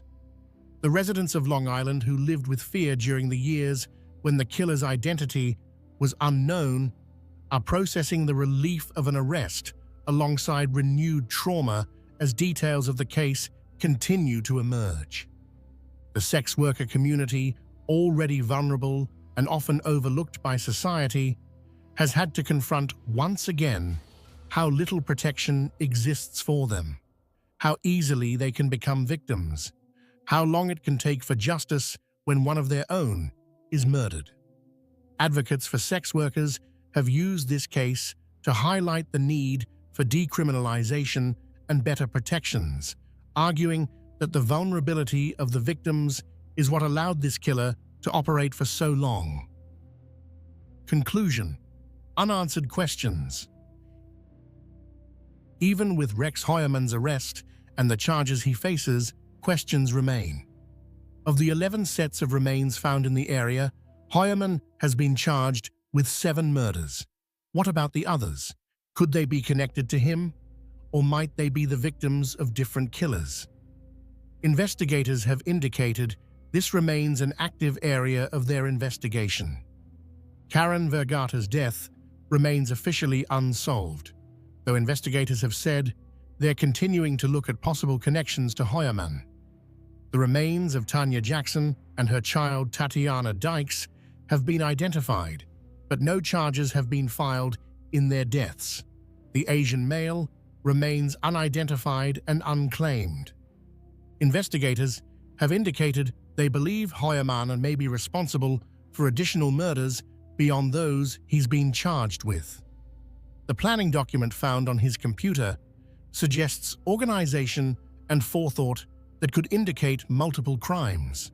The pattern of alleged behavior spanning 3 decades raises questions about whether there might be opportunities for crimes that have not yet been discovered or connected to him. There's also the ongoing question of whether Hoyerman had any accomplices or if other killers may have used the area. While all available evidence presented by prosecutors suggests he acted alone in the murders he's charged with, the discovery of so many victims over such a wide time frame has led some investigators to consider whether the area might have been used as a dumping ground by more than one perpetrator over the years. This remains a matter of investigative theory rather than established fact. The controversy surrounding Shannan Gilbert's death also remains unresolved. Did she die accidentally, as police have concluded, or was she murdered, possibly by someone connected to the case? Her family continues to believe she was killed, and her death, whether accidental or not, led directly to the discovery of the Gilgo Beach victims. But perhaps the biggest questions are the ones we may never fully answer. Why? What could drive someone to allegedly kill vulnerable women over the course of decades? If the charges are proven true, what was Rex Hoyerman thinking when he allegedly created that planning document? When he allegedly hunted for victims? When he allegedly disposed of their bodies along that lonely highway? Even if Hoyerman is convicted, even if he spends the rest of his life in prison, we may never fully understand what motivated him. Assuming the allegations are true, serial killers rarely provide satisfying explanations for their actions. The reality is often that there is no explanation that makes sense to most people, no way to fully comprehend what drives someone to such darkness. What we can say with certainty is that the Gilgo Beach case represents both a failure and a triumph of the justice system. It represents a failure in that it took 13 years from the discovery of the first bodies to make an arrest, 13 years during which families suffered without answers. It represents the failure of a system that allowed corruption to hamper the investigation, that allowed vulnerable women to become victims because society didn't protect them. But it also represents a triumph. It shows that even cold cases can be solved with persistence, with new technology, and with investigators who refuse to give up. It demonstrates the power of forensic genealogy and advanced DNA testing to solve crimes that seemed unsolvable. It proves that even after more than a decade, even when leads have gone cold and hope has dimmed, justice can still be served. The families of the victims have waited so long for this moment. As the case moves toward trial, as evidence is presented and arguments are made, they'll be watching, hoping that finally, after all these years, the person responsible for their loved ones' deaths will be held accountable. Melissa Barthelemy, Maureen Brainard Barnes, Megan Waterman, Amber Lynn Costello, Jessica Taylor, Sandra Costilla, Valerie Mack, Karen Vergata, Tanya Jackson, Tatiana Dykes, Shannon Gilbert, and the still unidentified victims all deserve justice. They deserve to be remembered not as the Gilgo Beach victims, but as the people they were: daughters, mothers, sisters, friends. Women with lives and dreams who deserved so much better than they got. This case reminds us that behind every true crime story are real people who suffered, real families who grieve, and a real responsibility to seek justice, no matter how long it takes. Final thoughts. Thank you so much for watching today's video. The Gilgo Beach case is one of the most complex and disturbing serial killer investigations in American history, spanning 3 decades, involving at least 11 victims, and requiring the work of hundreds of investigators over more than 13 years to finally result in an arrest. If you found this video informative, please consider giving it a like and subscribing to the channel. Hit that notification bell so you never miss when we upload new true crime content. Remember to be respectful in the comments. These are real victims with real families who are still grieving and seeking justice. While we discuss these cases to educate and inform, we should always do so with respect for those who have been affected by these terrible crimes.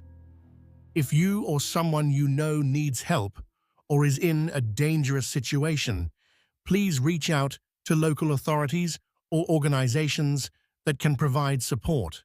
There are resources available, and you don't have to face danger alone.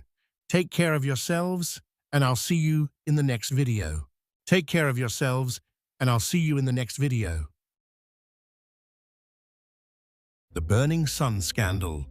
When K-pop's glittering facade shattered. Good evening, everyone. Tonight, we're diving into one of the most shocking and complex true crime stories to emerge from South Korea in recent memory.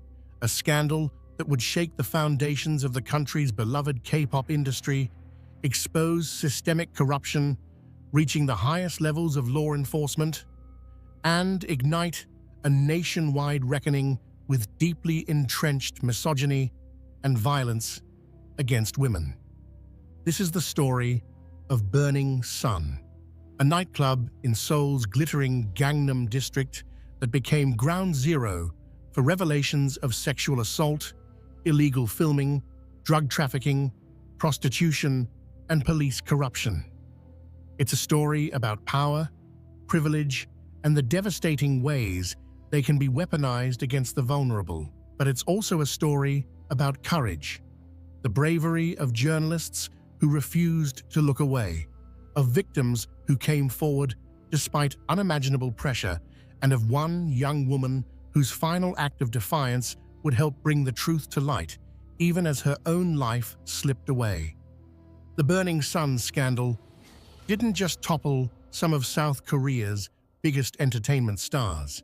It forced an entire nation to confront uncomfortable truths about gender inequality, the protection afforded to the wealthy and famous, and the systems that allow predators to operate with impunity. This is a story that demands to be told, not just for what happened, but for what it reveals about the darker currents running beneath the surface of modern society. So settle in as we explore this labyrinthine case, peeling back layer after layer to understand how a single assault at a nightclub would unravel into one of the most significant criminal investigations in South Korean history. Part 1. The glittering world of K-pop and Gangnam's dark underbelly. To understand the Burning Sun scandal, we first need to understand the world it emerged from, a world of contradictions, where carefully crafted public images concealed private horrors, and where the machinery of fame operated according to rules very different from those that governed ordinary lives. By the late 2010s, K-pop had conquered the world. Korean pop music, with its infectious melodies, precision choreography, and impossibly polished performers, had become a global phenomenon worth billions of dollars. Groups like BTS, Blackpink, EXO, and Big Bang weren't just popular in Asia. They were selling out stadiums in Los Angeles, performing at Coachella, and topping charts worldwide. The so-called Korean Wave, or Hallyu, had become one of South Korea's most successful cultural exports, projecting an image of the country as modern, vibrant, and irresistibly cool. At the heart of this industry were the idols themselves, young performers, often teenagers when they debuted, who had typically spent years as trainees in the grueling system maintained by major entertainment companies. These trainees would practice singing, dancing, and foreign languages for hours every day, living in dormitories and adhering to strict rules about their behavior, appearance, and personal lives. The successful ones would eventually debut in carefully assembled groups, each member chosen for a specific role and appeal. The public image of K-pop idols was meticulously managed. They were meant to appear flawless, wholesome, and devoted entirely to their fans. Romantic relationships were often forbidden or hidden, as the fantasy of availability was part of the idol's appeal. Scandals could end careers overnight. Fans expected purity, and the industry delivered it, or at least the illusion of it. But beneath this glossy surface, the K-pop industry had a darker side.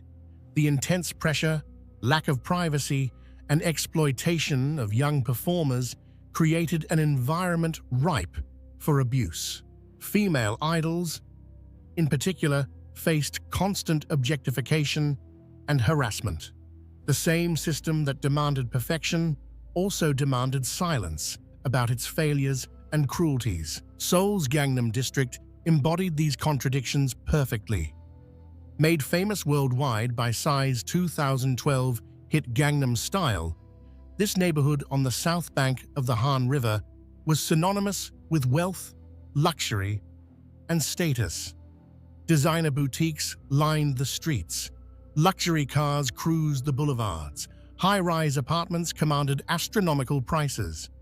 Gangnam was where Seoul's elite lived, shopped, and played. And play they did. Gangnam's nightlife was legendary, a hedonistic playground where the wealthy and famous could indulge their desires behind velvet ropes and tinted windows.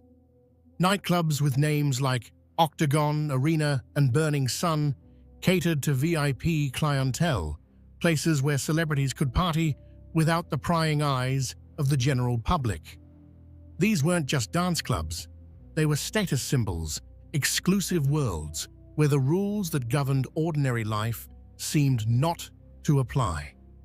Burning Sun itself opened in February 2018, located in the Le Méridien Seoul Hotel in Gyeongsam-dong, in the heart of Gangnam.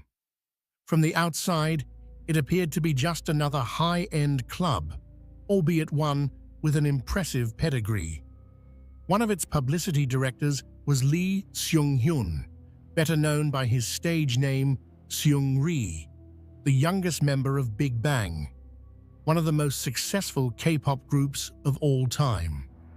Big Bang had debuted in 2006 under YG Entertainment, one of the big three K-pop companies. Over the years, they'd become massive stars, not just in Korea, but throughout Asia and beyond.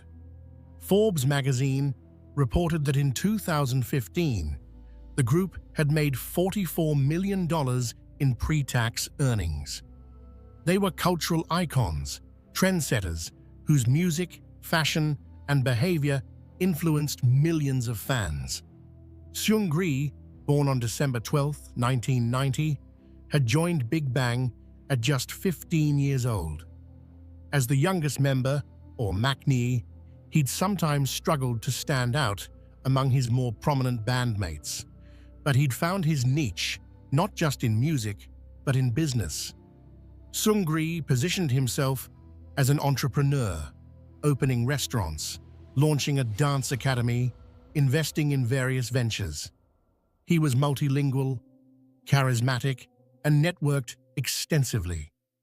The media dubbed him Korea's Great Gatsby, a reference that would prove eerily prescient, like F. Scott Fitzgerald's J. Gatsby. Seungri's glittering parties and business success masked illicit activities carried out in the pursuit of wealth and status. In the summer of 2018, Seungri released his first solo Korean-language studio album and embarked on his first solo tour, aptly titled The Great Seungri. He was filling the void left by his Big Bang bandmates, who were completing their mandatory military service.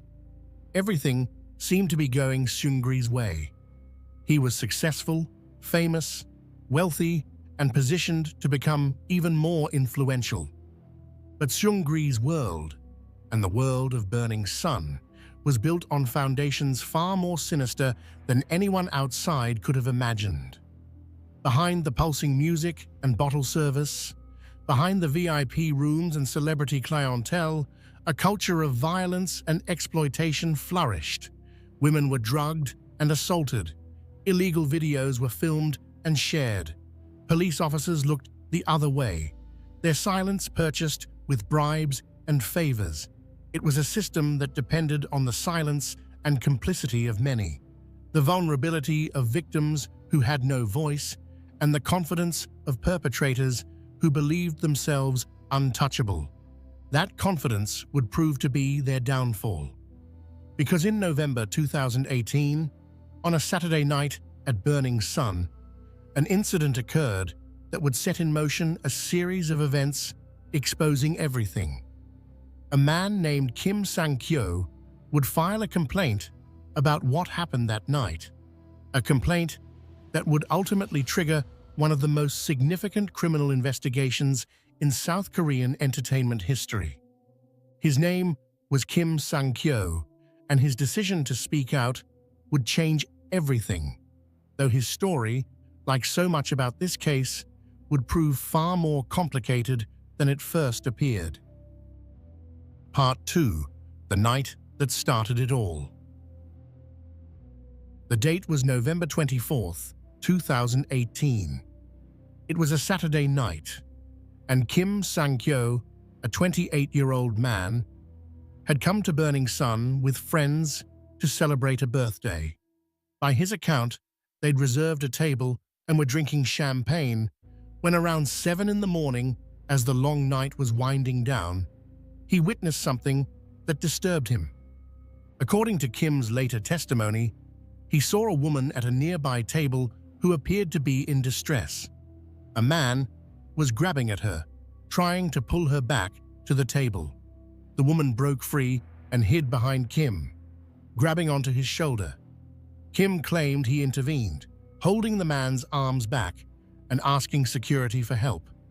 Instead of assistance, Kim said, the man punched him. What happened next would become the subject of intense dispute and investigation.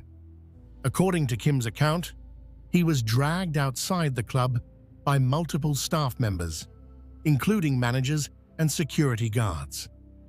Once outside, in an area without CCTV coverage, he was beaten severely.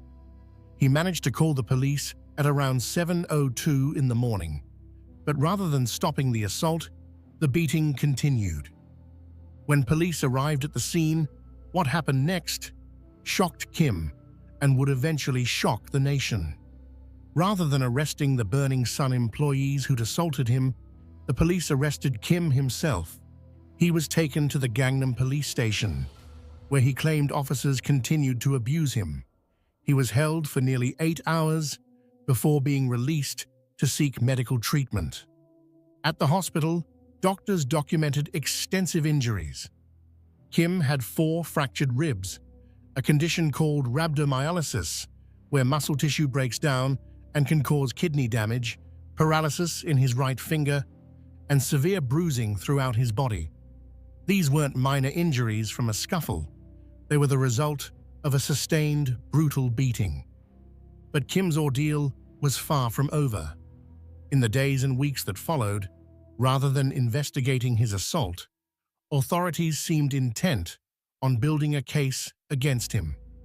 Burning Sun staff claimed Kim had been the aggressor, that he'd been causing trouble in the club and sexually harassing women. The police, rather than treating Kim as a victim, treated him as a suspect.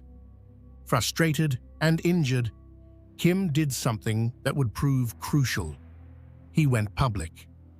In late January 2019, he filed a petition with the Blue House, South Korea's presidential office, detailing what had happened to him.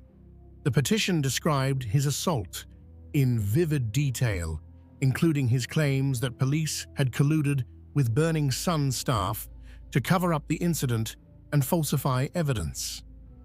The petition quickly gained traction.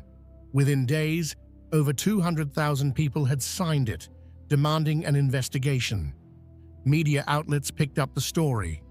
CCTV footage from outside Burning Sun began to circulate, showing Kim being beaten by multiple men while on the ground. Additional footage from inside the police station showed officers handling Kim roughly, contradicting their claims that they'd treated him appropriately. The public was outraged. Here was clear evidence of excessive force by both private security and police officers, yet the victim was the one facing charges. Questions arose. Why had police arrested the victim rather than his attackers? Why had they tried to suppress the CCTV footage? What were they trying to hide? Kim's case struck a nerve because it exemplified something many Koreans suspected but couldn't prove, that the wealthy and well-connected could literally get away with assault, with police serving as their protectors rather than enforcers of justice. Burning Sun was owned and operated by people with connections. Surely, many thought, those connections explained why Kim had been treated not as a victim, but as a problem to be dealt with. President Moon Jae-in himself weighed in, ordering a thorough investigation, not just into the Burning Sun assault, but into potential police corruption. The Seoul Metropolitan Police Agency announced they would examine the conduct of officers who'd responded to Kim's call and handled his detention. But as investigators began looking into Burning Sun, they discovered something unexpected. Kim's assault, serious as it was, turned out to be just the surface. Beneath it lay a world of criminality that went far beyond one nightclub beating. Investigators started hearing whispers about drugs, about women being assaulted, about illegal videos, about payments to police to look the other way. The more they dug, the more disturbing the picture became. It's important to note that Kim Sang-kyo's story would become more complex as events unfolded. While his initial complaint proved instrumental in launching the investigation that would expose the Burning Sun scandal, Kim himself would later face serious legal challenges. In the years following that November night, he was charged with more than 15 offenses stemming from events at Burning Sun. In November 2022, nearly 4 years after that fateful night, a court found Kim guilty of sexually harassing a woman at Burning Sun on the same evening he was assaulted, as well as obstruction of business and defamation. The court cited CCTV evidence and victim testimony in reaching its verdict. Kim received a suspended sentence of 1 year in prison with 2 years of probation, along with mandatory completion of a 40-hour sexual assault treatment program and 80 hours of community service. Kim maintained throughout his legal battles that many of the charges against him were attempts to discredit him as a whistleblower, and that authorities had aggressively pursued him in retaliation for exposing corruption. He was acquitted of 2 other sexual harassment charges due to insufficient evidence. The court did acknowledge procedural irregularities in Kim's arrest, including failure to properly read him his rights and improper handling during his transport to the station. This complexity doesn't negate the importance of Kim's initial report in exposing the systematic criminal activity at Burning Sun. His complaint, whatever the circumstances surrounding it, did trigger an investigation that would ultimately reveal crimes far more serious and widespread than anyone initially imagined. But it does illustrate something important about this case, that the events of that night and the scandal that followed involved layers of truth that defied simple narratives of heroes and villains. Real life rarely offers the clear moral lines that make for easy storytelling, and the Burning Sun scandal was no exception. What Kim's complaint did accomplish was this. It forced authorities to look closely at Burning Sun, and once they started looking, they couldn't ignore what they found, and what they found would prove explosive in ways no one could have predicted. Part 3. Burning Sun's Dark Reality. As investigators began examining Burning Sun in response to Kim Sang-kyo's complaint and the public outcry it generated, a picture emerged of a club where criminal activity wasn't an aberration but standard operating procedure. The assaults on customers, it turned out, weren't isolated incidents. They were part of a pattern of violence used to control the club and protect its illegal operations. Multiple women came forward with similar stories. They'd gone to Burning Sun for a night out and found their drinks tasting strange. They'd wake up the next morning, or sometimes days later, with little or no memory of what had happened, with injuries they couldn't explain, or in unfamiliar places. When they tried to report these incidents to police, they were dismissed, told they'd simply had too much to drink, that they needed to be more responsible. The stories followed disturbing patterns. Women reported feeling suddenly disoriented or losing consciousness after just 1 or 2 drinks. Security footage, when it existed, often showed women being carried or dragged out of the club by staff or male customers while clearly incapacitated. Club employees seemed not just indifferent to women in distress, but actively facilitating their removal from the premises. Investigators began testing for drugs commonly used to facilitate sexual assault. They found evidence of GHB gamma-hydroxybutyrate, known colloquially as a date rape drug, and other substances designed to incapacitate victims. These drugs were being administered to club guests, particularly women, without their knowledge or consent. Once drugged, these women became vulnerable to assault, and the club's systems seemed designed to enable rather than prevent such assaults. The club's management structure also raised red flags. While Seungri was the most famous figure associated with Burning Sun, serving as a publicity director and business partner, the day-to-day operations involved a network of managers, promoters, and security personnel. Some of these individuals had connections to organized crime. One security staff member had ties to gangs, and there were allegations that the club employed violence not just against troublesome customers, but as a means of enforcing loyalty and silence among staff. Lee Moon-ho, one of Burning Sun's CEOs, became a focal point of the drug investigation. Authorities found evidence that Lee had not only used drugs himself, including ecstasy and ketamine, but had supplied them to club customers.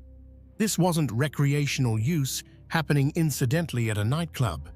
This was systematic distribution, with drugs being provided to specific customers, often wealthy businessmen being entertained by club management. The club's financial records revealed other irregularities. There were allegations of money laundering, tax evasion on a massive scale, and violation of food sanitation laws. An investigation would later reveal that Arena, another club with similar ownership, had evaded approximately 16 billion won in taxes, around $14 million, between 2014 and 2017. But perhaps most disturbing were the allegations about prostitution. Investigators heard consistent reports that Burning Sun and other clubs in the same network weren't just venues where prostitution might happen incidentally.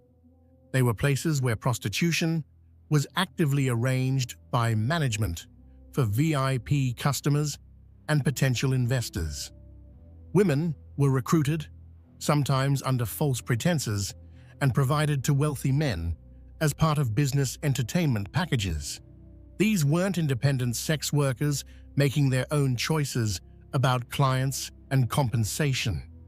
These were women being directed, managed, and provided by club staff to men who'd been promised such services as part of their VIP experience. Some of the women involved may not have even realized they were being positioned as prostitutes until they found themselves in situations they couldn't easily escape. The scale of the operation was stunning. This wasn't a few corrupt employees taking advantage of their positions. This was systematic criminality woven into the club's business model. Burning Sun made money not just from bottle service and cover charges, but from facilitating illegal activities for customers willing to pay premium prices for experiences that existed outside legal boundaries. And none was more prominent than Seungri, whose name and image had been used to market Burning Sun to the young and wealthy. As a publicity director and business partner in the club, Seungri had benefited financially from Burning Sun's operations, but his involvement went deeper than many initially realized. As investigators dug into Seungri's business dealings and communications, they discovered something that would prove even more explosive than the revelations about Burning Sun itself. They found evidence of secret group chats on KakaoTalk, South Korea's most popular messaging app. And in these chats, Seungri and other prominent figures in the K-pop world had been discussing activities that would horrify the nation: prostitution arrangements, illegal hidden camera footage, and sexual assault. The scandal was about to get much, much worse. Part 4. The chat rooms, messages that exposed everything. The discovery of the KakaoTalk chat rooms represented a turning point in the Burning Sun scandal, transforming what had begun as an investigation into one nightclub into an expose of widespread criminal activity among some of South Korea's most famous and beloved celebrities. These messages, extracted from the personal phone of singer Jung Jun-young, would reveal crimes that had been going on for years, involving multiple famous figures and victimizing countless women. The story of how these messages came to light reads almost like a thriller. In September 2016, Jung Jun-young, then a rising star in the Korean entertainment industry, had been investigated by police after a woman accused him of secretly filming a sexual encounter. At the time, Jung's agency claimed the allegations were a misunderstanding, and in October 2016, after what the agency characterized as a thorough investigation, Jung was acquitted. The case was closed, and Jung's career continued uninterrupted. But someone knew the truth. When Jung took his phone to a private forensics company for repairs sometime around 2018, a technician there discovered something disturbing on the device. Videos and chat messages that clearly showed Jung filming sexual encounters without the consent of the women involved, then sharing those videos with friends. The technician, whose identity has never been publicly revealed, made a decision that would prove momentous. Rather than simply fixing the phone and returning it, the technician copied the incriminating material. The technician then reached out to a lawyer named Bang Jung-hyun, sending him an email containing thousands of chat messages spanning an 8-month period from late 2015 through mid-2016. Bang recognized immediately that what he was looking at was evidence of serious crimes. When the Burning Sun scandal began making headlines in early 2019, Bang forwarded these messages to SBS's investigative news program SBS Fun-E and to the Anti-Corruption and Civil Rights Commission. On February 26, 2019, SBS Fun-E published the contents of the first chat room. The revelations were explosive. The messages showed Seungri instructing staff at Burning Sun and his other business ventures to provide prostitutes to potential investors and wealthy businessmen. He discussed the arrangements in clinical, business-like language, treating the women involved as commodities to be provided as part of his hospitality to business partners. But that was just the beginning. On March 11, 2019, SBS's 8 o'clock news revealed more chat rooms, and these were far more disturbing. These groups included not just Seungri, but Jung Jun-young, Choi Jong-hoon, a former member of the popular K-pop group FT Island, and several other men. The content of these chats was genuinely shocking, even to investigators and journalists who thought they'd seen everything. Jung Jun-young had been systematically filming sexual encounters with women without their knowledge or consent. The videos showed women who were clearly drunk or unconscious, unable to consent to being filmed or to the sexual acts themselves. Jung would then share these videos in the group chats, sometimes within minutes of filming them. The other members would respond with messages cheering him on, requesting more videos, or sharing their own illegal footage. The messages weren't just evidence of crimes, they revealed the mindset of the perpetrators, their complete lack of respect for their victims, and their confidence that they would never face consequences. The men joked about drugging women. They discussed which victims were best and rated them. They shared tips on where to find vulnerable women and how to avoid getting caught. When one participant expressed mild concern about the legality of what they were doing, others laughed it off, assuring him that they had police connections who would protect them, and they weren't wrong to feel confident. The chat rooms also revealed a cozy relationship between these celebrities and high-ranking police officials. One figure referred to in the chats as the police superintendent general appeared to be providing the group with inside information about investigations and helping them avoid legal troubles. The group members joked about their police protection, confident that they were essentially untouchable. The sheer number of victims was staggering. According to court documents that would later be released, Jung Jun-young alone had filmed and distributed content from at least 11 different women between November 2015 and June 2016, and that only covered the period for which investigators had direct evidence. Jung had shared these videos across 5 different group chats and sent them in 3 separate private conversations, with 14 different people receiving the illegal material. The victims in these videos had not given consent to be filmed. Many didn't even know the videos existed until police contacted them during the investigation. Some of the women had been in relationships with Jung and thought they were having private, consensual, intimate moments. Others had been too drunk or drugged to know what was happening. When authorities reached out to these women as part of the investigation, many were devastated. One victim, interviewed by reporter Kang Kyung-yoon, who broke the story, begged, "Please save me. How do I live after this?" The trauma inflicted on these women was immeasurable. Not only had they been violated in the most intimate way possible, but their private moments had been shared among strangers, turned into entertainment for a group of men who saw them as nothing more than objects. And because the videos had been shared digitally, the women faced the terrifying reality that these images might still be circulating, impossible to fully delete or contain. As investigators dug deeper into the chat rooms, more names emerged.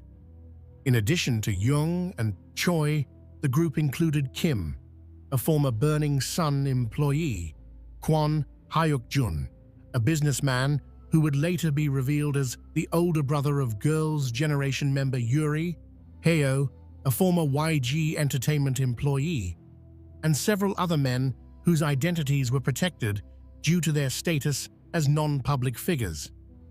One particularly disturbing aspect of the chat rooms was the participants' discussions of gang rape. Messages suggested that multiple men had participated in assaulting unconscious or severely intoxicated women, with the attacks sometimes being filmed and shared. These weren't spontaneous crimes of opportunity, but coordinated assaults, with participants discussing logistics, sharing locations, and celebrating their crimes afterward. What made these revelations particularly shocking to the Korean public was the contrast between the public personas of these men and their private behavior. Jung Jun-young had been a beloved television personality, appearing on popular variety shows where he portrayed himself as charming and fun-loving. Choi Jong-hoon had been a member of FT Island, one of Korea's most popular rock bands, whose music often dealt with themes of love and respect. Seungri was a member of Big Bang, whose fans numbered in the millions worldwide. These men had stood on stages, accepted awards, and spoken about being role models. Their fame had been built on the devotion of fans, many of them young women, who'd supported their careers for years, buying albums, attending concerts, and defending them against critics. Those fans now had to reckon with the fact that their idols had been living double lives, projecting wholesomeness while privately engaging in the most degrading treatment of women imaginable. The technical integrity of the chat messages was carefully verified. When lawyer Bang Jung-hyun appeared on SBS's 8 o'clock news on March 11th to discuss how he'd obtained the messages, he explained that the files had been protected with tamper-proof verification, a hash code system that would show if any alterations had been made.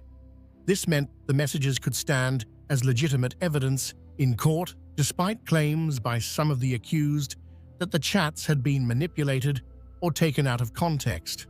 As more chat room contents were revealed, the scandal expanded beyond just the core group.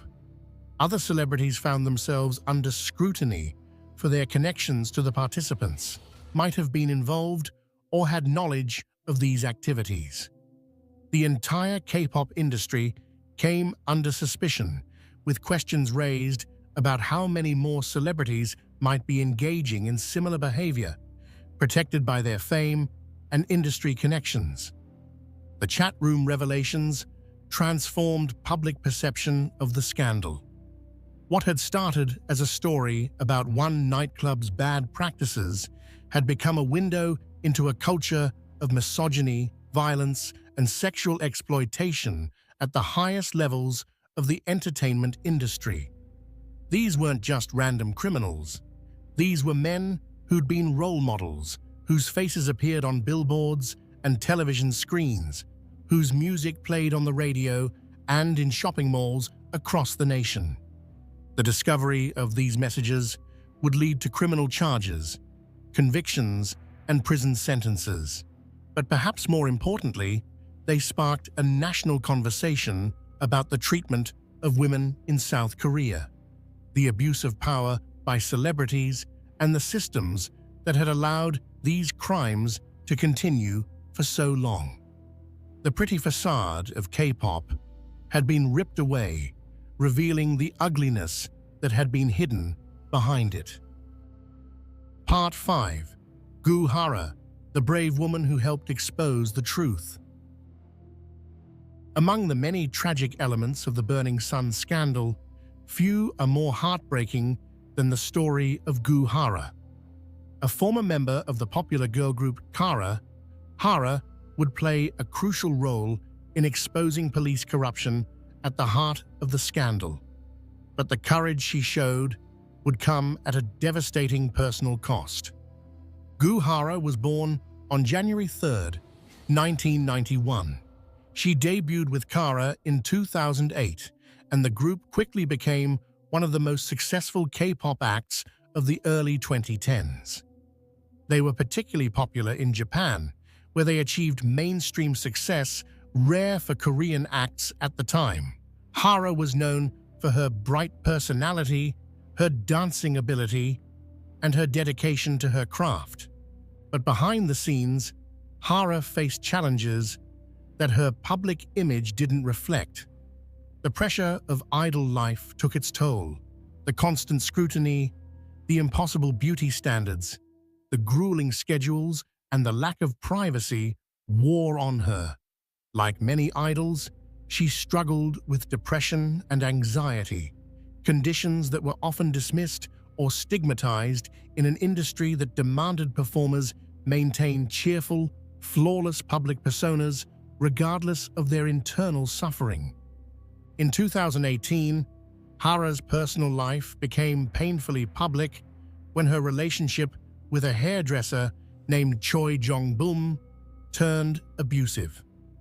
The couple had begun dating after meeting on the set of a beauty television program called My Mad Beauty Diary. Initially, the relationship seemed happy, but it deteriorated into violence and manipulation. On September 13, 2018, just 2 months before the Burning Sun incident, Choi broke into Hara's home while she was sleeping. According to Hara's account, a fight ensued, triggered by Choi's jealousy over Hara having lunch with a male acquaintance. The argument escalated into physical violence. Choi assaulted Hara, causing injuries including damage severe enough that she experienced uterine hemorrhaging. But the physical assault wasn't the worst of it.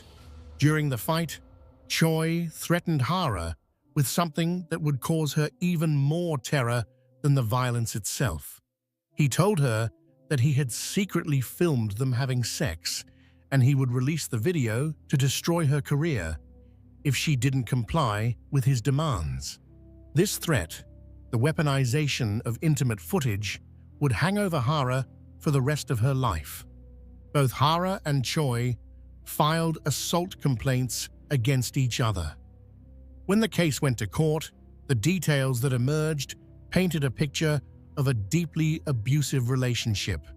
Choi had been controlling, jealous, and violent. The assault on September 13th was not an isolated incident, but part of a pattern. Evidence showed that Choi had indeed filmed intimate encounters and had threatened to release them. In August 2019, a court found Choi guilty of assault, making threats, property damage, and coercion. However, he was not convicted on the illegal filming charge. The court ruled that there wasn't sufficient evidence to prove the recording itself was illegal, though it acknowledged he'd used the threat of releasing the video as blackmail. Choi received a suspended sentence, 1.5 years in prison, suspended for 3 years. This meant he wouldn't serve jail time unless he committed another crime during the probation period. The sentence sparked outrage. Here was a man who had violently assaulted his girlfriend, caused her significant physical harm, and blackmailed her with threats to release intimate footage that would destroy her career. And he received no jail time. The message to victims of domestic abuse and revenge porn seemed clear. The justice system would not protect them adequately. For Hara, the sentence felt like a betrayal. She'd been brave enough to come forward, to testify about her abuse in public, to allow the details of her victimization to become part of the public record. And in return, her abuser walked free. Worse, she faced intense public scrutiny and judgment. While some supported her, others blamed her for the relationship's problems, suggesting she'd somehow provoked Choi's violence or questioning why she dated him in the first place. The cruel logic of victim blaming was applied mercilessly.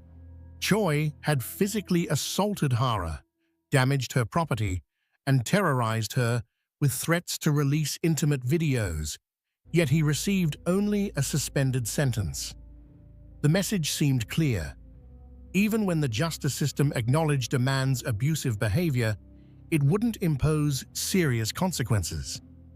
The stress of the case, combined with the intense public judgment, took a terrible toll on Hara's mental health. In May 2019, she attempted suicide. Fortunately, she survived, and her friend and fellow Kara member Gu Ji-young found her in time. Hara was hospitalized and later released, but the incident revealed the depth of her suffering. Around this same time, the Burning Sun scandal was unfolding. As we've already discussed, Hara reached out to reporter Kang Kyung-yoon to offer help with the investigation.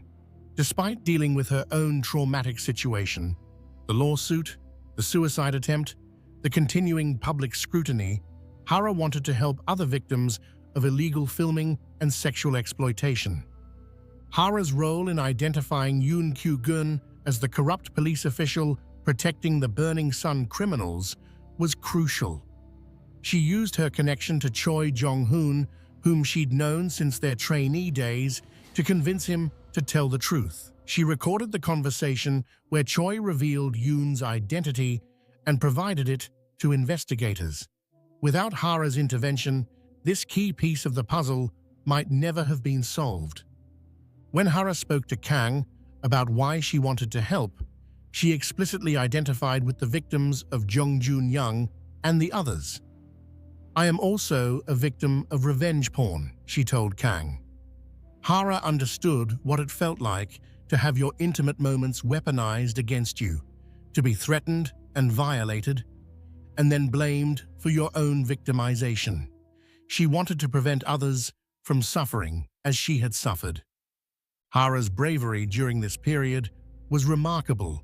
She was simultaneously fighting her own battle against an abuser, dealing with the psychological aftermath of a suicide attempt, and helping to expose one of the biggest criminal scandals in South Korean entertainment history.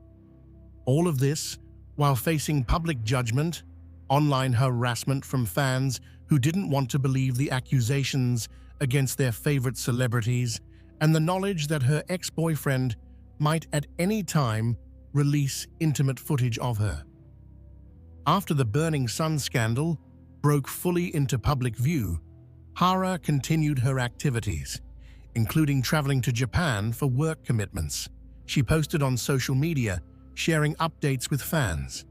In photos and videos from this period, she appears to be trying to maintain normalcy to continue her career despite everything happening in her personal life.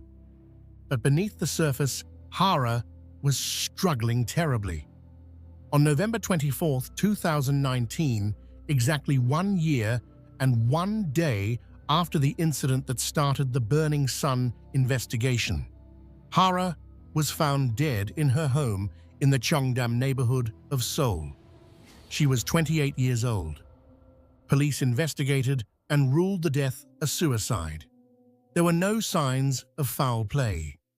In her final Instagram post, published just 2 days before her death, Hara had written simply, "Goodbye" in Korean. To those who'd been watching closely, who'd seen her struggles, who understood the crushing weight she'd been carrying, the message was heartbreakingly clear. Hara's death devastated her fans and the Korean public, coming just weeks after the suicide of another female K-pop idol, Sulli, who'd also faced intense online bullying and harassment. Hara's death forced Korea to confront the dark side of its celebrity culture. The pressure on idols, particularly female idols, was not just intense, it was sometimes deadly. In the aftermath of her death, over 200,000 people signed a petition calling for stronger punishments for revenge porn and illegal filming. Another petition demanded action against online bullying and hate comments. Hara's suffering and her courage in fighting back against her abuser became a catalyst for demands for legal reform. In 2024, 5 years after her death, it was revealed that Hara had played an even more crucial role in the Burning Sun investigation than had been publicly known. Reporter Kang Kyung-yoon disclosed the full extent of Hara's contribution, including how she'd helped identify Yoon Kyu-gun, Hara's brother, Gu Ho-in, who'd been present during the phone call with Choi Jong-hoon, confirmed his sister's involvement.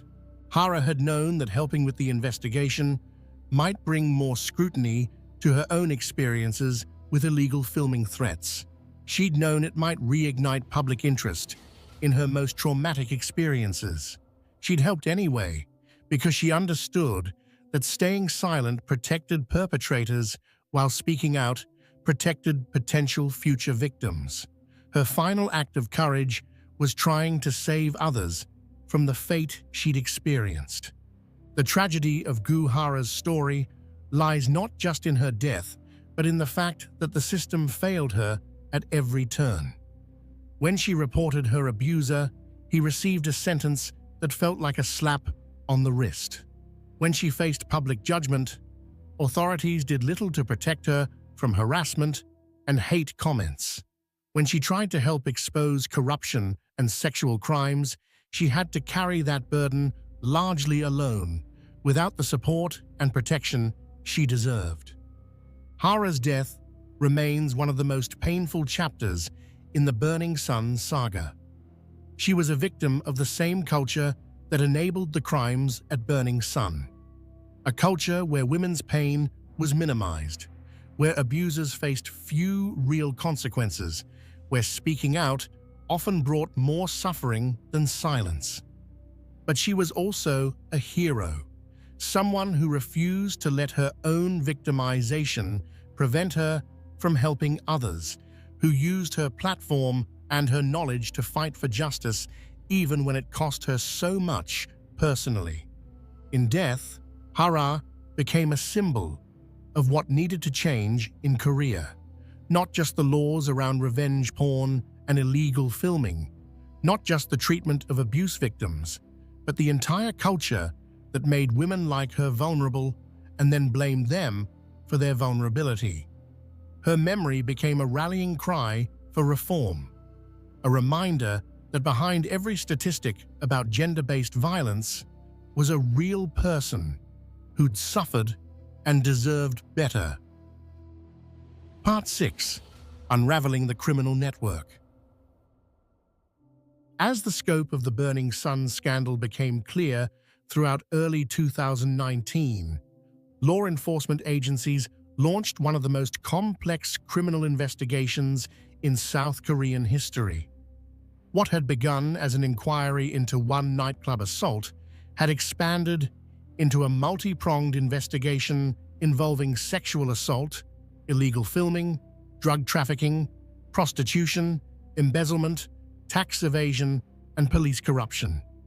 Dozens of suspects, hundreds of victims, and thousands of pieces of evidence had to be tracked, verified, and prosecuted. The investigation was, in many ways, a race against time. Once the scandal broke publicly, there was concern that evidence might be destroyed, witnesses might be intimidated, and suspects might flee the country. Prosecutors and police had to move quickly to secure phones, computers, and other devices that might contain incriminating material. They had to interview victims who were often traumatized and reluctant to come forward. They had to navigate complex digital forensics to recover deleted messages and videos. Jung Jun-young was one of the first to be arrested. On March 21, 2019, police took him into custody on charges of illegally filming and distributing sexual content. Jung's immediate admission of guilt was startling. In a statement to the press, he said, "I admit to all my crimes. I filmed women without their consent and shared it in a chat room. And while I was doing so, I didn't feel a great sense of guilt." His candor seemed to reflect not remorse so much as resignation. He knew the evidence against him was overwhelming. But as police dug deeper, they uncovered allegations even more serious than the illegal filming. Women came forward claiming that Jung, along with other men, including Choi Jong-hoon, had raped them while they were unconscious or too intoxicated to resist. One woman described being assaulted by 5 men, including Jung, in March 2016 at a hotel. She'd been drinking and lost consciousness, waking later with injuries and fragmented memories of the attack. When she learned that the assault had been filmed and shared in a group chat, she was devastated. Choi Jong-hoon, the former FT Island member, was also arrested. Initially, Choi denied all charges, claiming he hadn't assaulted anyone, but evidence from the chat rooms showed him discussing assaults, and testimony from victims contradicted his denials. Choi had also been involved in a separate scandal, bribing a police officer to cover up a drunk driving incident. That investigation, too, became part of the broader case. Seungri's case proved more complex. While the chat room messages clearly showed him arranging prostitution services for business associates and potential investors, Seungri maintained that he'd been unaware of the illegal nature of these arrangements. He claimed his business partners had handled the details without his knowledge or approval, and that messages showing his involvement had been taken out of context or misunderstood. But prosecutors built a strong case. They had messages where Seungri explicitly discussed providing women to investors. They had testimony from employees who'd arranged these services at his direction. They had financial records showing payments related to prostitution services. Seungri was charged with multiple counts of prostitution mediation, essentially pimping, along with embezzlement, illegal gambling, and violation of the Food Sanitation Act. In March 2019, Seungri announced his retirement from the entertainment industry. "The public's anger toward me is very serious, because," he said in a statement, "I've decided to retire from the entertainment industry." He maintained his innocence on most charges, but acknowledged that his association with the scandal had become untenable. 2 months later, he enlisted in the military, a move that some saw as an attempt to avoid further scrutiny or to have his case handled by military rather than civilian courts. Lee Moon-ho, Burning Sun's CEO, was arrested on drug charges. Investigators found evidence that Lee had regularly used ecstasy and ketamine and had supplied drugs to club customers. Another club official, a promoter known as MD Cho, received even more serious charges related to drug smuggling and large-scale distribution. Police drug sweeps at Burning Sun and related venues netted hundreds of arrests for possession and distribution of various controlled substances. The police corruption investigation proved particularly difficult. Identifying and prosecuting corrupt officers required navigating an institution that was understandably defensive about accusations of widespread corruption. The blue wall of silence, the tendency of police to protect their own, made witnesses reluctant to testify and evidence difficult to obtain. Yoon Kyu-gun, the senior police official identified through Gu Hara's intervention, became the highest-profile target. Yoon was arrested in March 2019 on charges of bribery and using his position to suppress investigations and provide inside information to club owners and operators. The charges alleged that Yoon had accepted bribes in exchange for warning club operators about planned raids, providing information about ongoing investigations, and using his influence to minimize the consequences when club operators were caught breaking laws. President Moon Jae-in personally weighed in on the scandal, calling for thorough investigations of both the entertainment industry figures and the police officers who'd enabled them. "The Burning Sun incident is not just about one club," Moon said. "It's about the culture of corruption and the abuse of power." He ordered police reforms, including better oversight of nightlife venues and stricter protocols for handling sexual assault cases, but the police corruption investigation faced obstacles. Many of the lower-ranking officers who'd responded to the initial Burning Sun call or who'd had regular contact with club officials received only administrative punishments, reprimands, suspensions, or transfers. The most serious charges were dropped or resulted in acquittals. In several high-profile cases, judges ruled that while the officers' conduct had been inappropriate, prosecutors hadn't proven criminal intent or that money had actually changed hands. This frustrated many who felt the scandal had revealed systemic corruption that went unpunished. The two officers most directly involved in Kim Sang-kyo's arrest and detention were cleared of assault charges, with the court ruling that while their procedures had been flawed, there wasn't sufficient evidence to prove they'd intentionally harmed Kim. The message seemed to be that institutional failures and bad judgment weren't criminal offenses, even when they enabled serious crimes by others. Meanwhile, victims of the crimes faced their own challenges. Many women who'd been filmed without consent or sexually assaulted struggled with whether to cooperate with investigators. Coming forward meant having their victimization become part of the public record. It meant facing questions about their behavior, their clothing, their alcohol consumption, all the victim blaming that typically accompanies sexual assault cases. It meant potentially facing the perpetrators in court, reliving trauma, and having intimate details of their assaults discussed by strangers. Reporter Kang Kyung-yoon, who'd broken many of the key stories, became an advocate for these victims. She worked to protect their identities while ensuring their stories were told.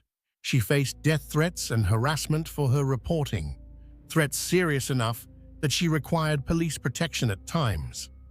Other journalists investigating the scandal faced similar intimidation, highlighting how dangerous it could be to challenge powerful men and institutions. Some victims chose to settle their cases privately rather than go through criminal trials. Under Korean law, certain offenses can be settled through financial compensation and agreements not to pursue charges if the victim agrees. This created controversy.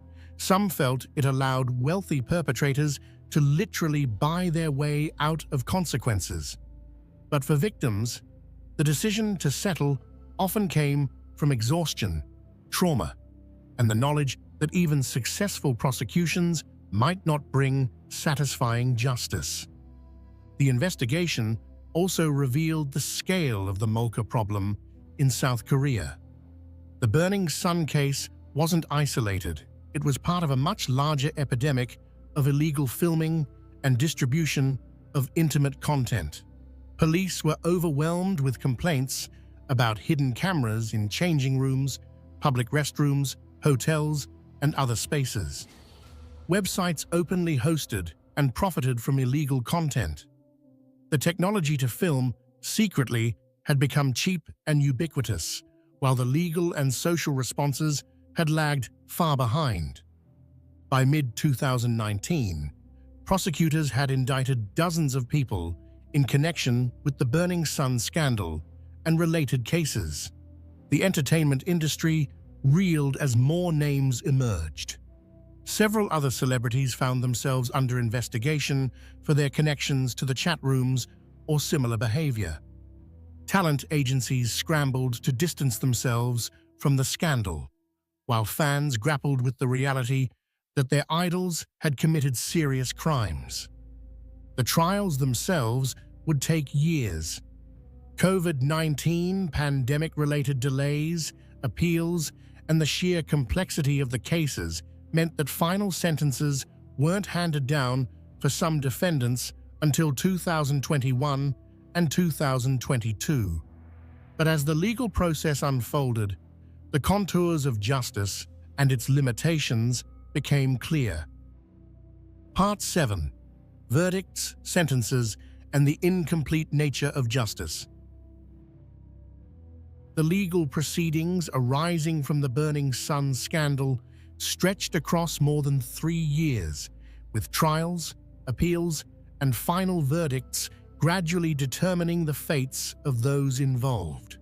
The sentences handed down would spark debates about whether justice had truly been served, whether the powerful and famous received preferential treatment, and whether the legal system adequately addressed the severity of the crimes.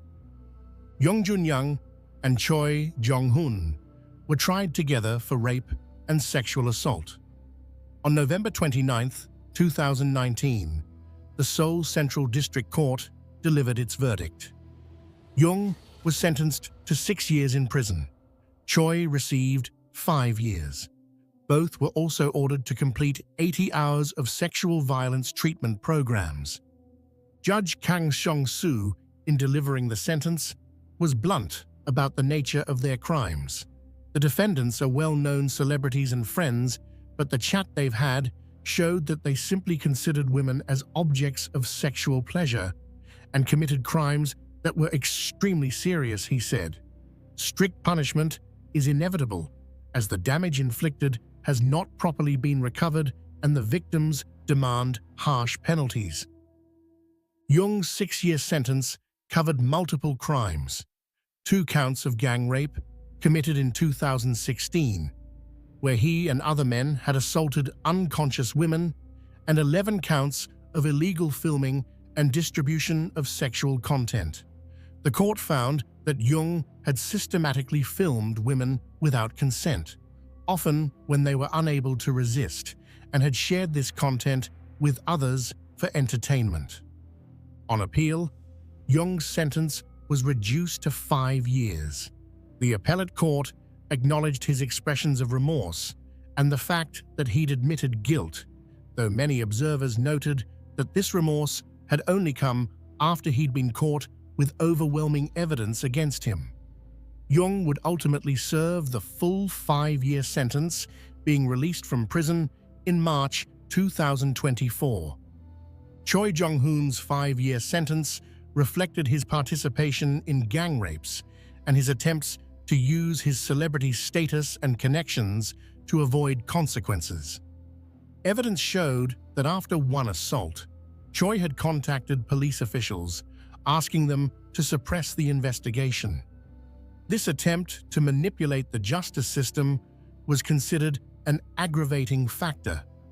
Unlike Jung, Choi had initially denied all charges before eventually pleading guilty during the trial process. Seungri's case took a different path because he'd enlisted in the military before being formally charged. This meant his trial was conducted by a military court rather than a civilian court, following different procedures and potentially different standards. Critics argued this gave Seungri an advantage, as military courts were sometimes seen as more lenient. In August 2021, a military court found Seungri guilty on all 9 charges against him. These included prostitution mediation, procuring prostitution services for himself, embezzlement of approximately 528 million won, around $455,000, habitual gambling in Las Vegas involving approximately 2.2 billion won, around $2.2 billion million, violation of the Foreign Exchange Transaction Act, violation of the Food Sanitation Act, sharing illegally filmed content, and ordering subordinates to threaten people. The court sentenced Seungri to 3 years in prison and ordered him to pay a fine of approximately 1.15 billion won, about $9 million, $190,000. While this was a substantial sentence, prosecutors had asked for 5 years, and many felt 3 years was insufficient given the range and severity of his crimes. But Seungri's legal journey didn't end there. He appealed the sentence, and in January 2022, a military appeals court reduced his sentence to 1.5 years. The reduction came after Seungri admitted to all charges and expressed remorse, a marked change from his earlier denials. The appeals court cited his acknowledgement of guilt and stated intention to reflect on his crimes as mitigating factors.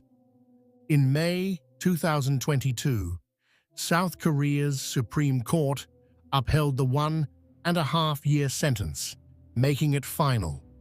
Because Seungri had already served several months, he faced approximately 9 more months in civilian prison after being discharged from military service. He was ultimately released in February 2023, having served less than 2 years total. The reduction of Seungri's sentence sparked outrage. Many felt that his wealth and celebrity status had allowed him to receive preferential treatment. The pattern seemed clear: admit guilt after fighting charges for years, express remorse once it becomes strategically advantageous, and receive a reduced sentence. For a man who'd arranged for women to be provided to business associates as commodities, who'd benefited financially from prostitution and illegal activities, and who'd shown no remorse until legally cornered, 1.5 years seemed inadequate. Other figures in the scandal received varied sentences. Lee Moon-ho, Burning Sun's CEO, was sentenced to 1 year for habitual drug use. MD Cho, the promoter involved in large-scale drug smuggling, received 4.5 years. These sentences, while substantial, still seemed light relative to the damage done and the scale of the criminal enterprise they'd operated. Yoo In-sok, Seungri's business partner, who'd admitted to arranging prostitution services for investors, received a suspended sentence of 3 years probation. He'd cooperated with investigators and testified against others, which worked in his favor. His willingness to provide information about how the prostitution arrangement worked and who had benefited from it was considered valuable to the prosecution's case. Yang Hyun-suk, the head of YG Entertainment, the company that had managed Big Bang, was fined for illegal gambling and money transactions in Las Vegas. While the fine was substantial, the fact that a major entertainment company executive faced no jail time for activities that included covering up or being connected to criminal behavior disappointed many observers. The police corruption cases proved most frustrating for those seeking accountability. Yoon Kyu-gun, the senior officer accused of bribery and protecting Burning Sun, was ultimately acquitted at trial.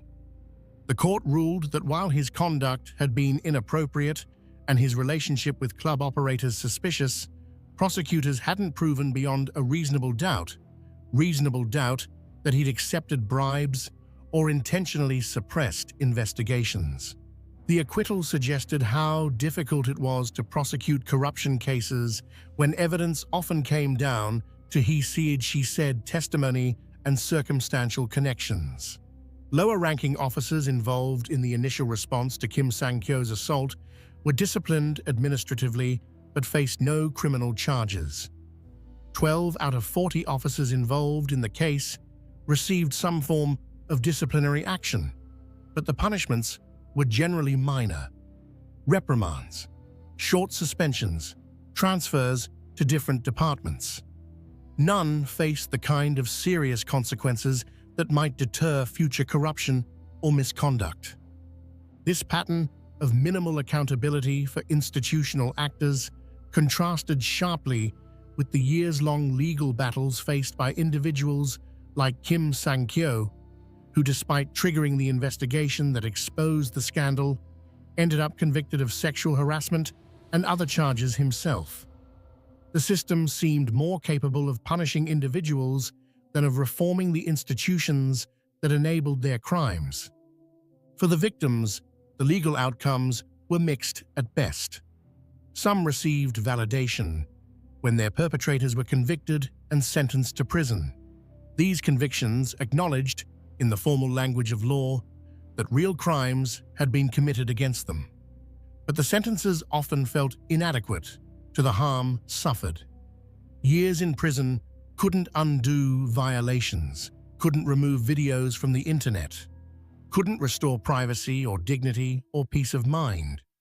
Many victims also received financial settlements from perpetrators seeking to resolve civil claims. While the money provided some tangible benefit, it also highlighted the transactional nature of justice for the wealthy. Write a check, serve a reduced sentence, move on. For women whose intimate moments had been filmed without consent and shared among strangers, no amount of money could truly compensate for the violation. The scandal's legal resolution also highlighted problems with how South Korea handled sexual crimes. Convictions for rape and sexual assault often resulted in surprisingly light sentences compared to many other developed nations. The concept of quasi-rape, sexual assault of someone unable to consent due to intoxication or unconsciousness, sometimes received lesser punishment than forcible rape, as if taking advantage of an unconscious victim was somehow less serious than physically overpowering a conscious one. Illegal filming and distribution of intimate content, despite the severe psychological harm to victims, often resulted in fines or suspended sentences for first-time offenders. The laws had been strengthened over the years, but enforcement remained inconsistent. Judges sometimes showed leniency toward defendants who expressed remorse or who claimed they hadn't understood the seriousness of their actions. Lenience that victims felt was misplaced. The incomplete nature of justice in the Burning Sun scandal reflected broader truths about legal systems everywhere. Perfect justice, outcomes that fully heal victims, adequately punish perpetrators, and prevent future crimes is perhaps impossible. Legal systems can provide formal acknowledgement of wrongdoing, can remove dangerous individuals from society temporarily, can create some deterrent effect. But they cannot undo harm, cannot restore what was taken, cannot make victims whole again. For the women victimized by Yung Junyoung, Seungri, Choi Jong-hoon, and others, the convictions and sentences provided something, validation, a sense that they'd been heard and believed, the knowledge that their abusers would face consequences. But they also had to live with the knowledge that their private moments remained somewhere in the digital ether, potentially being viewed by strangers. They had to cope with trauma that would take years to process. They had to rebuild lives that had been shattered by violations they'd never asked for and often hadn't even known about until investigators contacted them. The Burning Sun legal proceedings concluded with convictions and sentences, but not with closure. The trials ended, but the harm continued. Justice had been served in a formal sense, but in the lived experience of victims, justice remained incomplete and always would be. Part 8. The broader context: South Korea's reckoning with gender-based violence. The Burning Sun scandal didn't occur in a vacuum. It emerged from and exposed broader patterns of gender-based violence in South Korean society, particularly the phenomenon of molka, illegal filming and distribution of intimate content. Understanding the scandal requires understanding this wider context and the women's movement that was fighting for change even before Burning Sun became headline news.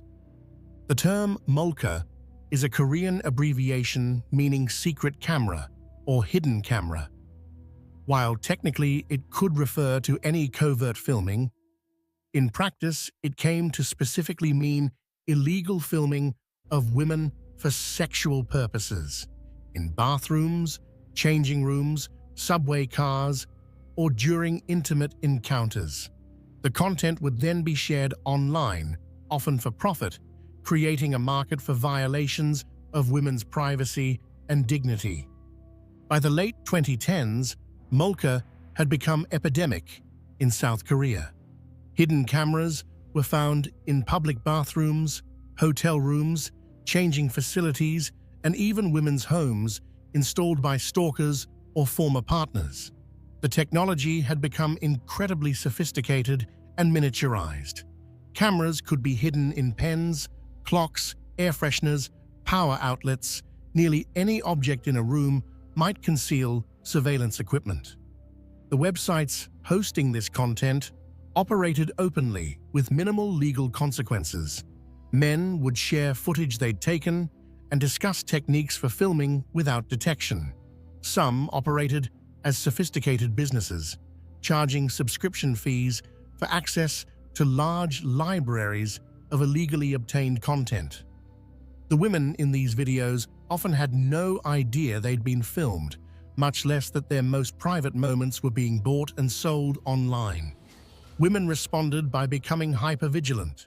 They learned to check bathrooms for suspicious objects, to cover or avoid certain types of fixtures that commonly concealed cameras, to be constantly on guard in spaces that should have felt safe. This hypervigilance itself was a form of harm, the psychological burden of knowing you might be filmed at any moment, that your body might become content for strangers' consumption without your knowledge or consent. In 2018, women in South Korea began organizing mass protests, specifically targeting molka crimes and the inadequate legal and social responses to them. The protests grew to be some of the largest demonstrations in South Korean history, with tens of thousands of women taking to the streets of Seoul and other cities. The protests held in May and June 2018 were particularly significant. Women gathered in Seoul's Daehangno area, holding signs reading, "My life is not your porn," and demanding stricter punishments for perpetrators, better enforcement of existing laws, and social recognition of mocha as a serious crime rather than merely embarrassing or unfortunate incidents. The protesters highlighted stark disparities in how the justice system treated perpetrators versus victims.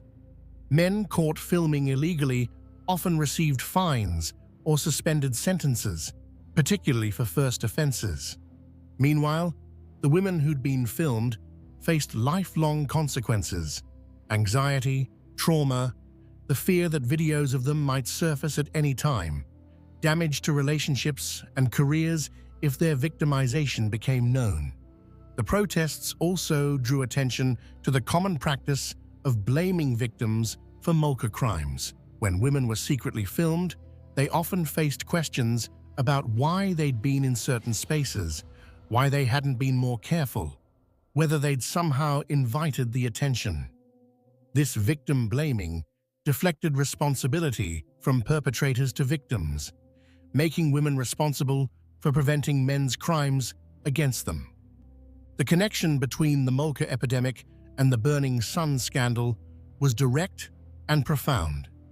Young Jun Young's crimes weren't different in kind from the mocha cases that had sparked the protests. They were different only in that he was famous, wealthy, and had felt so secure in his impunity that he'd shared his videos with friends rather than selling them anonymously online. The sense of entitlement, the objectification of women, the confidence that consequences would never come.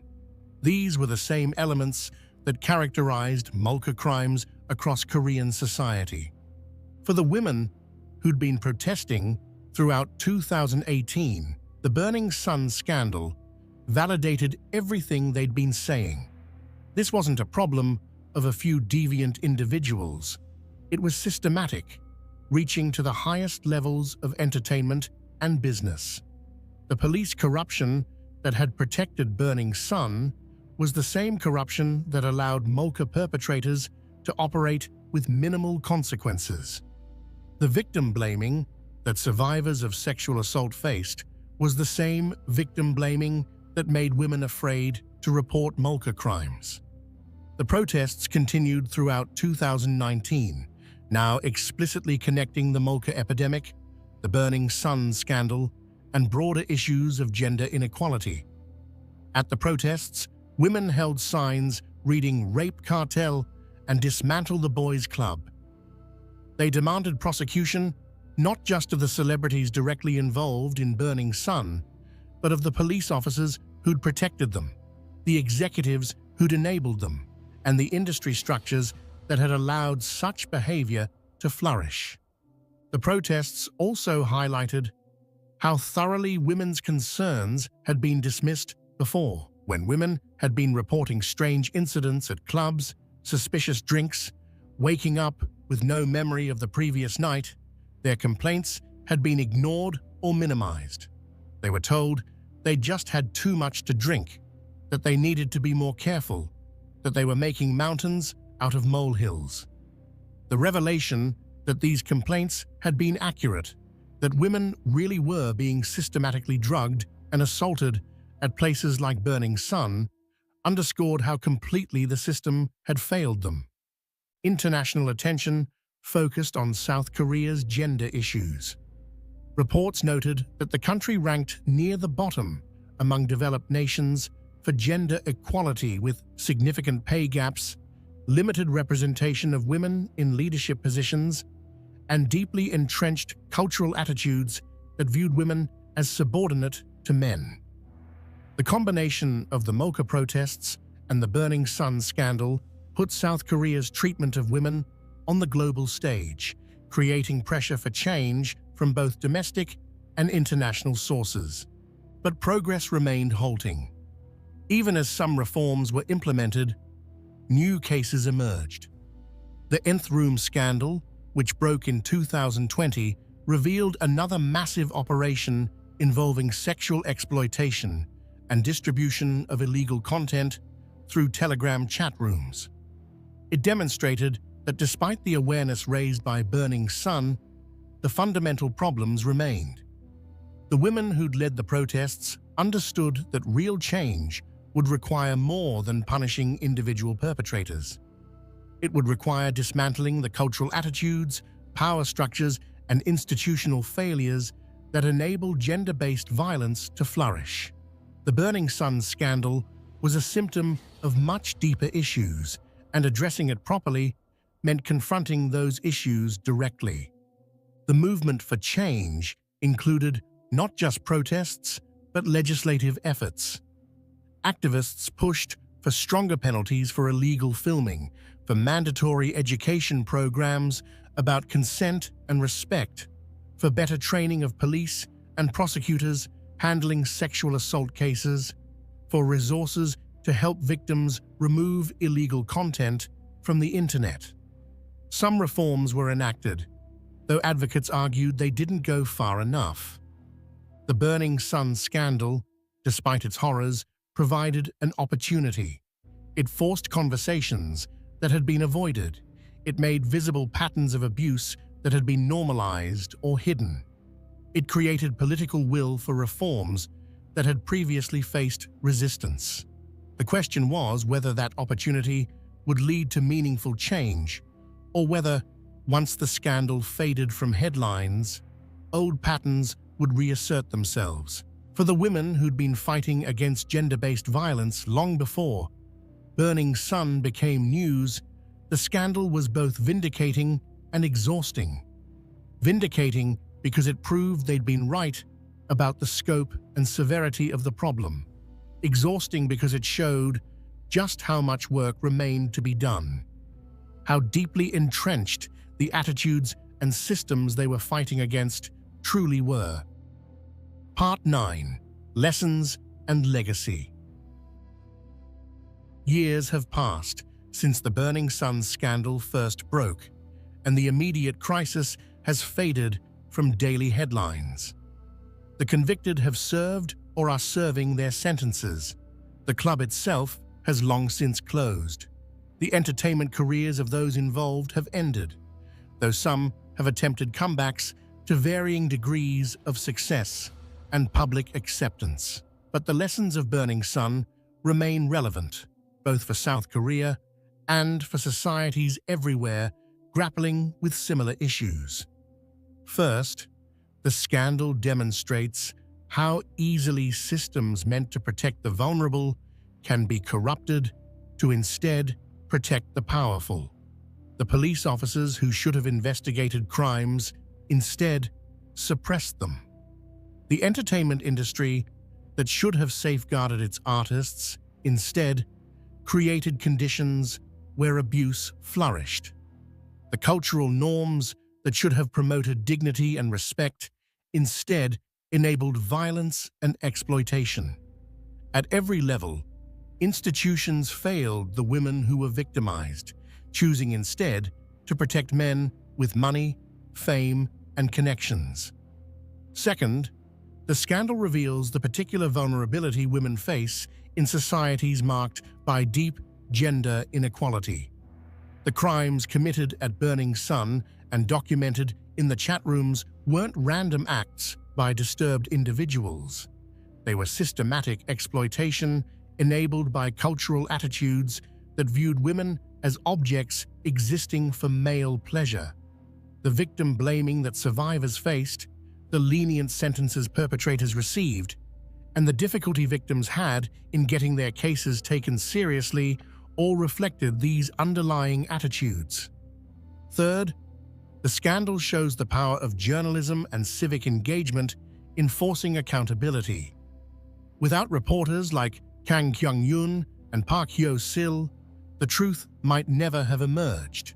Without Kim Sang-kyo's refusal to stay silent, despite the personal cost, the investigation might never have begun. Without the mass protests by women demanding change, authorities might have continued ignoring the Molka epidemic and related crimes. Change came not from institutions working properly, but from people outside those institutions, forcing them to act. Fourth, the scandal demonstrates that fame and success don't correlate with character. Jung Jun-young, Seungri, and Choi Jong-hoon had achieved what millions dream of: success in the competitive entertainment industry, wealth, and the adoration of fans. Yet they were capable of terrible cruelty and criminality. The lesson isn't that fame corrupts, though it certainly can, but that we shouldn't assume success means someone is inherently good. Character must be demonstrated through actions, not inferred from accomplishments.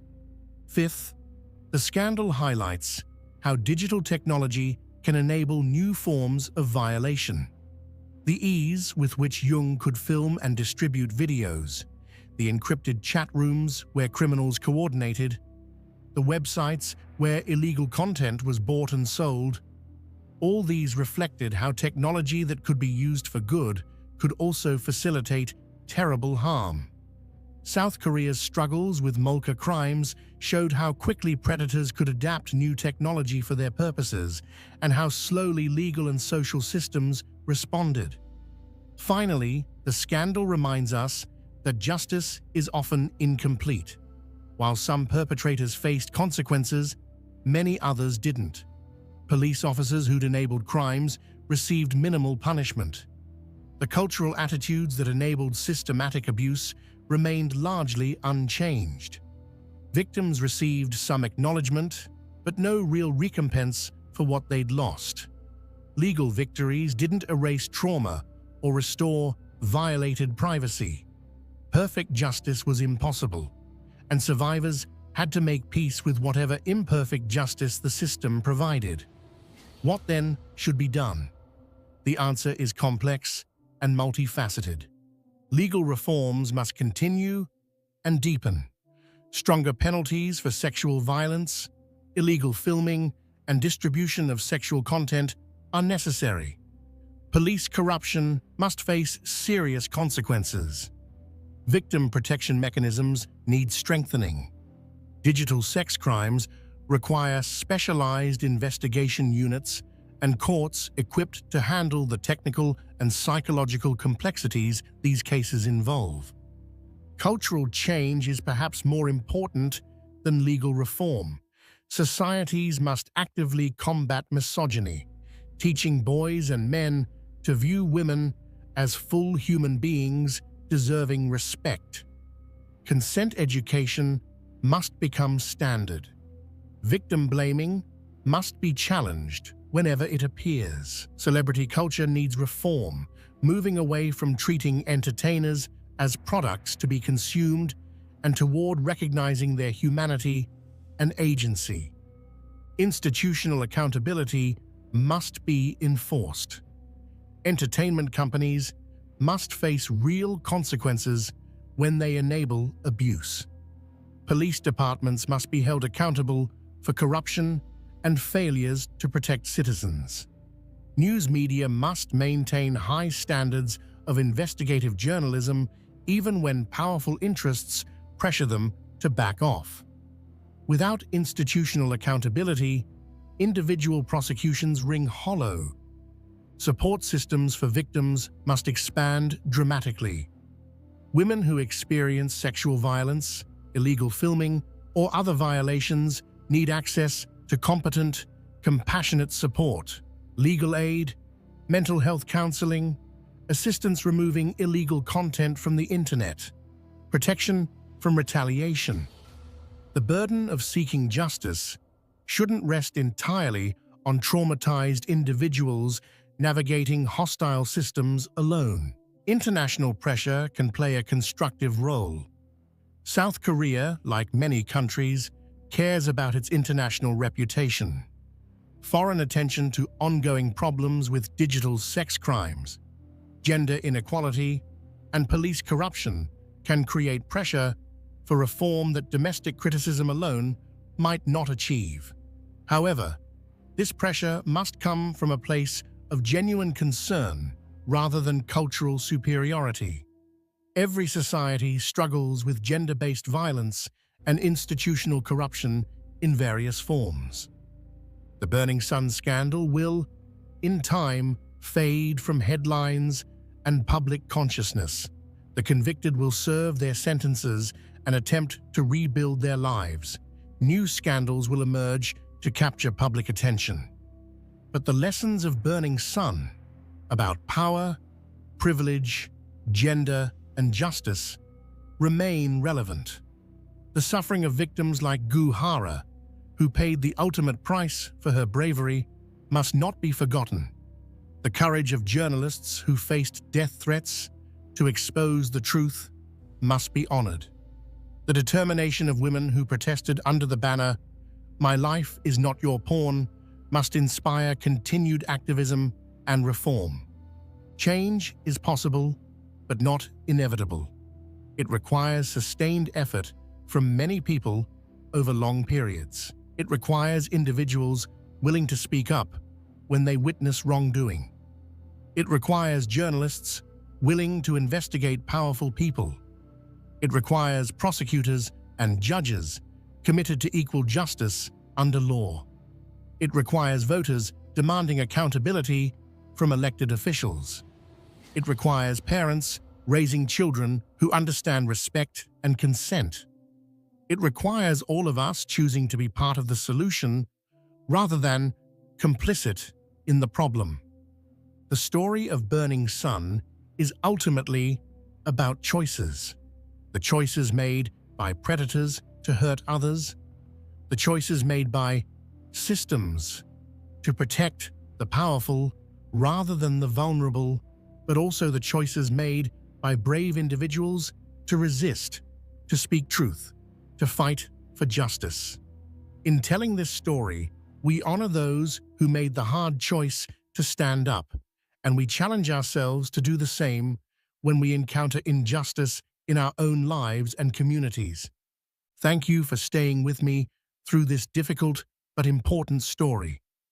If you found this examination of the Burning Sun scandal informative, please consider subscribing to the channel. More importantly, if you or someone you know has experienced sexual violence or illegal filming, please reach out to appropriate support services in your area. You are not alone, and what happened to you was not your fault.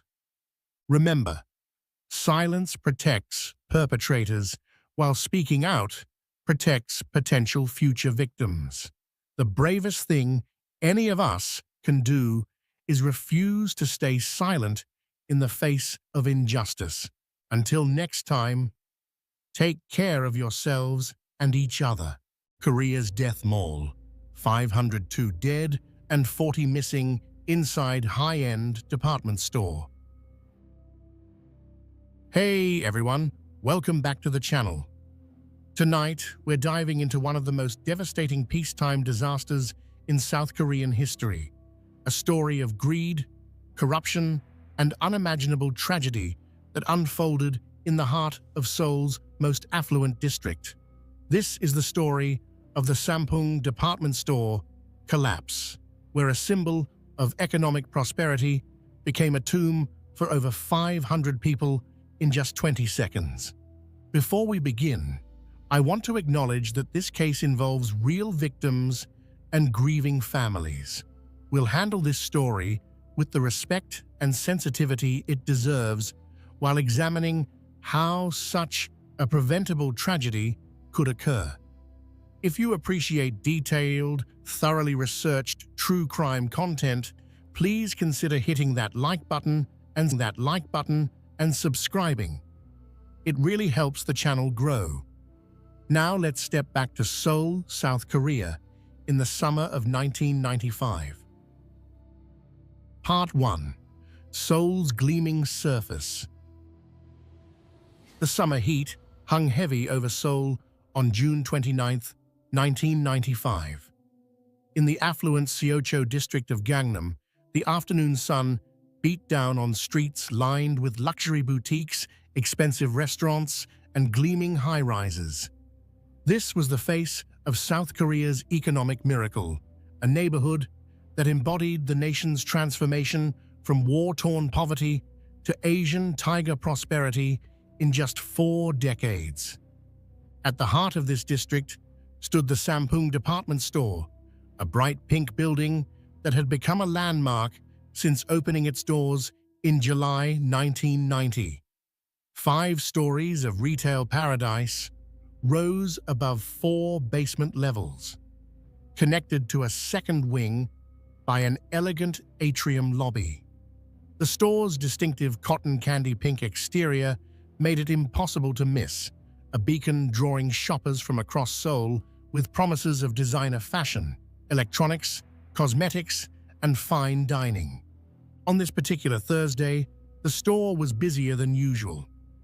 Despite the oppressive heat, approximately 1,500 customers and employees moved through the climate-controlled interior, browsing the latest fashions, sampling cosmetics, shopping for electronics, or dining in one of the 8 restaurants on the 5th floor. The Sampung Department Store attracted roughly 40,000 visitors daily during its 5 years of operation, establishing itself as one of Seoul's premier shopping destinations. For most people inside the building, June 29th seemed like any ordinary day, albeit uncomfortably warm. The air conditioning had been mysteriously turned off, leaving shoppers and staff to endure the stifling humidity that characterizes Seoul's summers. Customers complained to store clerks, asking why such a prestigious establishment would operate without proper cooling. The employees, just as uncomfortable and confused, had no real answers. Management had made the decision, and they were simply told to keep working. 19-year-old Park Seung-hyun worked in the children's department on the 1st basement level. Even without air conditioning, she maintained her professional demeanor, helping customers select clothing for their kids, processing purchases, restocking shelves. It was just another shift in what she thought would be another ordinary day. Years later, she would recall that despite the heat, despite the minor inconveniences, life continued normally. Customers shopped, workers worked, the rhythms of commerce carried on. 18-year-old Yu Ji-hwan, another store clerk, dealt with increasingly irritated customers who questioned why Sampung, of all places, would have non-functioning air conditioning. Based on later testimony, employees working the floor that day weren't informed about the building's structural issues. The deliberate shutdown of the cooling units on the roof and management's attempts to reduce stress on the failing ceiling remained known only to upper management. Above her head, cracks were spreading like spider webs across concrete that could no longer bear its burden. On the 5th floor, where 8 traditional Korean restaurants attracted crowds with their ondol floor heating and authentic cuisine, diners sat cross-legged on warm floors, enjoying bibimbap and bulgogi, completely unaware that the floor beneath them was slowly giving way. The restaurants had been particularly busy for weeks, drawing customers who appreciated both the food and the commanding views of Gangnam from their elevated perch. Outside, Seoul throbbed with the energy of a city on the rise. South Korea had spent the past decade cementing its position as an economic powerhouse. The 1988 Summer Olympics had put Seoul on the world stage, showcasing gleaming infrastructure and technological prowess. In the years since, construction cranes had become permanent fixtures of the skyline. New buildings seemed to sprout overnight. The economy was expanding at breathtaking speed. But beneath this gleaming surface, serious problems festered. The construction boom that followed the Olympics had overwhelmed local companies, prohibited from hiring international contractors due to protectionist regulations. South Korean construction firms found themselves juggling too many projects with too little oversight. Speed and profit took priority over safety and quality. Corners were cut, bribes were paid, Warnings were ignored. The Sampung department store was a perfect embodiment of this dangerous combination of ambition and negligence. What looked from the outside like a monument to prosperity was, in reality, a disaster waiting to happen. Every structural decision, every modification, every ignored warning had been building toward this moment. The building had been doomed from its inception, and now, after 5 years of operation, it was finally about to fail in the most catastrophic way possible. But for the 1,500 people inside at 5:57 that evening, the danger remained invisible. The structural fractures spreading through concrete columns, the groaning of overstressed steel, the building slowly surrendering to forces it was never designed to withstand. All of this was happening beyond their awareness. They were simply going about their lives, making purchases, eating meals, earning wages, with no indication that they were standing inside what would soon become South Korea's deadliest peacetime disaster. Part 2. The Economic Miracle and its Dark Side. To understand how the Sampung department store collapse could happen, we need to understand the context of South Korea's explosive growth in the decades leading up to 1995. This wasn't just a story about one corrupt developer or one poorly constructed building. It was a systemic failure born from a culture that prioritized rapid development over public safety, that valued economic growth above human life. The transformation of South Korea following the Korean War remains one of the most remarkable economic stories of the 20th century.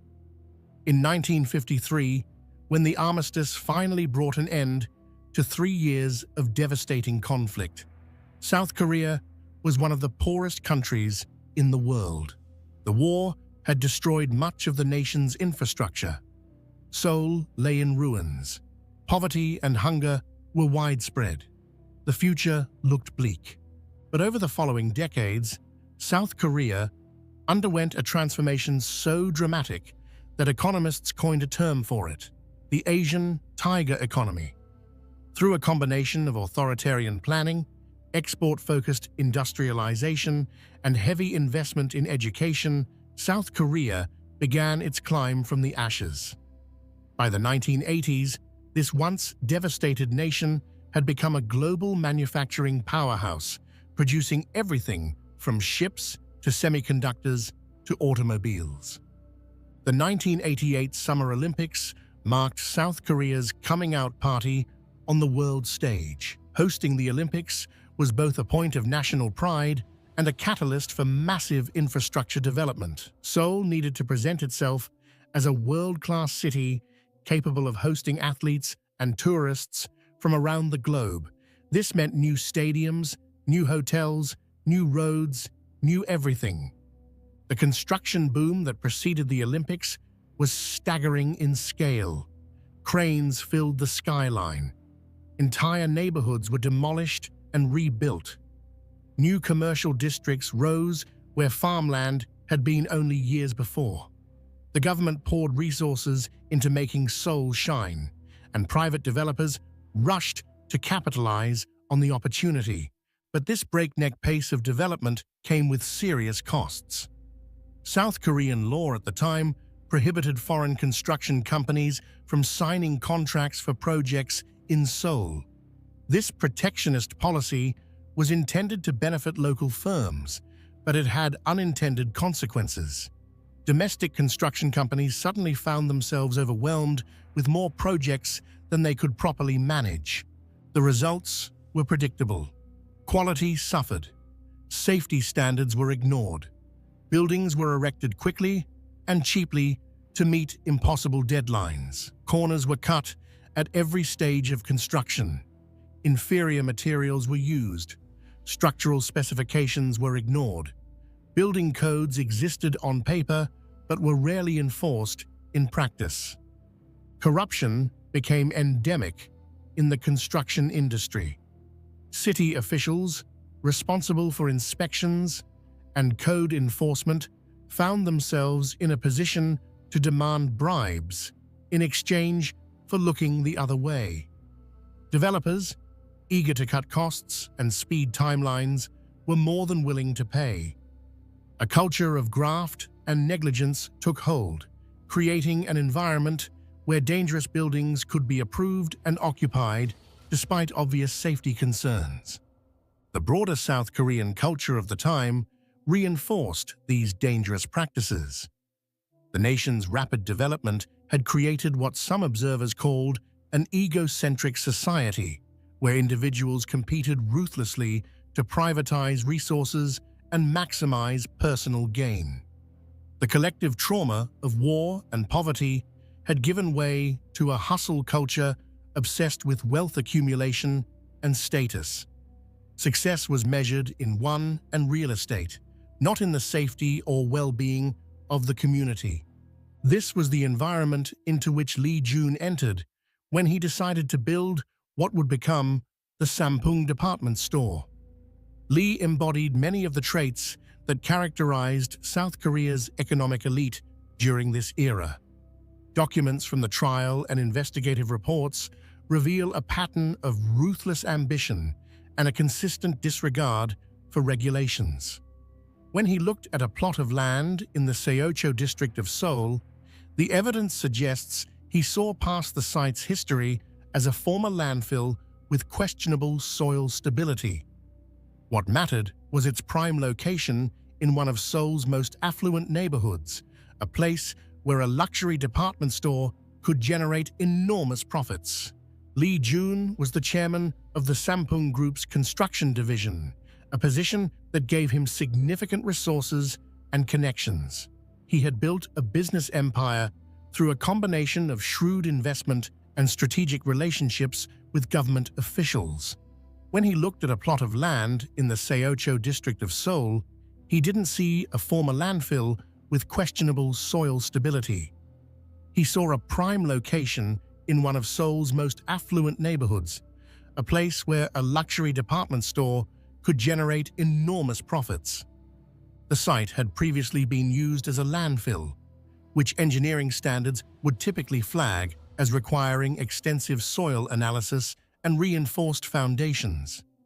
In the freewheeling construction culture of 1980s Seoul, however, such technical concerns could be, and often were, dismissed when financial incentives and political connections aligned. Lee Jun had the capital, the connections, and the determination to build something impressive on this spot, and the available evidence suggests he wasn't inclined to let geological complications interfere with his plans. The broader economic context made projects like Sampoong particularly attractive. South Korea's middle and upper classes were growing rapidly, and they had disposable income to spend on consumer goods. Department stores represented a relatively new retail format in Korea, offering a more upscale shopping experience than traditional markets. The success of early department stores had proven there was demand for this type of shopping environment, especially in wealthy areas like Gangnam. Gangnam itself was emblematic of the new South Korea. The area south of the Han River had been transformed from agricultural land into the most expensive real estate in the country. Luxury apartments, designer boutiques, and high-end restaurants catered to Seoul's newly wealthy. A large, prestigious department store in the heart of this district seemed like a can't-miss proposition. But the same forces that made the project attractive also made it dangerous. The pressure to build quickly and cheaply, the culture of cutting corners, the corrupt relationships between developers and officials, the prioritization of profit over safety. All of these factors would come together in the construction of Sampoong, creating a building that looked impressive from the outside, but was fundamentally unsound. The Sampoong story is often framed as the result of one man's greed and negligence, and while Lee Jun certainly bears enormous responsibility for what happened, the disaster was also a product of its time and place. It was the inevitable result of a construction culture that had lost sight of basic safety principles in the rush to build bigger, faster, and cheaper. It was the culmination of years of ignoring warning signs, of prioritizing economic growth over human life, of valuing appearance over substance. Other disasters had already provided warnings that something was seriously wrong with South Korea's construction practices. The Seongsu Bridge, which connected Seoul's Gangnam district to the rest of the city, had collapsed in October 1994, only 8 months before the Sampung disaster. 32 people died and 17 were injured when a section of the bridge suddenly gave way during morning rush hour, sending vehicles plunging into the Han River below. The bridge collapse had sparked public outcry and prompted some discussion of construction safety, but not enough to prevent what was coming. The underlying issues, the corrupt relationships between developers and officials, the culture of cutting corners, the lack of meaningful oversight, all of these problems remained unaddressed. And so when Lee Jun began construction on his department store in 1987, all of the conditions were in place for another catastrophic failure. Part 3. A building doomed from the start. The story of the Sampung department store's construction is a masterclass in how not to build anything, let alone a large commercial structure that would house thousands of people daily. From the initial planning stages through to the building's completion in 1989, virtually every decision made was wrong, and virtually every warning was ignored. Construction began in 1987, with the Sampung Group breaking ground on what was originally planned as a 4-story residential apartment building.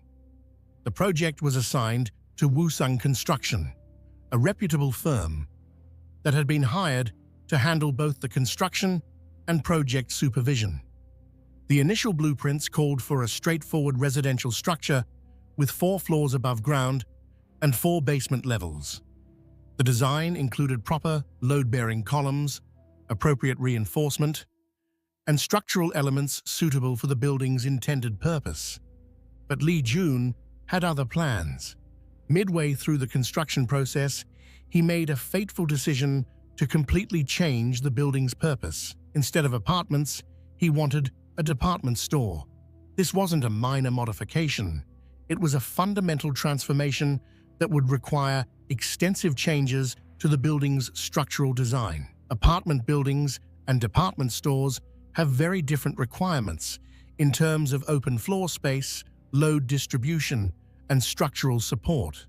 To accommodate his new vision, Lee Jun demanded significant modifications to the existing blueprints. Support columns needed to be removed to create the open floor plans necessary for a retail environment. Walls had to be reconfigured. The entire internal structure had to be reimagined. Perhaps most critically, Lee Jun decided to add a 5th floor to the building, taking it beyond its original 4-story design. The engineers at Woosung Construction immediately recognized the problems with these proposed changes. The building's foundation and structural framework had been designed for a 4-story residential building, not a 5-story commercial structure. Removing support columns would critically compromise the building's ability to bear its own weight. The load calculations would be entirely wrong. The whole plan was structurally unsound and potentially catastrophic. When the Woosung engineers raised these concerns and refused to implement the dangerous modifications, Lee Jun's response was swift and decisive. He fired Woosung Construction and hired his own company to complete the project. This move allowed him to circumvent the professional concerns of qualified engineers and instead impose his will on the construction process. Anyone who disagreed with his plans would simply be removed and replaced with someone more compliant. The new construction company proceeded to implement all of Li Jun's modifications, despite their obvious structural problems. Support columns were removed to make way for escalators. The fifth floor was added, and it didn't stop there. Li Jun continued to make changes as construction progressed, each one further compromising the building's integrity. The fifth floor itself underwent multiple transformations. Initially, it was supposed to be a roller skating rink. This designation was partly a way to circumvent zoning regulations that restricted pure retail development in the area. By classifying the fifth floor as recreational rather than commercial, Li Jun could sidestep certain restrictions. But he later changed his mind again, deciding instead to install 8 traditional Korean restaurants on the top floor. This final change had serious structural implications. Traditional Korean restaurants use a floor heating system called ondol, which involves hot water pipes running through a thick concrete base. To accommodate this heating system, the fifth floor needed an unusually thick concrete foundation. Instead of a standard floor, the restaurants sat on concrete that was 1.2 meters thick, roughly 4 feet. This massively increased the weight that the building's structure would need to support. But the problems went far beyond just adding weight. The entire building was designed using what's called a flat slab structure. This type of construction doesn't use the cross beams or steel skeleton that would normally help distribute loads across the building. Instead, each floor is essentially a flat concrete slab supported directly by columns. This can work if the columns are properly sized and spaced, but it leaves little margin for error. Li Jun, in his quest to maximize open floor space for retail use, made another critical decision. He ordered that the diameter of the building's support columns be reduced from 80 centimeters to just 60 centimeters.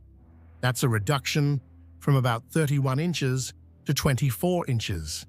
This might not sound like much, but in structural engineering, such changes have enormous implications for load-bearing capacity. The reduced columns simply weren't adequate to support the weight they would eventually be asked to bear. To make matters worse, the spacing between columns was increased to 11 meters, about 36 feet. This maximized the amount of open floor space, but meant that each individual column had to support a much larger area of the floor above it. Fewer columns, each one undersized for its task, trying to hold up floors that were heavier than originally designed. It was a recipe for disaster. The construction company also used substandard materials. The steel reinforcing rods embedded in the concrete were thinner than building codes required. The concrete itself was of inferior quality. Every aspect of the construction cut corners, sacrificed safety for cost savings, and ignored basic engineering principles. As construction neared completion, Li Jun made one final modification that would prove to be the proverbial last straw. He decided to install 3 large air conditioning units on the roof of the south wing. Each unit, when empty, weighed 15 tons. When filled with water and fully operational, they were even heavier.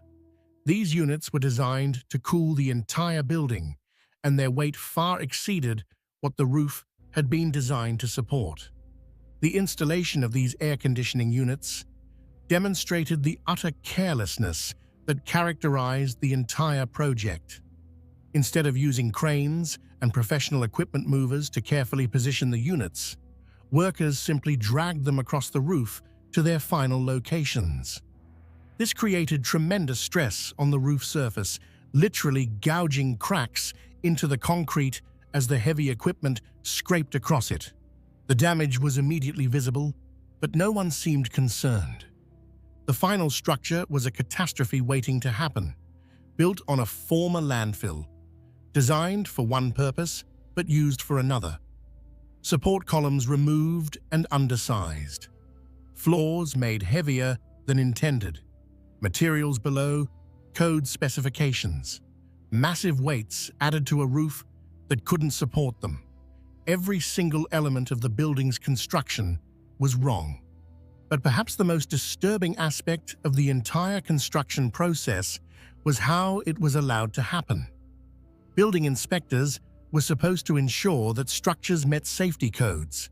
City officials were supposed to enforce regulations. Engineers were supposed to refuse to sign off on dangerous designs. But at every step, these safeguards failed. Corruption played a central role in this failure. Lee Jun used bribes to get his building approved despite its obvious deficiencies. City officials accepted payments to look the other way. Inspectors rubber-stamped paperwork without actually examining the structure. The entire regulatory system that was supposed to protect public safety had been compromised by greed.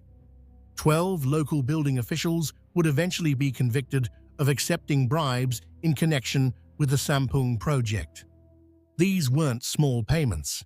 Some officials received as much as $17,000, a substantial sum in 1980s South Korea. In exchange, they approved modifications that any competent engineer would have recognized as dangerous. They issued permits for a building that never should have been allowed to open. When the building was finally completed in late 1989, it looked impressive from the outside. The distinctive pink facade gave it a cheerful, modern appearance. The spacious interior featured wide aisles, high ceilings, and an elegant atrium connecting the two wings. To the casual observer, it seemed like a perfectly normal, even upscale, department store. The building opened to the public on July 7, 1990. From the beginning, it was a commercial success. The location in affluent Gangnam attracted wealthy shoppers. The variety of stores and restaurants gave people reasons to spend hours browsing. Within weeks, the store was drawing an estimated 40,000 visitors per day. Revenue was strong. Lee Jun's gamble appeared to have paid off. But beneath the surface, the building was already showing signs of stress. Small cracks appeared in walls and ceilings. Floors sometimes made unsettling sounds. Vibrations from the air conditioning units could be felt throughout the upper floors. These were warning signs that something was wrong, but they were ignored or dismissed as minor issues. The building operated for nearly 5 years before its final catastrophic failure. During that time, it generated enormous profits for Lee Jun and the Sampung Group. Thousands of people shopped there. Hundreds of employees worked there. It became a landmark, a destination, a symbol of Seoul's prosperity. And all the while, the structural deficiencies that had been built into its very foundation were slowly worsening. Cracks spreading, columns weakening, the building inexorably moving toward collapse. Part 4. The Warning Signs. The Sampung department store didn't collapse without warning. In the months and weeks leading up to June 29, 1995, the building practically screamed that it was in distress. Cracks appeared and widened, floors sagged, strange sounds echoed through the structure. But at every turn, management chose to ignore these warnings, prioritizing profit over the safety of employees and customers. The first serious signs of trouble appeared in April 1995, about 2 months before the collapse. Cracks began forming in the ceiling of the 5th floor in the south wing, right where the 8 Korean restaurants were located. These weren't hairline fractures that might be dismissed as cosmetic issues. These were substantial cracks, the kind that should immediately trigger alarm in anyone who understands buildings. The restaurant staff noticed the cracks and reported them to management. The response revealed a troubling pattern. Instead of closing the floor for inspection or bringing in structural engineers to assess the situation, management simply moved merchandise and some equipment from the fifth floor down to the basement. The choice to relocate items while keeping the building operational suggests management recognized there was a problem serious enough to warrant moving valuable goods, yet not serious enough in their judgment to interrupt business operations. Over the following weeks, the situation deteriorated. The cracks didn't just stay the same size, they grew. New cracks appeared. The ceiling began to sag visibly in certain areas. Water started leaking through the cracks. These were all clear indicators of structural failure in progress, yet the store remained fully operational. Employees who worked on the fifth floor became increasingly nervous. Some reported feeling the floor move beneath their feet. Others heard strange creaking and groaning sounds coming from the structure itself. These are the sounds a building makes when it's under stress, when structural elements are beginning to fail. But management continued to assure workers that everything was fine, that there was no danger, that they should just keep working. Then came June 29th, the day the building would finally fail. That morning, the situation went from concerning to critical. The cracks that had been slowly widening over the past 2 months suddenly began expanding rapidly. What had been inch-wide gaps in the concrete became gaping fissures several inches across. The ceiling of the fifth floor wasn't just sagging anymore. In some places, it was visibly bowing downward. Store employees who arrived for work that morning were immediately struck by how bad things looked. The cracks were no longer something you might miss if you weren't paying attention. They were obvious, alarming, impossible to ignore. Several employees approached management with their concerns. The building didn't feel safe. Something was clearly wrong. Shouldn't they close the store, at least temporarily, while engineers assess the situation? Management's response was to close the fifth-floor restaurants, but that was it. The rest of the store would remain open for business. After all, it was a Thursday, and Thursdays were typically busy shopping days. The number of customers in the building was unusually high. Closing the entire store would mean losing a day's revenue, and Lee Jun was not willing to accept that loss. By mid-morning, civil engineering experts were finally brought in to examine the structure. Their assessment was immediate and unequivocal. The building was in imminent danger of collapse. They recommended immediate evacuation and closure of the entire building.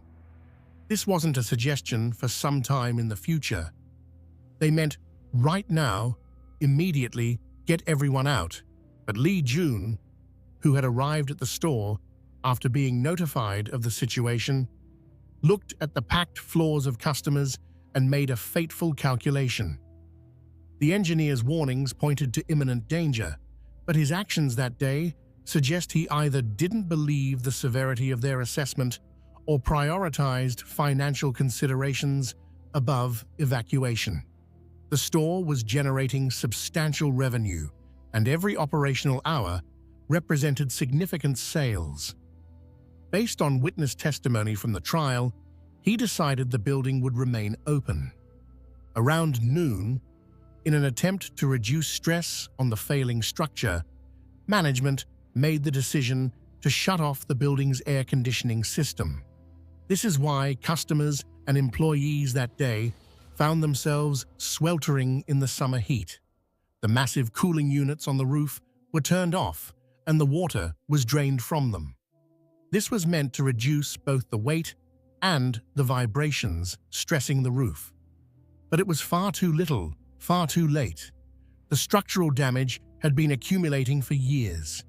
The building had been doomed from the moment it was constructed, with undersized columns and removed supports. Turning off the air conditioning in the final hours wasn't going to save it. At about 1 o'clock in the afternoon, more ominous signs appeared. The fourth-floor ceiling, directly below the fifth-floor restaurants, was now sagging noticeably. The concrete was bowing downward under the enormous weight pressing on it from above. Management finally decided to close the fourth floor as well, but still kept the lower 3 floors and the basement levels open for business. 5 hours before the collapse, at around 1 in the afternoon, the first of several loud bangs echoed through the building. These weren't subtle sounds. They were sharp, explosive noises that startled customers and employees throughout the store. The sounds were support columns beginning to fail, concrete and steel giving way under stress they could no longer withstand. Each of these bangs should have triggered an immediate evacuation. But incredibly, management still did not order people to leave.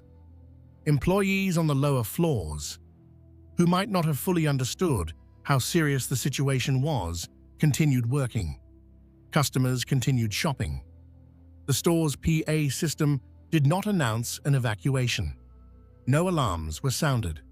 Some employees, recognizing the danger, even without official instruction, began leaving on their own. They could hear the ominous sounds. They could feel something was terribly wrong. They trusted their instincts and got out. These people would survive. Others, following management's assurances that everything was under control, stayed at their posts. These would be the victims. Lee Jun himself, along with several other senior executives, left the building in the early afternoon. The timeline established through trial testimony shows they were present for the engineering assessment and departed shortly afterward.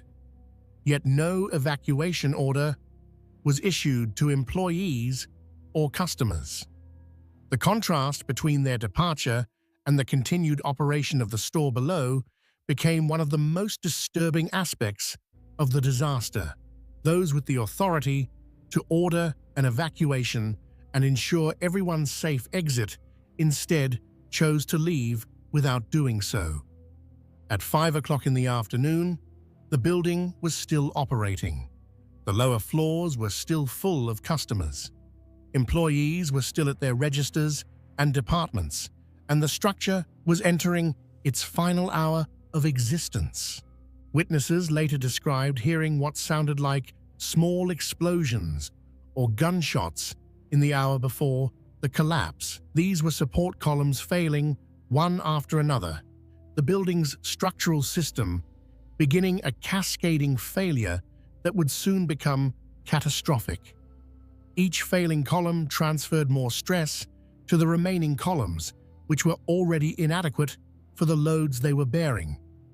At 5:47, just 10 minutes before the collapse, workers throughout the building heard a sound unlike anything before, a deep, resonant groan that seemed to come from the building itself. The structure was screaming its distress. Some people finally understood that they needed to get out immediately. A rush toward exits began. But for most of the 1,500 people still in the building, there simply wasn't enough time. At 5:50 in the evening, alarms finally began sounding throughout the store. Automated fire alarms had been triggered by the building's movements. A recorded announcement told people to evacuate immediately. But the warning came just 7 minutes before the building would collapse. 7 minutes for 1,500 people to realize the danger, stop what they were doing, and make it to exits and downstairs to safety. It wasn't enough time. Not nearly enough. Part 5. 20 Seconds of Hell. 5:57 on the evening of June 29, 1995. For 1,500 people inside the Sampoong department store, the world was about to end in the most terrifying way imaginable. The collapse didn't begin with a single catastrophic failure. It was the culmination of a cascade that had been building for the past several hours, indeed for the past several years. But when the final failure came, it was sudden, violent, and complete. The initiating event was the complete separation of column 5E from the fifth floor slab. This column, located in the center of the south wing, had been showing signs of critical stress for hours. The cracks at its base had widened throughout the day. The concrete had been crumbling. And now, at 5:57, it finally gave way completely.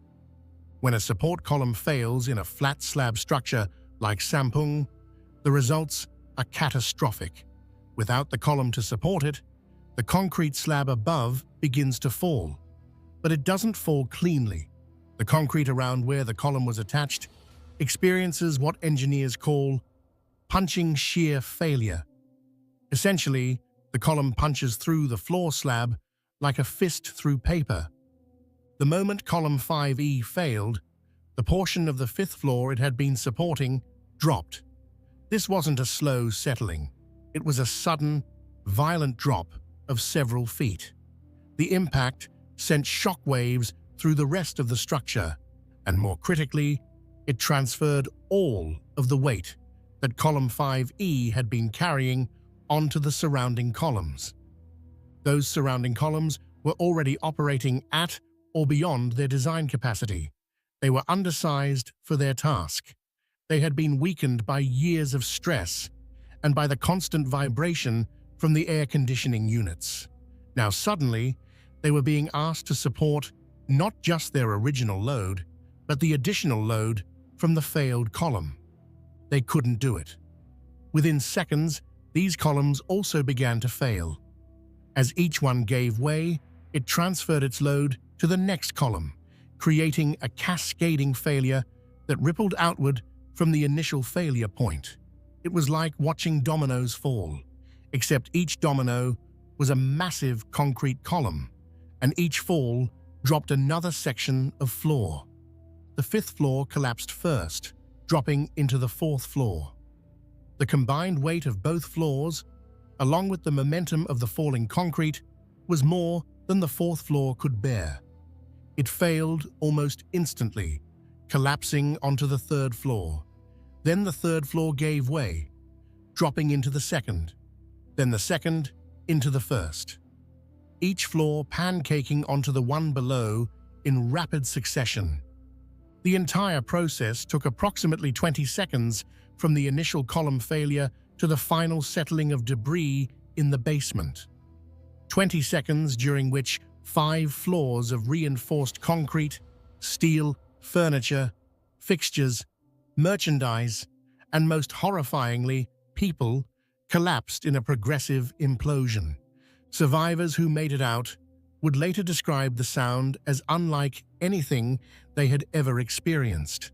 A deafening roar that combined the cracking of concrete, the screaming of twisted metal, the explosion of shattering glass, and the desperate screams of those caught in the collapse.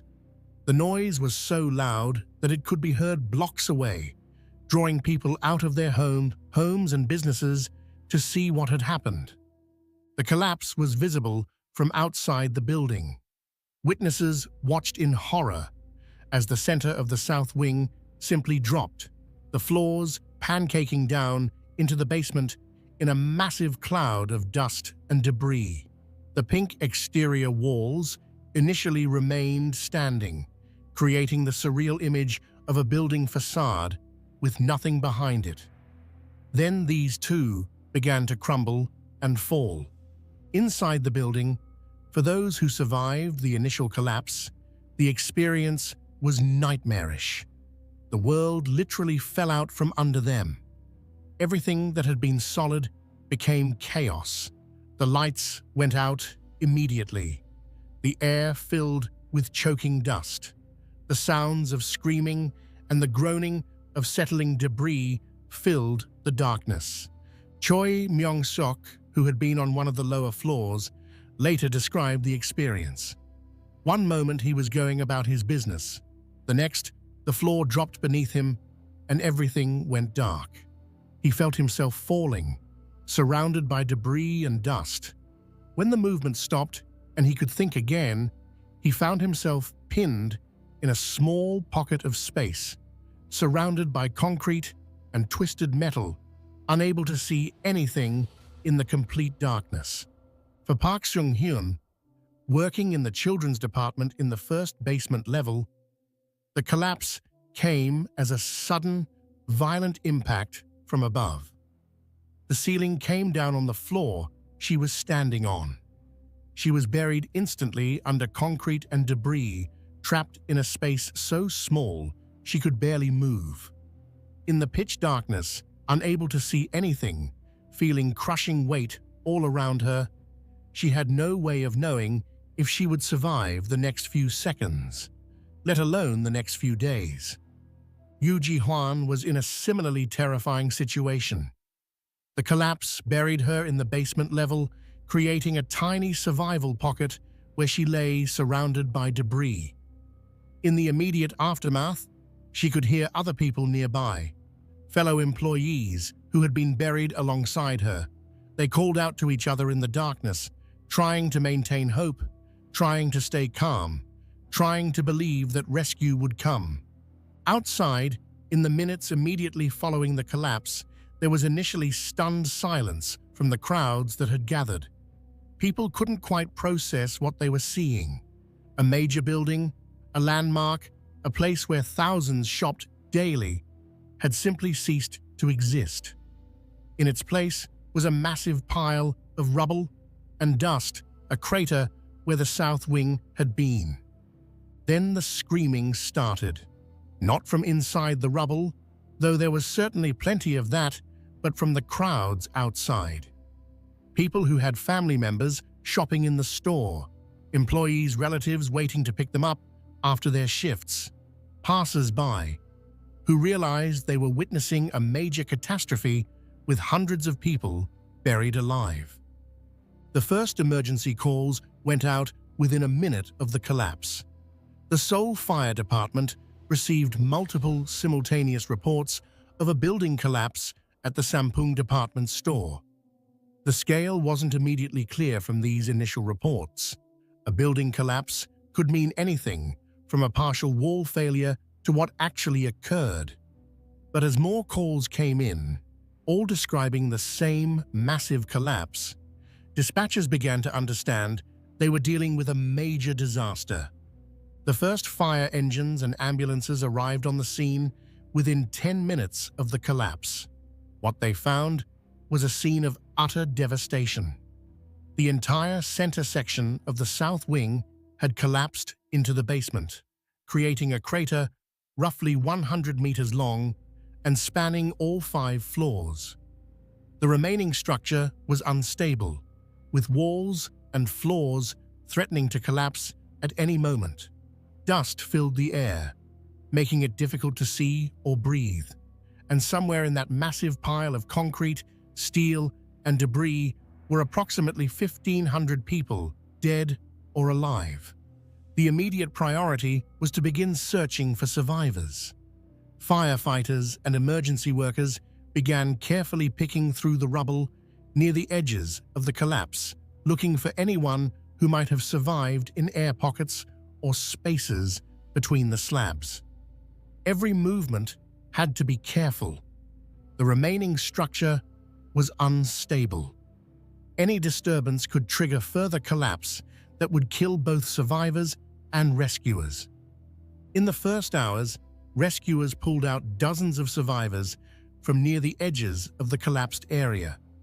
These were the lucky ones who had been near exits when the building came down, or who had been on the periphery of the collapse zone and ended up buried under less debris. Many were injured, some critically, but they were alive. Each rescue gave hope that more survivors might be found deeper in the rubble. But as the hours passed and night fell, the true scale of the disaster became horrifyingly clear. This wasn't a collapse with a few dozen casualties. This was a catastrophe that had killed hundreds.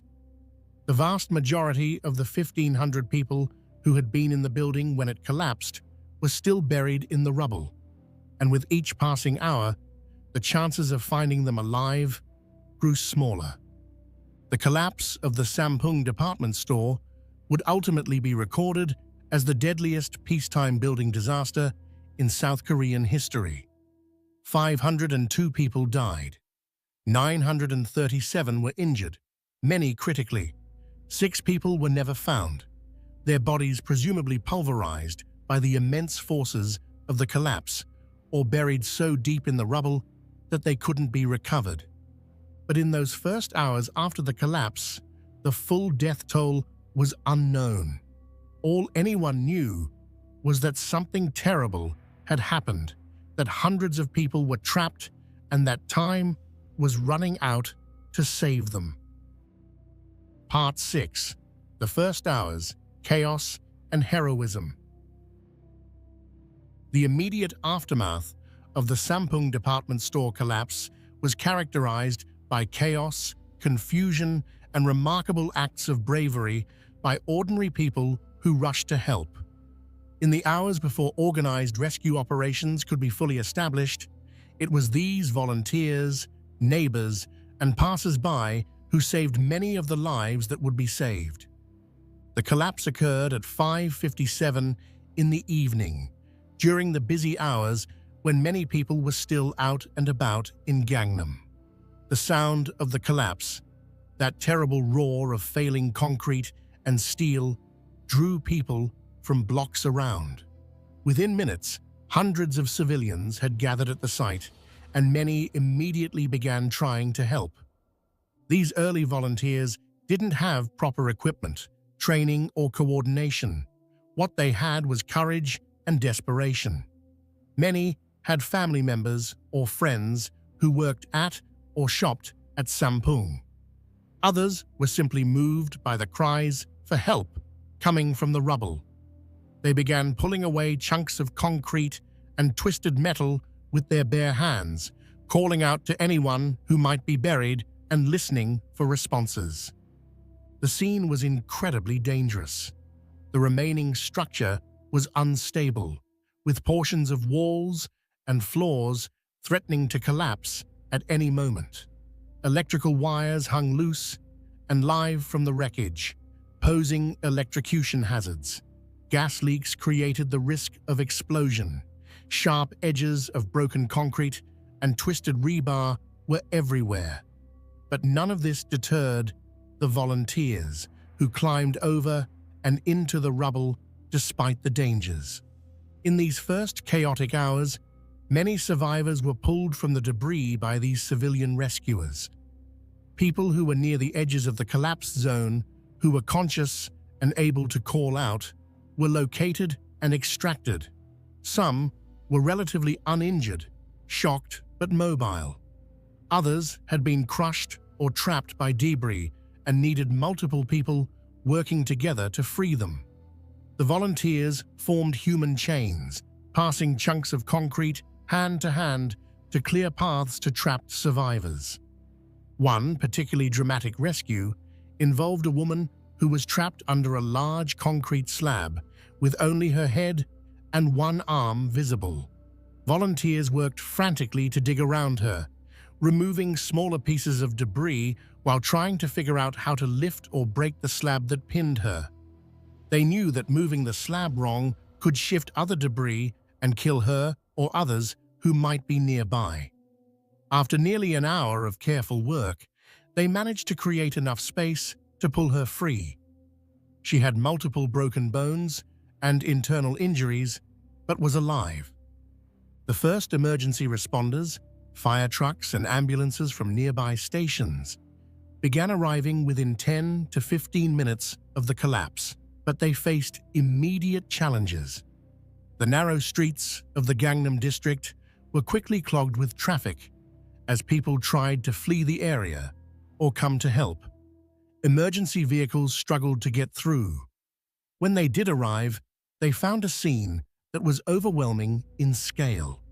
The Seoul Fire Department was equipped to handle normal emergencies, apartment fires, car accidents, the occasional industrial incident. They were not prepared for a disaster of this magnitude. They didn't have enough equipment, enough personnel, or established protocols for something like this.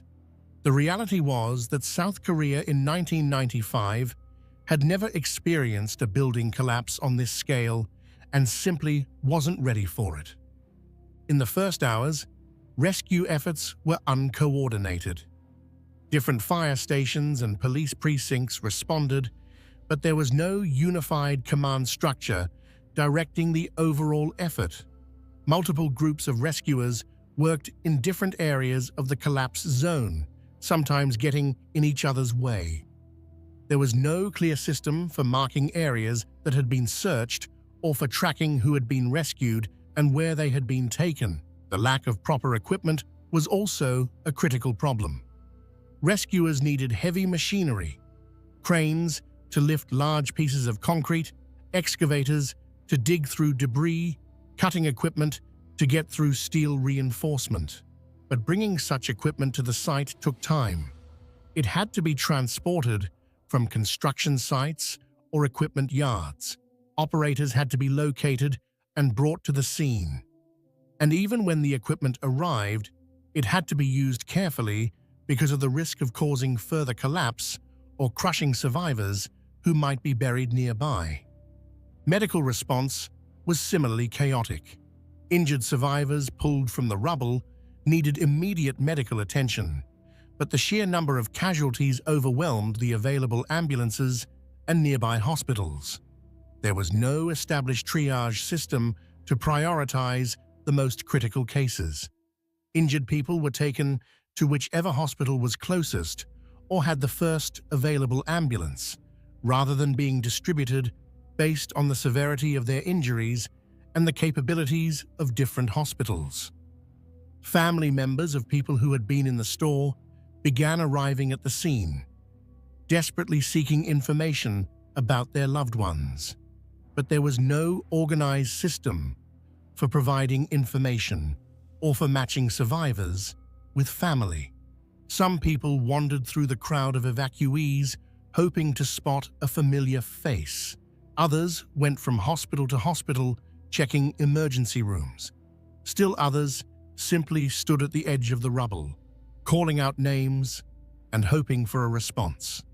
As night fell, floodlights were brought in to illuminate the collapsed site, creating an eerie scene of long shadows and harsh light. The work continued through the night, but it was becoming clear that most of the people still buried were probably dead. The ones who had survived the initial collapse and were accessible had mostly been reached in the first few hours. Those still buried were either dead or trapped so deeply that reaching them would take days. Around midnight, approximately 6 hours after the collapse, Seoul's mayor, Choi Pyong-yeol, arrived at the scene. After consulting with fire officials and engineers, he made a controversial announcement. The rescue operation would be called off due to concerns that the unstable remains of the building could collapse further, endangering rescue workers. The announcement triggered immediate and intense backlash. Family members of the missing surrounded the mayor and city officials, demanding that rescue efforts continue. How could they give up when there might still be people alive in the rubble? The mayor tried to explain the safety concerns, that the risk of the remaining structure collapsing was very real, and that continuing rescue efforts could result in rescue workers being killed. But to the desperate families, this sounded like the authorities were abandoning their loved ones. The protest grew larger and more heated. Media coverage of the mayor's decision to halt rescue efforts sparked public outrage across Seoul and indeed across the country. Protesters began gathering at the site, refusing to leave, demanding that rescue operations continue regardless of the danger. The combination of media pressure and public anger forced city officials to reverse the decision. After several hours of protests, the mayor announced that rescue efforts would continue, but with extra precautions to try to stabilize the remaining structure. Engineering teams worked through the night to assess the stability of what was left standing and to devise ways to stabilize it. They brought in steel cables and supports to brace unstable walls. They carefully removed portions of the structure that seemed most likely to collapse, trying to make the site safer for rescue workers to operate in. By dawn on June 30th, a more organized rescue operation was beginning to take shape. Additional heavy equipment had arrived. A command structure had been established with clear chains of authority. Search areas were being systematically mapped and assigned to different rescue teams. Medical triage was being set up at the site so the most critical patients could be prioritized for transport. The chaos of the first night was being replaced with something more organized, though the scale of the disaster meant conditions were still far from ideal. But the hard reality was setting in. Most of the people who were going to be found alive had already been found. Those still buried were almost certainly dead, or buried so deep that they wouldn't be reached for days or even weeks. The operation was shifting from rescue to recovery, though no one was ready to admit it yet. As long as there was any possibility of finding someone alive, the workers would keep searching. And remarkably, against all odds, they would indeed find survivors even days and weeks after the collapse. People who had been buried alive, trapped in tiny pockets of space, surviving without food and with only rainwater to drink, somehow managing to hold on until rescuers could reach them. Their stories would become symbols of hope and human resilience in the face of unimaginable horror. Part 7. Days in Darkness. The Long Rescue. As the hours stretched into days following the Sampung department store collapse, the rescue operation transformed into a race against time. Every hour that passed decreased the chances that anyone still buried could survive. Yet rescue workers continued to find survivors, even several days after the collapse, in what can only be described as miraculous circumstances. The second day of rescue operations, June 30th, brought both hope and heartbreak. Teams of workers continued carefully excavating through the massive pile of debris, using a combination of heavy machinery for the larger pieces and hand tools for more delicate work when they suspected someone might be nearby. Every few hours, another survivor would be located and pulled from the rubble.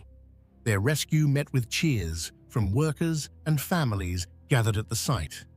But for every survivor found, many more bodies were recovered. The true scale of the disaster was becoming horrifyingly apparent. Entire sections of the building had pancaked so completely that there were no survival spaces, just layers of compressed concrete with the crushed remains of what had been on each floor. Rescue workers, many of whom were volunteers with no training for dealing with such gruesome scenes, were traumatized by what they found. The heat was oppressive. Seoul in late June is hot and humid, and the sun beat down mercilessly on the rescue workers as they labored in heavy protective gear. The smell from the rubble was becoming increasingly unbearable, a combination of building materials, leaking chemicals, and decomposing bodies. Workers had to take frequent breaks to avoid heat exhaustion and to cope with the emotional toll of the recovery effort. One of the significant challenges facing rescuers was the sheer instability of the rubble pile. The collapsed structure wasn't a stable mass. It was a chaotic assemblage of concrete slabs, steel beams, and other building materials delicately balanced against each other. Moving one piece could trigger a cascade that would bury survivors or kill rescue workers. Engineers had to constantly assess the stability and direct where excavation could safely proceed. On July 1st, 3 days after the collapse, rescue workers made contact with a group of survivors trapped together in a pocket of space in the basement. Through a small opening, they could communicate with the trapped people, who were alive but in bad condition.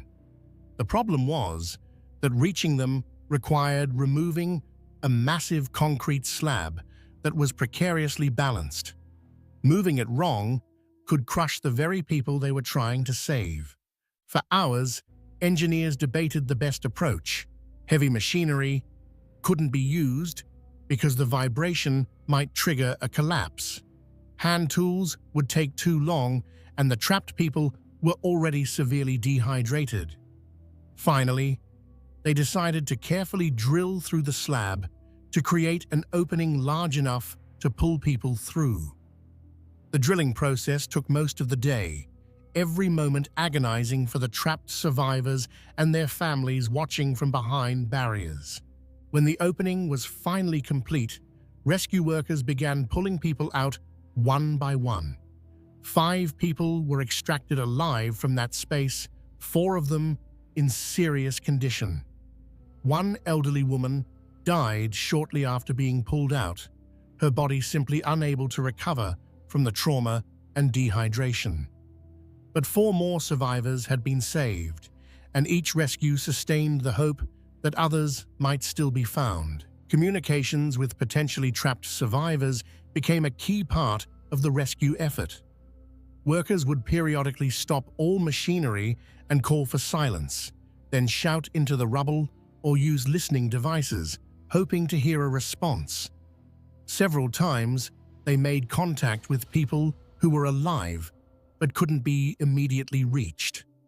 These situations were agonizing for everyone involved. Knowing someone was alive but being unable to rescue them immediately was deeply frustrating. Korea Telecom set up a system where they would transmit a signal every half hour, designed to trigger any cell phones or pagers that trapped survivors might be carrying. The idea was that rescuers could listen for these devices going off and use the sound to locate buried victims. While this technology helped in a few cases, it was limited by the fact that cellular phones were not as common in 1995 as they would become in later years, and many phones' batteries were dead by this point anyway. As the days progressed, the operation increasingly shifted from rescue to recovery. By July 2nd, 4 days after the collapse, city officials were publicly stating that anyone still in the building was likely dead, and that the focus should be on recovering bodies rather than searching for survivors. However, workers continued to search thoroughly, knowing that giving up too soon could mean abandoning people who were still clinging to life. Conditions for those trapped in the rubble were almost unimaginably harsh. Complete darkness, crushing confinement, no food. The only water was rainwater that trickled down through cracks in the debris. The psychological toll of being buried alive, not knowing if rescue would come, was immense. Many who were pulled out alive described the experience as a constant battle against despair, trying to maintain hope even as hours stretched into days. Choi Myung-sok, who was trapped for 10 days before being rescued, later described his experience in interviews. He had been pinned in a small space, unable to move much, but not badly injured. In the complete darkness, his mind played tricks on him. He heard sounds, and couldn't tell if they were rescuers working nearby or just the settling of the debris. From his accounts, we can infer that conserving energy and oxygen became paramount concerns. Time lost meaning in the darkness. The cycle of day and night became impossible to track. According to his testimony, Choi's focus narrowed to the most elemental aspects of survival. Each breath, occasional sips of rainwater when it trickled down, maintaining consciousness. His later interviews suggest he spent considerable time thinking about his